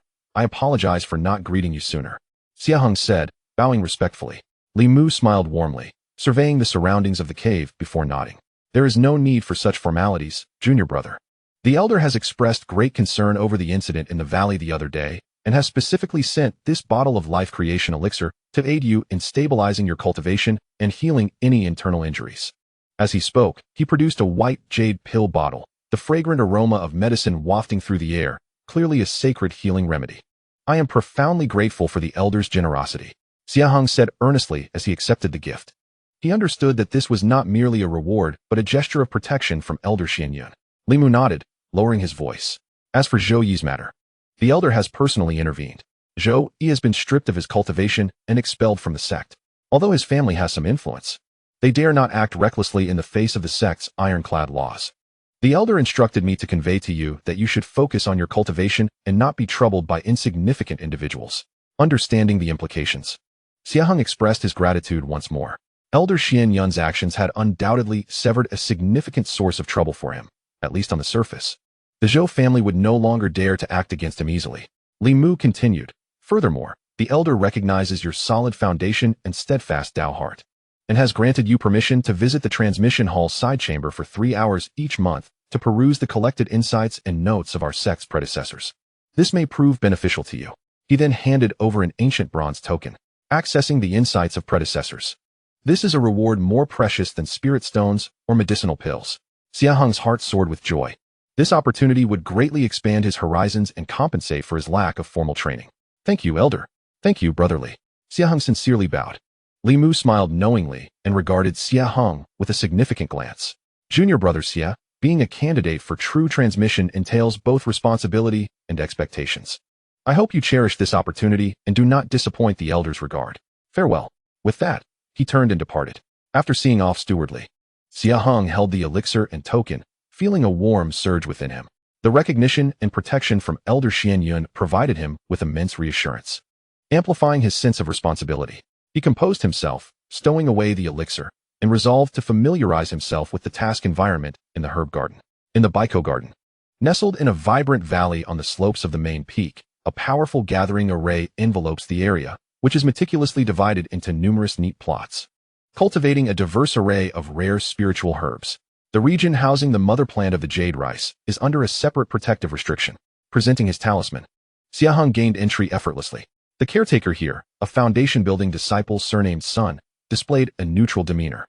Briefly outlining the crucial points. The mother plant requires nourishment from pure with spiritual energy once a day, with strict documentation of water quantity and light exposure, leaving no room for error. Approaching the mother plant, Xie Heng beheld a towering stalk, approximately 10 feet high, its rice ears translucent and white as jade, exuding a rich vitality and spiritual essence, far surpassing the jade rice found in his cave abode. He invoked the heart method of the Yumu Qingguang sword, gently infusing a strand of pure with spiritual energy into the roots of the mother plant. The leaves of the plant swayed lightly, as if relishing the nourishment. After completing the day's nourishment, Xie Heng did not leave immediately, but instead meticulously observed the growth environment of the mother plant, the soil composition, and the surrounding auxiliary formations, silently committing these details to memory. Such nuances would greatly assist him in optimizing cultivation within his cave. In the ensuing days, Xie Heng's life became structured and fulfilling. Each day, he practiced the Chaos Dao scripture in the listening bamboo pavilion, aided by the abundant spiritual energy and diluted chaotic spiritual liquid, consolidating his cultivation. He diligently attended to the mother plant in the Baiko garden each morning, seizing the opportunity to acquire knowledge about spiritual flora in the afternoons. He either perused the insights of predecessors in the side hall of the transmission hall to broaden his horizons or practiced the flowing cloud steps and returned to the void technique to hone his skills. He maintained a low profile, rarely venturing out except for necessary tasks and interactions, avoiding contact with other disciples. Nevertheless, the name of Xie Heng, a candidate for true inheritance, did not fade into obscurity due to his discretion. Rather, it spread among the inner disciples, fueled by certain whispers. Particularly noteworthy was his remarkable feat of vanquishing a level 8 Qi refinement assassin, Zhou Yi, despite being only at level 6, which added an air of mystique to his already legendary chaotic sword energy. Some admired him, others envied him, while a few harbored ulterior motives. On one particular day, Xie Heng emerged from the transmission hall, only to encounter two individuals. One was Chu Yu, with whom he had previously crossed paths. The other was a young man clad in splendid attire, handsome in appearance yet bearing an air of arrogance, his aura unmistakably reaching the pinnacle of level 8 Qi refinement, rivaling that of the earlier Xiao Chun. Junior brother Xie, what a coincidence, Chu Yu greeted with a slight smile, her voice still cool but now less distant. Senior sister Chu, Xie Heng replied with a respectful nod, his gaze calmly fixed on the elegantly dressed young man. Chu Yu introduced him. This is Lin Feng, a candidate for true inheritance from Dangxia Peak, well versed in the art of alchemy. Lin Feng scrutinized Xie Heng with a discerning gaze, the corners of his mouth curling into a subtle smirk. So you are Xie Heng? I've heard whispers of your extraordinary swordsmanship, even managing to best Zhou Yi. Quite the stroke of luck, I must say. His tone, though casual, carried an imperceptible air of condescension. Xie Heng's expression remained unchanged as he replied nonchalantly, Senior brother Lin, you flatter me. It was merely a fortunate happenstance.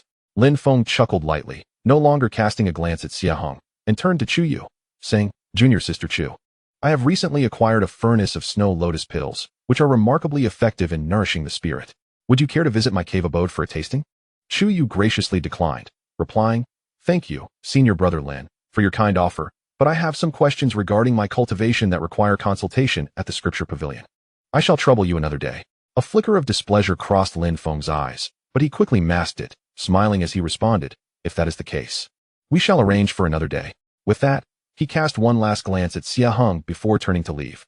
Chu Yu then looked at Xie Heng and softly remarked, Senior brother Lin has a rather straightforward temperament.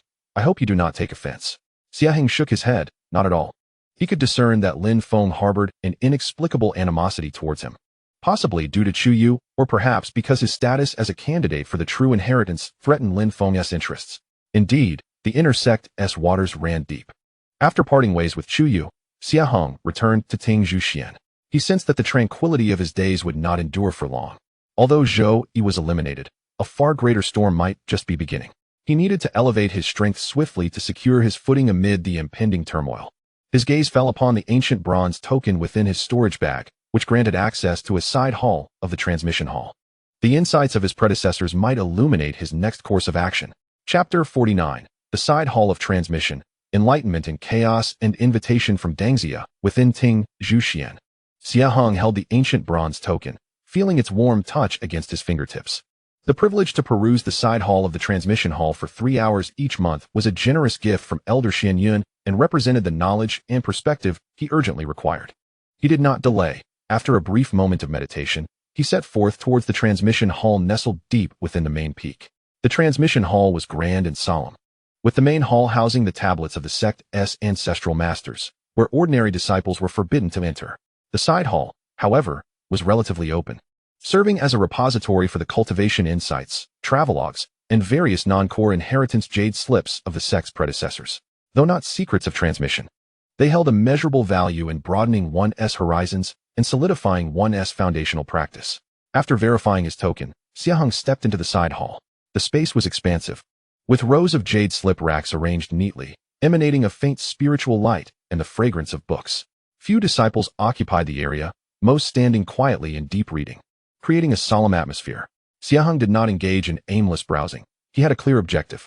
He first sought insights related to foundational refinement and control of spiritual power. Soon, he discovered a jade slip titled Miscellaneous Discussions on Qi Refinement, authored by a foundational elder known as Bao Puzi. Diving into the slip with his consciousness, he found no profound techniques, but rather a plethora of insights on honing spiritual power to its utmost during the Qi refinement stage. Alongside various techniques and realizations on meticulous control, even detailing several self-created, almost masochistic methods for spiritual power training. Marvelous, Xie Heng silently praised. The ideology of this elder resonated with him, and many of the details illuminated his understanding. He hungrily absorbed this knowledge, correlating it with his previous training, and many previously vague concepts suddenly became clear. 3 hours passed in the blink of an eye. Reluctantly, Xie Heng set the jade slip down, feeling a profound sense of gain. These seemingly basic insights were precisely what he needed, further refining his foundational skills to a seamless perfection. In the ensuing days, Xie Heng's life adopted a steady rhythm. Each morning, he practiced the Chaos Tao Sutra at the Listening Bamboo Pavilion, nurturing his cave abode with the essence of chaotic spiritual liquid.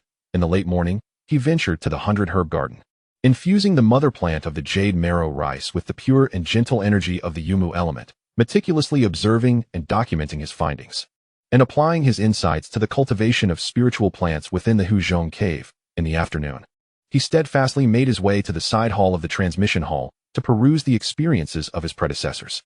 His reading spanned a vast array of topics, not only honing his foundational skills, but also delving into subjects such as introductory array techniques, spiritual plant cultivation notes, and low-level monster beast compendium, even uncovering fragments of ancient legends and accounts of extraordinary artifacts.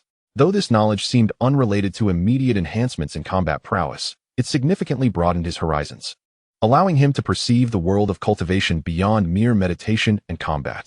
On one particular day, while examining a tattered jade slip entitled Chronicles of Travels and Observations, he stumbled upon a vague account. I once beheld an ancient stele at the edge of the eternal burial grounds in the far west, inscribed with runes not of this world, seemingly aligned with the path of primordial chaos. Alas, due to the passage of time, the essence of the Tao has dissipated, rendering it difficult to comprehend.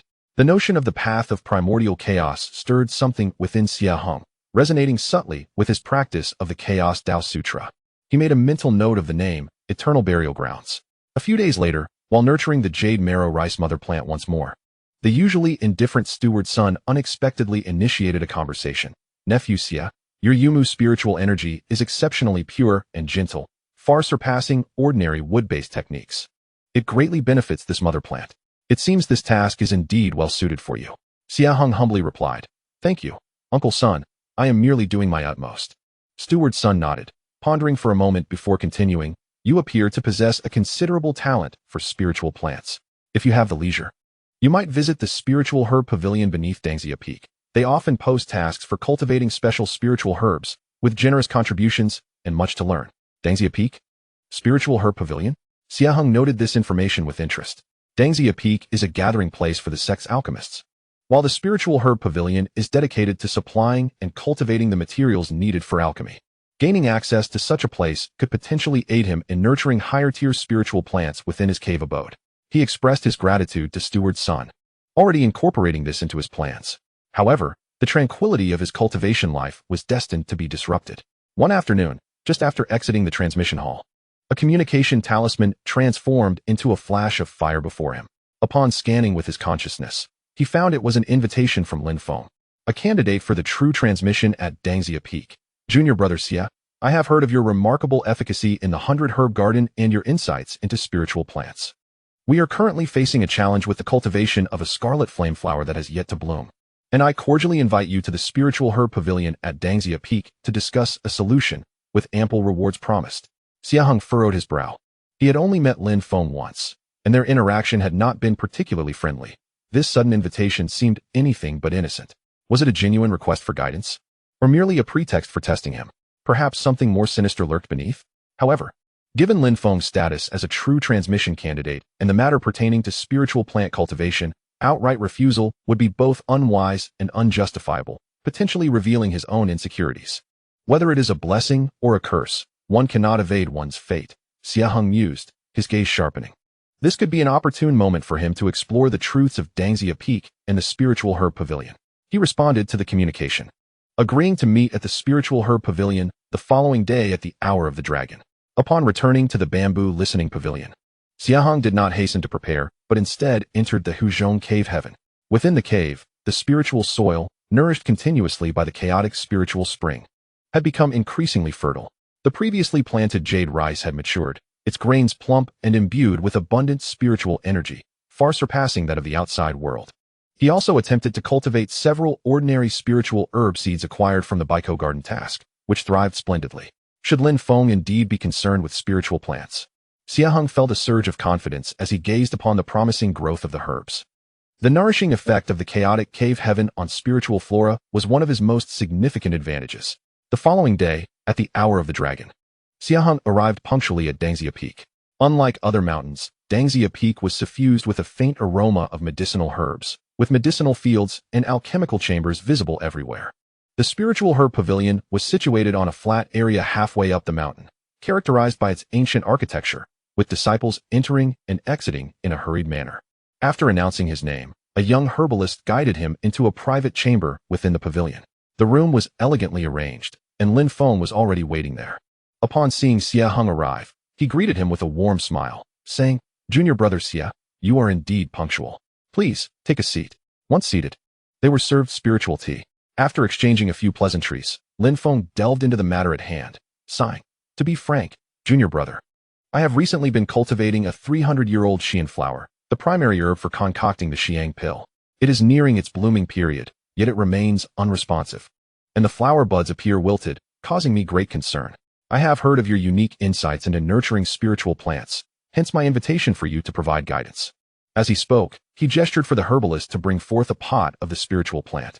A striking red flower, resembling flames, was planted in a specially crafted jade pot. The buds were tightly closed, their color dull, and indeed, they exhibited a lack of vitality. Xie Heng observed carefully, refraining from hastily using his spiritual sense to avoid any breach of etiquette. After a moment of contemplation, he remarked, "Brother Lin, the Xian flower thrives in sunlight and is averse to cold shadows. Could it be that the nurturing environment is overly saturated with yin energy? Or perhaps there is a conflict in the attributes of the spiritual energy?" Lin Feng shook his head. The cultivation site is the Eye of Yang fire on Dangxia Peak, devoid of any yin energy.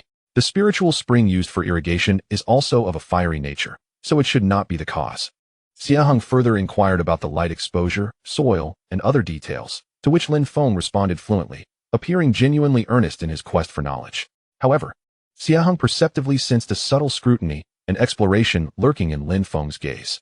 It was possible that the issue did not lie in the external environment, but rather in the vitality within the flower itself.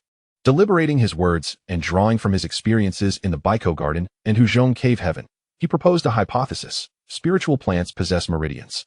And if the internal flow of fiery spiritual energy is sluggish or obstructed, it may hinder the blooming of the buds.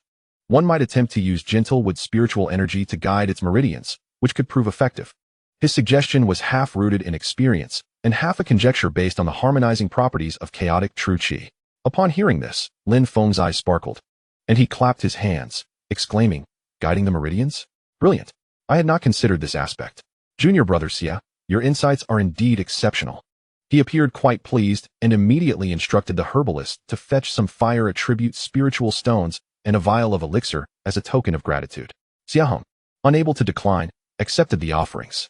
Yet, he remained increasingly vigilant, sensing that Lin Feng's reaction was somewhat overly enthusiastic. After a brief period of idle chatter, Lin Feng seemingly inquired without intention, "Junior brother Xie, With such a profound foundation and pure spiritual power, may I ask which cultivation method you practice? How could one possess such acute perception of the vitality of spiritual plants? Indeed, it has come to pass. Inwardly smirking, Xie Heng maintained a calm demeanor as he replied, Senior brother, you flatter me. It is merely that I have practiced the foundational technique of the sect, the Qingxianqi refinement method, for an extended period, gaining proficiency through familiarity. Lin Feng chuckled softly, refraining from further inquiries. Yet Xie Heng understood that the other party would not easily be convinced. Upon leaving the spirit herb pavilion, Xie Heng entered a state of deep contemplation. Lin Feng's invitation bore more the essence of a probe than a genuine request for guidance. His identity as a candidate for true transmission and the peculiarities he exhibited had evidently captured the attention of certain individuals. The tree may wish for tranquility, but the wind does not cease. Thus, he must expedite the enhancement of his own strength. Clenching his fists, he felt an invisible pressure weighing upon him. The journey to Dangxia Peak appeared calm on the surface, yet beneath it lay turbulent currents, and perhaps even greater storms were brewing. Chapter 50. The bloom of the red flame flower, undercurrents of Dangxia, and the elder's examination. The visit to Dangxia Peak seemed uneventful, and Xie Heng's cautious demeanor appeared to temporarily quell Lin Feng's direct probing. Nevertheless, he recognized that the seemingly enthusiastic praise concealed a deeper curiosity and calculation. Upon returning to Tingzhou Pavilion, he became even more engrossed in his own cultivation, while also dedicating greater care to the nurturing of the jade marrow rice mother plant in the 100 herb garden, treating its daily nourishment as a form of meticulous cultivation of the ethereal with spiritual energy. On a subsequent morning, just as Xie Heng concluded his training and prepared to head to the 100 herb garden, a communication talisman infused with a fiery essence soared into his cave abode. A quick scan of his consciousness revealed that it was Lin Feng once more, his tone more fervent than before, imbued with an unmistakable hint of astonishment. Junior brother Xie. Truly remarkable. Following your suggestion yesterday, I endeavored to guide the red flame flower's meridians with gentle, with spiritual energy, and this morning, the flower bud has shown signs of loosening. The flow of fire spiritual energy is much smoother. You are indeed an extraordinary talent. Might you be able to spare time today to visit Dangxia Peak once more? I still have a few uncertainties I wish to discuss, and I would like to express my gratitude with a substantial gift. A slight furrow formed on Xie Heng's brow. The improvement of the red flame flower was anticipated. The vitality contained within the chaotic true energy had remarkable effects on spiritual plants, and even theoretical deductions surpassed ordinary wood-based techniques. However, Lin Feng's urgent invitation likely masked ulterior motives behind the pretense of seeking counsel. After a moment of reflection, he replied, Senior brother Lin, your praise is unwarranted. It is merely luck. I must complete a sect task today and may not be able to visit. If you still have questions, feel free to communicate, and I shall respond candidly. He opted for a polite refusal. Excessive compliance would only render him suspicious. Maintaining an appropriate distance and an air of mystery was the most effective strategy against prying eyes. As anticipated, Lin Feng's response arrived swiftly, tinged with slight regret, yet remaining courteous. In that case, I shall not press you. Should there be further inquiries in the future, I will seek your guidance. A small token of appreciation has already been dispatched to your cave. I hope you will graciously accept it. A moment later, a fluctuation in the cave's protective barrier indicated the arrival of a disciple from Dangxia Peak, bearing a jade box. Upon opening it, Xie Heng discovered 10 high-quality middle-grade fire attribute spirit stones and a vial labeled as a superior yellow-grade Xiang pill. This generous offering was indeed substantial for a mere consultation. Such liberality was noteworthy. Xie Heng stored the jade box away, his expression remaining composed. This lavish gift served not only as gratitude, but also as a potential gesture of goodwill and alliance, perhaps even a means of inducing complacency. His vigilance heightened within. For the time being, this matter was set aside, and Xie Heng proceeded as usual to the 100 herb garden. After nurturing the jade marrow mother plant, he did not leave immediately, but sought counsel from elder son regarding common challenges in cultivating fire attribute spiritual plants. Although it appeared he was merely accumulating knowledge, he was, in truth, preparing for a potential future inquiry from Lin Feng. Noticing Xie Heng's eagerness to learn, elder son offered a few pointers. In the afternoon, Xie Heng returned to the side hall of the Dharma transmission hall. This time, he specifically sought out texts concerning the fundamentals of alchemy and the interplay of various spiritual plant properties. Having established a connection with Dangxia Peak, it was prudent to familiarize himself with related knowledge, for preparation is key. While engrossed in a jade slip titled Commentaries on the 100 Herb Alchemical Canon, a gentle voice broke the silence. Nephew Xie, do you have an interest in alchemy? Xie Heng looked up to find Elder Xian Yun had arrived, smiling at him. He quickly rose and bowed respectfully. Disciple greets Elder. I merely believe that broadening one's understanding of various subjects may benefit one's cultivation, he added. Elder Xian Yun nodded in satisfaction, not arrogant nor impatient, with a wealth of knowledge, excellent. His gaze swept over the jade slip in Xie Heng's hand as he casually inquired. I heard that the Lin Feng from Dangxia Peak sought you out to discuss the cultivation of spiritual plants a few days ago. Xie Heng's heart stirred. Recognizing that this matter could not have escaped the elder's notice, he candidly recounted the incident in brief, concluding, I merely made some conjectures based on what I learned at the 100 Herb Garden, and to my surprise, they bore some fruit. Elder Xian Yun listened without comment, merely remarking, that child Lin Feng possesses talent, though his thoughts are rather agile. Engage with him while maintaining your boundaries. While this seemed casual, it contained an implicit warning. Disciple understands, Xie Heng replied respectfully. Elder Xian Yun shifted the conversation, asking, you have been a candidate for the true transmission for some time now. How is your cultivation progressing? Have you encountered any difficulties? Xie Heng recognized this as an evaluation and straightened, clearly articulating the subtle challenges he faced while practicing the Chaos Dao Sutra, particularly regarding the refinement of true qi and the circulation of his energy. He also shared insights and questions he had after studying the experiences of his predecessors, presenting them in a coherent manner. He did not mention the sword-nurturing gourd or the chaos cave, focusing solely on the techniques and understanding of the path itself. Elder Xian Yun listened attentively, occasionally revealing expressions of approval. Xie Heng's inquiries were not trivial. They pinpointed critical details of cultivating during the qi refining stage, demonstrating a solid foundation and remarkable comprehension. The elder patiently answered each question, citing classical references and explaining concepts in an accessible manner, often illuminating Xie Heng's understanding with just a few words. In particular, regarding the understanding of chaos, Elder Xian Yun refrained from providing direct answers, instead guiding Xie Heng to contemplate the dialectical relationship between the emergence of one from chaos, two from one, three from two, and the return of all things to their origin, deepening his insight into the Chaos Dao Sutra. The path of cultivation is long, and a solid foundation is essential. Your chosen technique is unique, requiring patience and diligence. Every step must be taken with care. Elder Xian Yun concluded with a reminder. A candidate for the true transmission is not merely an honor, it is also a responsibility. The future of the sect depends on your perseverance. Disciple will abide by the elder's teachings.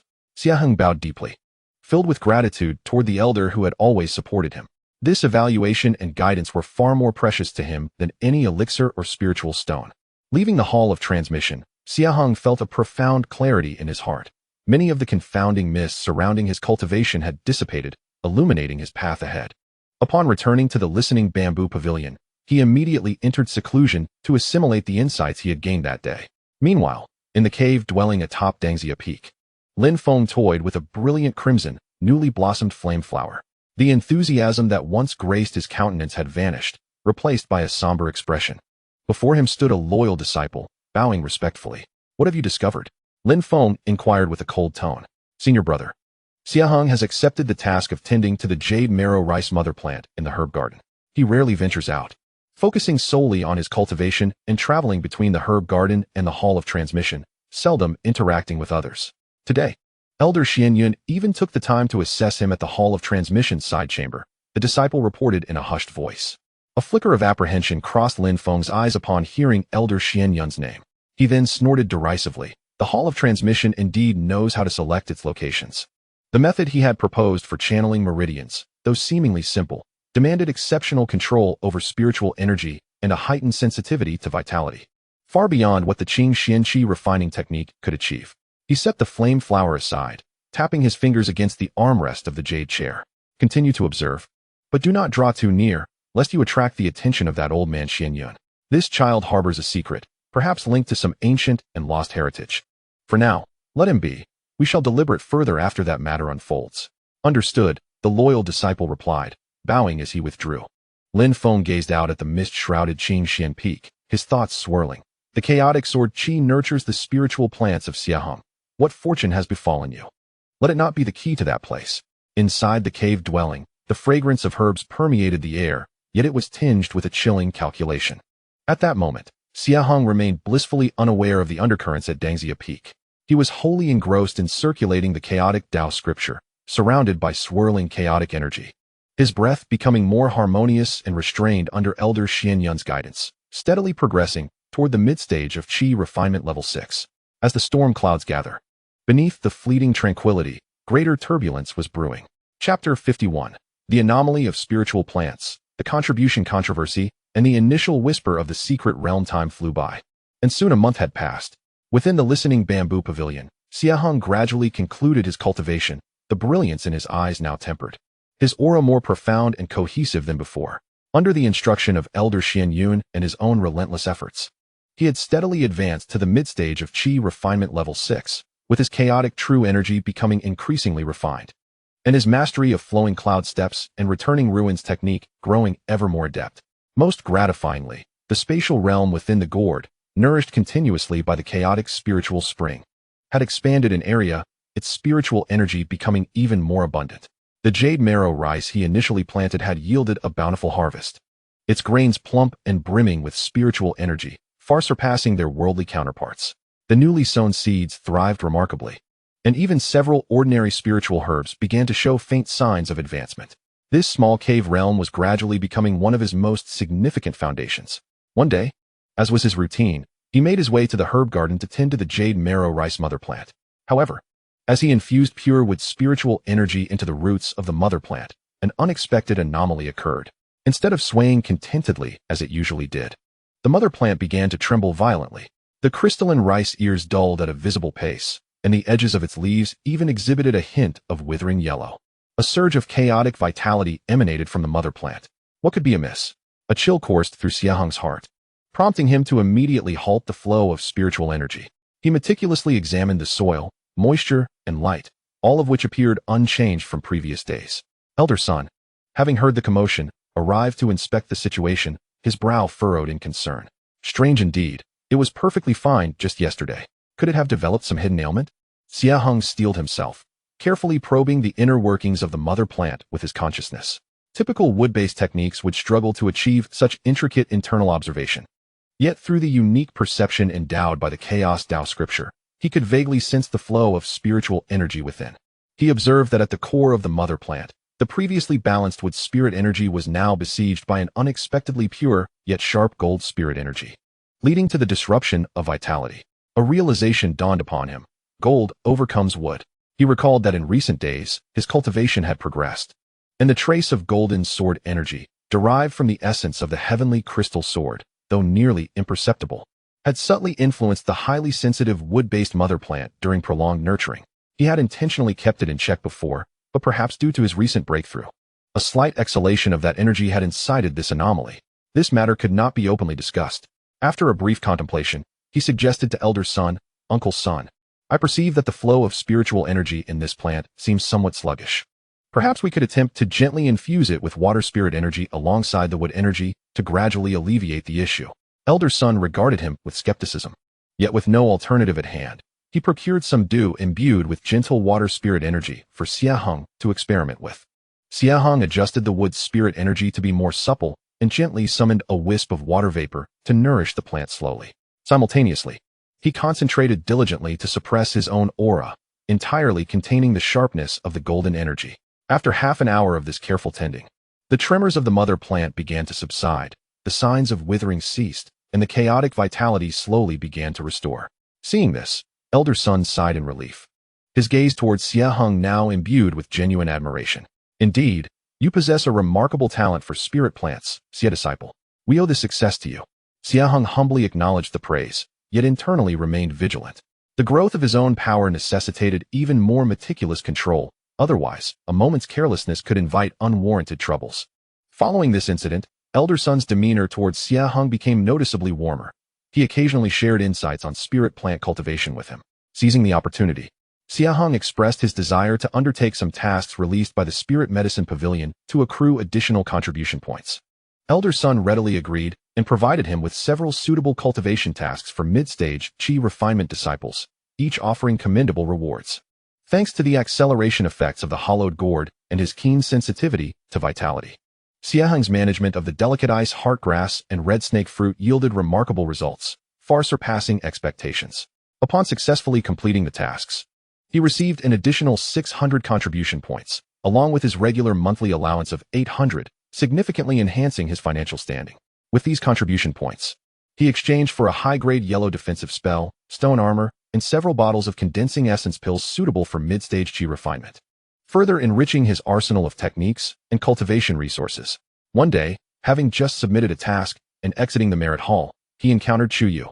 After several months apart, she emanated an even more ethereal and agile aura, clearly indicating her own advancement in cultivation. Xie junior brother, she greeted. Chu Yu took the initiative to greet him, her beautiful eyes sparkling with curiosity. She had heard that her junior brother had performed exceptionally well in the tasks at the herb garden and the spirit medicine pavilion, and he was now renowned among the inner disciples as a master of spiritual plants. Xie Heng smiled faintly, saying, "Senior sister Chu, you flatter me. I have merely been diligent in my work." He noticed a light blue sword-shaped jade pendant at her waist, exuding an extraordinary aura, likely a newly acquired magical artifact. As they walked side by side, Chu Yu casually brought up, "Junior brother Xie, are you aware that our sect may soon have a fortuitous opportunity?" "Oh, please enlighten me." "Senior sister," Xie Heng replied, his heart stirred with interest. Chu Yu spoke softly. "I overheard our master mention that a small secret realm known as the Cloud Mist Marsh, controlled by our sect, has shown signs of unusual activity, with indications that its seal may be weakening. The sect may soon organize disciples to investigate. While the secret realm is fraught with danger, it often accompanies opportunities, especially for rare spiritual herbs and refining materials from the outside world." Cloud Mist Marsh. Xie Heng mentally noted the name. Exploring secret realms involves risks and opportunities, and it is indeed an excellent venue for swiftly acquiring resources and honing one's strength. "Thank you for the information, senior sister," he said, bowing in gratitude. It was evident that Chu Yu's gesture was one of goodwill. Upon returning to the listening bamboo pavilion, Xie Heng immediately consulted the sect's records, seeking information about the Cloud Mist Marsh. According to the records, it is a wetland shrouded in mist year-round, characterized by a complex environment teeming with water and wood-type demonic beasts, as well as various unique poisonous plants and spiritual herbs. The secret realm opens once every few decades, and many disciples have gained fortuitous encounters within it. The secret realm might present an opportunity. Xie Heng's gaze flickered with determination. He had reached a bottleneck in his cultivation. While regular training and tasks allowed for steady progress, the pace was still too slow. The perilous environment and high-tier resources within the secret realm were precisely the sharpening stone and catalyst he needed at this moment. Moreover, the complex dynamics within the secret realm might better conceal some of his secrets. He resolved to pay closer attention to the sect's movements in preparation for the impending journey to the secret realm. Simultaneously, he aimed to enhance his strength further.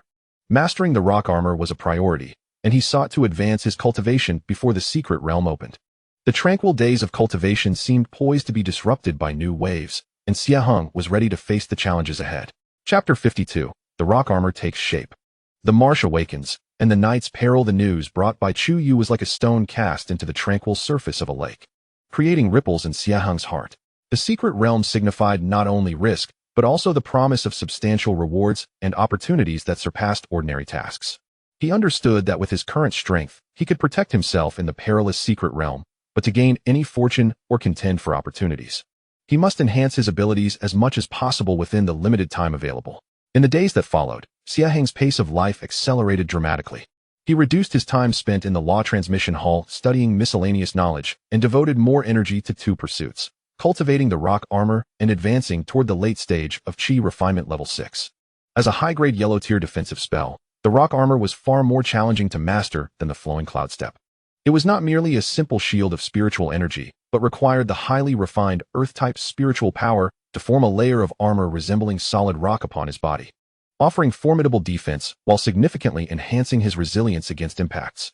This endeavor imposes exceedingly high demands on the purity of spiritual energy, mastery, and physical strength. Fortunately, Xie Heng's chaotic genuine chi is all-encompassing, making the simulation of earth-type spiritual energy a task of little difficulty. His robust foundation and the physique refined through repeated tempering meet the requirements for cultivation. In the secluded depths of the bamboo forest behind the listening bamboo pavilion, he diligently trains day and night. Initially, the gathered stone armor is coarse and difficult to maintain, often dissipating within moments. However, his resolute spirit drives him to persist through repeated failures, continuously adjusting the subtle intricacies of his spiritual energy's operation. After 10 days, the stone armor on his body can sustain for the duration of an incense stick, its hue shifting to deep gray, with defensive properties beginning to manifest. 5 days later, the armor becomes increasingly solid, faint yellow luminescence flickering upon its surface, rendering it resistant to ordinary artifacts. By the end of the month, Xie Heng lets out a low shout, and a brilliant pale yellow light envelopes him. An armor, a full inch thick and adorned with natural stone patterns, instantaneously envelopes his entire body, exuding a weighty and profound aura, as if he were fused with the earth beneath his feet. The rock armor has reached a small level of completion. Sensing the near depletion of his chaotic, genuine chi and the solid feeling radiating from his body, Xie Heng is filled with joy. With this armor to protect him, combined with the evasive techniques of the flowing cloud steps, his survival capabilities have significantly increased. Simultaneously, with the aid of chaotic spiritual liquid and the condensing essence pill, his cultivation steadily advances towards the late stage of chi refinement at the 6th level. The time acceleration effect within the cave heaven enhances his training efficiency remarkably. The harvest of jade marrow rice within the cave is bountiful once again, with even better quality. He even attempts to cultivate an ice heart herb obtained from a task at the spiritual herb pavilion, which thrives well, accumulating invaluable experience in spiritual plant cultivation. As Xie Heng immerses himself in his training, news of the imminent opening of the Misty Marsh secret realm quietly spreads among the inner disciples, inciting considerable excitement. A conspicuous red mission appears on the task light screen of the Merit Hall. Investigate the disturbances in the Misty Marsh secret realm, collect mist essence and water spirit algae, and eliminate specific poisonous beasts such as the toxic miasma toad. Requirements. Teams must consist of practitioners at the 7th level of chi refinement or those with exceptional combat prowess. Contribution points, based on the harvest, with no upper limit. Note, the secret realm is perilous. Sincere cooperation is advised. Upon the announcement of the mission, numerous inner disciples, confident in their abilities, eagerly begin to rally their peers and form teams. Top disciples like Xiaochun and Chuyu find themselves surrounded by a throng of supporters. The disciples from Dangxia Peak, led by Lin Feng, exhibit an unusual level of activity, seemingly determined to acquire certain special spiritual herbs from the secret realm. Standing before the task light screen in the Merit Hall, Xie Heng silently observes the mission. The suggested cultivation of above the 7th level of chi refinement serves as a threshold, barring the majority of mid-stage chi refinement disciples from participation. Currently, he is at the mid-stage of the 6th level, and although his actual combat prowess far exceeds that of his peers, his publicly acknowledged cultivation does not meet the requirements. Undertaking this mission alone seems implausible. It appears he must seek a team. Xie Heng contemplates this in his heart.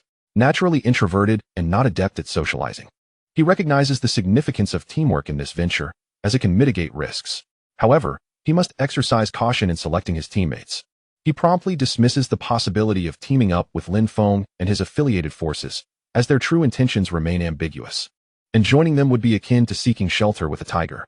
While Xiaochun possesses formidable strength, his team is sure to be composed of elite members. Given his relatively lower cultivation level, he may not receive the attention he deserves and could easily expose his true capabilities. Chuyu might indeed be a commendable choice.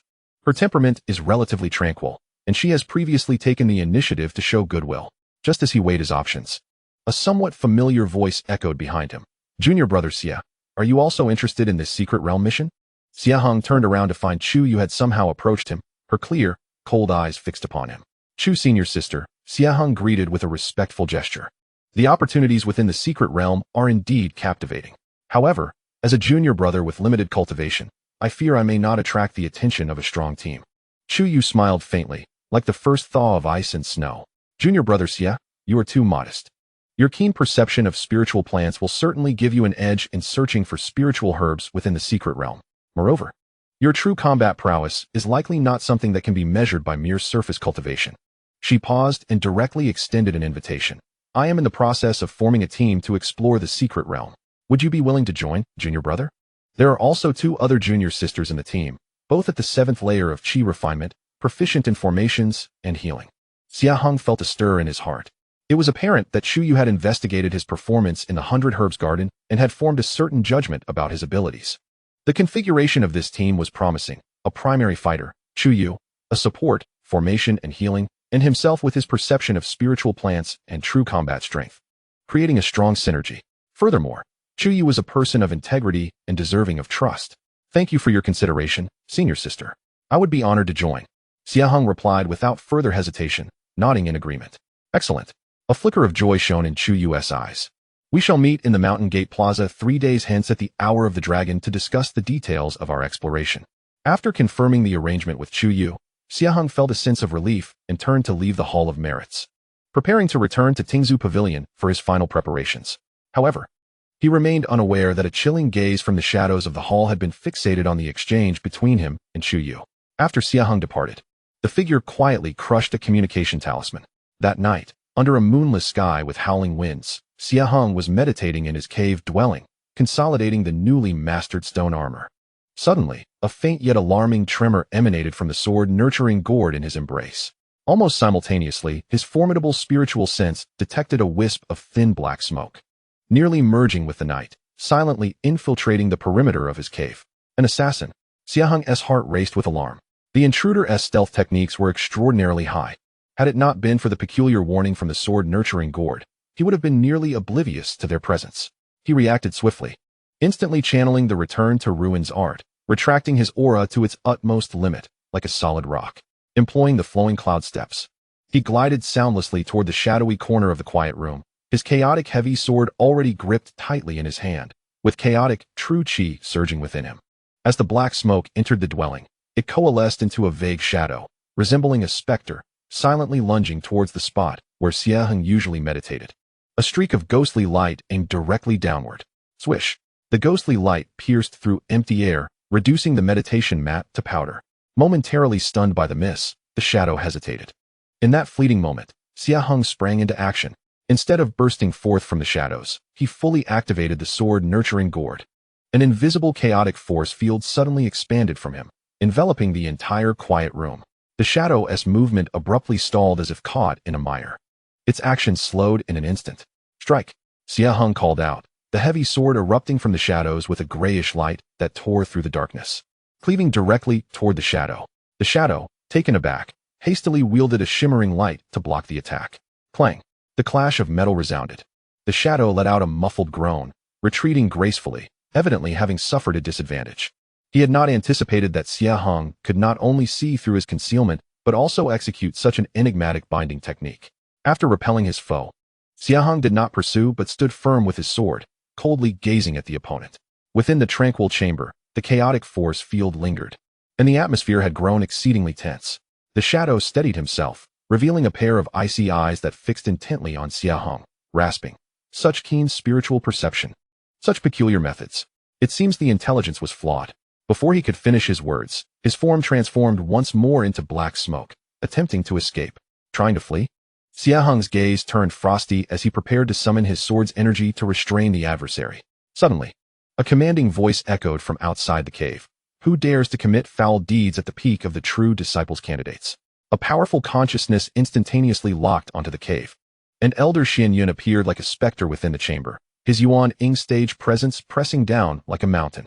Upon seeing this, the shadow wasted no time in shattering a black talisman, transforming into a wisp of green smoke, vanishing without a trace, eluding even elder Xian Yun's grasp. A void escape talisman? Elder Xian Yun furrowed his brow and turned to Xie Heng, inquiring, "Are you unharmed?" "I am safe, thanks to the elder's timely rescue," Xie Heng replied, bowing with his sword, his heart still racing.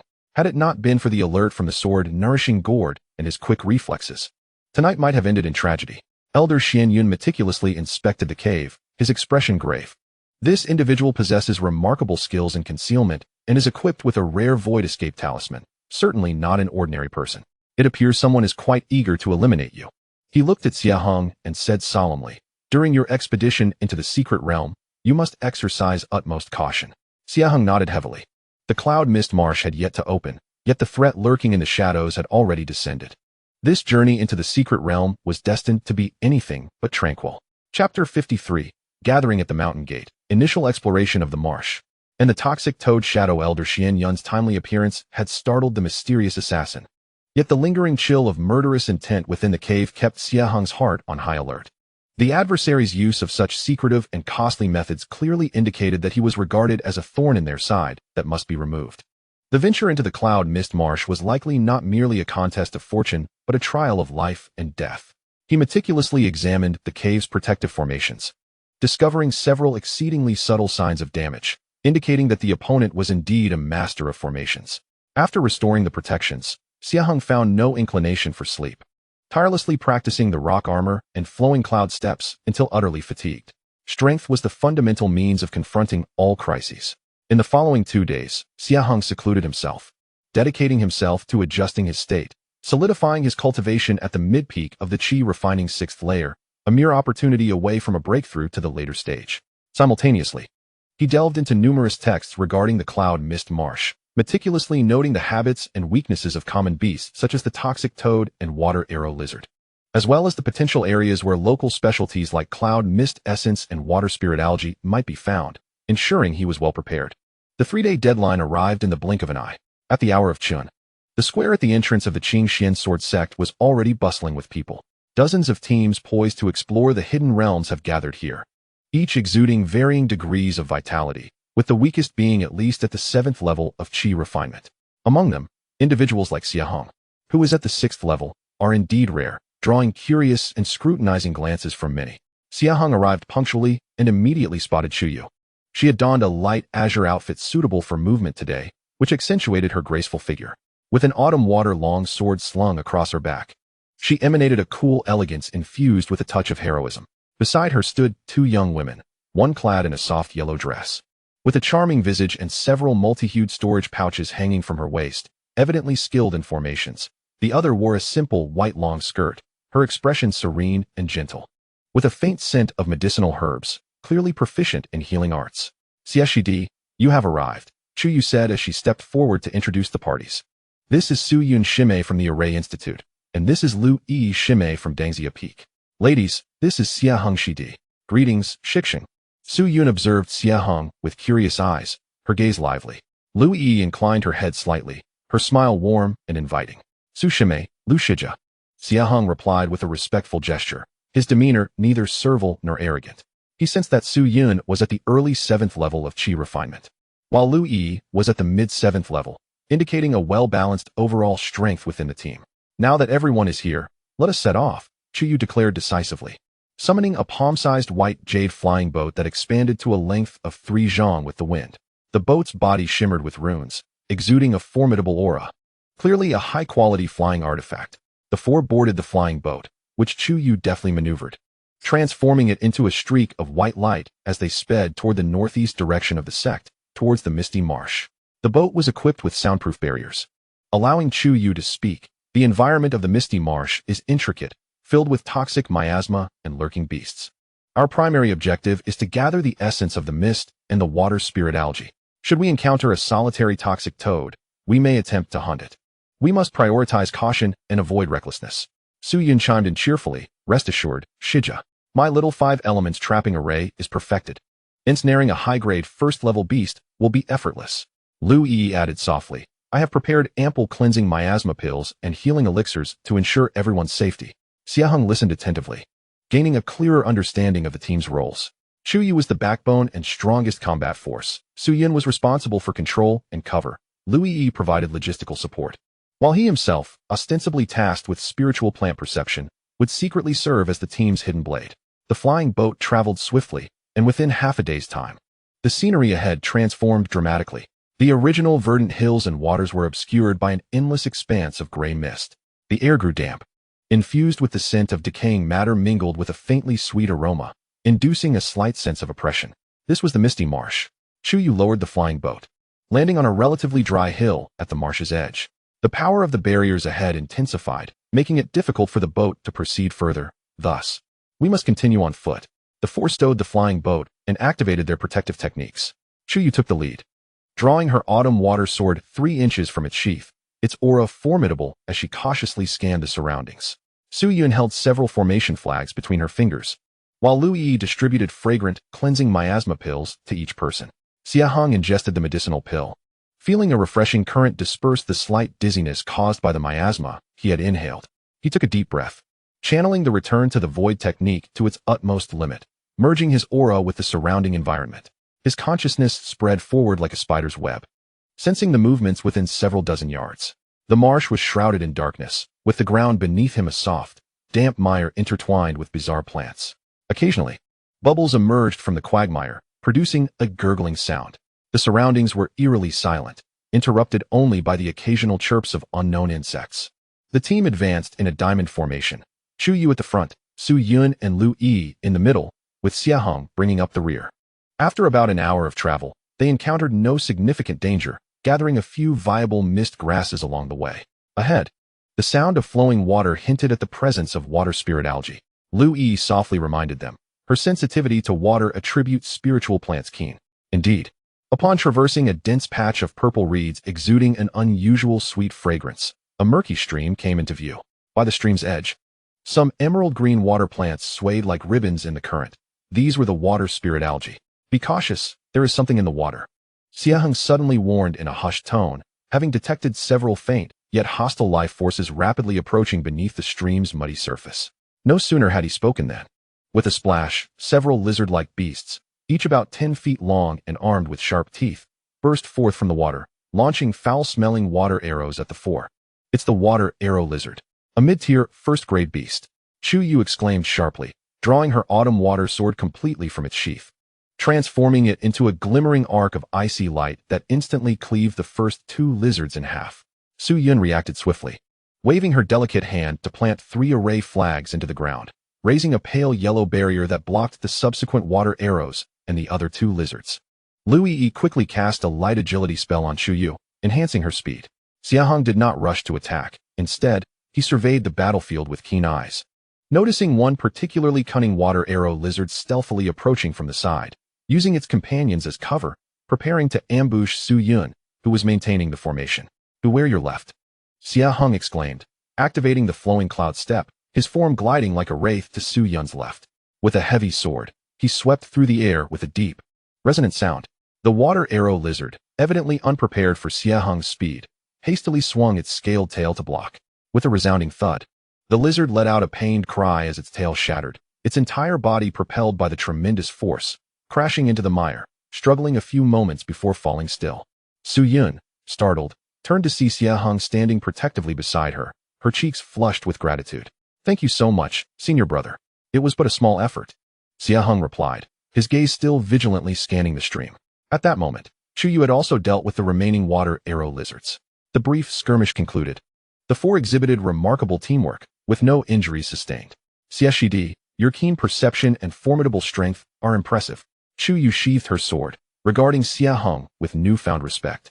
His warning and timely rescue of Su Yun had far exceeded the capabilities expected of an ordinary disciple at the 6th level of Qi refinement. Lu Yi also cast an approving glance. After this encounter, the trust among the team members had significantly strengthened. Upon swiftly gathering the elusive water spirit algae, the team delved deeper into the marshlands.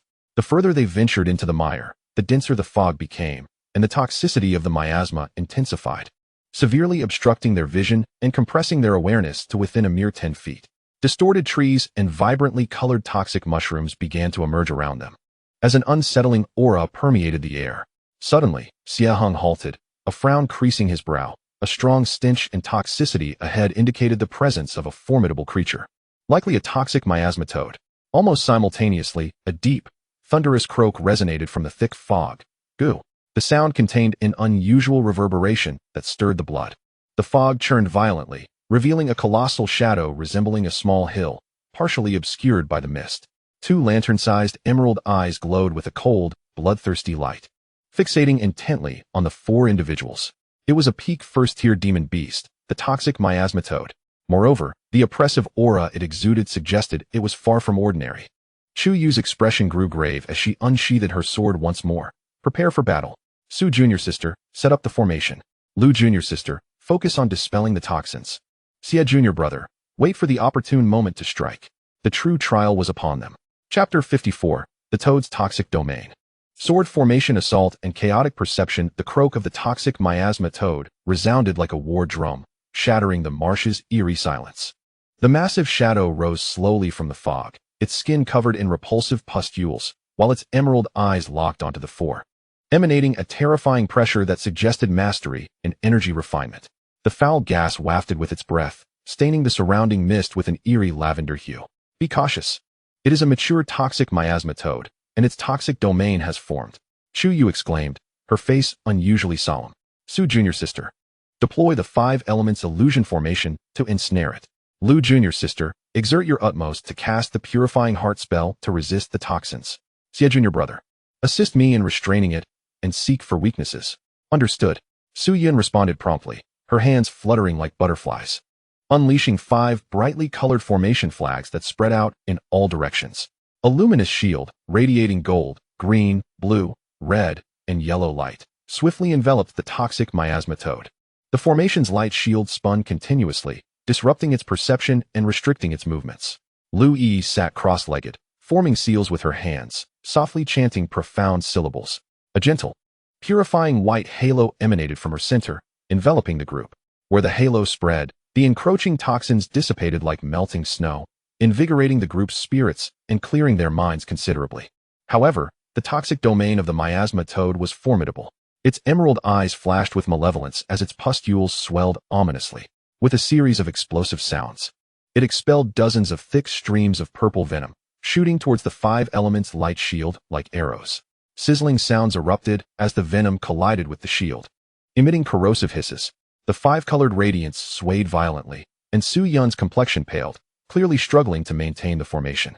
Dive, I'll beast. Seizing the opportunity, Chu Yu's autumn water longsword sang a clear note, its blade gleaming with icy brilliance, transforming into a sharp, unparalleled azure sword beam that aimed directly at the miasma toad's comparatively vulnerable throat. This was her ultimate technique, the profound ice sword chi. Sensing the imminent threat, the toad slammed its robust forelimbs against the ground, instantaneously raising a wall of mud mixed with venom to block the sword beam. Boom! Ice shards and mud splattered as the earthen wall crumbled, yet the sword rainbow was also significantly weakened, leaving only a shallow mark upon the resilient skin of the toxic toad. In pain, the toad let out an enraged roar, its massive body lunging forward, attempting to break through the formation with sheer brute force. Rock armor, Xie Heng called out, as a pale yellow stone armor instantaneously enveloped him. He chose not to confront directly, but instead executed the flowing cloud step to its utmost, his figure becoming ethereal as he circled to the side of the toxic toad. The chaotic heavy sword, accompanied by a thunderous rush of air, struck down in a fierce motion towards its relatively vulnerable flank. With a dull thud, it sounded akin to hitting tattered leather. Although the heavy sword, bolstered by chaotic energy, could not pierce through the toad's thick hide, it nonetheless caused the creature to stagger, interrupting its momentum. The recoil left Xie Heng's arms slightly numb, awakening a silent astonishment at the beast's formidable defense. Well done, Chu Yu exclaimed, her spirit invigorated. Xieshidi, great job at restraining it. Su Shime, alter the formation, let water and wood nurture each other, binding it. Su Yun gritted her teeth and altered the incantation, causing the formation's barrier to radiate with blue and green brilliance, transforming into countless resilient vines and icy waters that entwined the toxic toad's limbs, significantly hampering its movement. In a fit of rage, the toad's emerald eyes fixated on the constantly darting Xie Heng. It opened its mouth wide, unleashing a torrent of dense, deep purple toxic mist that cascaded forth like a waterfall, engulfing Xie Heng's vicinity in an instant. This toxic mist was even more terrifying than the previous venom, causing the 5 elements barrier to emit a distressing hiss under the strain. Be careful, Xieshidi, Chu Yu cried out, shifting her sword intent in an attempt to disperse the toxic mist. Lu Yi also exerted all her strength into the purifying heart sutra, the white light radiating fiercely as it battled against the poison. Within the heart of the toxic mist, Xie Heng felt a sinister chill pervade him, penetrating his defenses. And despite the rock armor shielding him, he experienced a stinging sensation on his skin and a dizzying fog in his mind. In this dire moment, the chaotic energy within his danshin surged rapidly, revealing its nature of inclusivity and transformation, gradually decomposing and assimilating the invading toxin.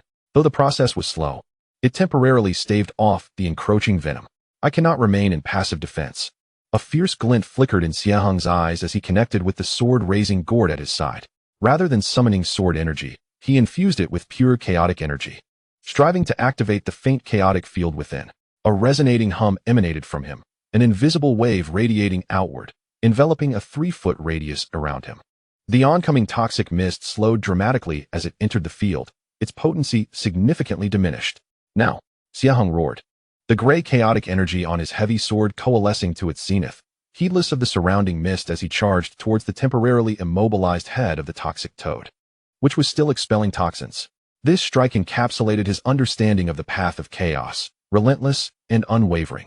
Chu Yu also discerned the opportunity, issuing a sharp command as she poured her spiritual energy unreservedly into her sword. The blade erupted with a blinding cold light, forming a massive ice crystal sword aura that was several times more concentrated than before, flanking Xie Heng to create a pincer attack. Mystic Ice Sword Aura Slash. The toxic toad sensed the impending threat and attempted to evade, only to find itself ensnared by the formation's vines. Frantic madness flickered in its emerald eyes, and its body began to swell violently, preparing to detonate its poison sac. Not good. Su Yun and Lu Yi's faces turned ashen. In a moment of peril, Xie Heng's chaos-heavy sword struck the left eye of the poisonous toad first. The bizarre obliteration characteristic of chaos true chi erupted, instantly rupturing the resilient eyeball and splattering its fluid everywhere. The poisonous toad emitted a heart-wrenching wail as its self-destruction process was interrupted. Almost simultaneously, Chu Yu's profound ice sword chi fell with a thunderous crash, freezing and cleaving its enormous head in half. The massive body of the poisonous toad twitched violently a few times before crashing to the ground, lifeless. The battle concluded, leaving the area in disarray. Su Yun collapsed onto the ground, her complexion pale, having nearly exhausted her spiritual energy maintaining the formation. Lu Yi was also drenched in sweat, the continuous detoxification having drained her significantly. Chu Yu leaned on her sword, breathing heavily. Her previous strike had depleted her energy as well. Only Xie Heng, though his face was somewhat pale, maintained a relatively stable breath. The resilience of chaos true chi against toxins and its formidable restorative power left him in the best condition. He quickly retrieved several energy-replenishing pills and distributed them among the three. "Thank you so much, junior brother," Chu Yu exclaimed as she consumed the pill, her gaze towards Xie Heng filled with awe and gratitude. Had it not been for his calmness in the face of danger, restraining and severely wounding the beast, the consequences would have been dire. She understood that it was Xie Heng's peculiar strike that broke the stalemate at the critical moment. Su Yun and Lu Yi also cast looks of admiration towards him. After this battle, Xie Heng's strength and character had completely earned their recognition. After resting for a moment, the group began to clean the battlefield. The poisonous toad's venom sacs, toad essence, and the damaged demon core were all valuable materials. Chu Yu fairly distributed the materials, ensuring Xie Heng received his rightful share. Just as they prepared to depart this place of turmoil, the sword-cultivating gourd in Xie Heng's embrace pulsed again, this time with a clearer and more intense sensation than before. This time, the source of the pulsation did not emanate from the beast's corpse, but pointed deeper into the marsh, where the mist thickened. Simultaneously, his spiritual sense, cultivated through the chaos Tao scripture, faintly perceived an ancient and majestic aura calling from afar in that direction. Senior Sister Chu, Xie Heng suppressed the turmoil within him. Gesturing towards that direction with a serious expression, "I sense something unusual over there. It may harbor greater opportunities or dangers." Upon hearing this, Chu Yu followed Xie Heng's gaze and saw that the mist there was so dense that it was impenetrable, making it difficult for her consciousness to probe even slightly. After a moment of contemplation, she assessed her dwindling spiritual energy and glanced at Su Yun and Lu Yi's conditions before decisively stating, "Today's consumption has been excessive. It is unwise to venture deeper. Let us first retreat to the edge of the marsh, regain our strength, and explore further tomorrow." Xie Heng nodded in agreement, aware that Chu Yu's decision was the most prudent. The four of them cautiously retraced their steps along the path they had come, seeking a dry area among the boulders at the marsh's edge. Su laid down a simple warning formation, and they began to take turns recuperating. Xie Heng sat cross-legged on the ground, yet his heart remained restless. The abnormal reaction of the sword-cultivating gourd and the vague sensations within him convinced him that something significant related to chaos was hidden deep within the clouded marsh. Perhaps this would be the greatest reward of his expedition into this secret realm. As night falls, eerie sounds echo through the swamp, heralding tomorrow's exploration, which promises to be fraught with peril. Chapter 55. In the depths of the mist, the ecstasy of the ancient array and the sword-nurturing gourd. After a night of recuperation, aided by Lu Yi's elixirs, the four regained their spiritual strength, returning to their peak condition. As dawn breaks, the mist of the swamp shows no signs of dissipating. Rather, it thickens, making it difficult to discern figures even from a distance of 10 paces. Chu Yu gazes towards the direction indicated by Xie Heng yesterday, her delicate brows knitting together. The suppression of divine consciousness here is formidable, and our vision is obstructed. Venturing deeper poses unknown dangers. Xie, is your perception from yesterday still clear? Xie Heng closes his eyes in concentration, keenly attuning himself. The sword-nurturing gourd in his arms continues to pulse with a clear and urgent energy, steadfastly pointing towards the depths of the mist like a compass. The call from the unknown has not diminished. Rather, it has grown more pronounced with his restored state. The sensation remains strong, the direction unmistakable. Xie Heng opens his eyes, his gaze resolute. Senior sister, this opportunity is rare. I am willing to venture ahead. After a moment of contemplation, Chu Yu decisively states, if that is the case, we shall follow your guidance into the depths. However, we must exercise utmost caution. Su Shimei, be prepared with the formation. Lu Shimei, ensure we have ample antidotes. We shall form a spearhead formation, with me at the forefront, followed by you, Xie and Su and Lu Shimei bringing up the rear. Maintain a distance of no more than 5 paces between us. Everyone agrees without dissent. The group sets forth once more, cautiously stepping into the area of dense fog where visibility is extremely low. As they venture deeper, the environment grows increasingly bizarre. The mud beneath their feet becomes exceedingly viscous, emitting a pungent sulfurous odor. From the ground, large bubbles occasionally rise, bursting to release a spray of corrosive muck. Distorted, claw-like black dead trees begin to emerge around them, adorned with luminous vines, while the miasma in the air transforms into a disquieting shade of deep green, its toxicity multiplied several times over. Lu Yi is compelled to continuously cast the cleansing heart and universal goodness spell, urging everyone to frequently consume high-grade detoxification pills. Even more unsettling is the complete absence of traces of beasts. The silence is terrifying, as if they have entered a realm devoid of life. Yet beneath this stillness lies an eerie pressure, as if some ancient entity lies in slumber. This place is peculiar. Everyone be vigilant, Chu Yu warns. Her sword drawn 3 inches from its sheath, the chilling sword aura swirling around her, repelling any approaching vermin. Xie Heng remains entirely focused, adjusting their path according to the guidance of the sword-nurturing gourd, all while operating the return to the ruins technique to its utmost. His form nearly blending into the mist. His consciousness becomes like the most sensitive of antennae, detecting the faintest movements and energy fluctuations ahead. After about an hour of travel, the ground beneath them gradually hardens, transforming from mud into a type of black, pockmarked stone. The surrounding mist appears to thin slightly, yet its color deepens to an inky black. Stop! Xie Heng suddenly raises his hand, his expression grave as he gazes ahead. Before them, not far off, stands a relatively open expanse of black rock, in the center of which rise several incomplete giant stone pillars. The pillars are a dark gray, neither metal nor jade. Their surface is etched with indistinct patterns worn by time, hinting at some ancient ruins. The stone pillars, arranged in a seemingly chaotic yet profound orientation, subtly outline a fragmented formation. At the center, the ground dips, forming a small altar upon which stands a towering black stele, half a person's height. The surface of the stele is smooth, devoid of any inscriptions or patterns, yet it emanates a desolate and ancient aura, as if it were a remnant from the primordial dawn of creation. This essence resonates powerfully with Xie Heng's chaotic Tao body, while the sword-nurturing gourd in his embrace vibrates with unprecedented desire and ecstasy. Is this an ancient relic? Chu Yu's beautiful eyes widened in astonishment, sensing the extraordinary nature of the pillars and the stele, the lingering fluctuations of the formation, albeit faint, still causing her heart to race. Su Yun observed the distribution of the pillars with growing pallor. Senior sister, this appears to be an exceedingly ancient ceiling formation. Although in ruins, its core remains operational. That stele seems to serve as both the eye of the formation and the object of the seal. Lu Yi, attuned to the ancient aura in the air, murmured, this essence is peculiar. It resembles neither spiritual energy nor demonic energy, but rather encompasses all while simultaneously disregarding everything. Xie Heng suppressed the excitement within him and spoke solemnly. Senior sister, the source of my perception lies within that stele. It seems to be connected to the cultivation method I practice. Chu Yu, upon hearing this, regarded Xie Heng intently, having already sensed the uniqueness of his cultivation method. The discovery of this ancient relic's connection to him further solidified her belief in his extraordinary origins. She pondered, although this opportunity is remarkable, this place is enigmatic. While the formation is damaged, we cannot ascertain the potential hazards. We must proceed with caution. She gestured to Su Yun, junior sister Su. Your expertise in formations may allow you to discern the reality and dangers of this array.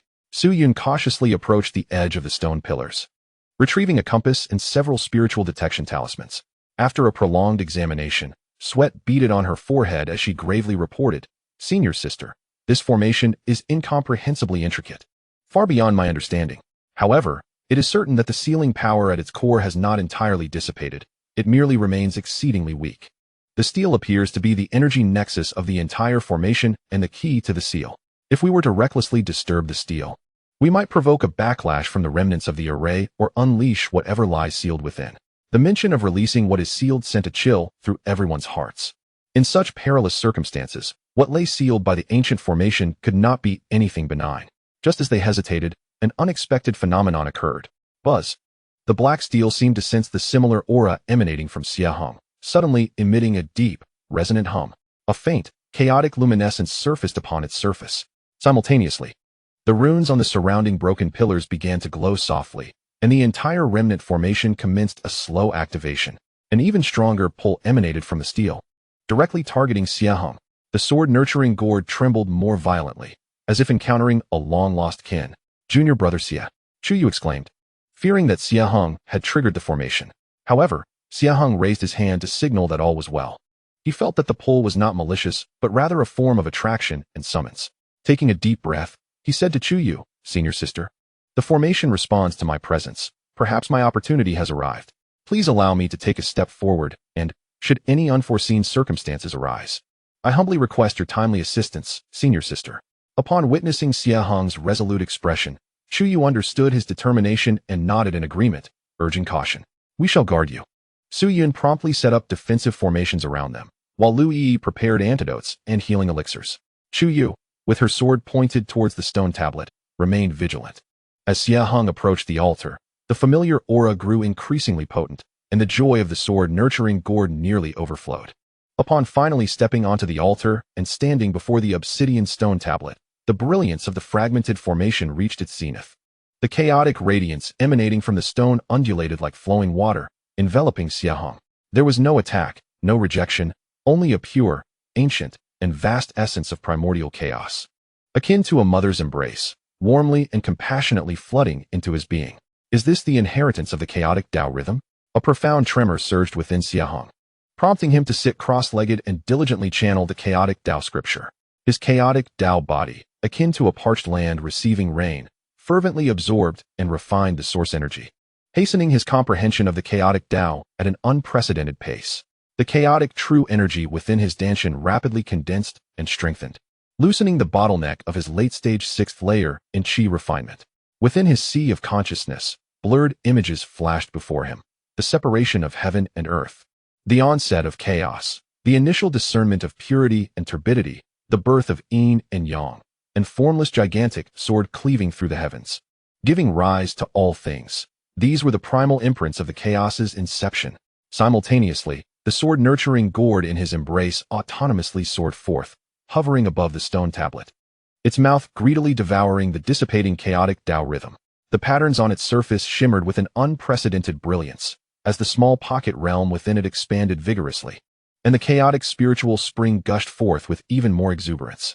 This singular entity and gourd were undergoing an unimaginable transformation. Chu Yu and her companions watched in astonishment. Although they could not perceive the specific chaotic Tao rhythm, they could distinctly sense Xie Heng's aura surging higher, as the mysterious light from the stone tablet gradually integrated into his being. This was undoubtedly a monumental opportunity. Yet, fortune often conceals peril. At that very moment, amidst the distant fog, several concealed and formidable auras were drawn towards the intense energy fluctuations emanating from this location, stealthily approaching the stone formation. Leading them was an individual with a sinister gaze and a hint of greedy smirk, none other than Lin Feng, a candidate for the true inheritance of Dangxia Peak. Chapter 56. The Inheritance Enlightenment. Breaking through the seventh layer, an uninvited guest, the radiance of the chaotic stone tablet enveloped Xie Heng completely, akin to a warm tide. The vast and pure chaotic Tao rhythm surged into his limbs and bones, cleansing every meridian and nourishing every inch of flesh and sinew without the need for refinement. His consciousness seemed to detach from his corporeal form, immersing itself in a timeless, boundless ocean of chaos devoid of light and darkness. Here, time lost its significance, and space its boundaries. He witnessed the separation of the two energies of purity and turbidity, the evolution of yin, yang, and the five elements, and the cyclical birth and death of all things, primal scenes of creation inscribed indelibly upon the depths of his soul. The chaotic Tao scripture operated at an unprecedented speed, each character radiating new meanings. The obstructions and confusions encountered in previous cultivation were now illuminated with clarity. His chaotic Tao body, nourished by the most primordial essence, underwent a transformation akin to a rebirth, becoming increasingly transparent and achieving an unprecedented affinity with the grand principles of heaven and earth. Within the Danshan's Qi, the chaotic true Qi spun and compressed with fervor. The originally gaseous spiritual energy beginning its metamorphosis into a liquid state, a hallmark of progression towards the late stage of Qi refining. The bottleneck of the late sixth layer of Qi refining was effortlessly pierced, akin to fragile paper, in the face of this overwhelming force.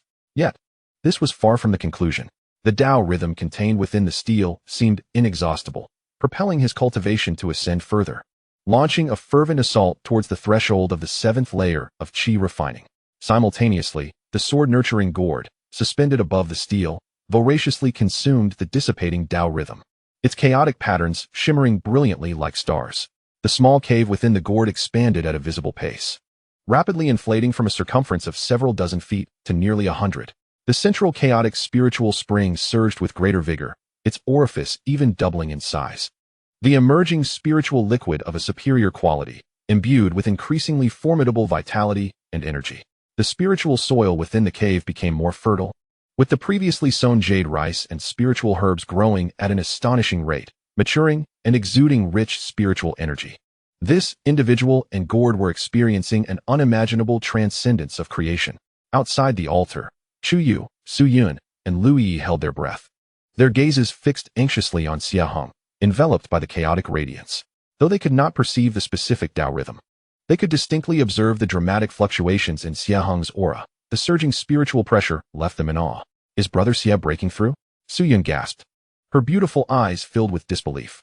To leap from the mid-stage of the sixth layer of Qi refining directly into the late stage, and with such momentum, this was indeed unprecedented. Chu Yu, though serious, bore a trace of satisfaction, whispering, "This is his great opportunity. We must protect him and allow no misfortune." She gripped her sword tighter, her consciousness fully extended, vigilantly scanning the surrounding mist. Such a massive energy fluctuation could easily attract unwelcome guests. Lu Yi likewise tightened her grip on the pill bottle, poised to respond to any unforeseen occurrences. Time passed in silence. After approximately the duration of a fragrant stick, the chaotic radiance enveloping Xie Heng suddenly retracted, like rivers converging into the sea, wholly merging into his being. Boom! A formidable aura erupted from within Xie Heng, far exceeding the sixth layer of Qi refining. He abruptly opened his eyes, the chaotic hues swirling within, profound as an abyss, as if containing a nascent world. Seventh layer of Qi refining. Accomplished. Moreover, his cultivation was firmly established at the pinnacle of the early seventh layer, merely a step away from the mid-stage. The chaotic true Qi had completely liquefied, becoming several times more potent and pure. His spiritual consciousness expanded tremendously, capable of encompassing a radius of 300 feet. His physical strength reached a terrifying level, impervious to ordinary artifacts. The dark steel, after the transfer of knowledge concluded, dimmed significantly, as if it had exhausted the spirit accumulated over eons, yet it still stood silently, emanating an air of ancient desolation. The sword-nurturing gourd, fully satisfied, flew back into Xie Heng's embrace, its cave having expanded nearly tenfold. The quality of the chaotic spiritual spring enhanced, a truly remarkable harvest. Xie Heng rose to his full height, feeling the surging power within him and the myriad insights regarding the chaotic path flooding his mind, his heart brimming with excitement and gratitude. He bowed deeply before the stone tablet, acknowledging the grace of the imparted teachings. Congratulations, junior brother Xie, on your successful breakthrough. Chu Yu and her companions, witnessing this moment, finally exhaled in relief and approached to offer their congratulations, their eyes filled with awe and envy. To achieve multiple breakthroughs in such a brief span of time was nothing short of miraculous. I am deeply grateful to the three senior sisters for their protection. Xie Heng replied with a respectful gesture, warmth blooming within him. Had it not been for their trust and guardianship, he could not have embraced the legacy with such peace of mind. However, just as his words faded, Chu Yu's expression shifted dramatically. Her sword, the autumn water longsword, was drawn in an instant, its tip directed toward the depths of the thick fog as she shouted, "Who dares to hide and reveal themselves?" Hee, how perceptive. Junior sister Chu, a voice laced with mockery, emerged from the mist. The fog churned, revealing several figures stepping forth. At the forefront stood a striking man clad in the attire of the true inheritance of Dangxia Peak. His countenance was handsome, yet his eyes betrayed a naked greed and coldness. It was Lin Feng. Behind him trailed 4 fierce disciples, their cultivation levels all at the late stages or peaks of qi refinement, clearly the elite of his faction. Lin Feng's gaze bypassed Chu Yu, fixating intensely on Xie Heng, particularly lingering on the seemingly ordinary sword-feeding gourd at his waist and the dim stone tablet behind him. A chilling smile curved at the corners of his mouth. Junior brother Xie, what tremendous fortune you possess, to have resonated with this ancient relic, facilitating your breakthroughs. Such a blessing should be shared. Why not relinquish the teachings you have obtained along with that extraordinary treasure, allowing your elder brother to study them as well? Before his words fully dissipated, the 4 disciples behind him had already spread out, subtly encircling Xie Heng and his companions, a palpable aura of menace enveloping them. It was evident that Lin Feng and his group had long been lying in wait, biding their time. And now that the transmission had concluded and Xie Heng was still stabilizing his newfound power, they sought to seize the opportunity to rob him. Chu Yu's face hardened as she pointed her sword at Lin Feng. Lin Feng, do you dare to forcibly seize the opportunities of our fellow disciples? Are you not afraid of the sect's regulations? Lin Feng scoffed. Regulations? Junior sister Chu, in the depths of the cloud and mist marsh, should a few disciples perish, who would know how they met their end? Fortune favors the virtuous. Junior brother Xie, those who recognize the situation are the true talents. The atmosphere instantly became charged, a palpable tension hanging in the air. Facing Lin Feng's coercion, Xie Heng remained calm and unyielding. The spiritual pressure of his recently attained 7th level of qi refinement slowly emanated, merging with Chu Yu's aura. He gently grasped the hilt of the chaotic heavy sword behind him, a profound and formidable presence surging forth, concealing an endless sharpness. Brother Lin, Xie Heng's voice, though not loud, resonated clearly in everyone's ears. If you desire what belongs to me, let us see if you possess the capability to take it. A fierce battle was now inevitable. Chapter 57, Sword Strikes the Evil. Shadows on the return journey and the inquiry of the elders. Lin Feng's sinister grin froze upon his face, his pupils dilating in disbelief as he gazed at the grievous sword wound across his chest. Blood gushed forth, pain mingling with a bizarre force that seemed capable of extinguishing life itself, causing his vitality to plummet, nearly collapsing to the ground. The 4 disciples behind him were equally aghast, as though frozen in place by a spell, unable to advance or retreat. They never anticipated that this newly ascended true disciple candidate, who had just broken through to the 7th level of qi refinement and seemed to still be stabilizing his aura, could unleash such a terrifying sword strike. Even Lin Feng, a peak practitioner at the 8th level of qi refinement, was severely injured after a single encounter. Chu Yu, Su Yun, and Lu Yi were equally astonished, their beautiful eyes wide open as they gazed at Xie Heng, who stood with his sword, his aura profound and deep as the ocean. For a moment, they were rendered speechless. They were aware of Xie Heng's extraordinary strength, yet they had not expected him to be this formidable. Xie Heng's complexion paled slightly. The sword strike, known as returning to the void, was a result of his integration of the Chaos Stone Tablet's legacy, his own insights, and a trace of the original power from his sword-nurturing gourd. Although its might was immense, the consumption was equally staggering, nearly depleting half of his spiritual energy as a newly advanced practitioner at the 7th level of qi refinement. Nevertheless, his gaze remained calm, the heavy sword tilted towards the ground, the grayish chaotic true energy swirling around the blade, emanating a disconcerting sense of pressure. He cast a glance at Lin Feng and his subordinates, his voice devoid of emotion. Lin, do you still wish to deliberate? Lin Feng's face turned as pale as paper. A mixture of shock, anger, and above all, fear enveloped him. The profound essence contained within that sword strike far surpassed his comprehension, as if it could obliterate everything. Sending a chill deep into his heart, he fixed his gaze on Xie Heng, particularly the seemingly unadorned heavy sword and the gourd at his waist. A blend of greed and trepidation swirling in his eyes, ultimately coalescing into profound resentment. Well, what an impressive Xie Heng, so deeply concealed. Lin Feng gritted his teeth, his voice hoarse. I, Lin, will remember this favor. With that, he drew in a breath, sealing the wound on his chest. Casting a venomous glare at Xie Heng before turning away, supported by his subordinates, retreating clumsily into the thick fog, vanishing from sight. It was only after Lin Feng and his entourage's presence completely dissipated that Chu Yu and the others could finally breathe a sigh of relief. Su Yun patted her chest. Still shaken, you scared me to death. Brother Xie, you are truly remarkable. Lu Yi also cast an admiring glance, softly commenting, Brother Xie, That sword strike just now possessed an elevated essence, far beyond typical methods at the Qi refinement stage. Chu Yu approached Xie Heng with concern. Junior brother Xie, are you alright? That sword strike must have taken a considerable toll on you. Xie Heng shook his head slightly, retrieving a Qi recovery pill and consuming it. His complexion easing. Thank you for your concern, senior sister. I am fine, merely experiencing excessive spiritual energy consumption. He glanced at the now dimmed stone tablet. Speaking solemnly, this place is not suitable for lingering. Though Lin Feng has retreated, we cannot guarantee that others will not be drawn here. We must depart swiftly. Chu Yu nodded in agreement. Indeed. This expedition into the secret realm has exceeded our expectations. It is wise to leave while the going is good. The four did not linger any longer. With Chu Yu and Lu Yi, who were in relatively better condition, leading the way, Xie Heng and Su Yun followed closely, quickly retracing their steps out of this core area. Their return journey was notably smoother than their arrival. Perhaps due to the eradication of the poisonous miasma or the heightened aura of Xie Heng after his breakthrough, which caused ordinary beasts to avoid them. Occasionally, a low-tier beast would foolishly emerge, only to be effortlessly dealt with by Chu Yu. Several hours later, the four finally emerged from the dense fog of the cloud mist marsh, returning to the relatively safe outskirts. Sunlight filtered through the thin mist, creating an ethereal atmosphere. We're finally out. Su Yun exhaled deeply, a relieved smile illuminating her face. Chu Yu gazed at Xie Heng, her expression solemn.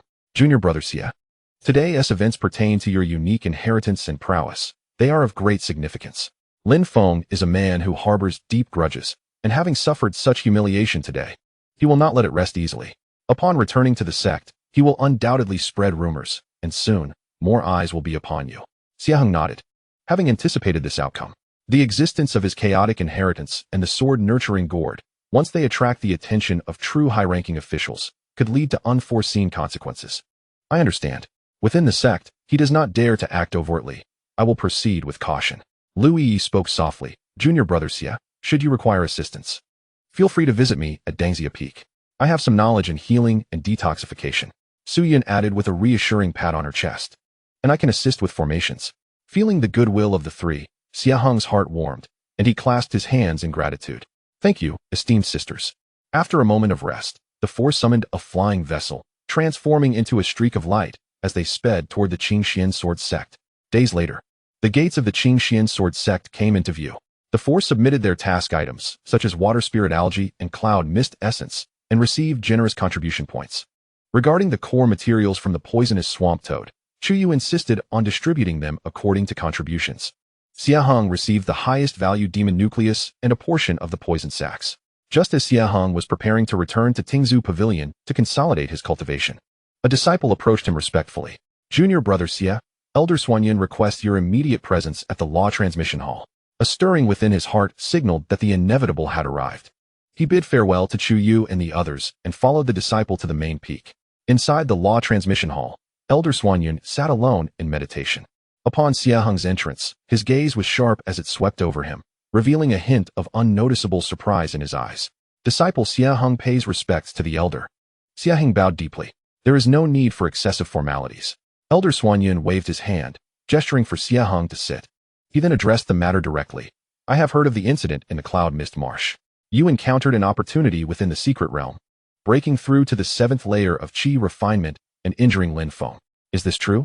Xie Heng understood that concealing the truth was futile, and he replied candidly, Indeed.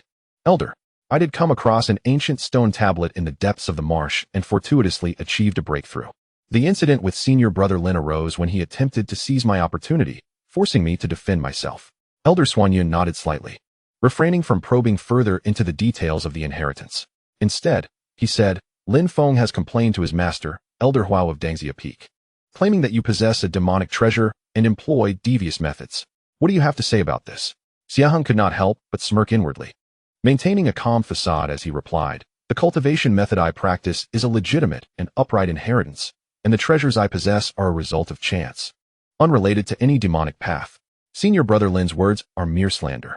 Elder Xuanyun scrutinized Xie Heng for a moment before sighing. Your fortune is not something I can delve into deeply. However, as the saying goes, a tree that stands out invites the wind. Your rapid advancement in cultivation, combined with your possession of significant treasures, has drawn the attention of certain individuals. Although dueling is prohibited within the sect, undercurrents are strong.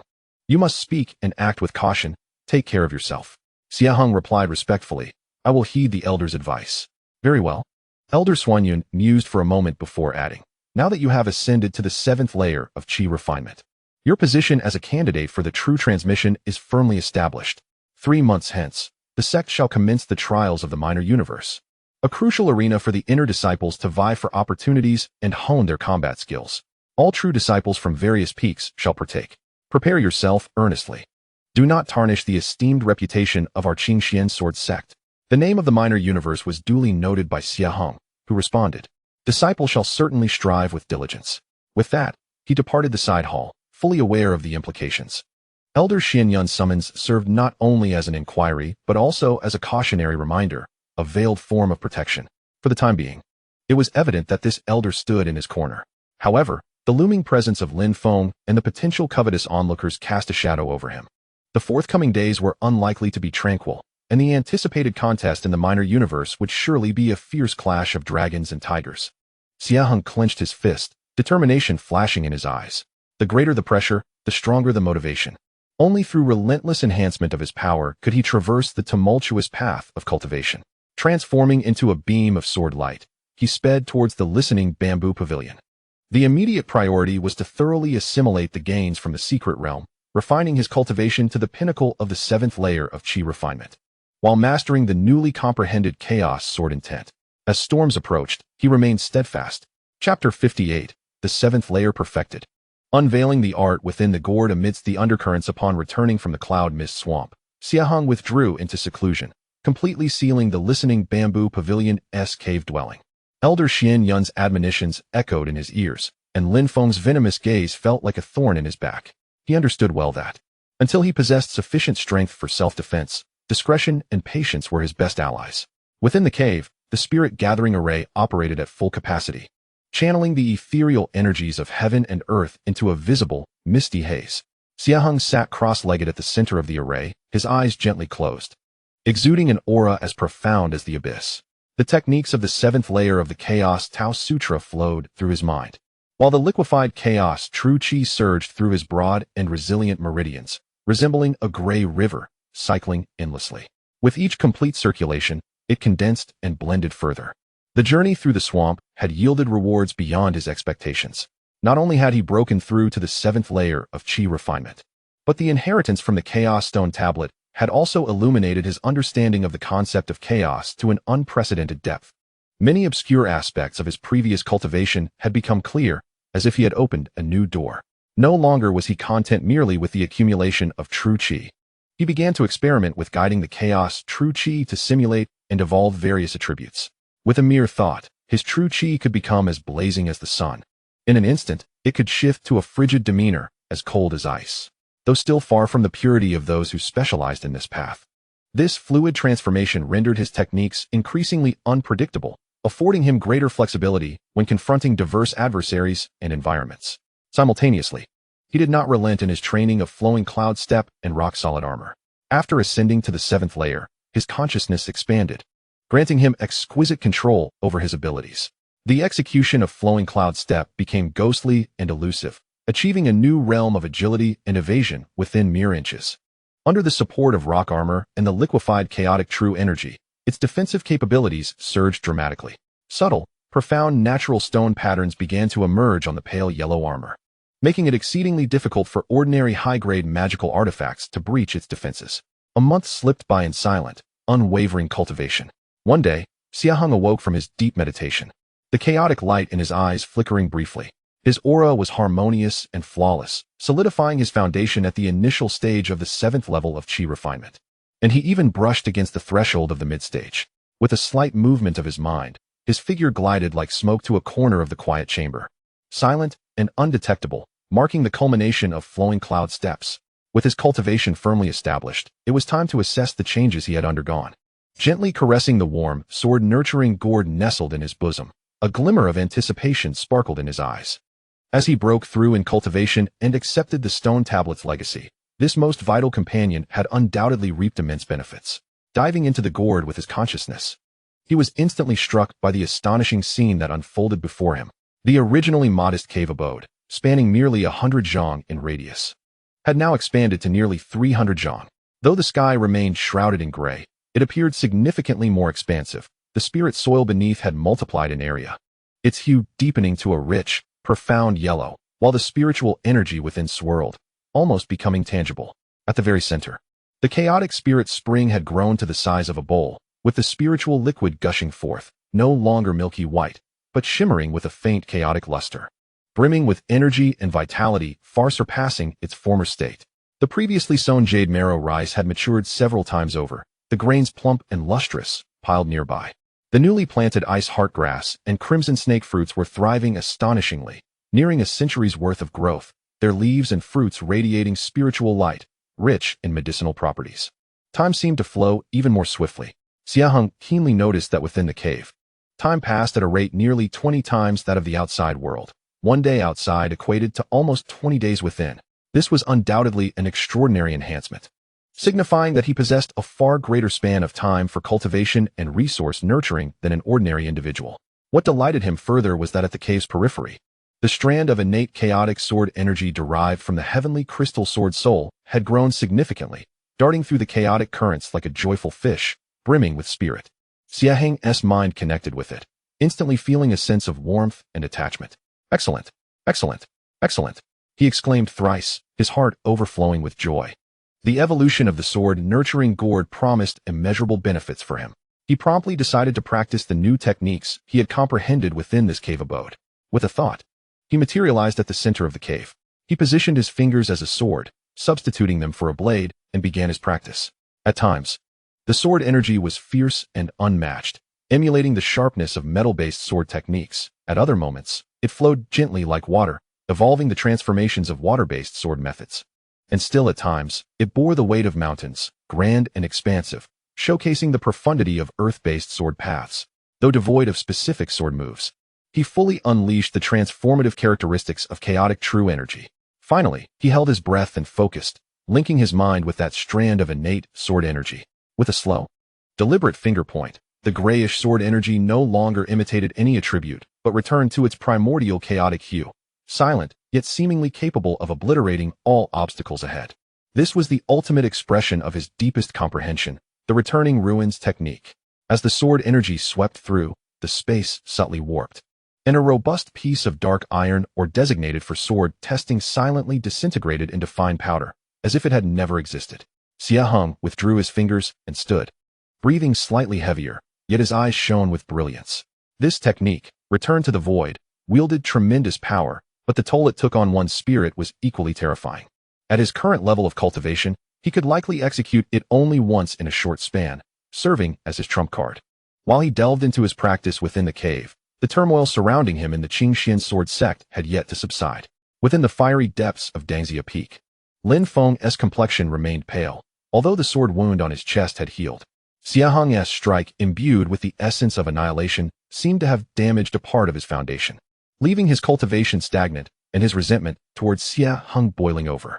Before him stood an elder clad in crimson robes, gaunt in visage yet with piercing eyes. The esteemed elder of Dangxia Peak, Fire Wu Jinren, who was also Lin Feng's master. Master, that Xie Heng must possess a demonic treasure. How else could he, with his pseudo-spiritual root of the 5 elements, advance so rapidly? How could he unleash such bizarre sword energy that harmed my foundation? Lin Feng seethed through gritted teeth. Fire Wu Jinren's fingertips danced with a wisp of deep purple flame, his voice rasping. Old Xian Yun is protecting him, insisting that his fortune is a result of unique cultivation methods. Without solid evidence, we cannot act against him due to sect rules. Shall we simply allow him to continue his arrogance?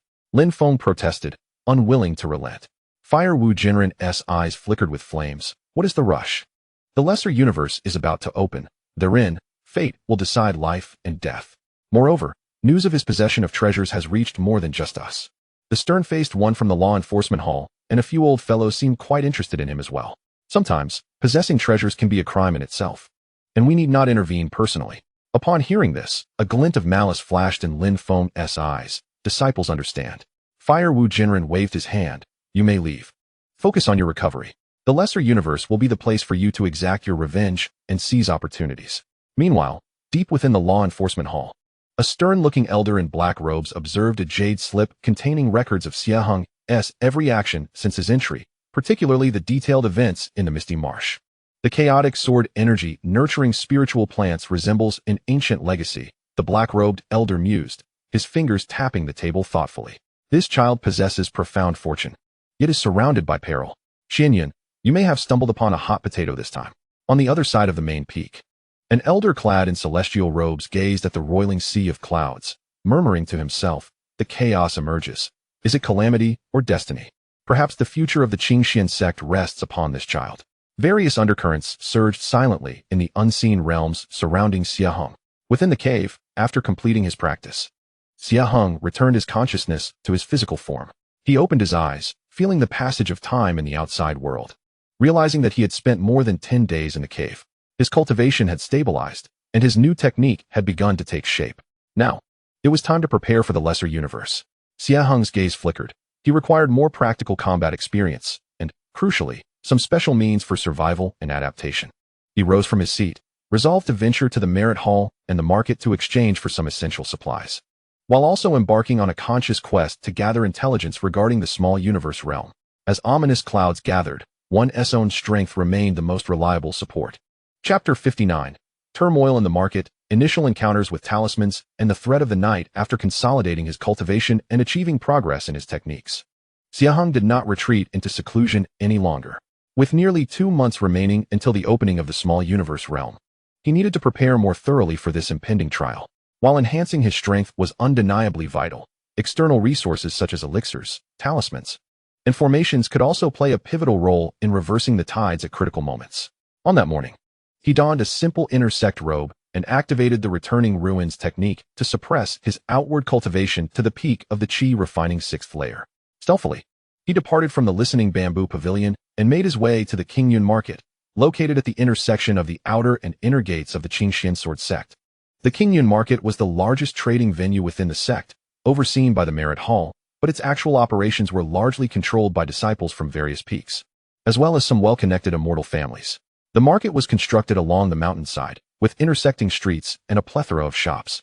It housed both official establishments such as the Treasure Pavilion and the Alchemy Tower, renowned for their credibility, yet known for high prices, as well as a bustling array of stalls set up by disciples from various peaks, where one could potentially unearth unexpected treasures amidst the chaos. Xie Heng's objectives for this visit were clear. Firstly, to procure a selection of high-quality healing and recovery elixirs, along with special talismans that could prove vital in life-or-death situations.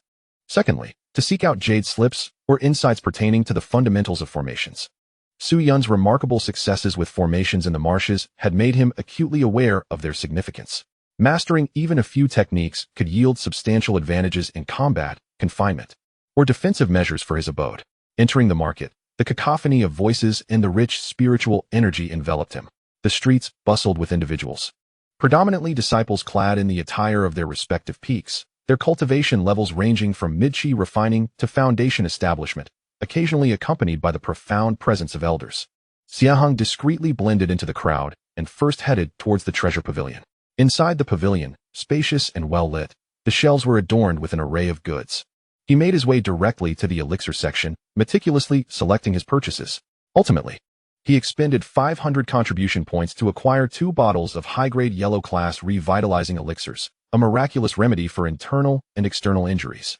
1 bottle of high-grade yellow-class essence consolidation elixir to stabilize cultivation and accelerate spiritual energy recovery, and 3 high-grade yellow-class diamond talismans, capable of instantly forming a powerful protective shield against an attack from a foundation establishment novice. The depletion of his contribution points left him in awe of the vast consumption of resources. Subsequently, he shifted his focus to the talisman section, where his gaze fell upon a talisman known as the Small 5 Elements Escape Talisman. This talisman could randomly teleport up to 100 miles, serving as a lifeline. Yet its price was steep at 300 contribution points per piece, with a limit of 1 purchase per person. After a moment of hesitation, he gritted his teeth and made the purchase. In critical moments, life was far more valuable than contribution points. Having completed his acquisitions of elixirs and talismans, Xie Heng turned his attention to the scattered market. The atmosphere was even more vibrant, filled with the sounds of hawking and haggling. He slowed his pace, perusing each stall in search of items related to formations. In an unassuming corner, he came to a halt before a modest stall manned by an elderly man with graying hair and simple attire. The stall displayed no extravagant artifacts or elixirs. Only a few dimly colored jade slips, some incomplete formation plates, and a collection of yellowed ancient texts. Xie Heng's gaze fell upon a jade slip titled Fundamentals of Array Diagrams and a book named Notes on Fragmented Arrays. He crouched down to pick up the jade slip, his consciousness gently probing within, discovering that it indeed provided a systematic explanation of the principles of arrays, the depiction of basic array patterns, and the arrangement of energy nodes. Though the content was rudimentary, it aligned perfectly with his needs. The handwritten notes chronicled a master arrayist's insights on some incomplete ancient arrays, offering profound perspectives. How much for these two? Xie Heng inquired. The elderly vendor raised his murky eyes, glancing at Xie Heng, and rasped, 50 contribution points for the jade slip. 30 for the book. No bargaining. The price was reasonable. Just as Xie Heng was about to nod in agreement, a mocking voice interjected from the side. Oh, isn't this the illustrious true disciple candidate, Brother Xie? What brings you to this humble market instead of indulging in the treasure pavilion? Xie Heng frowned slightly and turned to see three disciples clad in Dangxia peak attire regarding him with amusement. The leader, with a sharp chin and a mocking grin, was none other than Sun Miao, one of those who had accompanied Lin Feng in the marsh, possessing mid-level cultivation of the 7th layer of qi refinement. Clearly, Lin Feng's faction had not ceased their pursuit and remained vigilant of his movements. Desiring to avoid conflict, Xie Heng replied coolly, "Is there something you need, Brother Sun?" Sun Miao chuckled derisively, stepping up to the stall and deliberately kicking the book Notes on Fragmented Arrays. He addressed the vendor, "Old man, I'll take this worthless book for 40 contribution points." He then cast a taunting glance at Xie Heng. The vendor did not even lift his eyelids, continuing to rasp. "First come, first served." Sun Miao's expression darkened. "Old man, don't push your luck. Do you know who we are?" Xie Heng's gaze turned icy as he stepped forward, transferring 70 contribution points to the vendor. He collected the jade slip and the notes, calmly addressing Sun Miao. "Brother Sun, there are rules in the market." "Rules?" A disciple behind Sun Miao sneered. "Xie Heng, don't think you're something special just because you're a true disciple candidate. If you offend Brother Lin, you'll regret it. If you're wise, hand over the items and apologize, or else what?" Xie Heng interrupted, his gaze steady upon Sun Miao. "Are you planning to make a move here in the market? Aren't you afraid of the law enforcement hall's strict regulations?" Sun Miao felt a chill at Xie Heng's unwavering gaze, recalling Lin Feng's dire fate in the marsh, causing his bravado to wane. The market strictly forbade private disputes, with severe penalties for violators. He truly did not dare to act. Gritting his teeth, he retorted, "Humph. Sharp-tongued. We shall see. I hope you remain so arrogant in the little Qincan realm." Having delivered his threat, Sun Miao departed with his companions in a huff. Xie Heng tucked away the jade slip and notes, nodding slightly to the vendor before turning to leave. His heart stirred little. Such provocations were well within his expectations. However, the audacity displayed by the other party suggested that Lin Feng's enmity ran deeper than he had anticipated. After wandering the market once more, he used his remaining contribution points to purchase several rare spiritual herb seeds and a piece of gung metal imbued with sharp golden energy, intended for nurturing the space within his sword-nurturing gourd and that trace of sword aura. Subsequently, Xie Heng departed the market. On his way back to the bamboo listening pavilion, the sun dipped low and the mountain breeze grew cooler. As he passed through a secluded bamboo grove, a faint yet alarming tremor emanated from the sword-nurturing gourd nestled in his arms. An ambush. Xie Heng's footsteps were incessant, yet his consciousness unfurled like quicksilver, silently spreading forth. Indeed, deep within the bamboo grove, he sensed three exceedingly subtle presences, lying in ambush in a triangular formation. Their murderous intent was suppressed, yet it could not evade the heightened acuity of his spirit perception after ascending to the 7th level. One of these presences unmistakably belonged to an initial stage 8th level qi refinement practitioner, while the other two were at the pinnacle of the 7th level. Truly, the specter of vengeance lingered. A cold smile crept across Xie Heng's mind. How audacious of them to lay in wait within the sect, so close to the candidate peak for the true transmission. It seemed that Lin Feng's faction was resolutely determined to eliminate him before he entered the Xiaoqincan realm, or at the very least, to severely injure him. He maintained an outwardly calm demeanor, continuing forward as if oblivious to the threat. Yet, in the shadows, he had already established communication with his sword-nurturing gourd, and the chaotic true energy began to circulate quietly. With the technique's flowing cloud steps and rock armor poised for action, the newly acquired diamond talisman was firmly gripped in his hand. At the very moment he stepped into the ambush circle, whoosh, whoosh, whoosh, 3 piercing sounds of air being sliced through surged from different directions. A searing fire arrow, a venomous ice spear, and a silent, deadly obsidian dagger aimed directly at his back. The assault was fierce and well-coordinated, clearly executed by seasoned assassins. Just as anticipated, a glint of cold light flashed in Xie Heng's eyes as he instantly activated the prepared diamond talisman. A solid golden shield enveloped his entire being. Boom, boom, hiss. The fire arrow and ice spear collided with the shield, erupting in a thunderous explosion. The shield swayed violently, but remained intact. However, the obsidian dagger was exceptionally cunning, piercing through a weak point in the shield and lunging towards him, as if he had eyes on the back of his head. Xie Heng executed flowing cloud steps to its utmost, his form shifting like a specter, allowing the dagger to narrowly graze his side, leaving a trail of crimson in its wake. Simultaneously, his heavy sword was drawn, and without a glance, he swept it backward in a move akin to sweeping away 1,000 armies, the chaotic true energy surging forth, producing a grayish sword aura that surged toward the assassin wielding the dagger. The assassin, taken aback by Xie Heng's rapid response and overwhelming force, hastily swung his dagger to parry. Clang! The dagger collided with the heavy sword, and the assassin felt an unresistible force, his grip shattered. The dagger flying from his hand as his body was sent hurtling backward like a kite with its string cut, crashing through several bamboo stalks, blood spewing forth. One strike, and a foe lay grievously wounded. The other two assassins, clearly unprepared for such fierce resistance from Xie Heng, momentarily faltered. Seizing this brief opportunity, Xie Heng retreated explosively, distancing himself from them, his heavy sword held before him, coldly regarding the two masked figures emerging from the bamboo thicket. The initial stage 8th level assassin's eyes glinted with malice, wielding a flame-wreathed longsword. The other was a spellcaster, brandishing an ice-blue staff. Miserable rodents, Xie Heng's voice was frigid. Have you been sent by Lin Feng?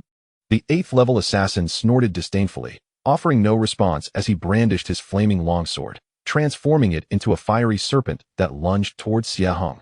Simultaneously, the spellcaster waved his staff, unleashing a deluge of ice shards that rained down like a tempest.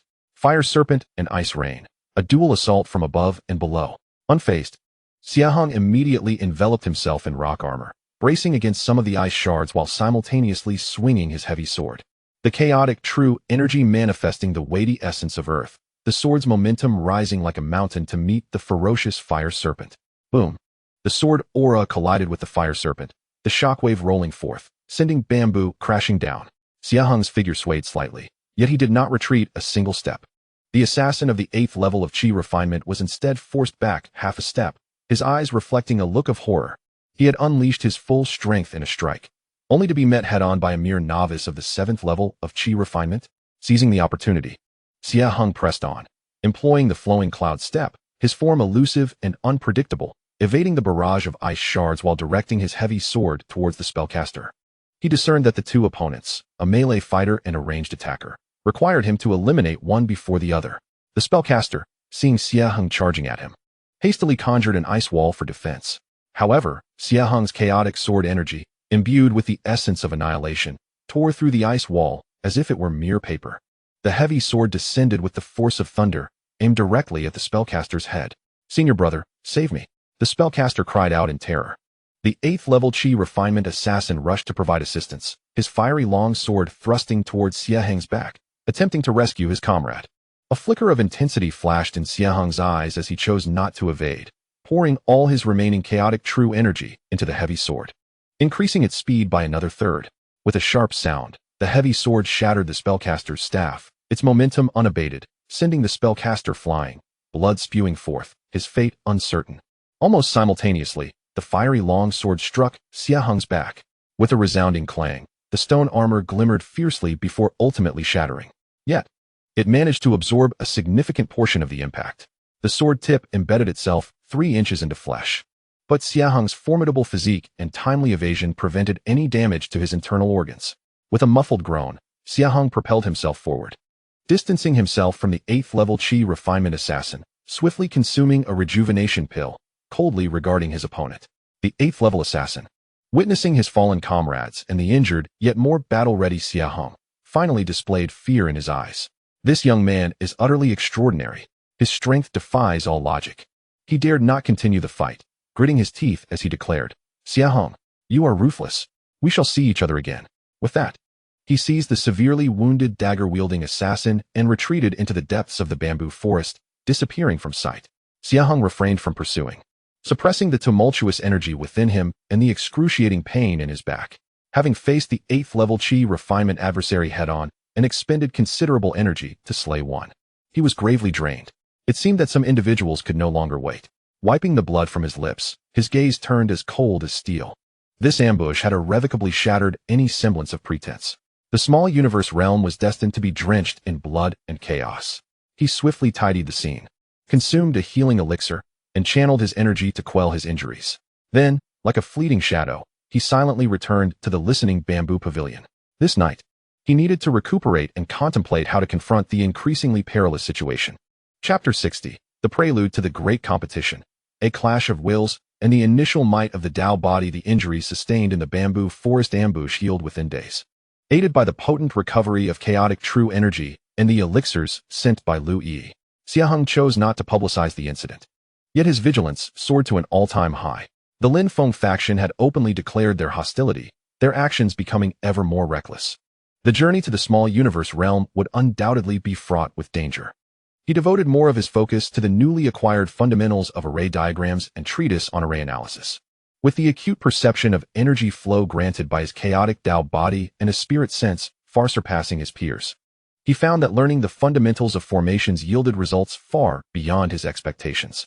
While he was far from mastering the subject, he could comprehend some basic principles of simple formations and even attempted to set up a few minor wards for early warning and visual obfuscation around the listening bamboo pavilion, significantly enhancing its security. Simultaneously, he made use of the time dilation within the mystical realm of Huzhong Cave, persistently practicing the myriad transformations of chaotic true Qi, refining his cultivation at the early stage of Qi refinement level 7 to a flawless state, mere moments away from the mid-stage. Although the technique of Gui Su consumed vast amounts of energy, its execution became increasingly adept. Amidst this intense preparation, 2 months swiftly passed. On this day, the sect's bell tolled 9 times, its resounding echoes reverberating throughout the mountains, signaling the official commencement of the trial within the lesser Qian Kuan realm. In the central plaza of the Qing Xian Sword sect, the atmosphere was electric with excitement. Nearly 1,000 qualified inner disciples gathered, each possessing a minimum cultivation of Qi refinement level 7, exuding formidable auras and sharp gazes. In the air, dozens of elders hovered, their profound energies palpable, with Elder Xianyun leading the assembly alongside a stern-faced elder clad in black robes, the head of the law enforcement hall, Elder Xingjian, who bore an ancient sword on his back. Xie Heng stood alongside Chu Yu, Su Yun, and Lu Yi. Through their shared battles in the marsh and subsequent interactions, the four had formed a small fellowship, pledging to look out for one another within the lesser Qian Kuan realm. Chu Yu's aura had become even more refined, her icy sword energy poised yet restrained. Su Yun was adorned with an array of formation plates at her waist, while Lu Yi was enveloped in the fragrance of medicinal herbs, fully prepared for the challenges ahead. As Xie Heng surveyed the crowd, he immediately sensed several hostile gazes. Lin Feng stood at the forefront of the Dangxia Peak disciples, his complexion flushed, indicating that his injuries had healed, and his eyes bore a look filled with resentment and murderous intent directed at Xie Heng. Beside him stood several fierce disciples, one particularly imposing figure shouldering a massive sword akin to a door plank, his cultivation evidently reaching the late stage of Qi refinement level 8. Likely a powerful ally he had summoned. Moreover, Xie Heng noted several exceptionally strong solitary practitioners or small groups. Among them was a white-clad woman cradling an ancient guqin, exuding an ethereal aura. She was the prodigy Qin Yuxin from the Rhythm Peak, a young man radiating sharp sword energy, reminiscent of a drawn blade. Was Jian Shizhen from the Sword Tomb lineage, and a disciplined team of disciples clad in standardized spirit armor, which, as Chu Yu explained, comprised the elite of the sect's battle hall. Within the lesser Qian Kuan realm, opportunities and dangers coexisted. Elder Xian Yun's voice quelled the clamor, outlining that the rules within the realm largely mirrored those of the outside world. Fights were permitted, yet the intentional slaughter of fellow disciples was strictly forbidden, with severe penalties for transgressors. Nevertheless, in the world of blades and swords, fate took its course. This trial would last for a month, with rankings determined by the quantity and quality of the acquired Qi and Kuan Jade Bai. The top 10 would earn the privilege to access the uppermost level of the Scripture Pavilion for 3 days, along with a foundational pill as a reward. The foundational pill, the upper level of the Scripture Pavilion. A chorus of gasps and fervent gazes erupted from below. The foundational pill was a crucial elixir for breaking through to the foundation establishment stage, immensely precious. The upper level of the scripture pavilion housed the sect's most core techniques and secret arts. Such rewards were enough to drive all disciples into a frenzy. Now, let the realm gate be opened. With a sharp command from Elder Xingjian, he, along with Elder Xianyun and several other elders, unleashed waves of formidable magical power. At the heart of the plaza, the space twisted violently, coalescing into a colossal gate of light, 10 zhang high, shimmering with radiant colors. Beyond the gate lay an unfamiliar landscape of rolling mountains shrouded in ethereal spiritual energy. Enter. With the utterance of this command, nearly 1,000 figures transformed into streaks of light, rushing eagerly into the luminous gateway. Xie Heng and his companions followed the throng, and after a dizzying swirl, their feet found solid ground in a lush, primordial forest. The air was thick with ethereal energy, far surpassing that of the outside world. Yet it was also tinged with a sense of wildness and peril. In the distance, the haunting roars of unknown beasts sent a shiver down the spine. This place must be the outskirts of the Wanyeo forest. We should first seek a safe location to deliberate our course of action, concluded Chuiyu, drawing on her extensive experience. The four of them found a secluded cave, where Subu set up a concealment array. Chuiyu unfurled a rudimentary map crafted from animal hide, provided by their sect, and pointed to a marked location. According to the records, the Qian Kuan Jade Disk is predominantly found near energy-rich veins, ancient cultivator caves, or the lairs of formidable beasts. The nearest location to us is the Black Wind Gorge, located 300 miles to the northeast, rumored to yield jade disks. Though it is infested with a swarm of iron-winged demon bats, which could pose a significant challenge. Though the iron-winged demon bat is merely a first-tier beast, they are troublesome in numbers, mused Su Yun, her brow furrowed. Xie Heng pondered aloud. With risk comes opportunity. If we cooperate cautiously, we may succeed, certainly. It is preferable to recklessly charging in. Lu Yi nodded in agreement. As they conferred, Xie Heng felt a subtle shift within him. The sword-nurturing gourd at his side emitted a faint vibration, directing him towards the southeast. This sensation bore resemblance to the one he experienced when sensing the steel in the misty marsh, albeit more indistinct. Something seemed to be drawing it from that direction. Xie Heng mused silently, yet he refrained from voicing his thoughts. The feeling was too nebulous, and the southeast was marked as the misty marsh, a place of heightened danger not to be approached recklessly. Ultimately, the four resolved to proceed as planned towards the Black Wind Gorge. Within the confines of the miniature universe, there was neither sun nor moon, only an everlasting brightness. The quartet advanced with caution, encountering several waves of beasts along the way, all of which they managed to dispatch without difficulty. Xie Heng deliberately concealed his prowess, primarily employing the flowing cloud steps and fundamental sword techniques, displaying a level of skill that was commendable among those at the 7th layer of Qi refinement, yet not extraordinary. His true trump cards were the chaotic true Qi and the returning ruins technique. 3 days later, they arrived at the entrance of the Black Wind Gorge. The gorge was deep and foreboding, with cliffs on either side that seemed chiseled by the hand of a master, and a chilling wind howled through the air, punctuated by the faint sound of flapping wings. Be cautious, the demon bats possess keen hearing, Chuiyu whispered. The four stifled their presence and quietly slipped into the gorge. After advancing several miles, they indeed discovered flickering white lights embedded within a crevice of the cliff. These were the Qian Kuan Jade disks. However, surrounding the disks were hundreds of demon bats, each the size of a calf, their bodies pitch black with iron-like wings. Among them, one bat loomed larger than the rest, its wingspan exceeding 30 feet, radiating an aura indicative of a peak first-tier beast, clearly, the Bat King. There are too many. A direct assault would be futile, Chuiyu remarked after surveying the scene. Sister Su, do you have a plan? Su Yin scrutinized the terrain and contemplated. I can set up an illusionary sound and misdirection array here to create phantoms and noise to divert most of the bats. Sister Chuiyu and Brother Xie can seize the jade discs swiftly, while Sister Lu stands ready to counter any incoming toxic mists. However, the array will only last for the duration of an incense stick, and its effectiveness against the Bat King may be limited. Feasible, Chuiyu declared decisively. Let us proceed. Su Yun immediately set to work, silently arranging the array flags. Moments later, the formation activated, and a cacophony of beastly roars and the sounds of spiritual energy colliding erupted within the gorge, accompanied by distorted light and shadow. The inverted bat swarm was suddenly stirred, emitting a piercing shriek, most of them swooping towards the direction of the illusion like a black cloud. Now is the moment. Chuiyu and Xie Heng shot forth like two arrows, racing towards the rock wall that concealed the jade discs. Their movements were incredibly swift, and in the blink of an eye, they were upon it. each reaching out to retrieve the jade discs. However, the Bat King was exceedingly cunning and had not been completely deceived by the illusion array, its emerald eyes fixed intently on the rapidly moving duo, roaring in anger. With a powerful flap of its wings, it transformed into a streak of black light, charging directly at Xie Heng, seemingly sensing his energy as the more delectable target.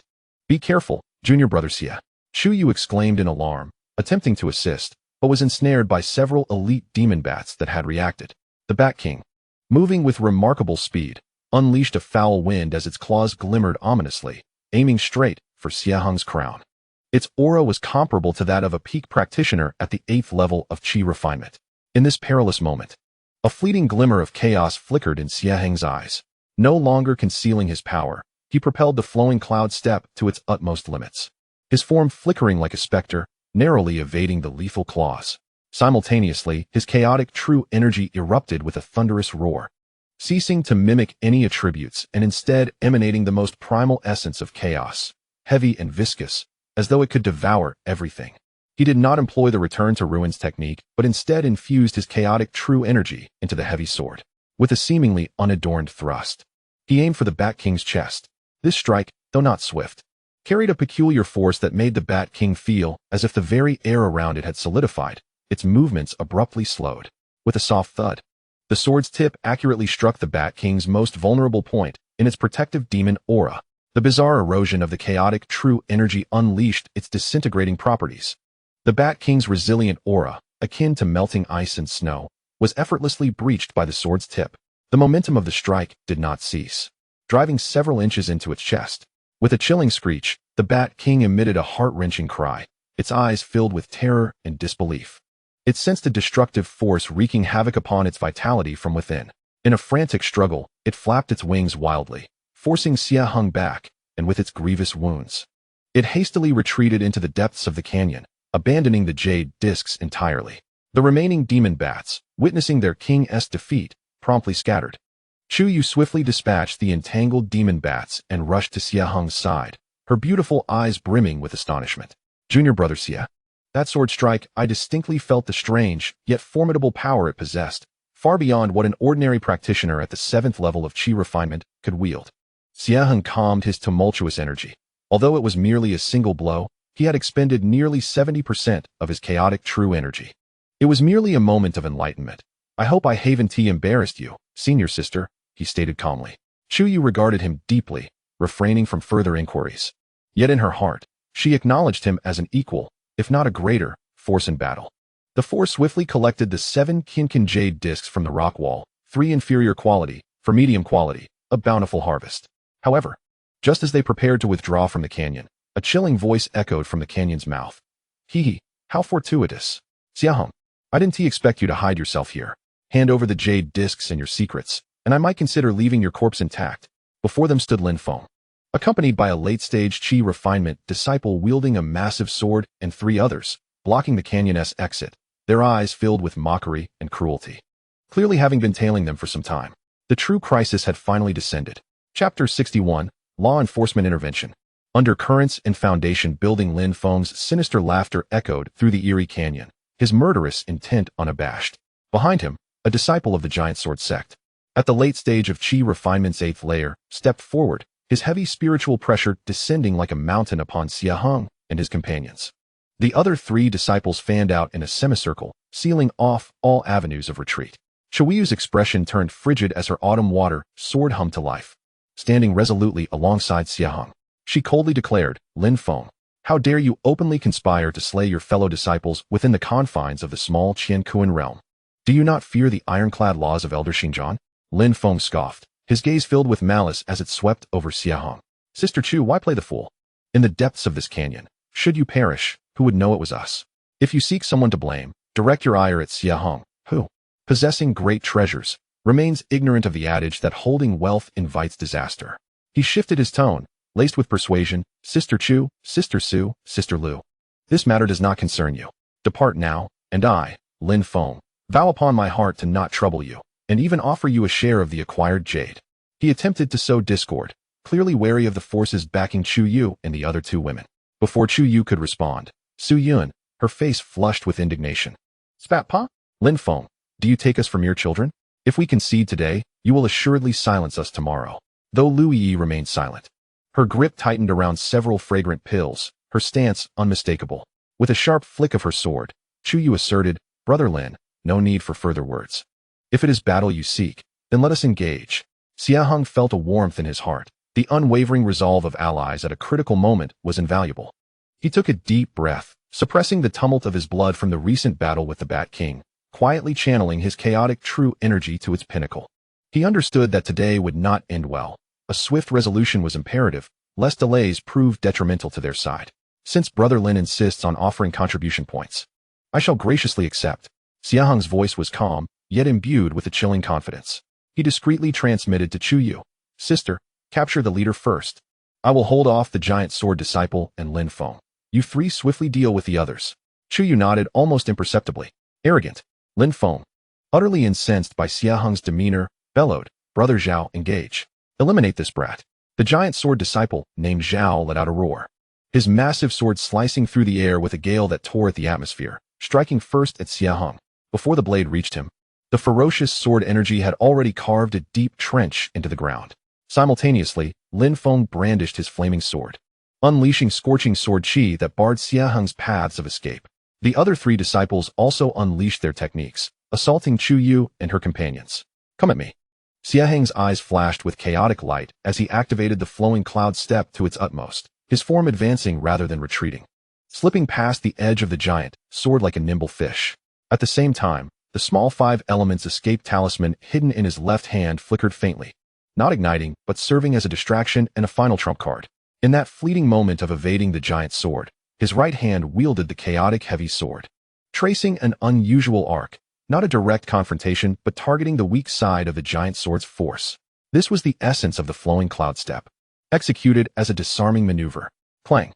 A muffled, resonant sound erupted.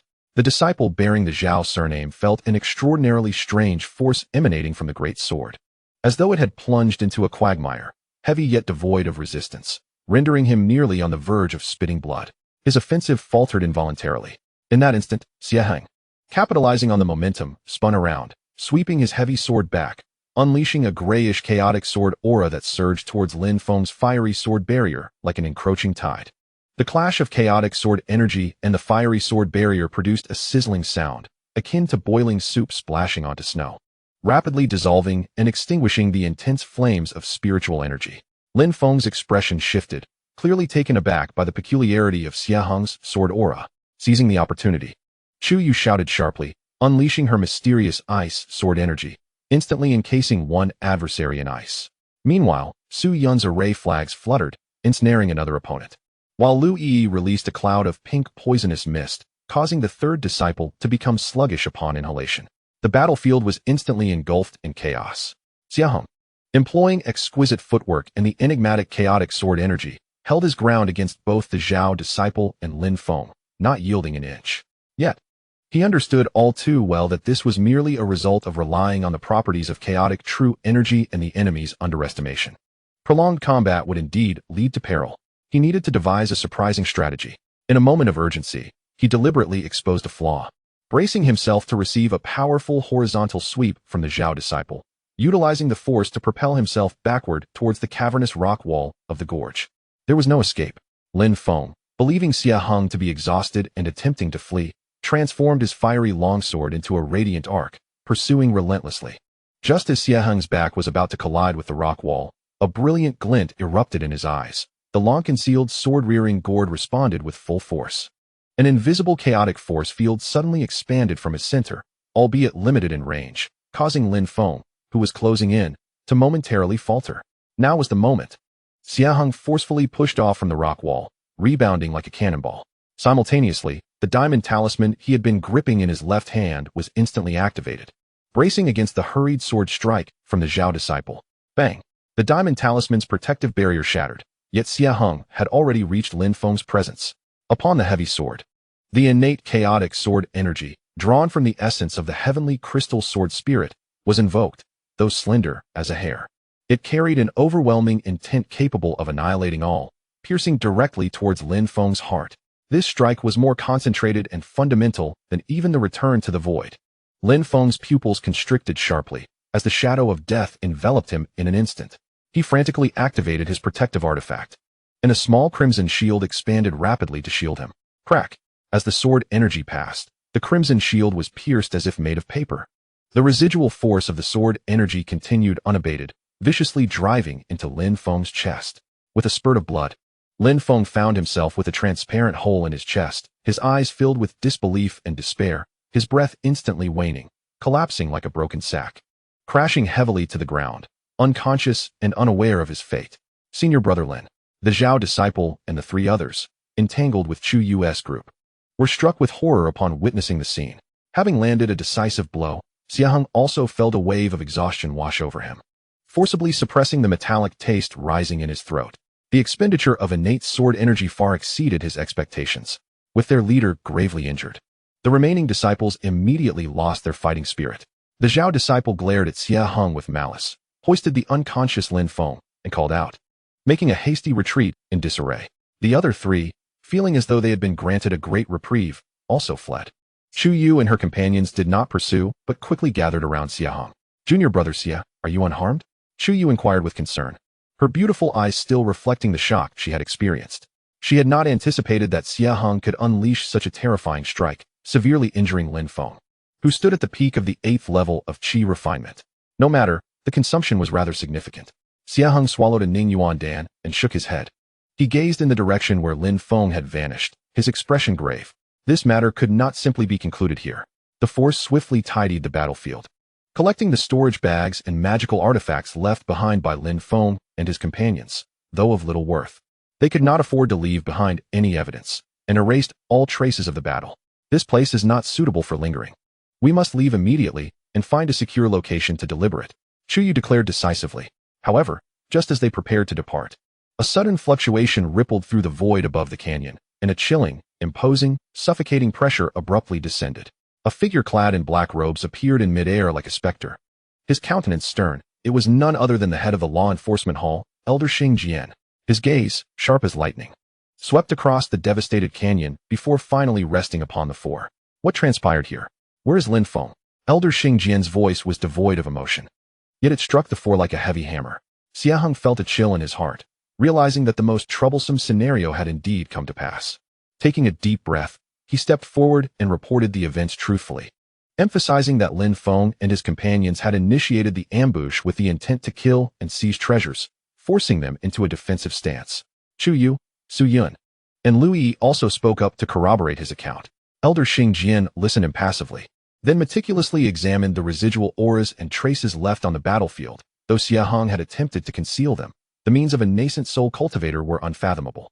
After a moment of silence, he coldly stated, Lin Feng has violated sect rules by ambushing fellow disciples. The evidence is irrefutable. However, as he is now gravely injured, the law enforcement hall will handle the matter according to regulations upon his awakening. Your defensive response is understandable, yet your actions were overly severe, which is also inappropriate. In this trial, you four must exercise greater caution. Any further infractions will be met with stringent punishment.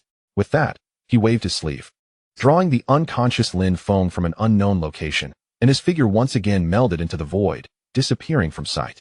As the oppressive pressure dissipated, the four finally exhaled in relief, their backs drenched in cold sweat. Did Elder Xing Jian not delve deeper? Su Yun mused, still shaken. Chu Yu shook her head. The elder sees through everything. He already knows Lin Feng is at fault. Yet, this incident serves as a reminder for us.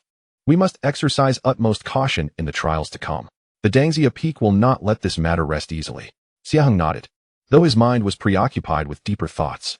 Was Elder Xing Jian's appearance merely coincidental, or had he been observant all along? The gaze of the sect's higher-ups seemed to have been directed here earlier than he had imagined. Following this confrontation, the four became even more vigilant, swiftly departing the Black Wind Canyon and seeking refuge in an exceedingly concealed underground cavern several hundred miles away. Su Yin set up layers of concealment formations before they could finally settle down. Within the cavern, Xie Heng sat cross-legged, not immediately tending to his injuries, but instead immersing his mind into the sword-nurturing gourd. Although drawing upon that strand of innate sword energy had been immensely taxing, it deepened his comprehension of the chaotic sword Tao. Simultaneously, he sensed that the realm within the gourd had absorbed some of the dispersed chaotic Tao resonance from the stone tablet's legacy in the recent battle. seemingly undergoing a new transformation. As his consciousness entered the cave, Xie Heng was pleasantly surprised to discover that the chaotic spiritual spring at the center had seemingly expanded further, with the emerging spiritual liquid becoming more viscous, containing energy comparable to mid-grade spirit stones. Moreover, the flow of time within the cave appeared to have quickened slightly, nearing a ratio of 22-1. Most importantly, he sensed that the chaotic barrier at the cave's edge had grown more robust, with a subtle inclination towards further expansion. Was this due to his own cultivation advancement or the absorption of chaotic energy from the outside world? A realization dawned upon Xie Heng. The growth of this sword-nurturing gourd was intricately linked to his own progress. He retrieved a drop of newly formed chaotic spiritual liquid and consumed it. The pure, overwhelming energy instantaneously unfurled, nourishing his desiccated meridians and dantian, far exceeding the effects of a qi condensation pill. His injuries and exhaustion began to recover at a visibly rapid pace. Perhaps he could attempt to leverage the power of the cave to break through to the mid-stage of the 7th layer of qi refinement? A bold thought surged within him. The spiritual energy within the small universe was rich. Combined with the cave's acceleration and the chaotic spiritual liquid, the conditions were exceptionally favorable. Risk and opportunity coexisted. He glanced at Chu Yu and the others stationed at the cave entrance, solidifying his resolve. The forthcoming trials would undoubtedly be perilous, and enhancing his strength was of the utmost urgency. Chapter 62. The Ruins of the Dao Palace, Chaotic Resonance, and the Return of Danger Within the Underground Cave. Time slipped by quietly as he cultivated.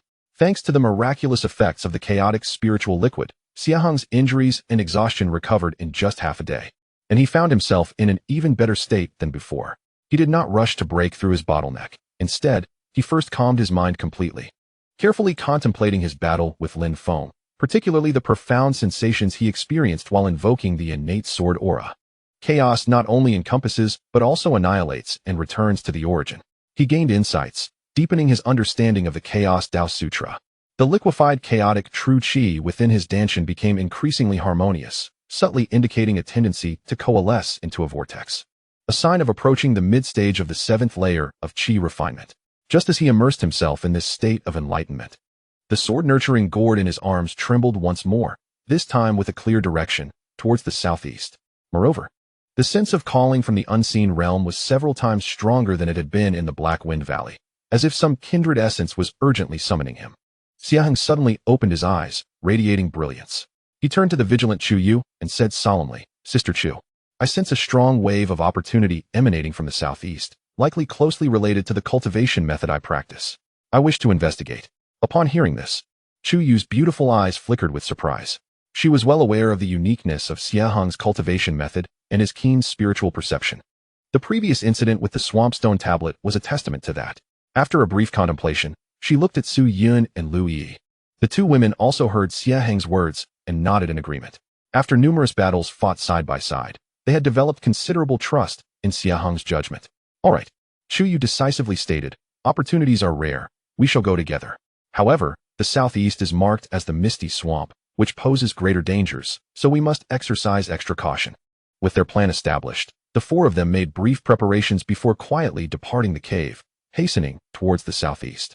The deeper they ventured, the more bizarre the environment became.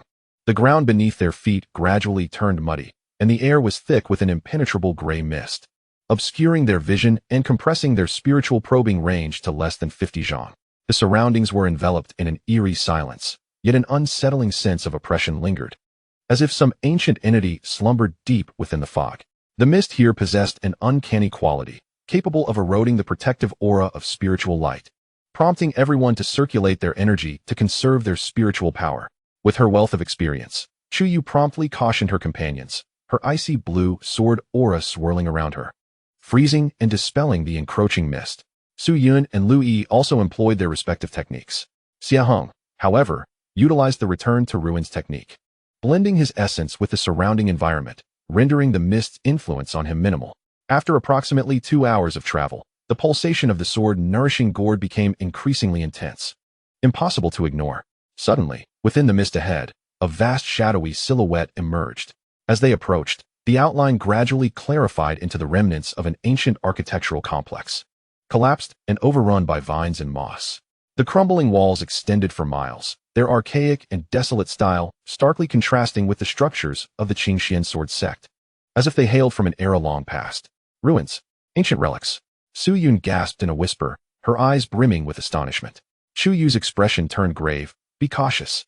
Such relics are often laden with prohibitions and fraught with peril. Xie Heng's heartbeat quickened. He distinctly sensed that the source of the calling lay deep within these ruins. Taking a deep breath, he declared, "My sense of the source is within. We must proceed with caution." The four of them suppressed their auras, slipping into the ruins like phantoms. Inside, the pathways twisted and turned. Fallen stone pillars and shattered statues were ubiquitous, and the air was thick with the scent of decay and the passage of time. Guided by the sword-nourishing gourd, Xie Heng navigated swiftly through the debris. Suddenly, as he led the way, Xie Heng halted, commanding, "Stop." No sooner had he spoken than a seemingly flat clearing ahead shimmered with a faint light, and several fierce golden sword auras materialized out of thin air, intersecting and slashing toward them. The speed was astonishing. "It's a residual sword formation, S prohibition," Chu Yu exclaimed, her icy blue sword energy erupting to meet one of the sword auras. Simultaneously, Su Yun hurled out a formation flag, attempting to disrupt the operation of the array. Xie Heng's gaze sharpened, employing the flowing cloud steps to its utmost. He narrowly evaded two sword auras while simultaneously swinging his heavy sword, channeling chaotic true energy to confront the third sword aura head-on. Boom! The sword aura exploded, causing Xie Heng to stagger slightly, his heart racing at the formidable power of this residual array. Had it not been for his sharp instincts, the four would likely have been injured. "Follow me," Xie Heng urged, unwilling to linger. Using the sword nourishing gourd's keen perception of energy flow, he led his companions deftly around various visible and hidden traps. Chu Yu and the others followed closely behind, increasingly impressed by Xie Heng's spiritual awareness. At last, at the heart of the ruins, a relatively well-preserved grand palace came into view. Constructed entirely from a dark golden stone, the palace, though marred by cracks, still exuded an aura of majesty, antiquity, and authority. The grand doors stood wide open, revealing a dim and profound interior. The potent sensation of calling emanated from deep within this palace. "This is the place." Xie Heng's gaze was intense. The four of them cautiously stepped into the palace. The interior space was vast, supported by colossal pillars that required several people to encircle. These pillars were adorned with blurred murals depicting the creation of the world and the evolution of all things, evoking a grand artistic conception reminiscent of what Xie Heng had witnessed on the chaotic steel. At the end of the hall stood a towering altar. Upon the altar, there hovers a token, roughly the size of a fist, neither gold nor jade, radiating a chaotic luminescence. The surface of the token is inscribed with an ancient seal script, Chaos Dao Token. The name naturally surfaced in Xie Heng's mind. The sword-nurturing gourd in his embrace trembled violently, conveying an unprecedented yearning and joy. However, just as Xie Heng was about to step forward, an unexpected turn of events unfolded. Whoosh, whoosh, whoosh. Several piercing sounds echoed from behind, fierce attacks aimed directly at Xie Heng's back. Xie Heng reacted swiftly, countering with his heavy sword. Clang, clang, clang. Sparks flew. The attackers possessed immense strength, leaving Xie Heng's arms numb. He propelled himself forward to reunite with Chu Yu and the others, turning to gaze back. There, at the entrance of the hall, 5 figures had appeared unbeknownst to him. Leading the group was a tall, gaunt figure with a sinister expression, the very assassin from the 8th layer of Qi who had ambushed Xie Heng earlier. Beside him stood 4 menacingly fierce individuals clad in black, all at least peak 7th layer of Qi, with the most formidable among them shockingly reaching the early stages of the 9th layer of Qi. Their eyes were cold and filled with murderous intent, clearly not disciples of the sect. "Who are you?" Chu Yu demanded sharply, her sword pointed forward. The 8th layer assassin let out a chilling laugh, his gaze fixated on Xie Heng. "Who we are is inconsequential. What matters is that today, Xie Heng, you must die, and all the treasures on you, along with the opportunities here, will belong to us." A weight settled in Xie Heng's heart. These individuals were cunning, their movements stealthy, managing to trace him here with a clear intent to claim his life. Were they assassins sent by Lin Feng's hidden forces, or others coveting his secrets? "You want it? Come and take it." Xie Heng's eyes turned frigid, the chaotic true energy surging through him. At this juncture, there was no retreat. Only a fierce battle lay ahead. The leader of the early 9th layer black-clad men snorted coldly, stepping forward with a powerful spiritual pressure surging like a tidal wave, causing Chu Yu and the others to pale. In his hand appeared a pitch-black dagger, enshrouded in eerie black mist, aimed straight at Xie Heng's brow. The speed was as swift as lightning. Simultaneously, the other 4 black-clad men launched their attacks, targeting Chu Yu, Su Yun, and Lu Yi, intent on dividing the battlefield. The battle erupted in an instant. Within the Dao Palace, the atmosphere turned deadly. The black dagger wielded by the ninth layer leader, imbued with a bone-chilling coldness and a sense of impending doom, was mere inches from Xie Heng's brow. The speed far surpassed that of Lin Feng. In that life-and-death moment, Xie Heng felt every hair on his body stand on end. He pushed the flowing cloud step to its utmost limit, his head snapping back as he simultaneously thrust his chaotic heavy sword upward, executing a precise technique aimed at the least resistant side of the dagger. Clang! A sharp, piercing sound of metal clashing erupted. At the moment of collision, Xie Heng felt an icy, malevolent force, as if it could freeze his very soul, coursing through the sword, rendering his right arm instantly numb, his blood surging, and his throat sweet. The quality of the spiritual energy from the ninth layer far surpassed that of the seventh. Yet, his exquisite maneuver successfully diverted the dagger's trajectory slightly. The tip grazed his temple, drawing a line of blood, leaving a searing wound deep enough to see bone. Oh! The leader cloaked in black emitted a soft gasp, clearly taken aback by Xie Heng's ability to evade this lethal strike. A glint of cold light intensified in his eyes as he deftly wielded his short blade, transforming it into several ghostly shadows that once again enveloped the vital points around Xie Heng. Meanwhile, on the other side, Chu Yu was furiously commanding her ice sword energy, fiercely battling two peak-level practitioners of the seventh layer of Qi refinement. Although she managed to hold her ground for the moment, she found herself ensnared and unable to assist Xie Heng. The situation for Su Yun and Lu Yi was even more dire. Su Yun's formation struggled to unfold under the rapid assaults of their opponents, while Lu Yi's alchemical skills diminished significantly in close combat. They were teetering on the brink of peril due to the relentless onslaught of two additional black-clad adversaries, barely holding on with the occasional aid from Chu Yu. The entire battlefield was exceedingly unfavorable for the four of them. They needed a swift resolution. Xie Heng's mind raced. He understood that prolonging the battle would inevitably lead to defeat. He gritted his teeth against the numbness in his right arm and the intense pain at his temple, channeling the chaotic true energy to counteract the frigid force invading his body. No longer merely evading, he swung his heavy sword, maximizing the potential of the Chaos Dao scripture to its fullest. The sword's momentum shifted from being as weighty as a mountain, clashing fiercely against his foe's attacks, to becoming as light as the wind, dissipating their force, and at times, igniting with a searing heat to combat the chilling death energy. The grayish chaotic sword energy clashed continuously with the pitch-black death aura, annihilating one another and emitting a disconcerting hissing sound.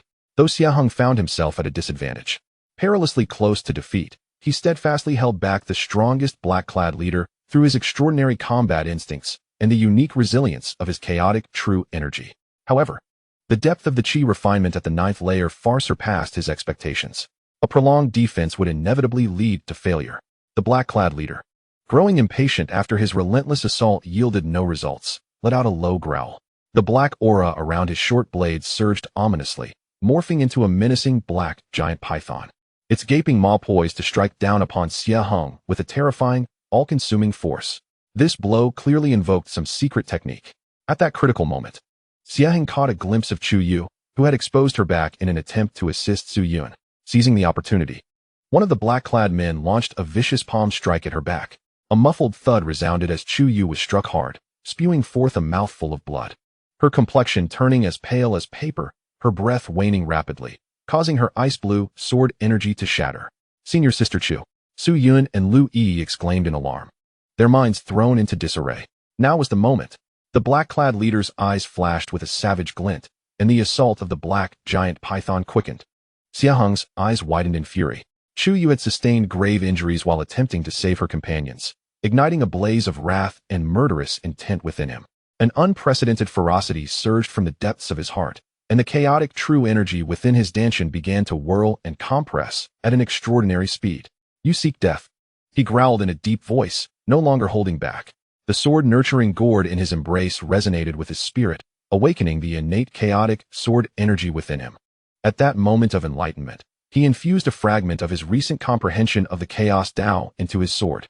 The grayish sword energy on the heavy sword suddenly retracted, transforming into a slender yet exquisitely condensed chaotic thread, seemingly capable of devouring all light. It was no longer the obliteration of the return to the void, but a further transcendence into the silence of oblivion.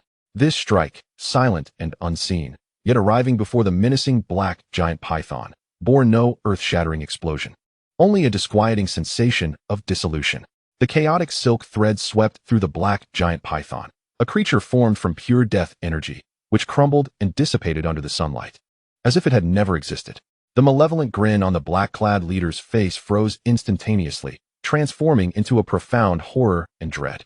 Before he could utter the word impossible, the chaotic silk thread had penetrated the disintegrating python and struck the short blade he hastily raised to block. With a crack, the blade shattered. The thread continued unabated, directly embedding itself into the leader's forehead. His body stiffened abruptly, the light in his eyes rapidly dimmed, and the vitality around him was as if erased by an invisible hand, collapsing backward, breathless, with a single strike. A cultivator at the initial stage of the 9th level of Qi refinement had perished. This astonishing scene stunned the entire assembly. The remaining 4 black-clad figures faltered in their assault, gazing incredulously at their fallen leader. The leader is dead? Retreat! Someone cried out, and immediately, the 4 black-clad individuals were filled with terror, abandoning their mission and turning to flee. Want to escape? Too late.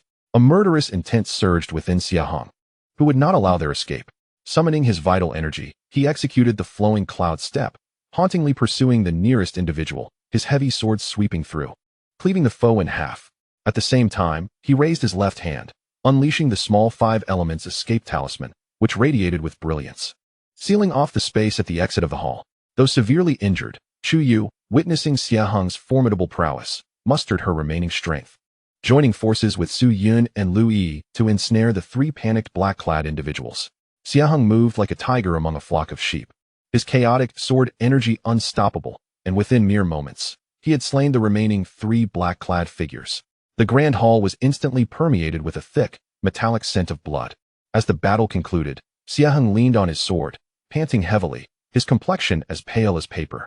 The successive outbursts of energy, particularly the final strike imbued with a hint of tranquility, had nearly drained him of all his chaotic vital energy and spirit, and the wound on his forehead bled profusely. He could not afford to recuperate and rushed to Chu Yu's side. Lu Yi was already supporting Chu Yu, frantically retrieving elixirs to feed her. But Chu Yu's breath remained weak, her garments soaked with blood, a chilling death energy clinging to her, incessantly eroding her vitality. Senior Sister Lu, how is Senior Sister Chu? Xie Heng inquired urgently, his voice trembling with an unrecognized fear. Chu Yu had sustained such grievous injuries to save them. If anything were to happen to her, he would be inconsolable. Lu Yi furrowed her brows, her tone heavy. Her injuries are severe, with internal organs damaged. More troubling is that stubborn death energy. My elixirs can only temporarily protect her heart pulse, but cannot eliminate it. We must leave this place swiftly to seek the elders of our sect for treatment. Otherwise, her life is in jeopardy. Xie Heng's heart sank. He glanced at the floating chaotic Dao token on the altar at the end of the hall, then at the faintly breathing Chu Yu, and made his decision without hesitation. He strode to the altar and reached for the chaotic Dao token. As he grasped it, a cool sensation enveloped him, and a vast, pure wave of chaotic Dao rhythm surged into his body, restoring a semblance of his depleted vital energy and resonating with the sword-nurturing gourd at an unprecedented height. However, he had no time to savor the moment as he tucked the Dao token into his robe, concealing it within the sword-nurturing gourd. Then, he turned back to Chu Yu and said solemnly, "The opportunity has been seized. We must not linger here. We must leave the Little Qiankuan realm immediately to attend to Senior Sister Chu's urgent needs." Su Yun and Lu Yi nodded vigorously, without a hint of dissent. No matter how significant the opportunity, it paled in comparison to a companion's life. Xie Heng bent down, carefully lifting Chu Yu onto his back. The girl's soft and icy body leaned against him, her faint breath brushing against his neck, intensifying his sense of urgency and heaviness in his heart. He cast a glance at the corpses of the black-clad men on the ground, swiftly rummaging through their storage bags and searching for any clues that might reveal their identities. Then, with Su Yun unleashing fire spells, the bodies were incinerated, erasing all traces. The 4 dared not delay, with Su Yun and Lu Yi in relatively good condition. Leading the way, Xie Heng followed behind with Chu Yu on his back, hastily departing the ruins and racing towards the exit of the Little Qiankuan realm. Throughout the journey, Xie Heng remained on high alert, wary of potential pursuers or beasts, while constantly monitoring Chu Yu's condition.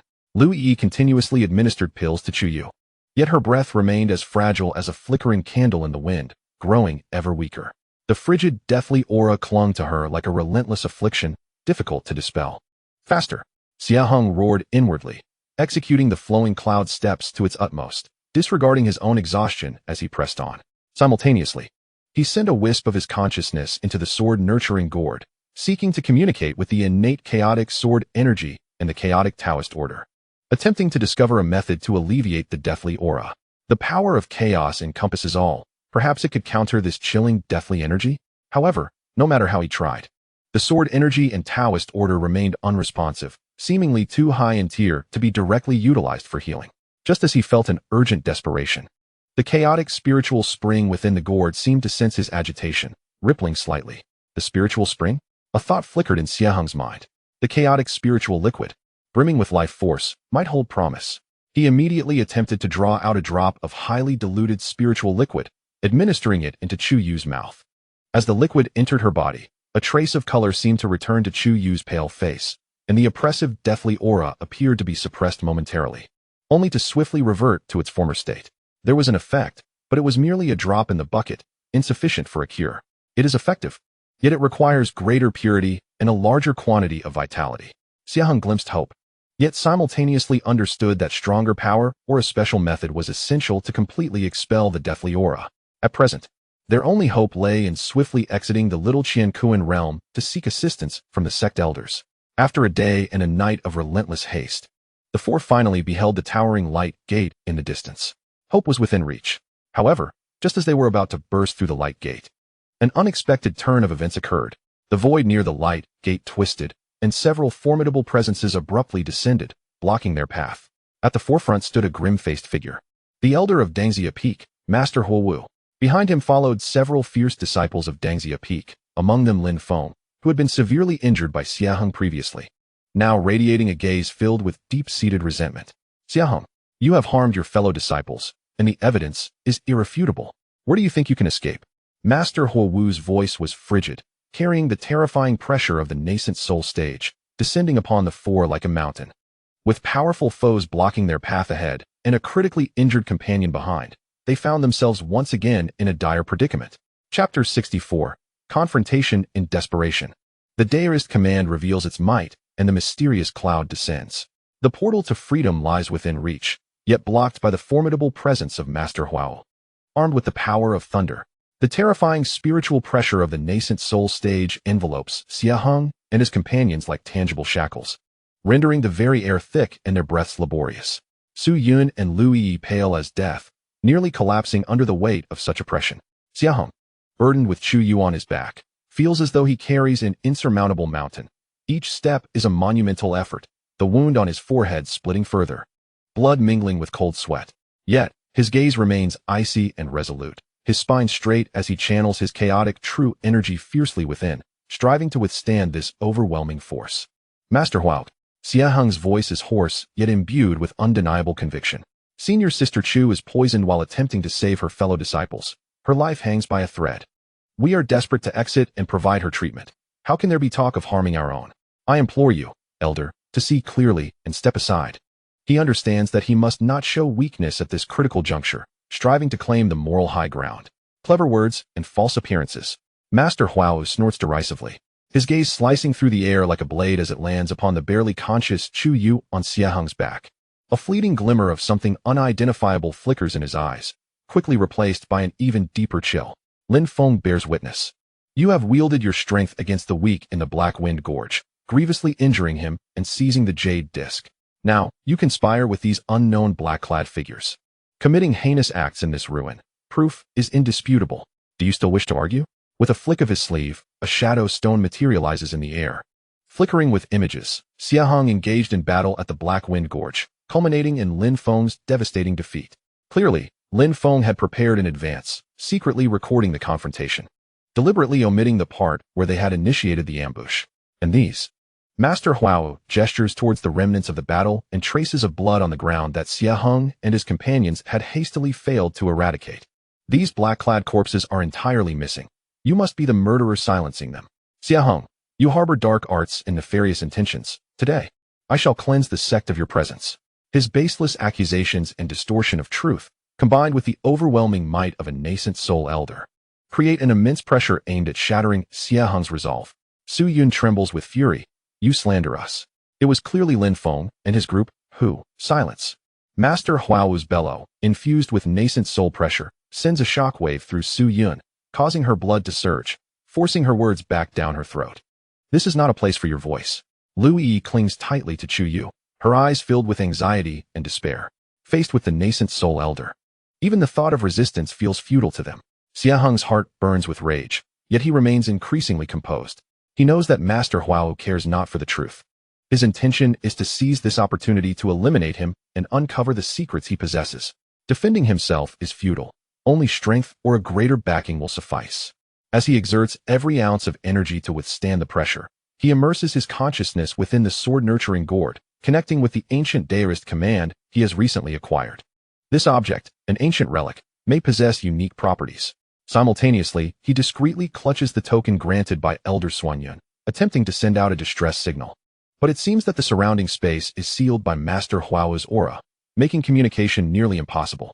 What? Are you left speechless? The real man of Fire Wu advanced relentlessly, a cruel smile gracing his face. Surrender all your storage bags and that extraordinary treasure, and perhaps I shall allow you to keep your corpse intact. Behind him, Lin Feng and the others were expressions of malicious glee. In that moment of impending doom, a sudden and unprecedented tremor emanated from the sword-nurturing gourd in Xie Heng's arms. It was not a warning, but a resonance, as if stirred by a force of a higher realm. The chaotic Dao token he had placed within the gourd began to emit a faint, chaotic radiance, exuding an ancient and majestic aura that transcended the nascent soul level. Akin to a slumbering dragon awakening a fragment of consciousness, subtly diffusing through the gourd. This aura was exceedingly faint. Had Xie Heng not been a bearer of the chaotic Dao body and intimately connected to the Dao token, it would have been nearly imperceptible. Yet, as a nascent soul cultivator, Fire Wu possessed an astute spiritual awareness. His expression shifted dramatically, eyes alight with disbelief and a hint of greed.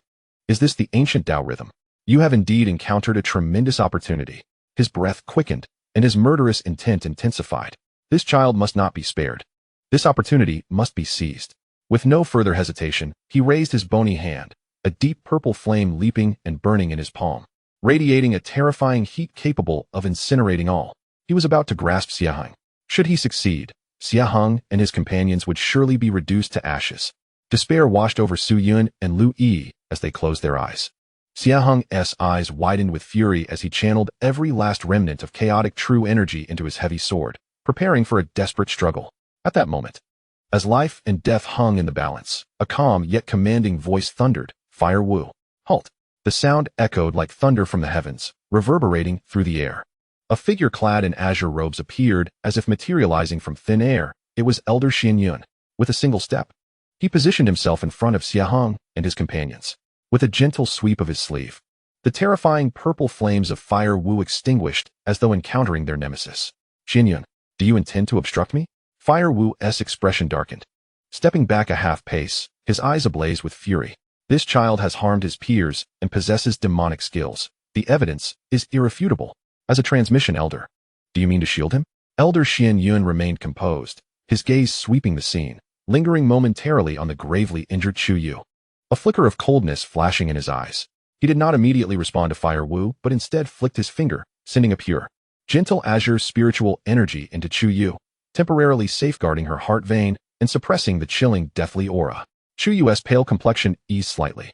Having completed this, Elder Xuanyun turned to Fire Wu, stating calmly, "Fire Wu, to condemn a true disciple candidate to death based solely on hearsay and a selectively edited image is rather hasty. The truth will emerge once we exit the minor universe. Presided over by Brother Xing Jian, and the Law Enforcement Hall shall conduct a thorough investigation, yielding a just verdict. Our immediate priority is to treat Chu Shizi." His tone was tranquil, yet imbued with undeniable authority, elevating the matter to the level of the Law Enforcement Hall, while highlighting Chu Yu's injuries. Securing the moral high ground. Fire Wu's eyes twitched at the corners, realizing that with Elder Xuanyun intervening, his plans for the day were thwarted. He cast a cold glance at Xie Heng, then at Xuanyun, and gritted his teeth. Very well. Having exited this realm, the truth shall soon be revealed before the Law Enforcement Hall. May Brother Xuanyun continue to protect this child in due time. Let us depart. With that, he waved his sleeve, taking the reluctant Lin Feng and the others with him, transforming into a streak of fire that surged through the light gate. As the oppressive aura dissipated, Su Yun and Lu Yi collapsed onto the ground, gasping for breath as if they had narrowly escaped the gates of hell. Xie Heng also exhaled a sigh of relief, his previously strained breath escaping him, nearly causing him to topple over, and he hastily propped himself up with his sword. He glanced at the silhouette of Elder Swan Yun, his heart brimming with gratitude. "Thank you for saving my life, Elder." Elder Swan Yun turned around, casting a complex gaze at Xie Heng, particularly lingering for a moment on the sword-nurturing gourd in his arms, as if he sensed something, yet chose not to speak of it. He sighed and remarked, "This matter involves considerable entanglements, and there will likely be further turbulence upon our exit. Come with me. It is imperative we attend to Chu Yu's injuries." "Yes." Xie Heng nodded earnestly. Thereupon, Elder Swan Yun enveloped the four of them in his magical energy, transforming into a blue-hued rainbow that swiftly traversed the light gate, departing from the small Qianqin realm. As the light flickered, they found themselves back at the central plaza of the Qingxian sword sect. The plaza was now bustling with people, as most of the disciples who had participated in the trials had emerged, either jubilant or disheartened, submitting their gains and assessing their rankings. Master Huowu, accompanied by Lin Feng and others, stood at a distance, coldly observing them. The moment Elder Swan Yun appeared, he instantly attracted all gazes. Without delay, he instructed the approaching attendant disciple, "Quickly summon Elder Mujin from Dangxia Peak. Chu Yu has sustained grave injuries and requires her personal care." Elder Mujin is one of the most skilled healers within the sect. He then turned to Xie Heng, speaking in a grave tone. "Xie Heng, you shall accompany me to the law enforcement hall and recount the entire sequence of events without omission to Elder Xinjian." Xie Heng understood that this was a necessary procedure and replied calmly, "I shall comply." He cast a glance at Chu Yu, who remained unconscious and was being carefully tended to by Lu Yi and Su Yun, and resolutely vowed to protect her at all costs and unveil the truth to the world. The trials in the small Qianqin realm had concluded, but a far greater storm was just beginning to unfold. Chapter 65. Before the law enforcement hall, confrontation and underlying inquiries within the Qingxian sword sect. The law enforcement hall did not possess the solemnity of the transmission hall nor the bustling nature of the merit hall, but exuded an air of chilling severity. The hall was constructed entirely from dark black stones, its eaves sharp as swords, pointing skyward, emanating a cold and merciless pressure. The plaza before the hall stood empty, save for a few indistinct statues holding legal tomes, silently conveying the ironclad rules of the sect. Elder Swan Yun, accompanied by Xie Heng, Su Yun, Lu Yi, and the still unconscious Chu Yu, whose injuries had been temporarily stabilized by Elder Mujin, descended upon the plaza. The waiting attendant disciples, their expressions devoid of emotion, silently guided them inside.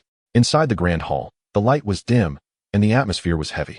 The head of the law enforcement hall, Elder Xinjian, sat upon the central iron throne, his countenance as frigid as 1,000 years of ice, casting a sweeping gaze that sent chills down one's spine. On either side of the throne sat Elder Swan Yun and the grim-faced Master Huowu. Below, Lin Feng and several of his subordinates stood with their hands at their sides, their eyes betraying a mix of resentment and a hint of satisfaction. The disciple Xie Heng, accompanied by Su Yun and Lu Yi, approached Elder Xinjian and the assembly of elders, bowing in respect. Elder Xinjian offered a slight nod, his voice devoid of warmth as he addressed the matter directly. "Xie Heng, Elder Huowu has accused you of bullying the weak within the confines of the small Qianqin realm, severely injuring your fellow disciple Lin Feng, and subsequently colluding with unidentified individuals to commit violence within ancient ruins, resulting in the grave injury of Chu Yu. Lin Feng and his accompanying disciples are witnesses, and there is also a recording stone as evidence. What do you have to say for yourself?" The weight of the accusation bore down heavily upon Xie Heng. A faint smirk lingered on Elder Huowu's lips, while Lin Feng and his companions gazed at him with piercing eyes, envisioning the moment of his confession. Taking a deep breath to steady his tumultuous emotions, Xie Heng met Elder Xinjian's scrutiny with calm resolve and declared, "Honorable Elder, I am wronged." The words of Elder Huowu are entirely unfounded. His voice was clear, neither obsequious nor arrogant, as he recounted the events leading to their confrontation in the Blackwind Canyon, detailing the ambush orchestrated by Lin Feng and his intent to kill for treasure, as well as the attack by the mysterious figures in dark attire, explaining how Chu Yu was injured while attempting to save her comrades. His tone remained steady, the details precise and without embellishment, vividly illustrating the despicable actions of Lin Feng and the malevolent nature of the dark-clad assailants.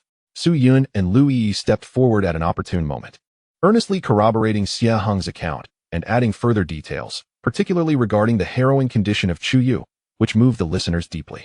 Utter nonsense, Lin Feng interjected, unable to contain himself, pointing an accusing finger at Xie Heng. Elder Xingjian, this boy is cunning beyond measure. It is clear he attacked me with greed in his heart. The recording stone is irrefutable evidence. As for those dark figures, they are mere fabrications, lies concocted after he killed to silence me. Elder Huao chimed in ominously, Brother Xuanyan. Your disciple is indeed eloquent, but his ability to twist the truth is remarkable. The recording stone clearly shows him as the one who struck mercilessly, severely injuring Lin Feng. And as for Chu Yu's injuries, who can say they are not the result of their own internal strife over shared spoils? Both sides held steadfast to their positions, creating a stalemate in the proceedings. Elder Xingjian's expression remained impassive, his gaze sharp as he turned once more to Xie Heng. Xie Heng, you mentioned being attacked by dark-clad figures. Do you possess any evidence? Where are the bodies of these assailants? Is there any clue to their identities? Xie Heng had anticipated this query and presented several storage bags and a fragment of a blackened short blade that he had scavenged from the dark figures. Honorable Elder, after the fierce battle, I searched the belongings of the dark-clad individuals. However, they were exceedingly cautious. The storage bags contained only common elixirs and spirit stones, with no identifying marks. Their techniques were peculiar, their spiritual energy cold and lifeless, unlike our Qingxian righteous path. I incinerated the corpses using fire-based spells to avoid polluting the ruins. He omitted details regarding his use of chaotic true energy and the sword-rearing gourd, stating only that it was a necessary action post-battle. Elder Xingjian received the items, scanning them with his spiritual sense. His brow subtly furrowed as he examined the shard of the short blade, evidently recognizing the peculiarities of its crafting technique and spiritual attributes. After a moment of contemplation, he turned his attention to the unconscious Chu Yu. Elder Mugen, how severe are Chu Yu's injuries? Can you determine the nature of the force that inflicted them? Beside them, a middle-aged female cultivator clad in a simple, elegant azure robe, Elder Mujin, was meticulously examining Chu Yu's injuries. Upon hearing the conversation, she looked up, her expression grave. Brother Xingjian, she began, Chu Shizi's injuries are severe. Her heart meridian is damaged, and a chilling, malevolent aura of death lingers, continuously eroding her vitality. This sinister energy is certainly not a result of our sect's common cultivation techniques. It bears resemblance to certain demonic or ancient malevolent arts. Were it not for Brother Xian Yun temporarily safeguarding her heart meridian with pure wood spiritual energy, she would have already succumbed. Elder Mujin's words undeniably provided significant corroboration to Xie Heng's account. The nature of Chu Yu's injuries was distinctly different from the cultivation methods employed by Lin Feng and his peers. Realizing this, Master Huo Wu's expression shifted, and he retorted, demonic methods? How can we be certain this child does not possess a treasure or practice wicked arts that inadvertently harmed Chu Shizi? Huo Wu, Elder Xian Yun finally interjected, his voice laced with a hint of frost. Chu Yu was personally brought into the inner sect by me. I am well aware of her character and aptitude. She fought alongside Xie Heng and the others, sharing a bond akin to that of siblings. How could she possibly resort to discord over mere material wealth, let alone be harmed by Xie Heng? Your words not only slander Xie Heng, but also tarnished Chu Yu's reputation. Elder Xian Yun's ire was palpable, his yuaning pressure naturally radiating, causing the temperature in the grand hall to plummet.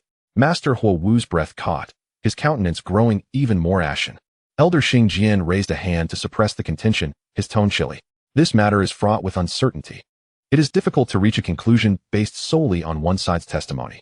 Lin Feng's accusation against Xie Heng lacks compelling evidence. On the other hand, the existence of the black-clad individuals mentioned by Xie Heng remains unsubstantiated. Nevertheless, Chu Yu's injuries can serve as corroborative evidence. Within the confines of the small Qinkan realm, dangers abound, and conflicts are inevitable. He cast a piercing glance at the assembly. Given that both parties maintain opposing narratives, and both have sustained injuries, I hereby declare, Lin Feng's accusations lack sufficient evidence and will not be accepted. The matter regarding the black-clad individuals mentioned by Xie Heng will be kept on record for further investigation by the Law Enforcement Hall. Both parties bear responsibility for this conflict and shall each be penalized with 3,000 contribution points and 1 month of confinement for reflection. Once Chu Yu awakens, a detailed inquiry will be conducted. Do any of you have objections? This ruling, seemingly a balanced reprimand, subtly favored Xie Heng. After all, Lin Feng's concrete evidence had been called into question, while Chu Yu's injuries were undeniably a result of demonic methods, indirectly supporting Xie Heng's claims. The penalties imposed felt more like symbolic measures aimed at quelling the discord. Lin Feng and his companions bore expressions of resentment, yet under Elder Xie Jian's frigid gaze. They dared not protest. Master Huo Wu snorted coldly, rising with a flourish of his sleeves. Since Brother Xie Jian has rendered a decision, I have nothing further to say. I only hope you do not nurture treachery, for regret may come too late. With that, he shot a fierce glare at Xie Heng and departed with Lin Feng and the others, their demeanor sullen. Elder Xian Yun's expression lightened slightly as he nodded to Elder Xie Jian. I appreciate your keen insight, Brother Xie Jian. Elder Xie Jian then turned his gaze to Xie Heng, his eyes profound. Xie Heng, your rapid advancement in cultivation and exceptional opportunities are indeed a boon for our sect. However, remember that those who stand out may attract the winds of misfortune. I urge you to conduct yourself with caution and adhere to the sect's regulations, lest you disappoint the hopes placed upon you. His words seemed laden with deeper significance. I shall heed the elder's teachings. Xie Heng replied with a bow, fully aware that this matter was far from resolved. Huo Wu and Lin Feng would not easily relent, and Elder Xie Jian appeared to be keeping a watchful eye on him as well. Subsequently, Elder Muxin escorted Chuiyu to the Mystic Law Hall on Dangxia Peak for an intensive healing session, accompanied by Su Yun and Lu Yi.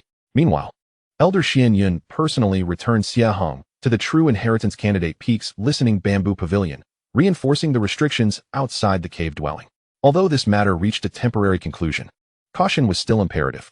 Elder Xian Yun admonished, Huo Wu is a man who repays even the slightest grievance. Within the sect, he may refrain from overt actions, yet his covert schemes will be plentiful. This month of confinement is an opportune time for you to consolidate your cultivation, refrain from venturing out unless absolutely necessary. Thank you for your protection, Elder. I understand, Xie Heng expressed gratefully. After seeing off Elder Xian Yun, Xie Heng secured the cave and activated all the prohibitions, finally exhaling in relief. This recent expedition into the lesser Qiankuan realm was fraught with peril, yet yielded immense rewards, albeit at the cost of significant trouble. He settled into a meditative posture, conducting a self-assessment. His cultivation had reached the peak of the initial stage of the 7th layer of Qi refinement. With the chaotic true Qi fully liquefied and his consciousness expanded, the battle against the leader of the black-clad figures, particularly the final invocation of the sword intent of tranquility, deepened his comprehension of the chaotic Tao. Eagerly, he immersed his consciousness into the sword-nurturing gourd. The gourd celestial realm had expanded to over 300 feet.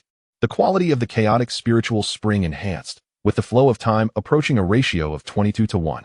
Most exhilarating was the ancient Tao token he had acquired from the ancient Tao palace, now quietly hovering at the center of the celestial realm. Shimmering in harmony with the chaotic spiritual spring, exuding profound deist resonance. As Xie Heng's mind connected with the chaotic Tao token, a torrent of expansive information flooded his consciousness. This token was not merely a treasure for offense or defense. It served as a conduit of inheritance and a key of authority, containing the subsequent techniques of the more profound chaotic Tao scripture, as well as vague coordinates related to certain ancient chaotic secret realms. It appeared that the chaotic Tao scripture was not the complete text. This token was the crucial element. Xie Heng felt a profound shock. This opportunity was greater than he had anticipated. Yet, a weight settled in his heart. To possess such a treasure was to invite danger. Should this secret be divulged, it would undoubtedly attract cataclysmic calamity. He resolved to elevate his strength post-haste. A month of confinement was the perfect opportunity to digest his gains and strive for a breakthrough into the mid-stage of the 7th layer of Qi refinement. He consumed a drop of chaotic spiritual liquid, then retrieved the storage bags from the black-clad leader and Lin Feng, tallying his spoils.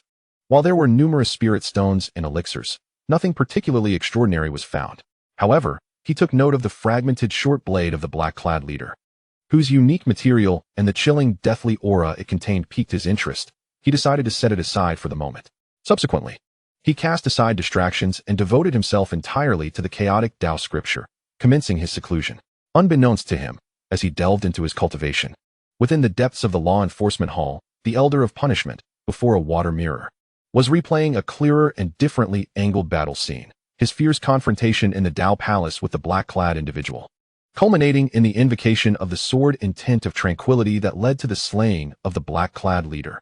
With a gentle tap of his fingers on the table, the Elder of Punishment's eyes glinted with inscrutable light. The secrets of this child from the ancient Tao Palace, enveloped in chaotic sword Qi, are deeper than that old scoundrel Huo Wu could fathom. Xian Yun, what will this turn out to be for you, blessing or calamity? The undercurrents did not cease with the apparent calm. Rather, they surged quietly beneath the surface. Chapter 66, Confinement and Enlightenment. jade marrow channels, and nocturnal discussions within the listening bamboo pavilion, all prohibitions were activated, isolating the interior from the outside world. Xie Heng sat cross-legged, completely immersed in his cultivation.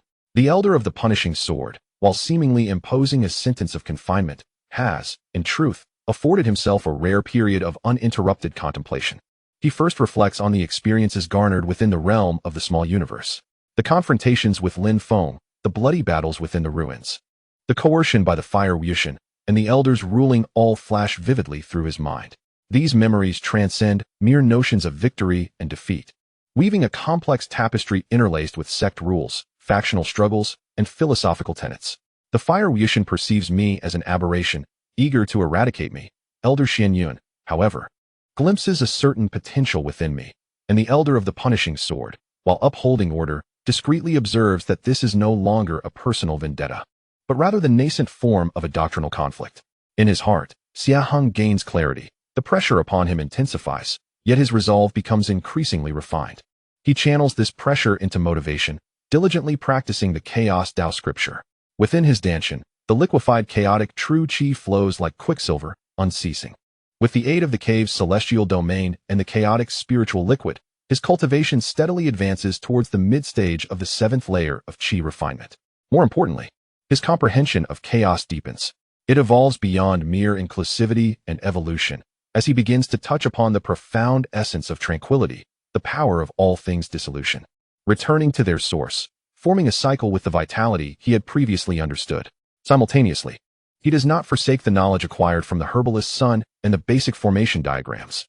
Within the cave, he delineates a small area, attempting to arrange a simple spirit-gathering array and a mist array. Though his technique remains rudimentary, the array, founded upon chaotic true qi, exhibits a unique dissipative property, capable of disrupting ordinary spiritual perception, greatly enhancing his interest in the path of formations. One day, as he observes the growth of a new batch of jade rice within the cave, he suddenly senses something noteworthy. These jade grains, cultivated through multiple iterations and nourished by the chaotic spiritual spring, have become increasingly crystalline, and within their fragrant essence lies a hint of the faint chaotic aura. Perhaps this rice is no ordinary variety and may prove beneficial for cultivating chaotic techniques. A thought flickers through his mind. He carefully refines a small handful of the new rice. Upon ingestion, the grains transform into a gentle, rich spiritual force, proving even more easily absorbed than ordinary elixirs. And the trace of chaotic aura subtly aids in stabilizing his cultivation. Indeed, Xie Heng rejoices. This validates his vision of resource ecology. Should he succeed in cultivating this rice on a large scale, it could serve not only for his personal use, but also as a unique capital for trade with others. Accumulating resources, he names this new type of spiritual rice Jade Spirit Rice. As he immerses himself in his cultivation, a gentle wave emanates from the array outside the listening bamboo pavilion. The figure of Elder Xianyun quietly appears. Xie Heng activates the barrier to welcome the elder inside. Elder Xianyun surveys the cave, pausing momentarily on Xie Heng before giving a slight nod. Indeed, your aura is steady and your brilliance restrained. This trial has not been entirely detrimental for you. Thank you, Elder, for your protection. Xie Heng replies respectfully, offering tea. He senses the elder's visit bears significant matters. After savoring a sip of tea, Elder Xianyun gradually speaks. The injuries of your cousin Chu Yu have been treated with all efforts by Elder Mu Jin. The chilling death energy is exceptionally tenacious. It has been temporarily suppressed, yet eradication will require time and opportunity. He gazes at Xie Heng before her unconsciousness. She left a mental note, confirming the attack she suffered in the ruins aligns with your account. Xie Heng felt a tightening in his heart and expressed his concern. Senior Sister Chu's life is not in danger, but her foundation has been damaged, which may affect her future cultivation. Elder Xianyun spoke with a heavy tone. This matter will be noted by the sect. The origins of those men in black are being investigated discreetly by Brother Xingjian. Their techniques are peculiar and seem to be linked to a long-dormant evil sect. Xie Heng fell silent, feeling an intensified sense of guilt and a desire to save Chu Yu. Elder Xianyun then shifted the conversation. I have come today to remind you of two matters.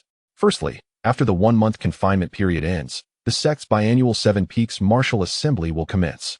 This assembly is crucial for the distribution of resources among the peaks, and serves as an important stage for establishing the rankings of true disciples and showcasing their abilities. At that time, the geniuses from each peak will showcase their skills, and even those who have been in seclusion for many years may emerge. You must prepare yourself. The Seven Peaks Martial Assembly. Xie Heng's gaze sharpened. This event is far more formal and competitive than the trials of the Little Qianqin realm. He would face the most elite Qi refining disciples from each peak, including those talented individuals who may already be on the verge of foundation establishment. The disciple understood and vowed to give his all. Secondly, Elder Xian Yun's expression grew slightly grave. You carry the legacy of the chaos path. Although it has not been explicitly stated, the higher-ups of the sect have begun to speculate after this incident. This path is profound yet can easily attract scrutiny and coveting. The faction of Brother Huowu will not let this matter rest easily. During the assembly, there may be targeted tactics against you. You must remember that strength is the greatest truth, yet at times, one must also understand the importance of concealment and leveraging circumstances. These words carried profound meaning, serving both as a warning and a guidance. Xie Heng bowed deeply. I will heed the elder's teachings. Elder Xian Yun nodded, leaving behind a few pills that would aid in stabilizing his cultivation and nourishing his consciousness before departing gracefully. After sending off the elder, Xie Heng found himself unable to calm his emotions for a long time.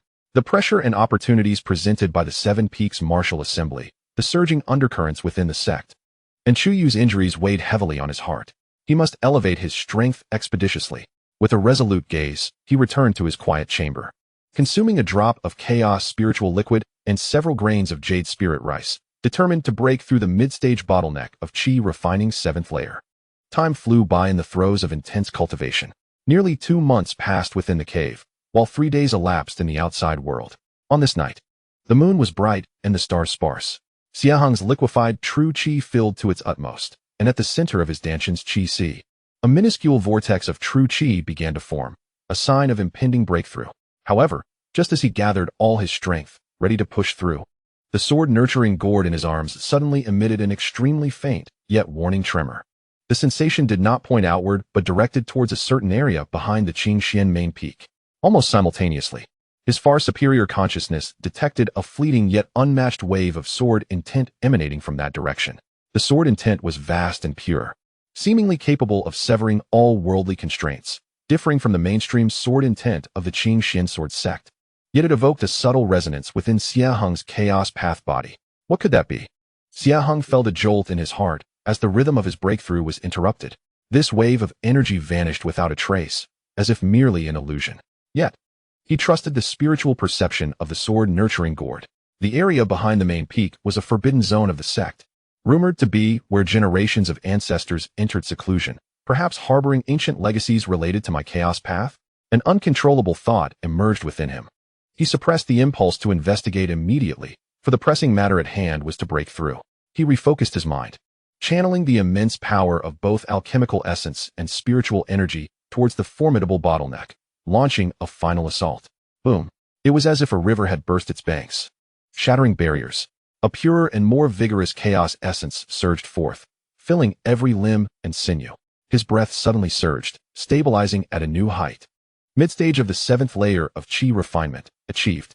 Feeling the tumultuous power within, the light of chaos flickered in Xie Heng's eyes. He gazed towards the direction of the back mountain of the main peak, having made a resolute decision in his heart. Before the 7 Peaks Martial Assembly, he must find a way to investigate the sword intent that resonated with the sword-nourishing gourd in the Tao body, uncovering the secrets it concealed. At this moment, outside the secluded chamber of Elder Xinjian on Qingxian main peak, a vague shadow melded into the night like wisps of smoke, whispering, "Elder, it has been confirmed that the seal of the remnant sword abyss has recently displayed faint fluctuations, seemingly in response to Xie Heng's aura. Should we within the chamber?" Elder Xinjian's cold voice resonated. "Continue monitoring. Do not disturb unless absolutely necessary. This child may be a key." As the night deepened, dark currents continued to surge in the unseen corners, quietly gathering strength. Chapter 67. Secrets of the Remnant Sword Abyss. Winds rise among the 7 peaks.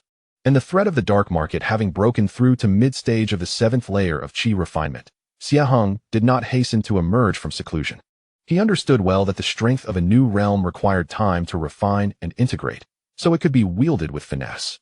He simultaneously consolidated his cultivation, operating the liquefied chaos essence with increasing purity and refinement, while immersing himself in the sword-nourishing gourd, utilizing the cave's accelerated time to deeply comprehend the subtle resonance with the back mountain of the main peak. he silently recited the name Remnant Sword Abyss, which he had overheard from Elder Shinjian's subordinates. The tremor conveyed by the sword nourishing gourd, though faint, bore an allure akin to a shared origin, tinged with a subtle melancholy, as if something related to chaos lay dormant there, imbued with a sense of incompleteness and obliteration. The sect's forbidden grounds were heavily guarded. Certainly not a place he could recklessly intrude upon now. He suppressed the urge to investigate immediately, burying this thought deep within, treating it as an important lead for the long term. His immediate priority was to prepare for the impending Seven Peaks Martial Assembly. As the day of his confinement came to an end, the restrictions of Tingzhou Pavilion quietly lifted. Xie Heng stepped out of his cave dwelling, sunlight streaming down. He inhaled a deep breath of fresh spiritual energy, feeling his essence brimming, his consciousness sharp, in an unprecedented state of well-being. The mid-stage of the seventh layer of Qi refinement was now firmly established, and his understanding of the path of chaos had deepened. Instead of heading directly to the Merit Hall or the Transmission Hall, he first visited the herb garden to check on Steward's son, bringing along some newly acquired, higher-quality jade marrow spiritual rice as a token of gratitude. Upon seeing the spiritual rice infused with a hint of chaotic vitality, a glimmer of astonishment flashed in Steward's son's murky eyes, and his attitude towards Xie Heng grew increasingly amiable, subtly hinting at some recent minor movements regarding Dangxia Peak. Subsequently, Xie Heng made his way to the Merit Hall, where he exchanged some contribution points earned from his recent ventures in the small universe for a fragment of a high-grade yellow rank movement technique, illusory light steps, as well as several unconventional materials required for crafting a chaos gathering array. He intended to combine the foundation of flowing cloud steps with the new movement technique to create a unique method better suited to the transformative characteristics of chaos essence. As he finished his exchanges and prepared to depart, he encountered a true disciple of the Qi Hall named Shi Jian. This individual was robust in stature and possessed a profound aura, having attained the 8th level of Qi refinement, renowned within the inner sect for his mastery of crafting. Shi Jian proactively intercepted Xie Heng, his gaze piercing as he scrutinized him, and candidly stated, "Junior brother Xie, I have heard that you acquired some extraordinary metallic materials in the Lesser Qiankuan realm. I am currently forging a heavy sword and require either star iron or the essence of gung metal as its core. Should you possess any, we can certainly negotiate a favorable price." Xie Heng felt a stir within. Indeed, he had obtained some quality metallic materials from the hands of the black-clad individuals and Lin Feng, yet he had kept this information to himself. Shi Jian's intelligence was either due to the Qi Hall's own channels or someone deliberately revealing the news to him. Maintaining a composed demeanor, Xie Heng clasped his hands and replied, "Senior brother Shi, you are well informed. I have indeed stumbled upon some materials, though their quality is rather ordinary and may not meet your expectations. I shall return to sort through them, and if there are any suitable items, I will contact you." Shi Jian laughed heartily and patted Xie Heng on the shoulder, exclaiming, "That sounds agreeable. Junior brother Xie is a forthright person, with the Seven Peaks martial gathering approaching. If I can acquire precious materials to aid in forging my heavy sword, I shall ensure a generous reward for you." His words hinted at a keen anticipation for the martial gathering and a subtle intention to foster camaraderie. Xie Heng smiled in response, yet internally remained vigilant. Shi Jian appeared affable, but his true intentions were obscured. Was he merely seeking to purchase materials, or was he probing for ulterior motives? Within the sect, human nature was unpredictable, and one must remain on guard. Upon returning to the listening bamboo pavilion, Xie Heng activated all the restrictions and began his final preparations for the martial gathering. He first attempted to forge a chaotic gathering spirit array.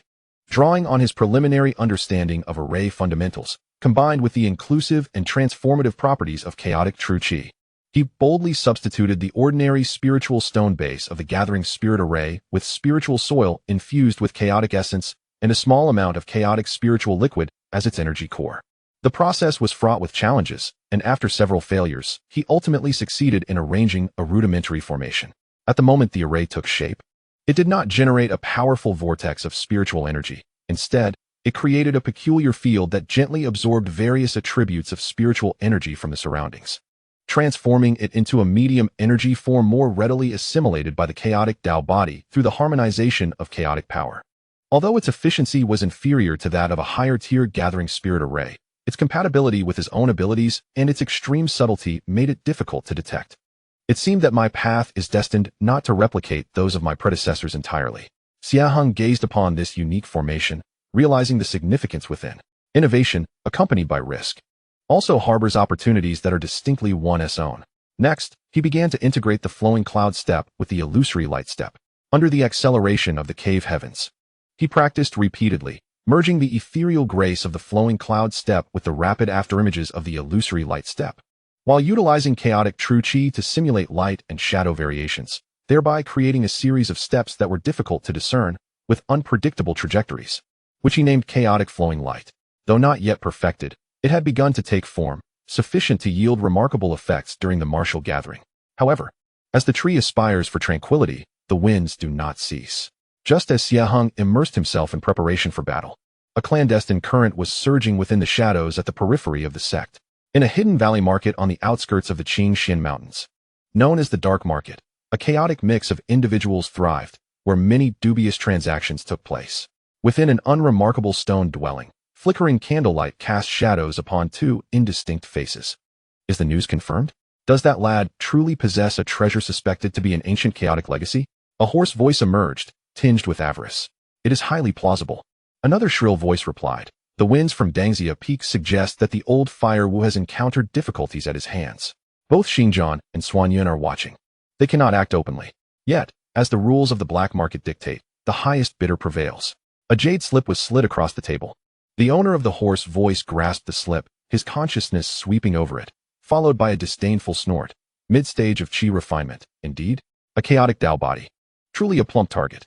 However, a true disciple candidate of the Qingxian sword sect is not so easily dealt with. Thus, we have sought the Shadow Kill Pavilion.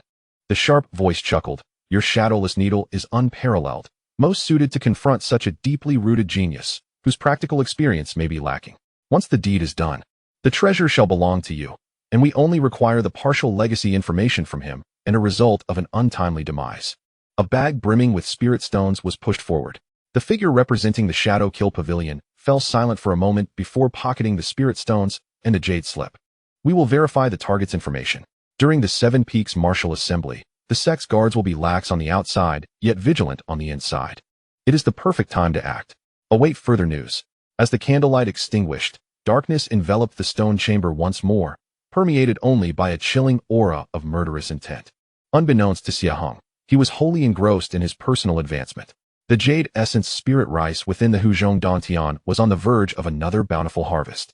While the effects of the chaotic gathering spirit array were becoming increasingly apparent, he sensed his strength augmenting with every passing moment. The date of the Seven Peaks Martial Assembly drew ever closer. Within the Qingxian sword sect, the atmosphere thickened with fervor and tension. Disciples from various peaks eagerly prepared, while those in seclusion emerged, creating an oppressive sense of anticipation in the air. On this day, the sect's bell tolled once more, resonating melodiously, echoing across the Seven Peaks. All inner disciples are to assemble immediately at the main peak's sword discussion platform. The Seven Peaks Martial Assembly is about to commence. Xie Heng opened his eyes, his gaze containing a restrained chaotic light, calm and unruffled. He adjusted his green robe, slinging the chaotic heavy sword across his back, and stepped forth from the Tingzhu Pavilion. The stage was set. The winds of fate began to stir, heralding a fierce clash of dragons and tigers. Chapter 68. The Martial Assembly begins. A chaotic convergence and the sign of destiny. At the Qingxian main peak, the sword discussion platform stood as the heart of the Qingxian sword sect. Hewn from a single block of 10,000-year-old jade, stretching thousands of feet, its surface smooth as a mirror, with a subtle undercurrent of sword energy swirling. Surrounding the platform stood 7 towering pillars, each 100 feet high, inscribed with the celestial characters of Tianshu, Tianxian, Tianji, Tianquan, Yuheng, Qiang, and Yaoguang, corresponding to the 7 peaks of the sect. These served both as ornamentation and as a monumental part of the vast protective formation. At this moment, the sword discussion platform was teeming with a throng of nearly 1,000 qualified inner disciples, their varied auras intermingling yet all exuding a palpable intensity. The spirit pressure of those in the late stage of chi refinement intertwined, forming an invisible wave that stirred the hearts of many. In the air above, dozens of figures hovered, their presences as profound as the sea. These were the elders and distinguished true disciples from each peak, their gazes sweeping over the crowd, filled with scrutiny and anticipation. Xie Heng stood alongside Chu Yu, Su Yun, and Lu Yi. Although Chu Yu had undergone the healing treatment of Elder Mu Jin, her complexion remained somewhat pale, and her breath appeared slightly weak.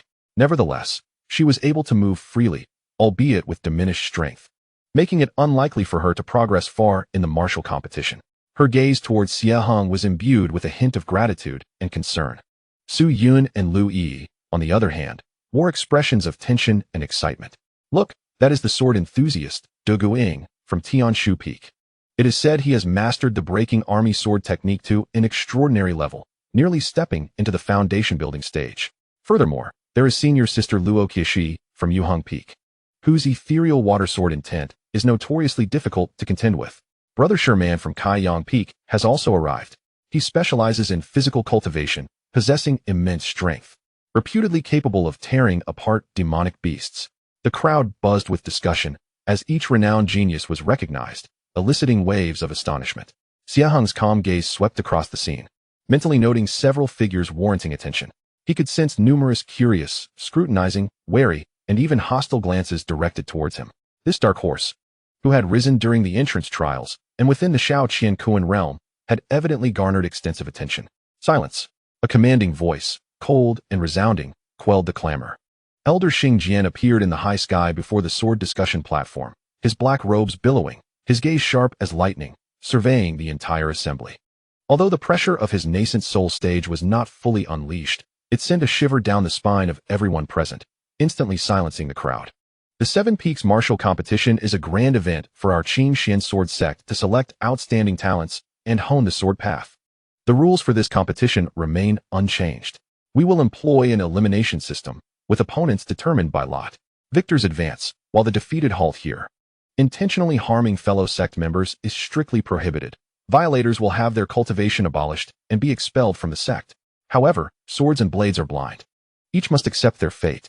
With a wave of his sleeve, a colossal jade lottery tube appeared at the center of the sword discussion platform, its interior shimmering with spiritual light, suspended with hundreds of jade slips inscribed with numbers.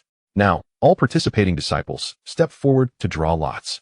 As his words fell, nearly 1,000 figures soared towards the lottery tube, swiftly retrieving a jade slip before retreating. Xie Heng joined the throng, casually grasping one.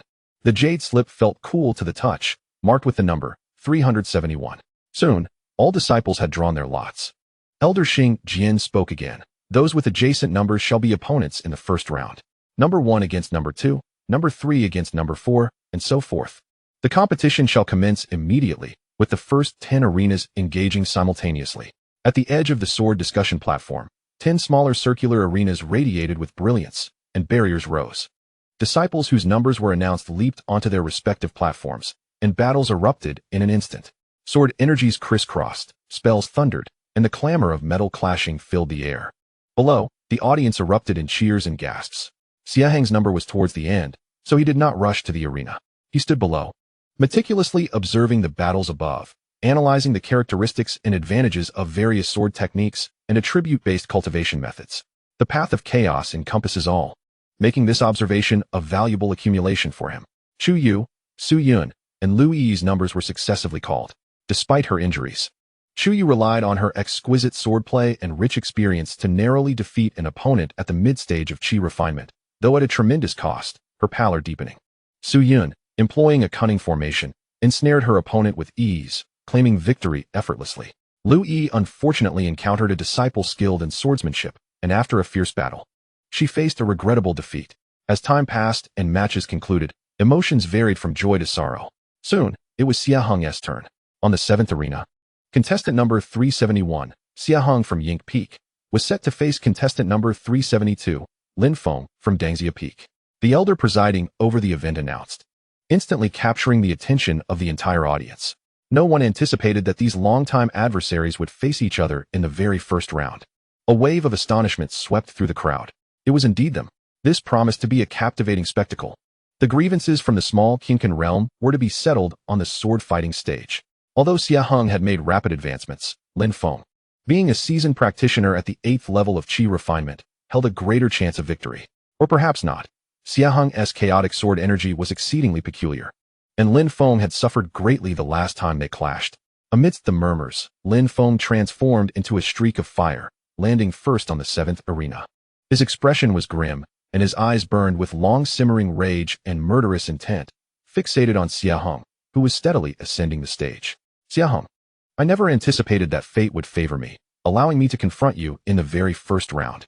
Lin Feng's voice was icy. Today, on this sword-fighting platform. I shall reclaim the humiliation you inflicted upon me, with interest. Xie Heng maintained a calm demeanor, his heavy sword of chaos firmly in hand, the grayish chaotic true energy coursing around him. He looked at Lin Feng and replied mildly, Senior Brother Lin, your obsession runs too deep.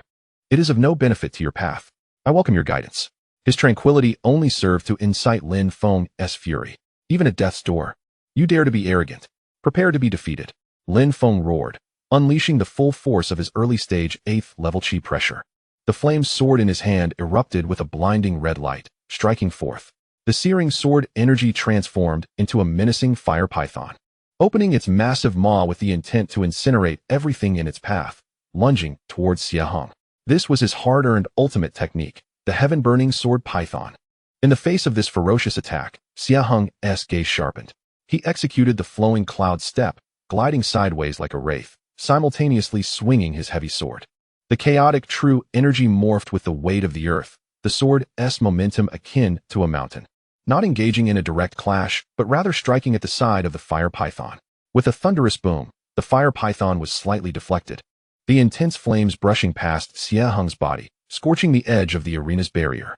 Seizing the opportunity, Xie Heng spun around, sweeping his heavy sword horizontally toward Lin Feng's midsection.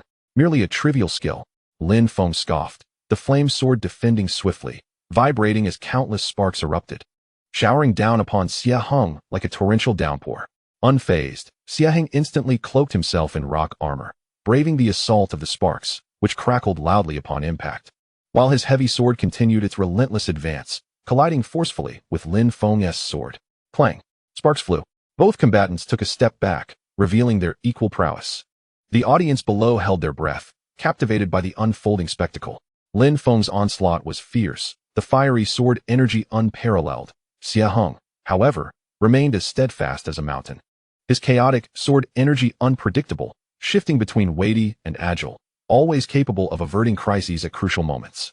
As they exchanged blows back and forth, they engaged in dozens of rounds, the arena filled with intertwining sword energies, fiery light mingling with the gray mist, the battle growing ever more intense.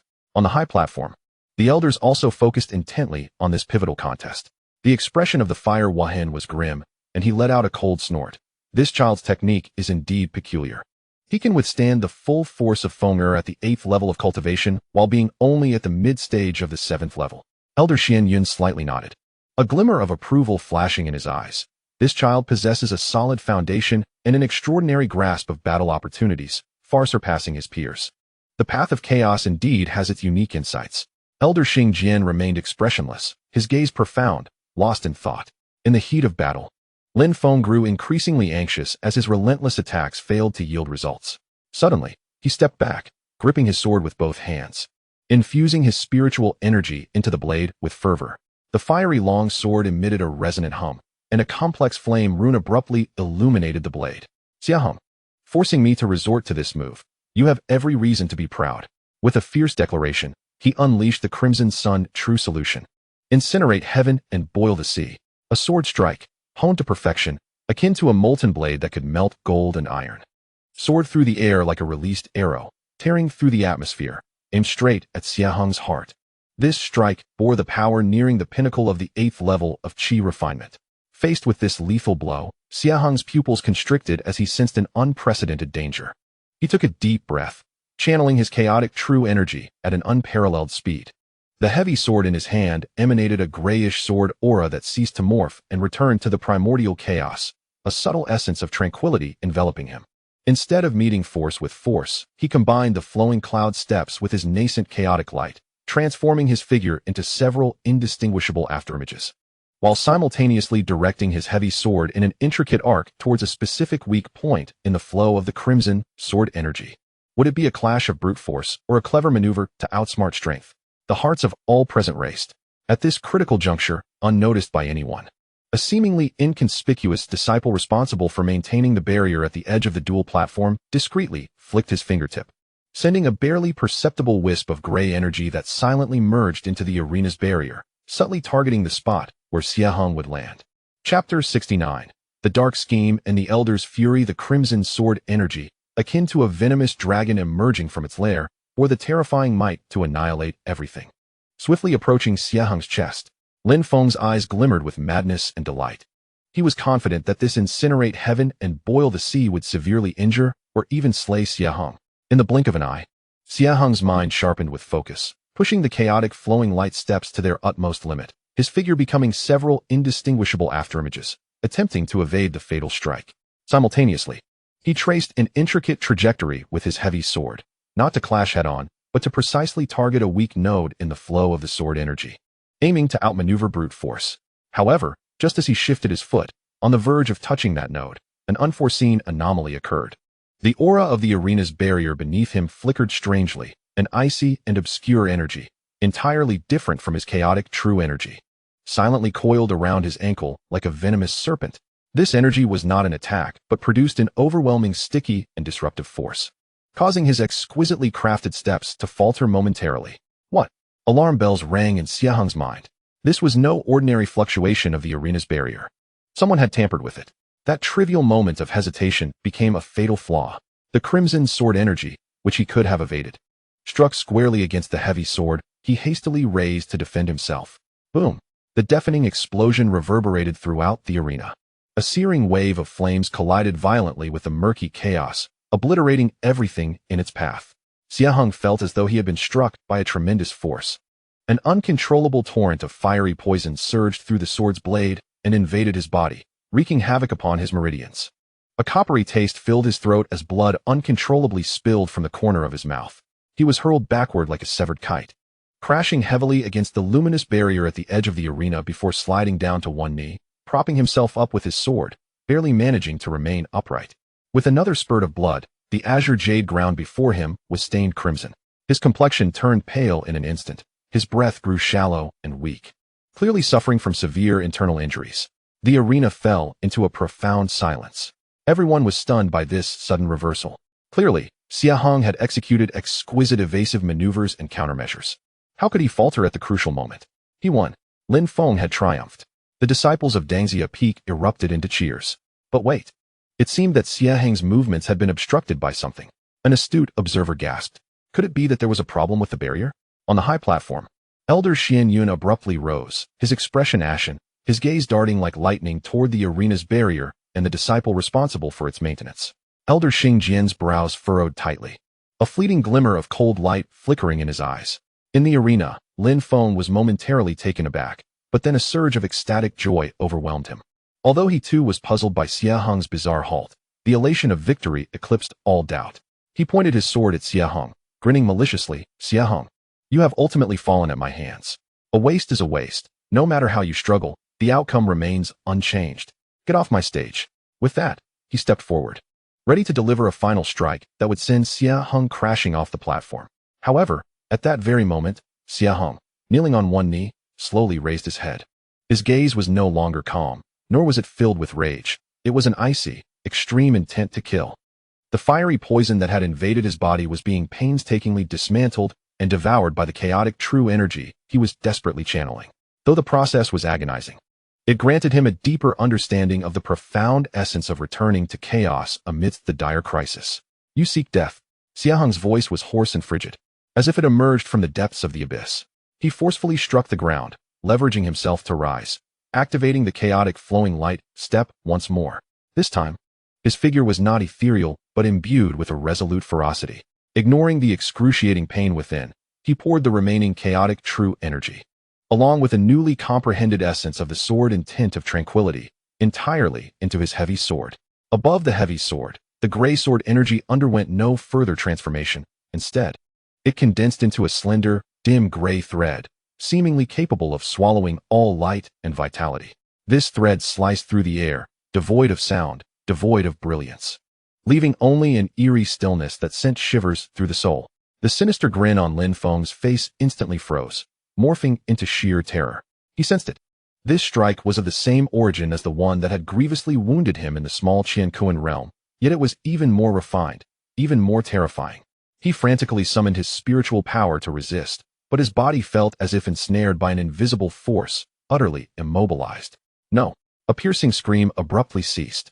The gray thread silently swept past Lin Feng's body.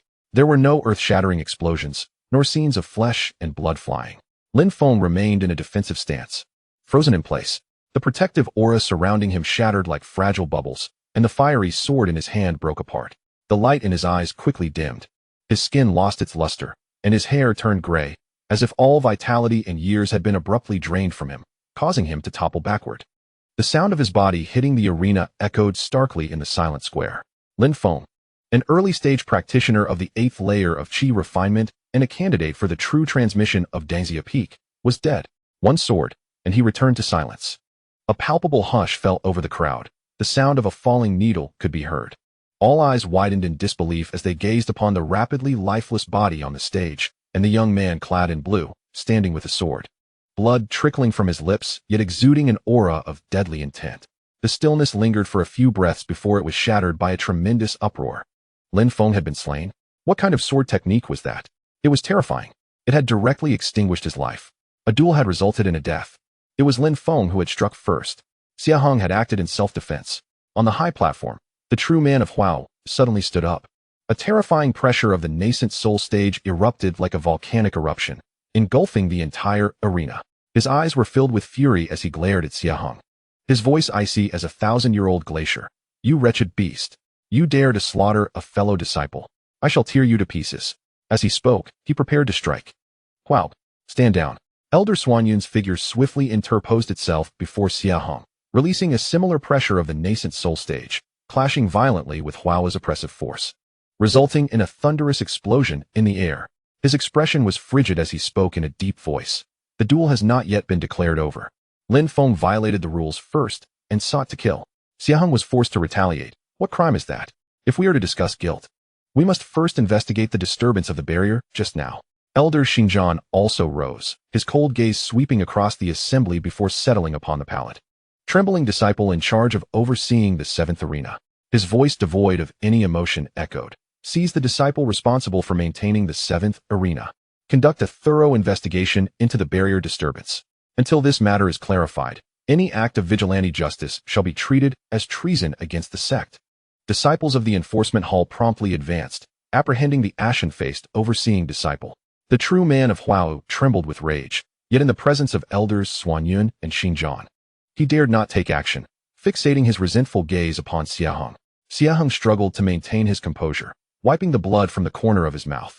He bowed slightly towards elders Xuanyun and Xinjian, then with great difficulty, he descended from the arena step by step. Chu Yu, Su Yun, and Lu Yi rushed forward to support him, their eyes filled with concern and dread. In this battle, Xie Heng emerged victorious. But it also revealed more of his hidden cards and forged an unending enmity. More importantly, the eerie disturbance of the barrier indicated that the lurking enemy's methods were becoming increasingly insidious and vicious. The Seven Peaks Martial Assembly had only just begun, yet it was already stained with blood. Beneath Xie Heng's feet lay an abyss of 10,000 fathoms, fraught with peril at every step. Chapter 70. Underlying Currents of Interrogation. Chaotic healing, and the true understanding of Tao order with Lin Feng's demise. The arena fell into a profound silence. The wrathful pressure of Master Huowu clashed violently with the frigid aura of Elder Xianyun, causing the very air in the square to thicken with tension, nearly solidifying under the fury of the nascent soul cultivator. With a command from Elder Xingjian, the disciples of the law enforcement hall, fierce as wolves, apprehended the pallid deacon disciple, casting a heavy shadow over the previously fervent martial assembly. Cease the competition. All disciples, remain in place and do not act recklessly. Elder Xingjian's icy voice resonated throughout the venue, imbued with an undeniable authority. His gaze, sharp as a blade, swept over the direction of Dangxia Peak. Though Master Huowu gritted his teeth in anger, he dared not openly defy the head of the law enforcement hall in front of the assembled crowd. With the support of the 3 women from Chuyu, Xie Heng struggled down from the platform. With each step, the meridians within him, ravaged by Lin Feng's fiery sword aura, throbbed with excruciating pain, his organs also shaken by the impact. Yet, his eyes remained clear, even bearing a hint of icy sharpness. That life-and-death counterattack not only deepened his understanding of the chaotic return to tranquility, but also unveiled the maliciousness of his hidden enemies. Junior brother Xie, how are you? Chu Yu inquired anxiously, sensing the disarray of Xie Heng's aura. It's nothing. I can still endure, Xie Heng replied, shaking his head. He retrieved a healing elixir bestowed by Elder Mu Jin and swallowed it. The gentle medicinal properties spread within him, temporarily suppressing his injuries. He whispered, There was something amiss with the arena's barrier earlier. Someone tampered with it. Upon hearing this, Su Yun and Lu Yi's expressions changed dramatically. They too had sensed something was off, but never expected someone would dare to interfere during the Seven Peaks Martial Assembly. Let us return to Tingzhu Pavilion. Xie Heng stated solemnly. It is unwise to linger here. The people from Dangxia Peak likely wish to devour me whole at this moment. Elder Xian Yun's figure appeared quietly beside them, his sleeves swirling as a gentle force enveloped the four. Follow me. In the next moment, the space rippled, and they had been transported from the raucous debate platform back to the tranquil Tingzhu Pavilion. Focus on healing. The sect will investigate this matter thoroughly, Elder Xian Yun instructed, leaving several vials of higher quality elixirs. He cast a deep glance at Xie Heng and continued, Your actions today, while somewhat understandable, have ultimately resulted in a death, and the candidate for true inheritance from Dangxia Peak. In the days to come, there may be repercussions. Exercise utmost caution. With that, his figure faded, disappearing from sight, evidently to address subsequent matters. Xie Heng understood well. While Elder Xian Yun could protect him temporarily, he could not guarantee his safety indefinitely. Sect rules, no matter how stringent, could never outweigh strength and interests. If Dangxia Peak resolved to take revenge, the clandestine measures would surely be even more insidious. He promptly activated all the restrictions in his cave, sitting cross-legged as he devoted himself to the cultivation of the chaotic Tao scripture. The primary characteristic of chaotic true Qi lies in its capacity for inclusivity and transformation, and at this moment, it worked diligently to absorb and decompose the foreign fire poison infiltrating his body. Though the process was slow and painful, it remained the most fundamental method of healing. Simultaneously, he immersed his consciousness into the sword-nurturing gourd, drawing out a strand of pure chaotic spiritual liquid to nourish his damaged meridians and soul. While Xie Heng was in seclusion healing, deep within the dungeons of the law enforcement hall, Elder Xingjian personally interrogated the detained deacon disciple. In the dimly lit interrogation chamber, only a few moonlight stones emitted a chilling glow. The deacon disciple, trapped in the center of the formation, appeared ashen and trembled uncontrollably. Speak. Who instructed you to tamper with the arena's barrier? The voice of Elder Xingjian was devoid of any emotional fluctuations, yet it instilled a fear more profound than any torture. Elder Zhang, please discern the truth. I am wronged. I was merely performing routine maintenance, and there is no justification for that disciple's tearful pleas. Elder Xingjian paid no heed to his futile words and directly pointed a finger at his brow. Soul-searching technique. Although this method was deemed a violation of the heavens, the matter concerned the life and death of a true disciple as well as the regulations of the sect. And Elder Xingjian showed no mercy. The disciple emitted a piercing scream, and moments later, his gaze became vacant, foam spilling from his mouth. Elder Xingjian retracted his finger, his brow slightly furrowed. The results of the soul search revealed that the disciple had indeed been bribed, but the identity of the briber was exceedingly obscure, having only contacted him through an anonymous communication talisman, promising a substantial sum of spiritual stones and a barrier-breaking pill upon completion of the task. The critical memories appeared to have been tampered with, shrouded in ambiguity, leaving only a faint sense of a chilling and malevolent aura. Humph. A cunning little rat hiding in the shadows. Elder Xingjian snorted coldly, already formulating a few conjectures in his mind. To evade the sect's array monitoring and execute such meticulous maneuvers in the arena barrier could not have been accomplished by an ordinary disciple, undoubtedly. There was a master guiding them, likely connected to the black-clad assailants who had attacked Chuyu. It was feared that Dangxia Peak was also implicated. Yet direct evidence was lacking. Deprive this scoundrel of his cultivation and expel him from the sect, Elder Xingjian commanded indifferently before turning to depart. This line of inquiry had temporarily reached an impasse, but the hidden enemy had already revealed a glimpse of their presence. Within the listening bamboo pavilion, time flowed imperceptibly accelerated within the cave realm. While only half a day had passed outside, nearly 10 days had elapsed within. Xie Heng gradually opened his eyes. A swirling chaos reflected in his gaze. Although his complexion remained somewhat pale, his breath had stabilized, and his internal injuries had mostly healed. The healing effect of the chaotic true energy surpassed that of ordinary techniques. As his injuries began to mend, he immediately focused his attention on the newly acquired Chaos Tao command. This artifact was pivotal to his future path and required prompt comprehension. Once again, his consciousness plunged into the Tao command, this time equipped with ample preparation and time. The vast stream of information no longer assaulted him. Instead, it flowed gently, which he absorbed and comprehended at a measured pace. So that is the case. Xie Heng exhaled deeply, his eyes igniting with remarkable brilliance. This Chaos Tao command was far more than a mere key or map. it resembled a living compendium of inheritance. Firstly, it clarified the subsequent realm divisions of the Chaos Dao scripture, which were not simply categorized as Qi refinement and foundation establishment, but bore unique names: Chaos initiation, Qi refinement; Yin-Yang differentiation, foundation establishment; 5 elements rotation, golden core; and 4 symbols returning to origin, nascent soul. Each major realm had corresponding core techniques and required attainments. He was currently situated in the latter stage of the Chaos initiation realm. Secondly, the Dao command recorded the embryonic forms of several powerful chaotic secret techniques. For instance, Chaos Bodyguard Barrier, a technique that condenses chaotic true energy into a protective barrier, not only exhibiting remarkable defensive capabilities, but also capable of dissipating and absorbing a portion of attacking energy. Great Chaos Annihilation Divine Light, an extraordinarily potent offensive divine ability, which, when cultivated to a profound level, was said to obliterate all existence, albeit at a significant cost to true essence and mental focus. Void Escape Technique, a form of teleportation technique involving spatial laws, far surpassing flowing cloud steps. However, these arcane techniques are merely embryonic forms or introductions, necessitating his attainment of a corresponding realm and fulfillment of specific conditions, such as discovering certain natural treasures that embody the corresponding principles, before they can be gradually unlocked and cultivated. Ultimately, and most importantly, the Dao Decree conveys a core message. The inheritance of the chaotic Dao lineage is not an insular endeavor.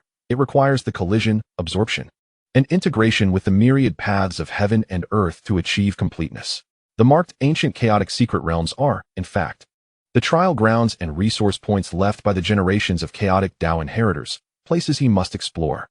Embracing all laws and evolving towards the primordial essence is the true essence of chaos. Xie Heng's mind was suddenly enlightened. His path is destined to be one of continual learning, relentless combat, and perpetual integration. He suppressed the urge to immediately attempt to cultivate the arcane techniques. The pressing matter at hand was to fully recover from his injuries and confront the imminent crisis. The Seven Peaks Martial Assembly had yet to conclude, and the enemies lurking in the shadows were ever watchful.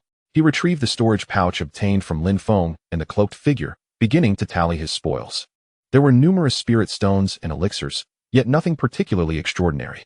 However, the broken black short blade of the cloaked leader, made of a unique material, emanated a chilling aura that piqued his interest. Perhaps it could yield some clues regarding the enemy's origins in the future. Next, it was my turn. Xie Heng's gaze sharpened. Passively enduring blows was not his style. Since the adversaries were pressing him relentlessly, it was time for him to strategize a counterattack. The Seven Peaks Martial Assembly might just present an opportunity. Chapter 71, Aftermath of Judgment. The peril of the dark market and the injury of Chu Yu within the listening bamboo pavilion. Xie Heng gradually withdrew his energy, the chaotic light in his eyes becoming subdued.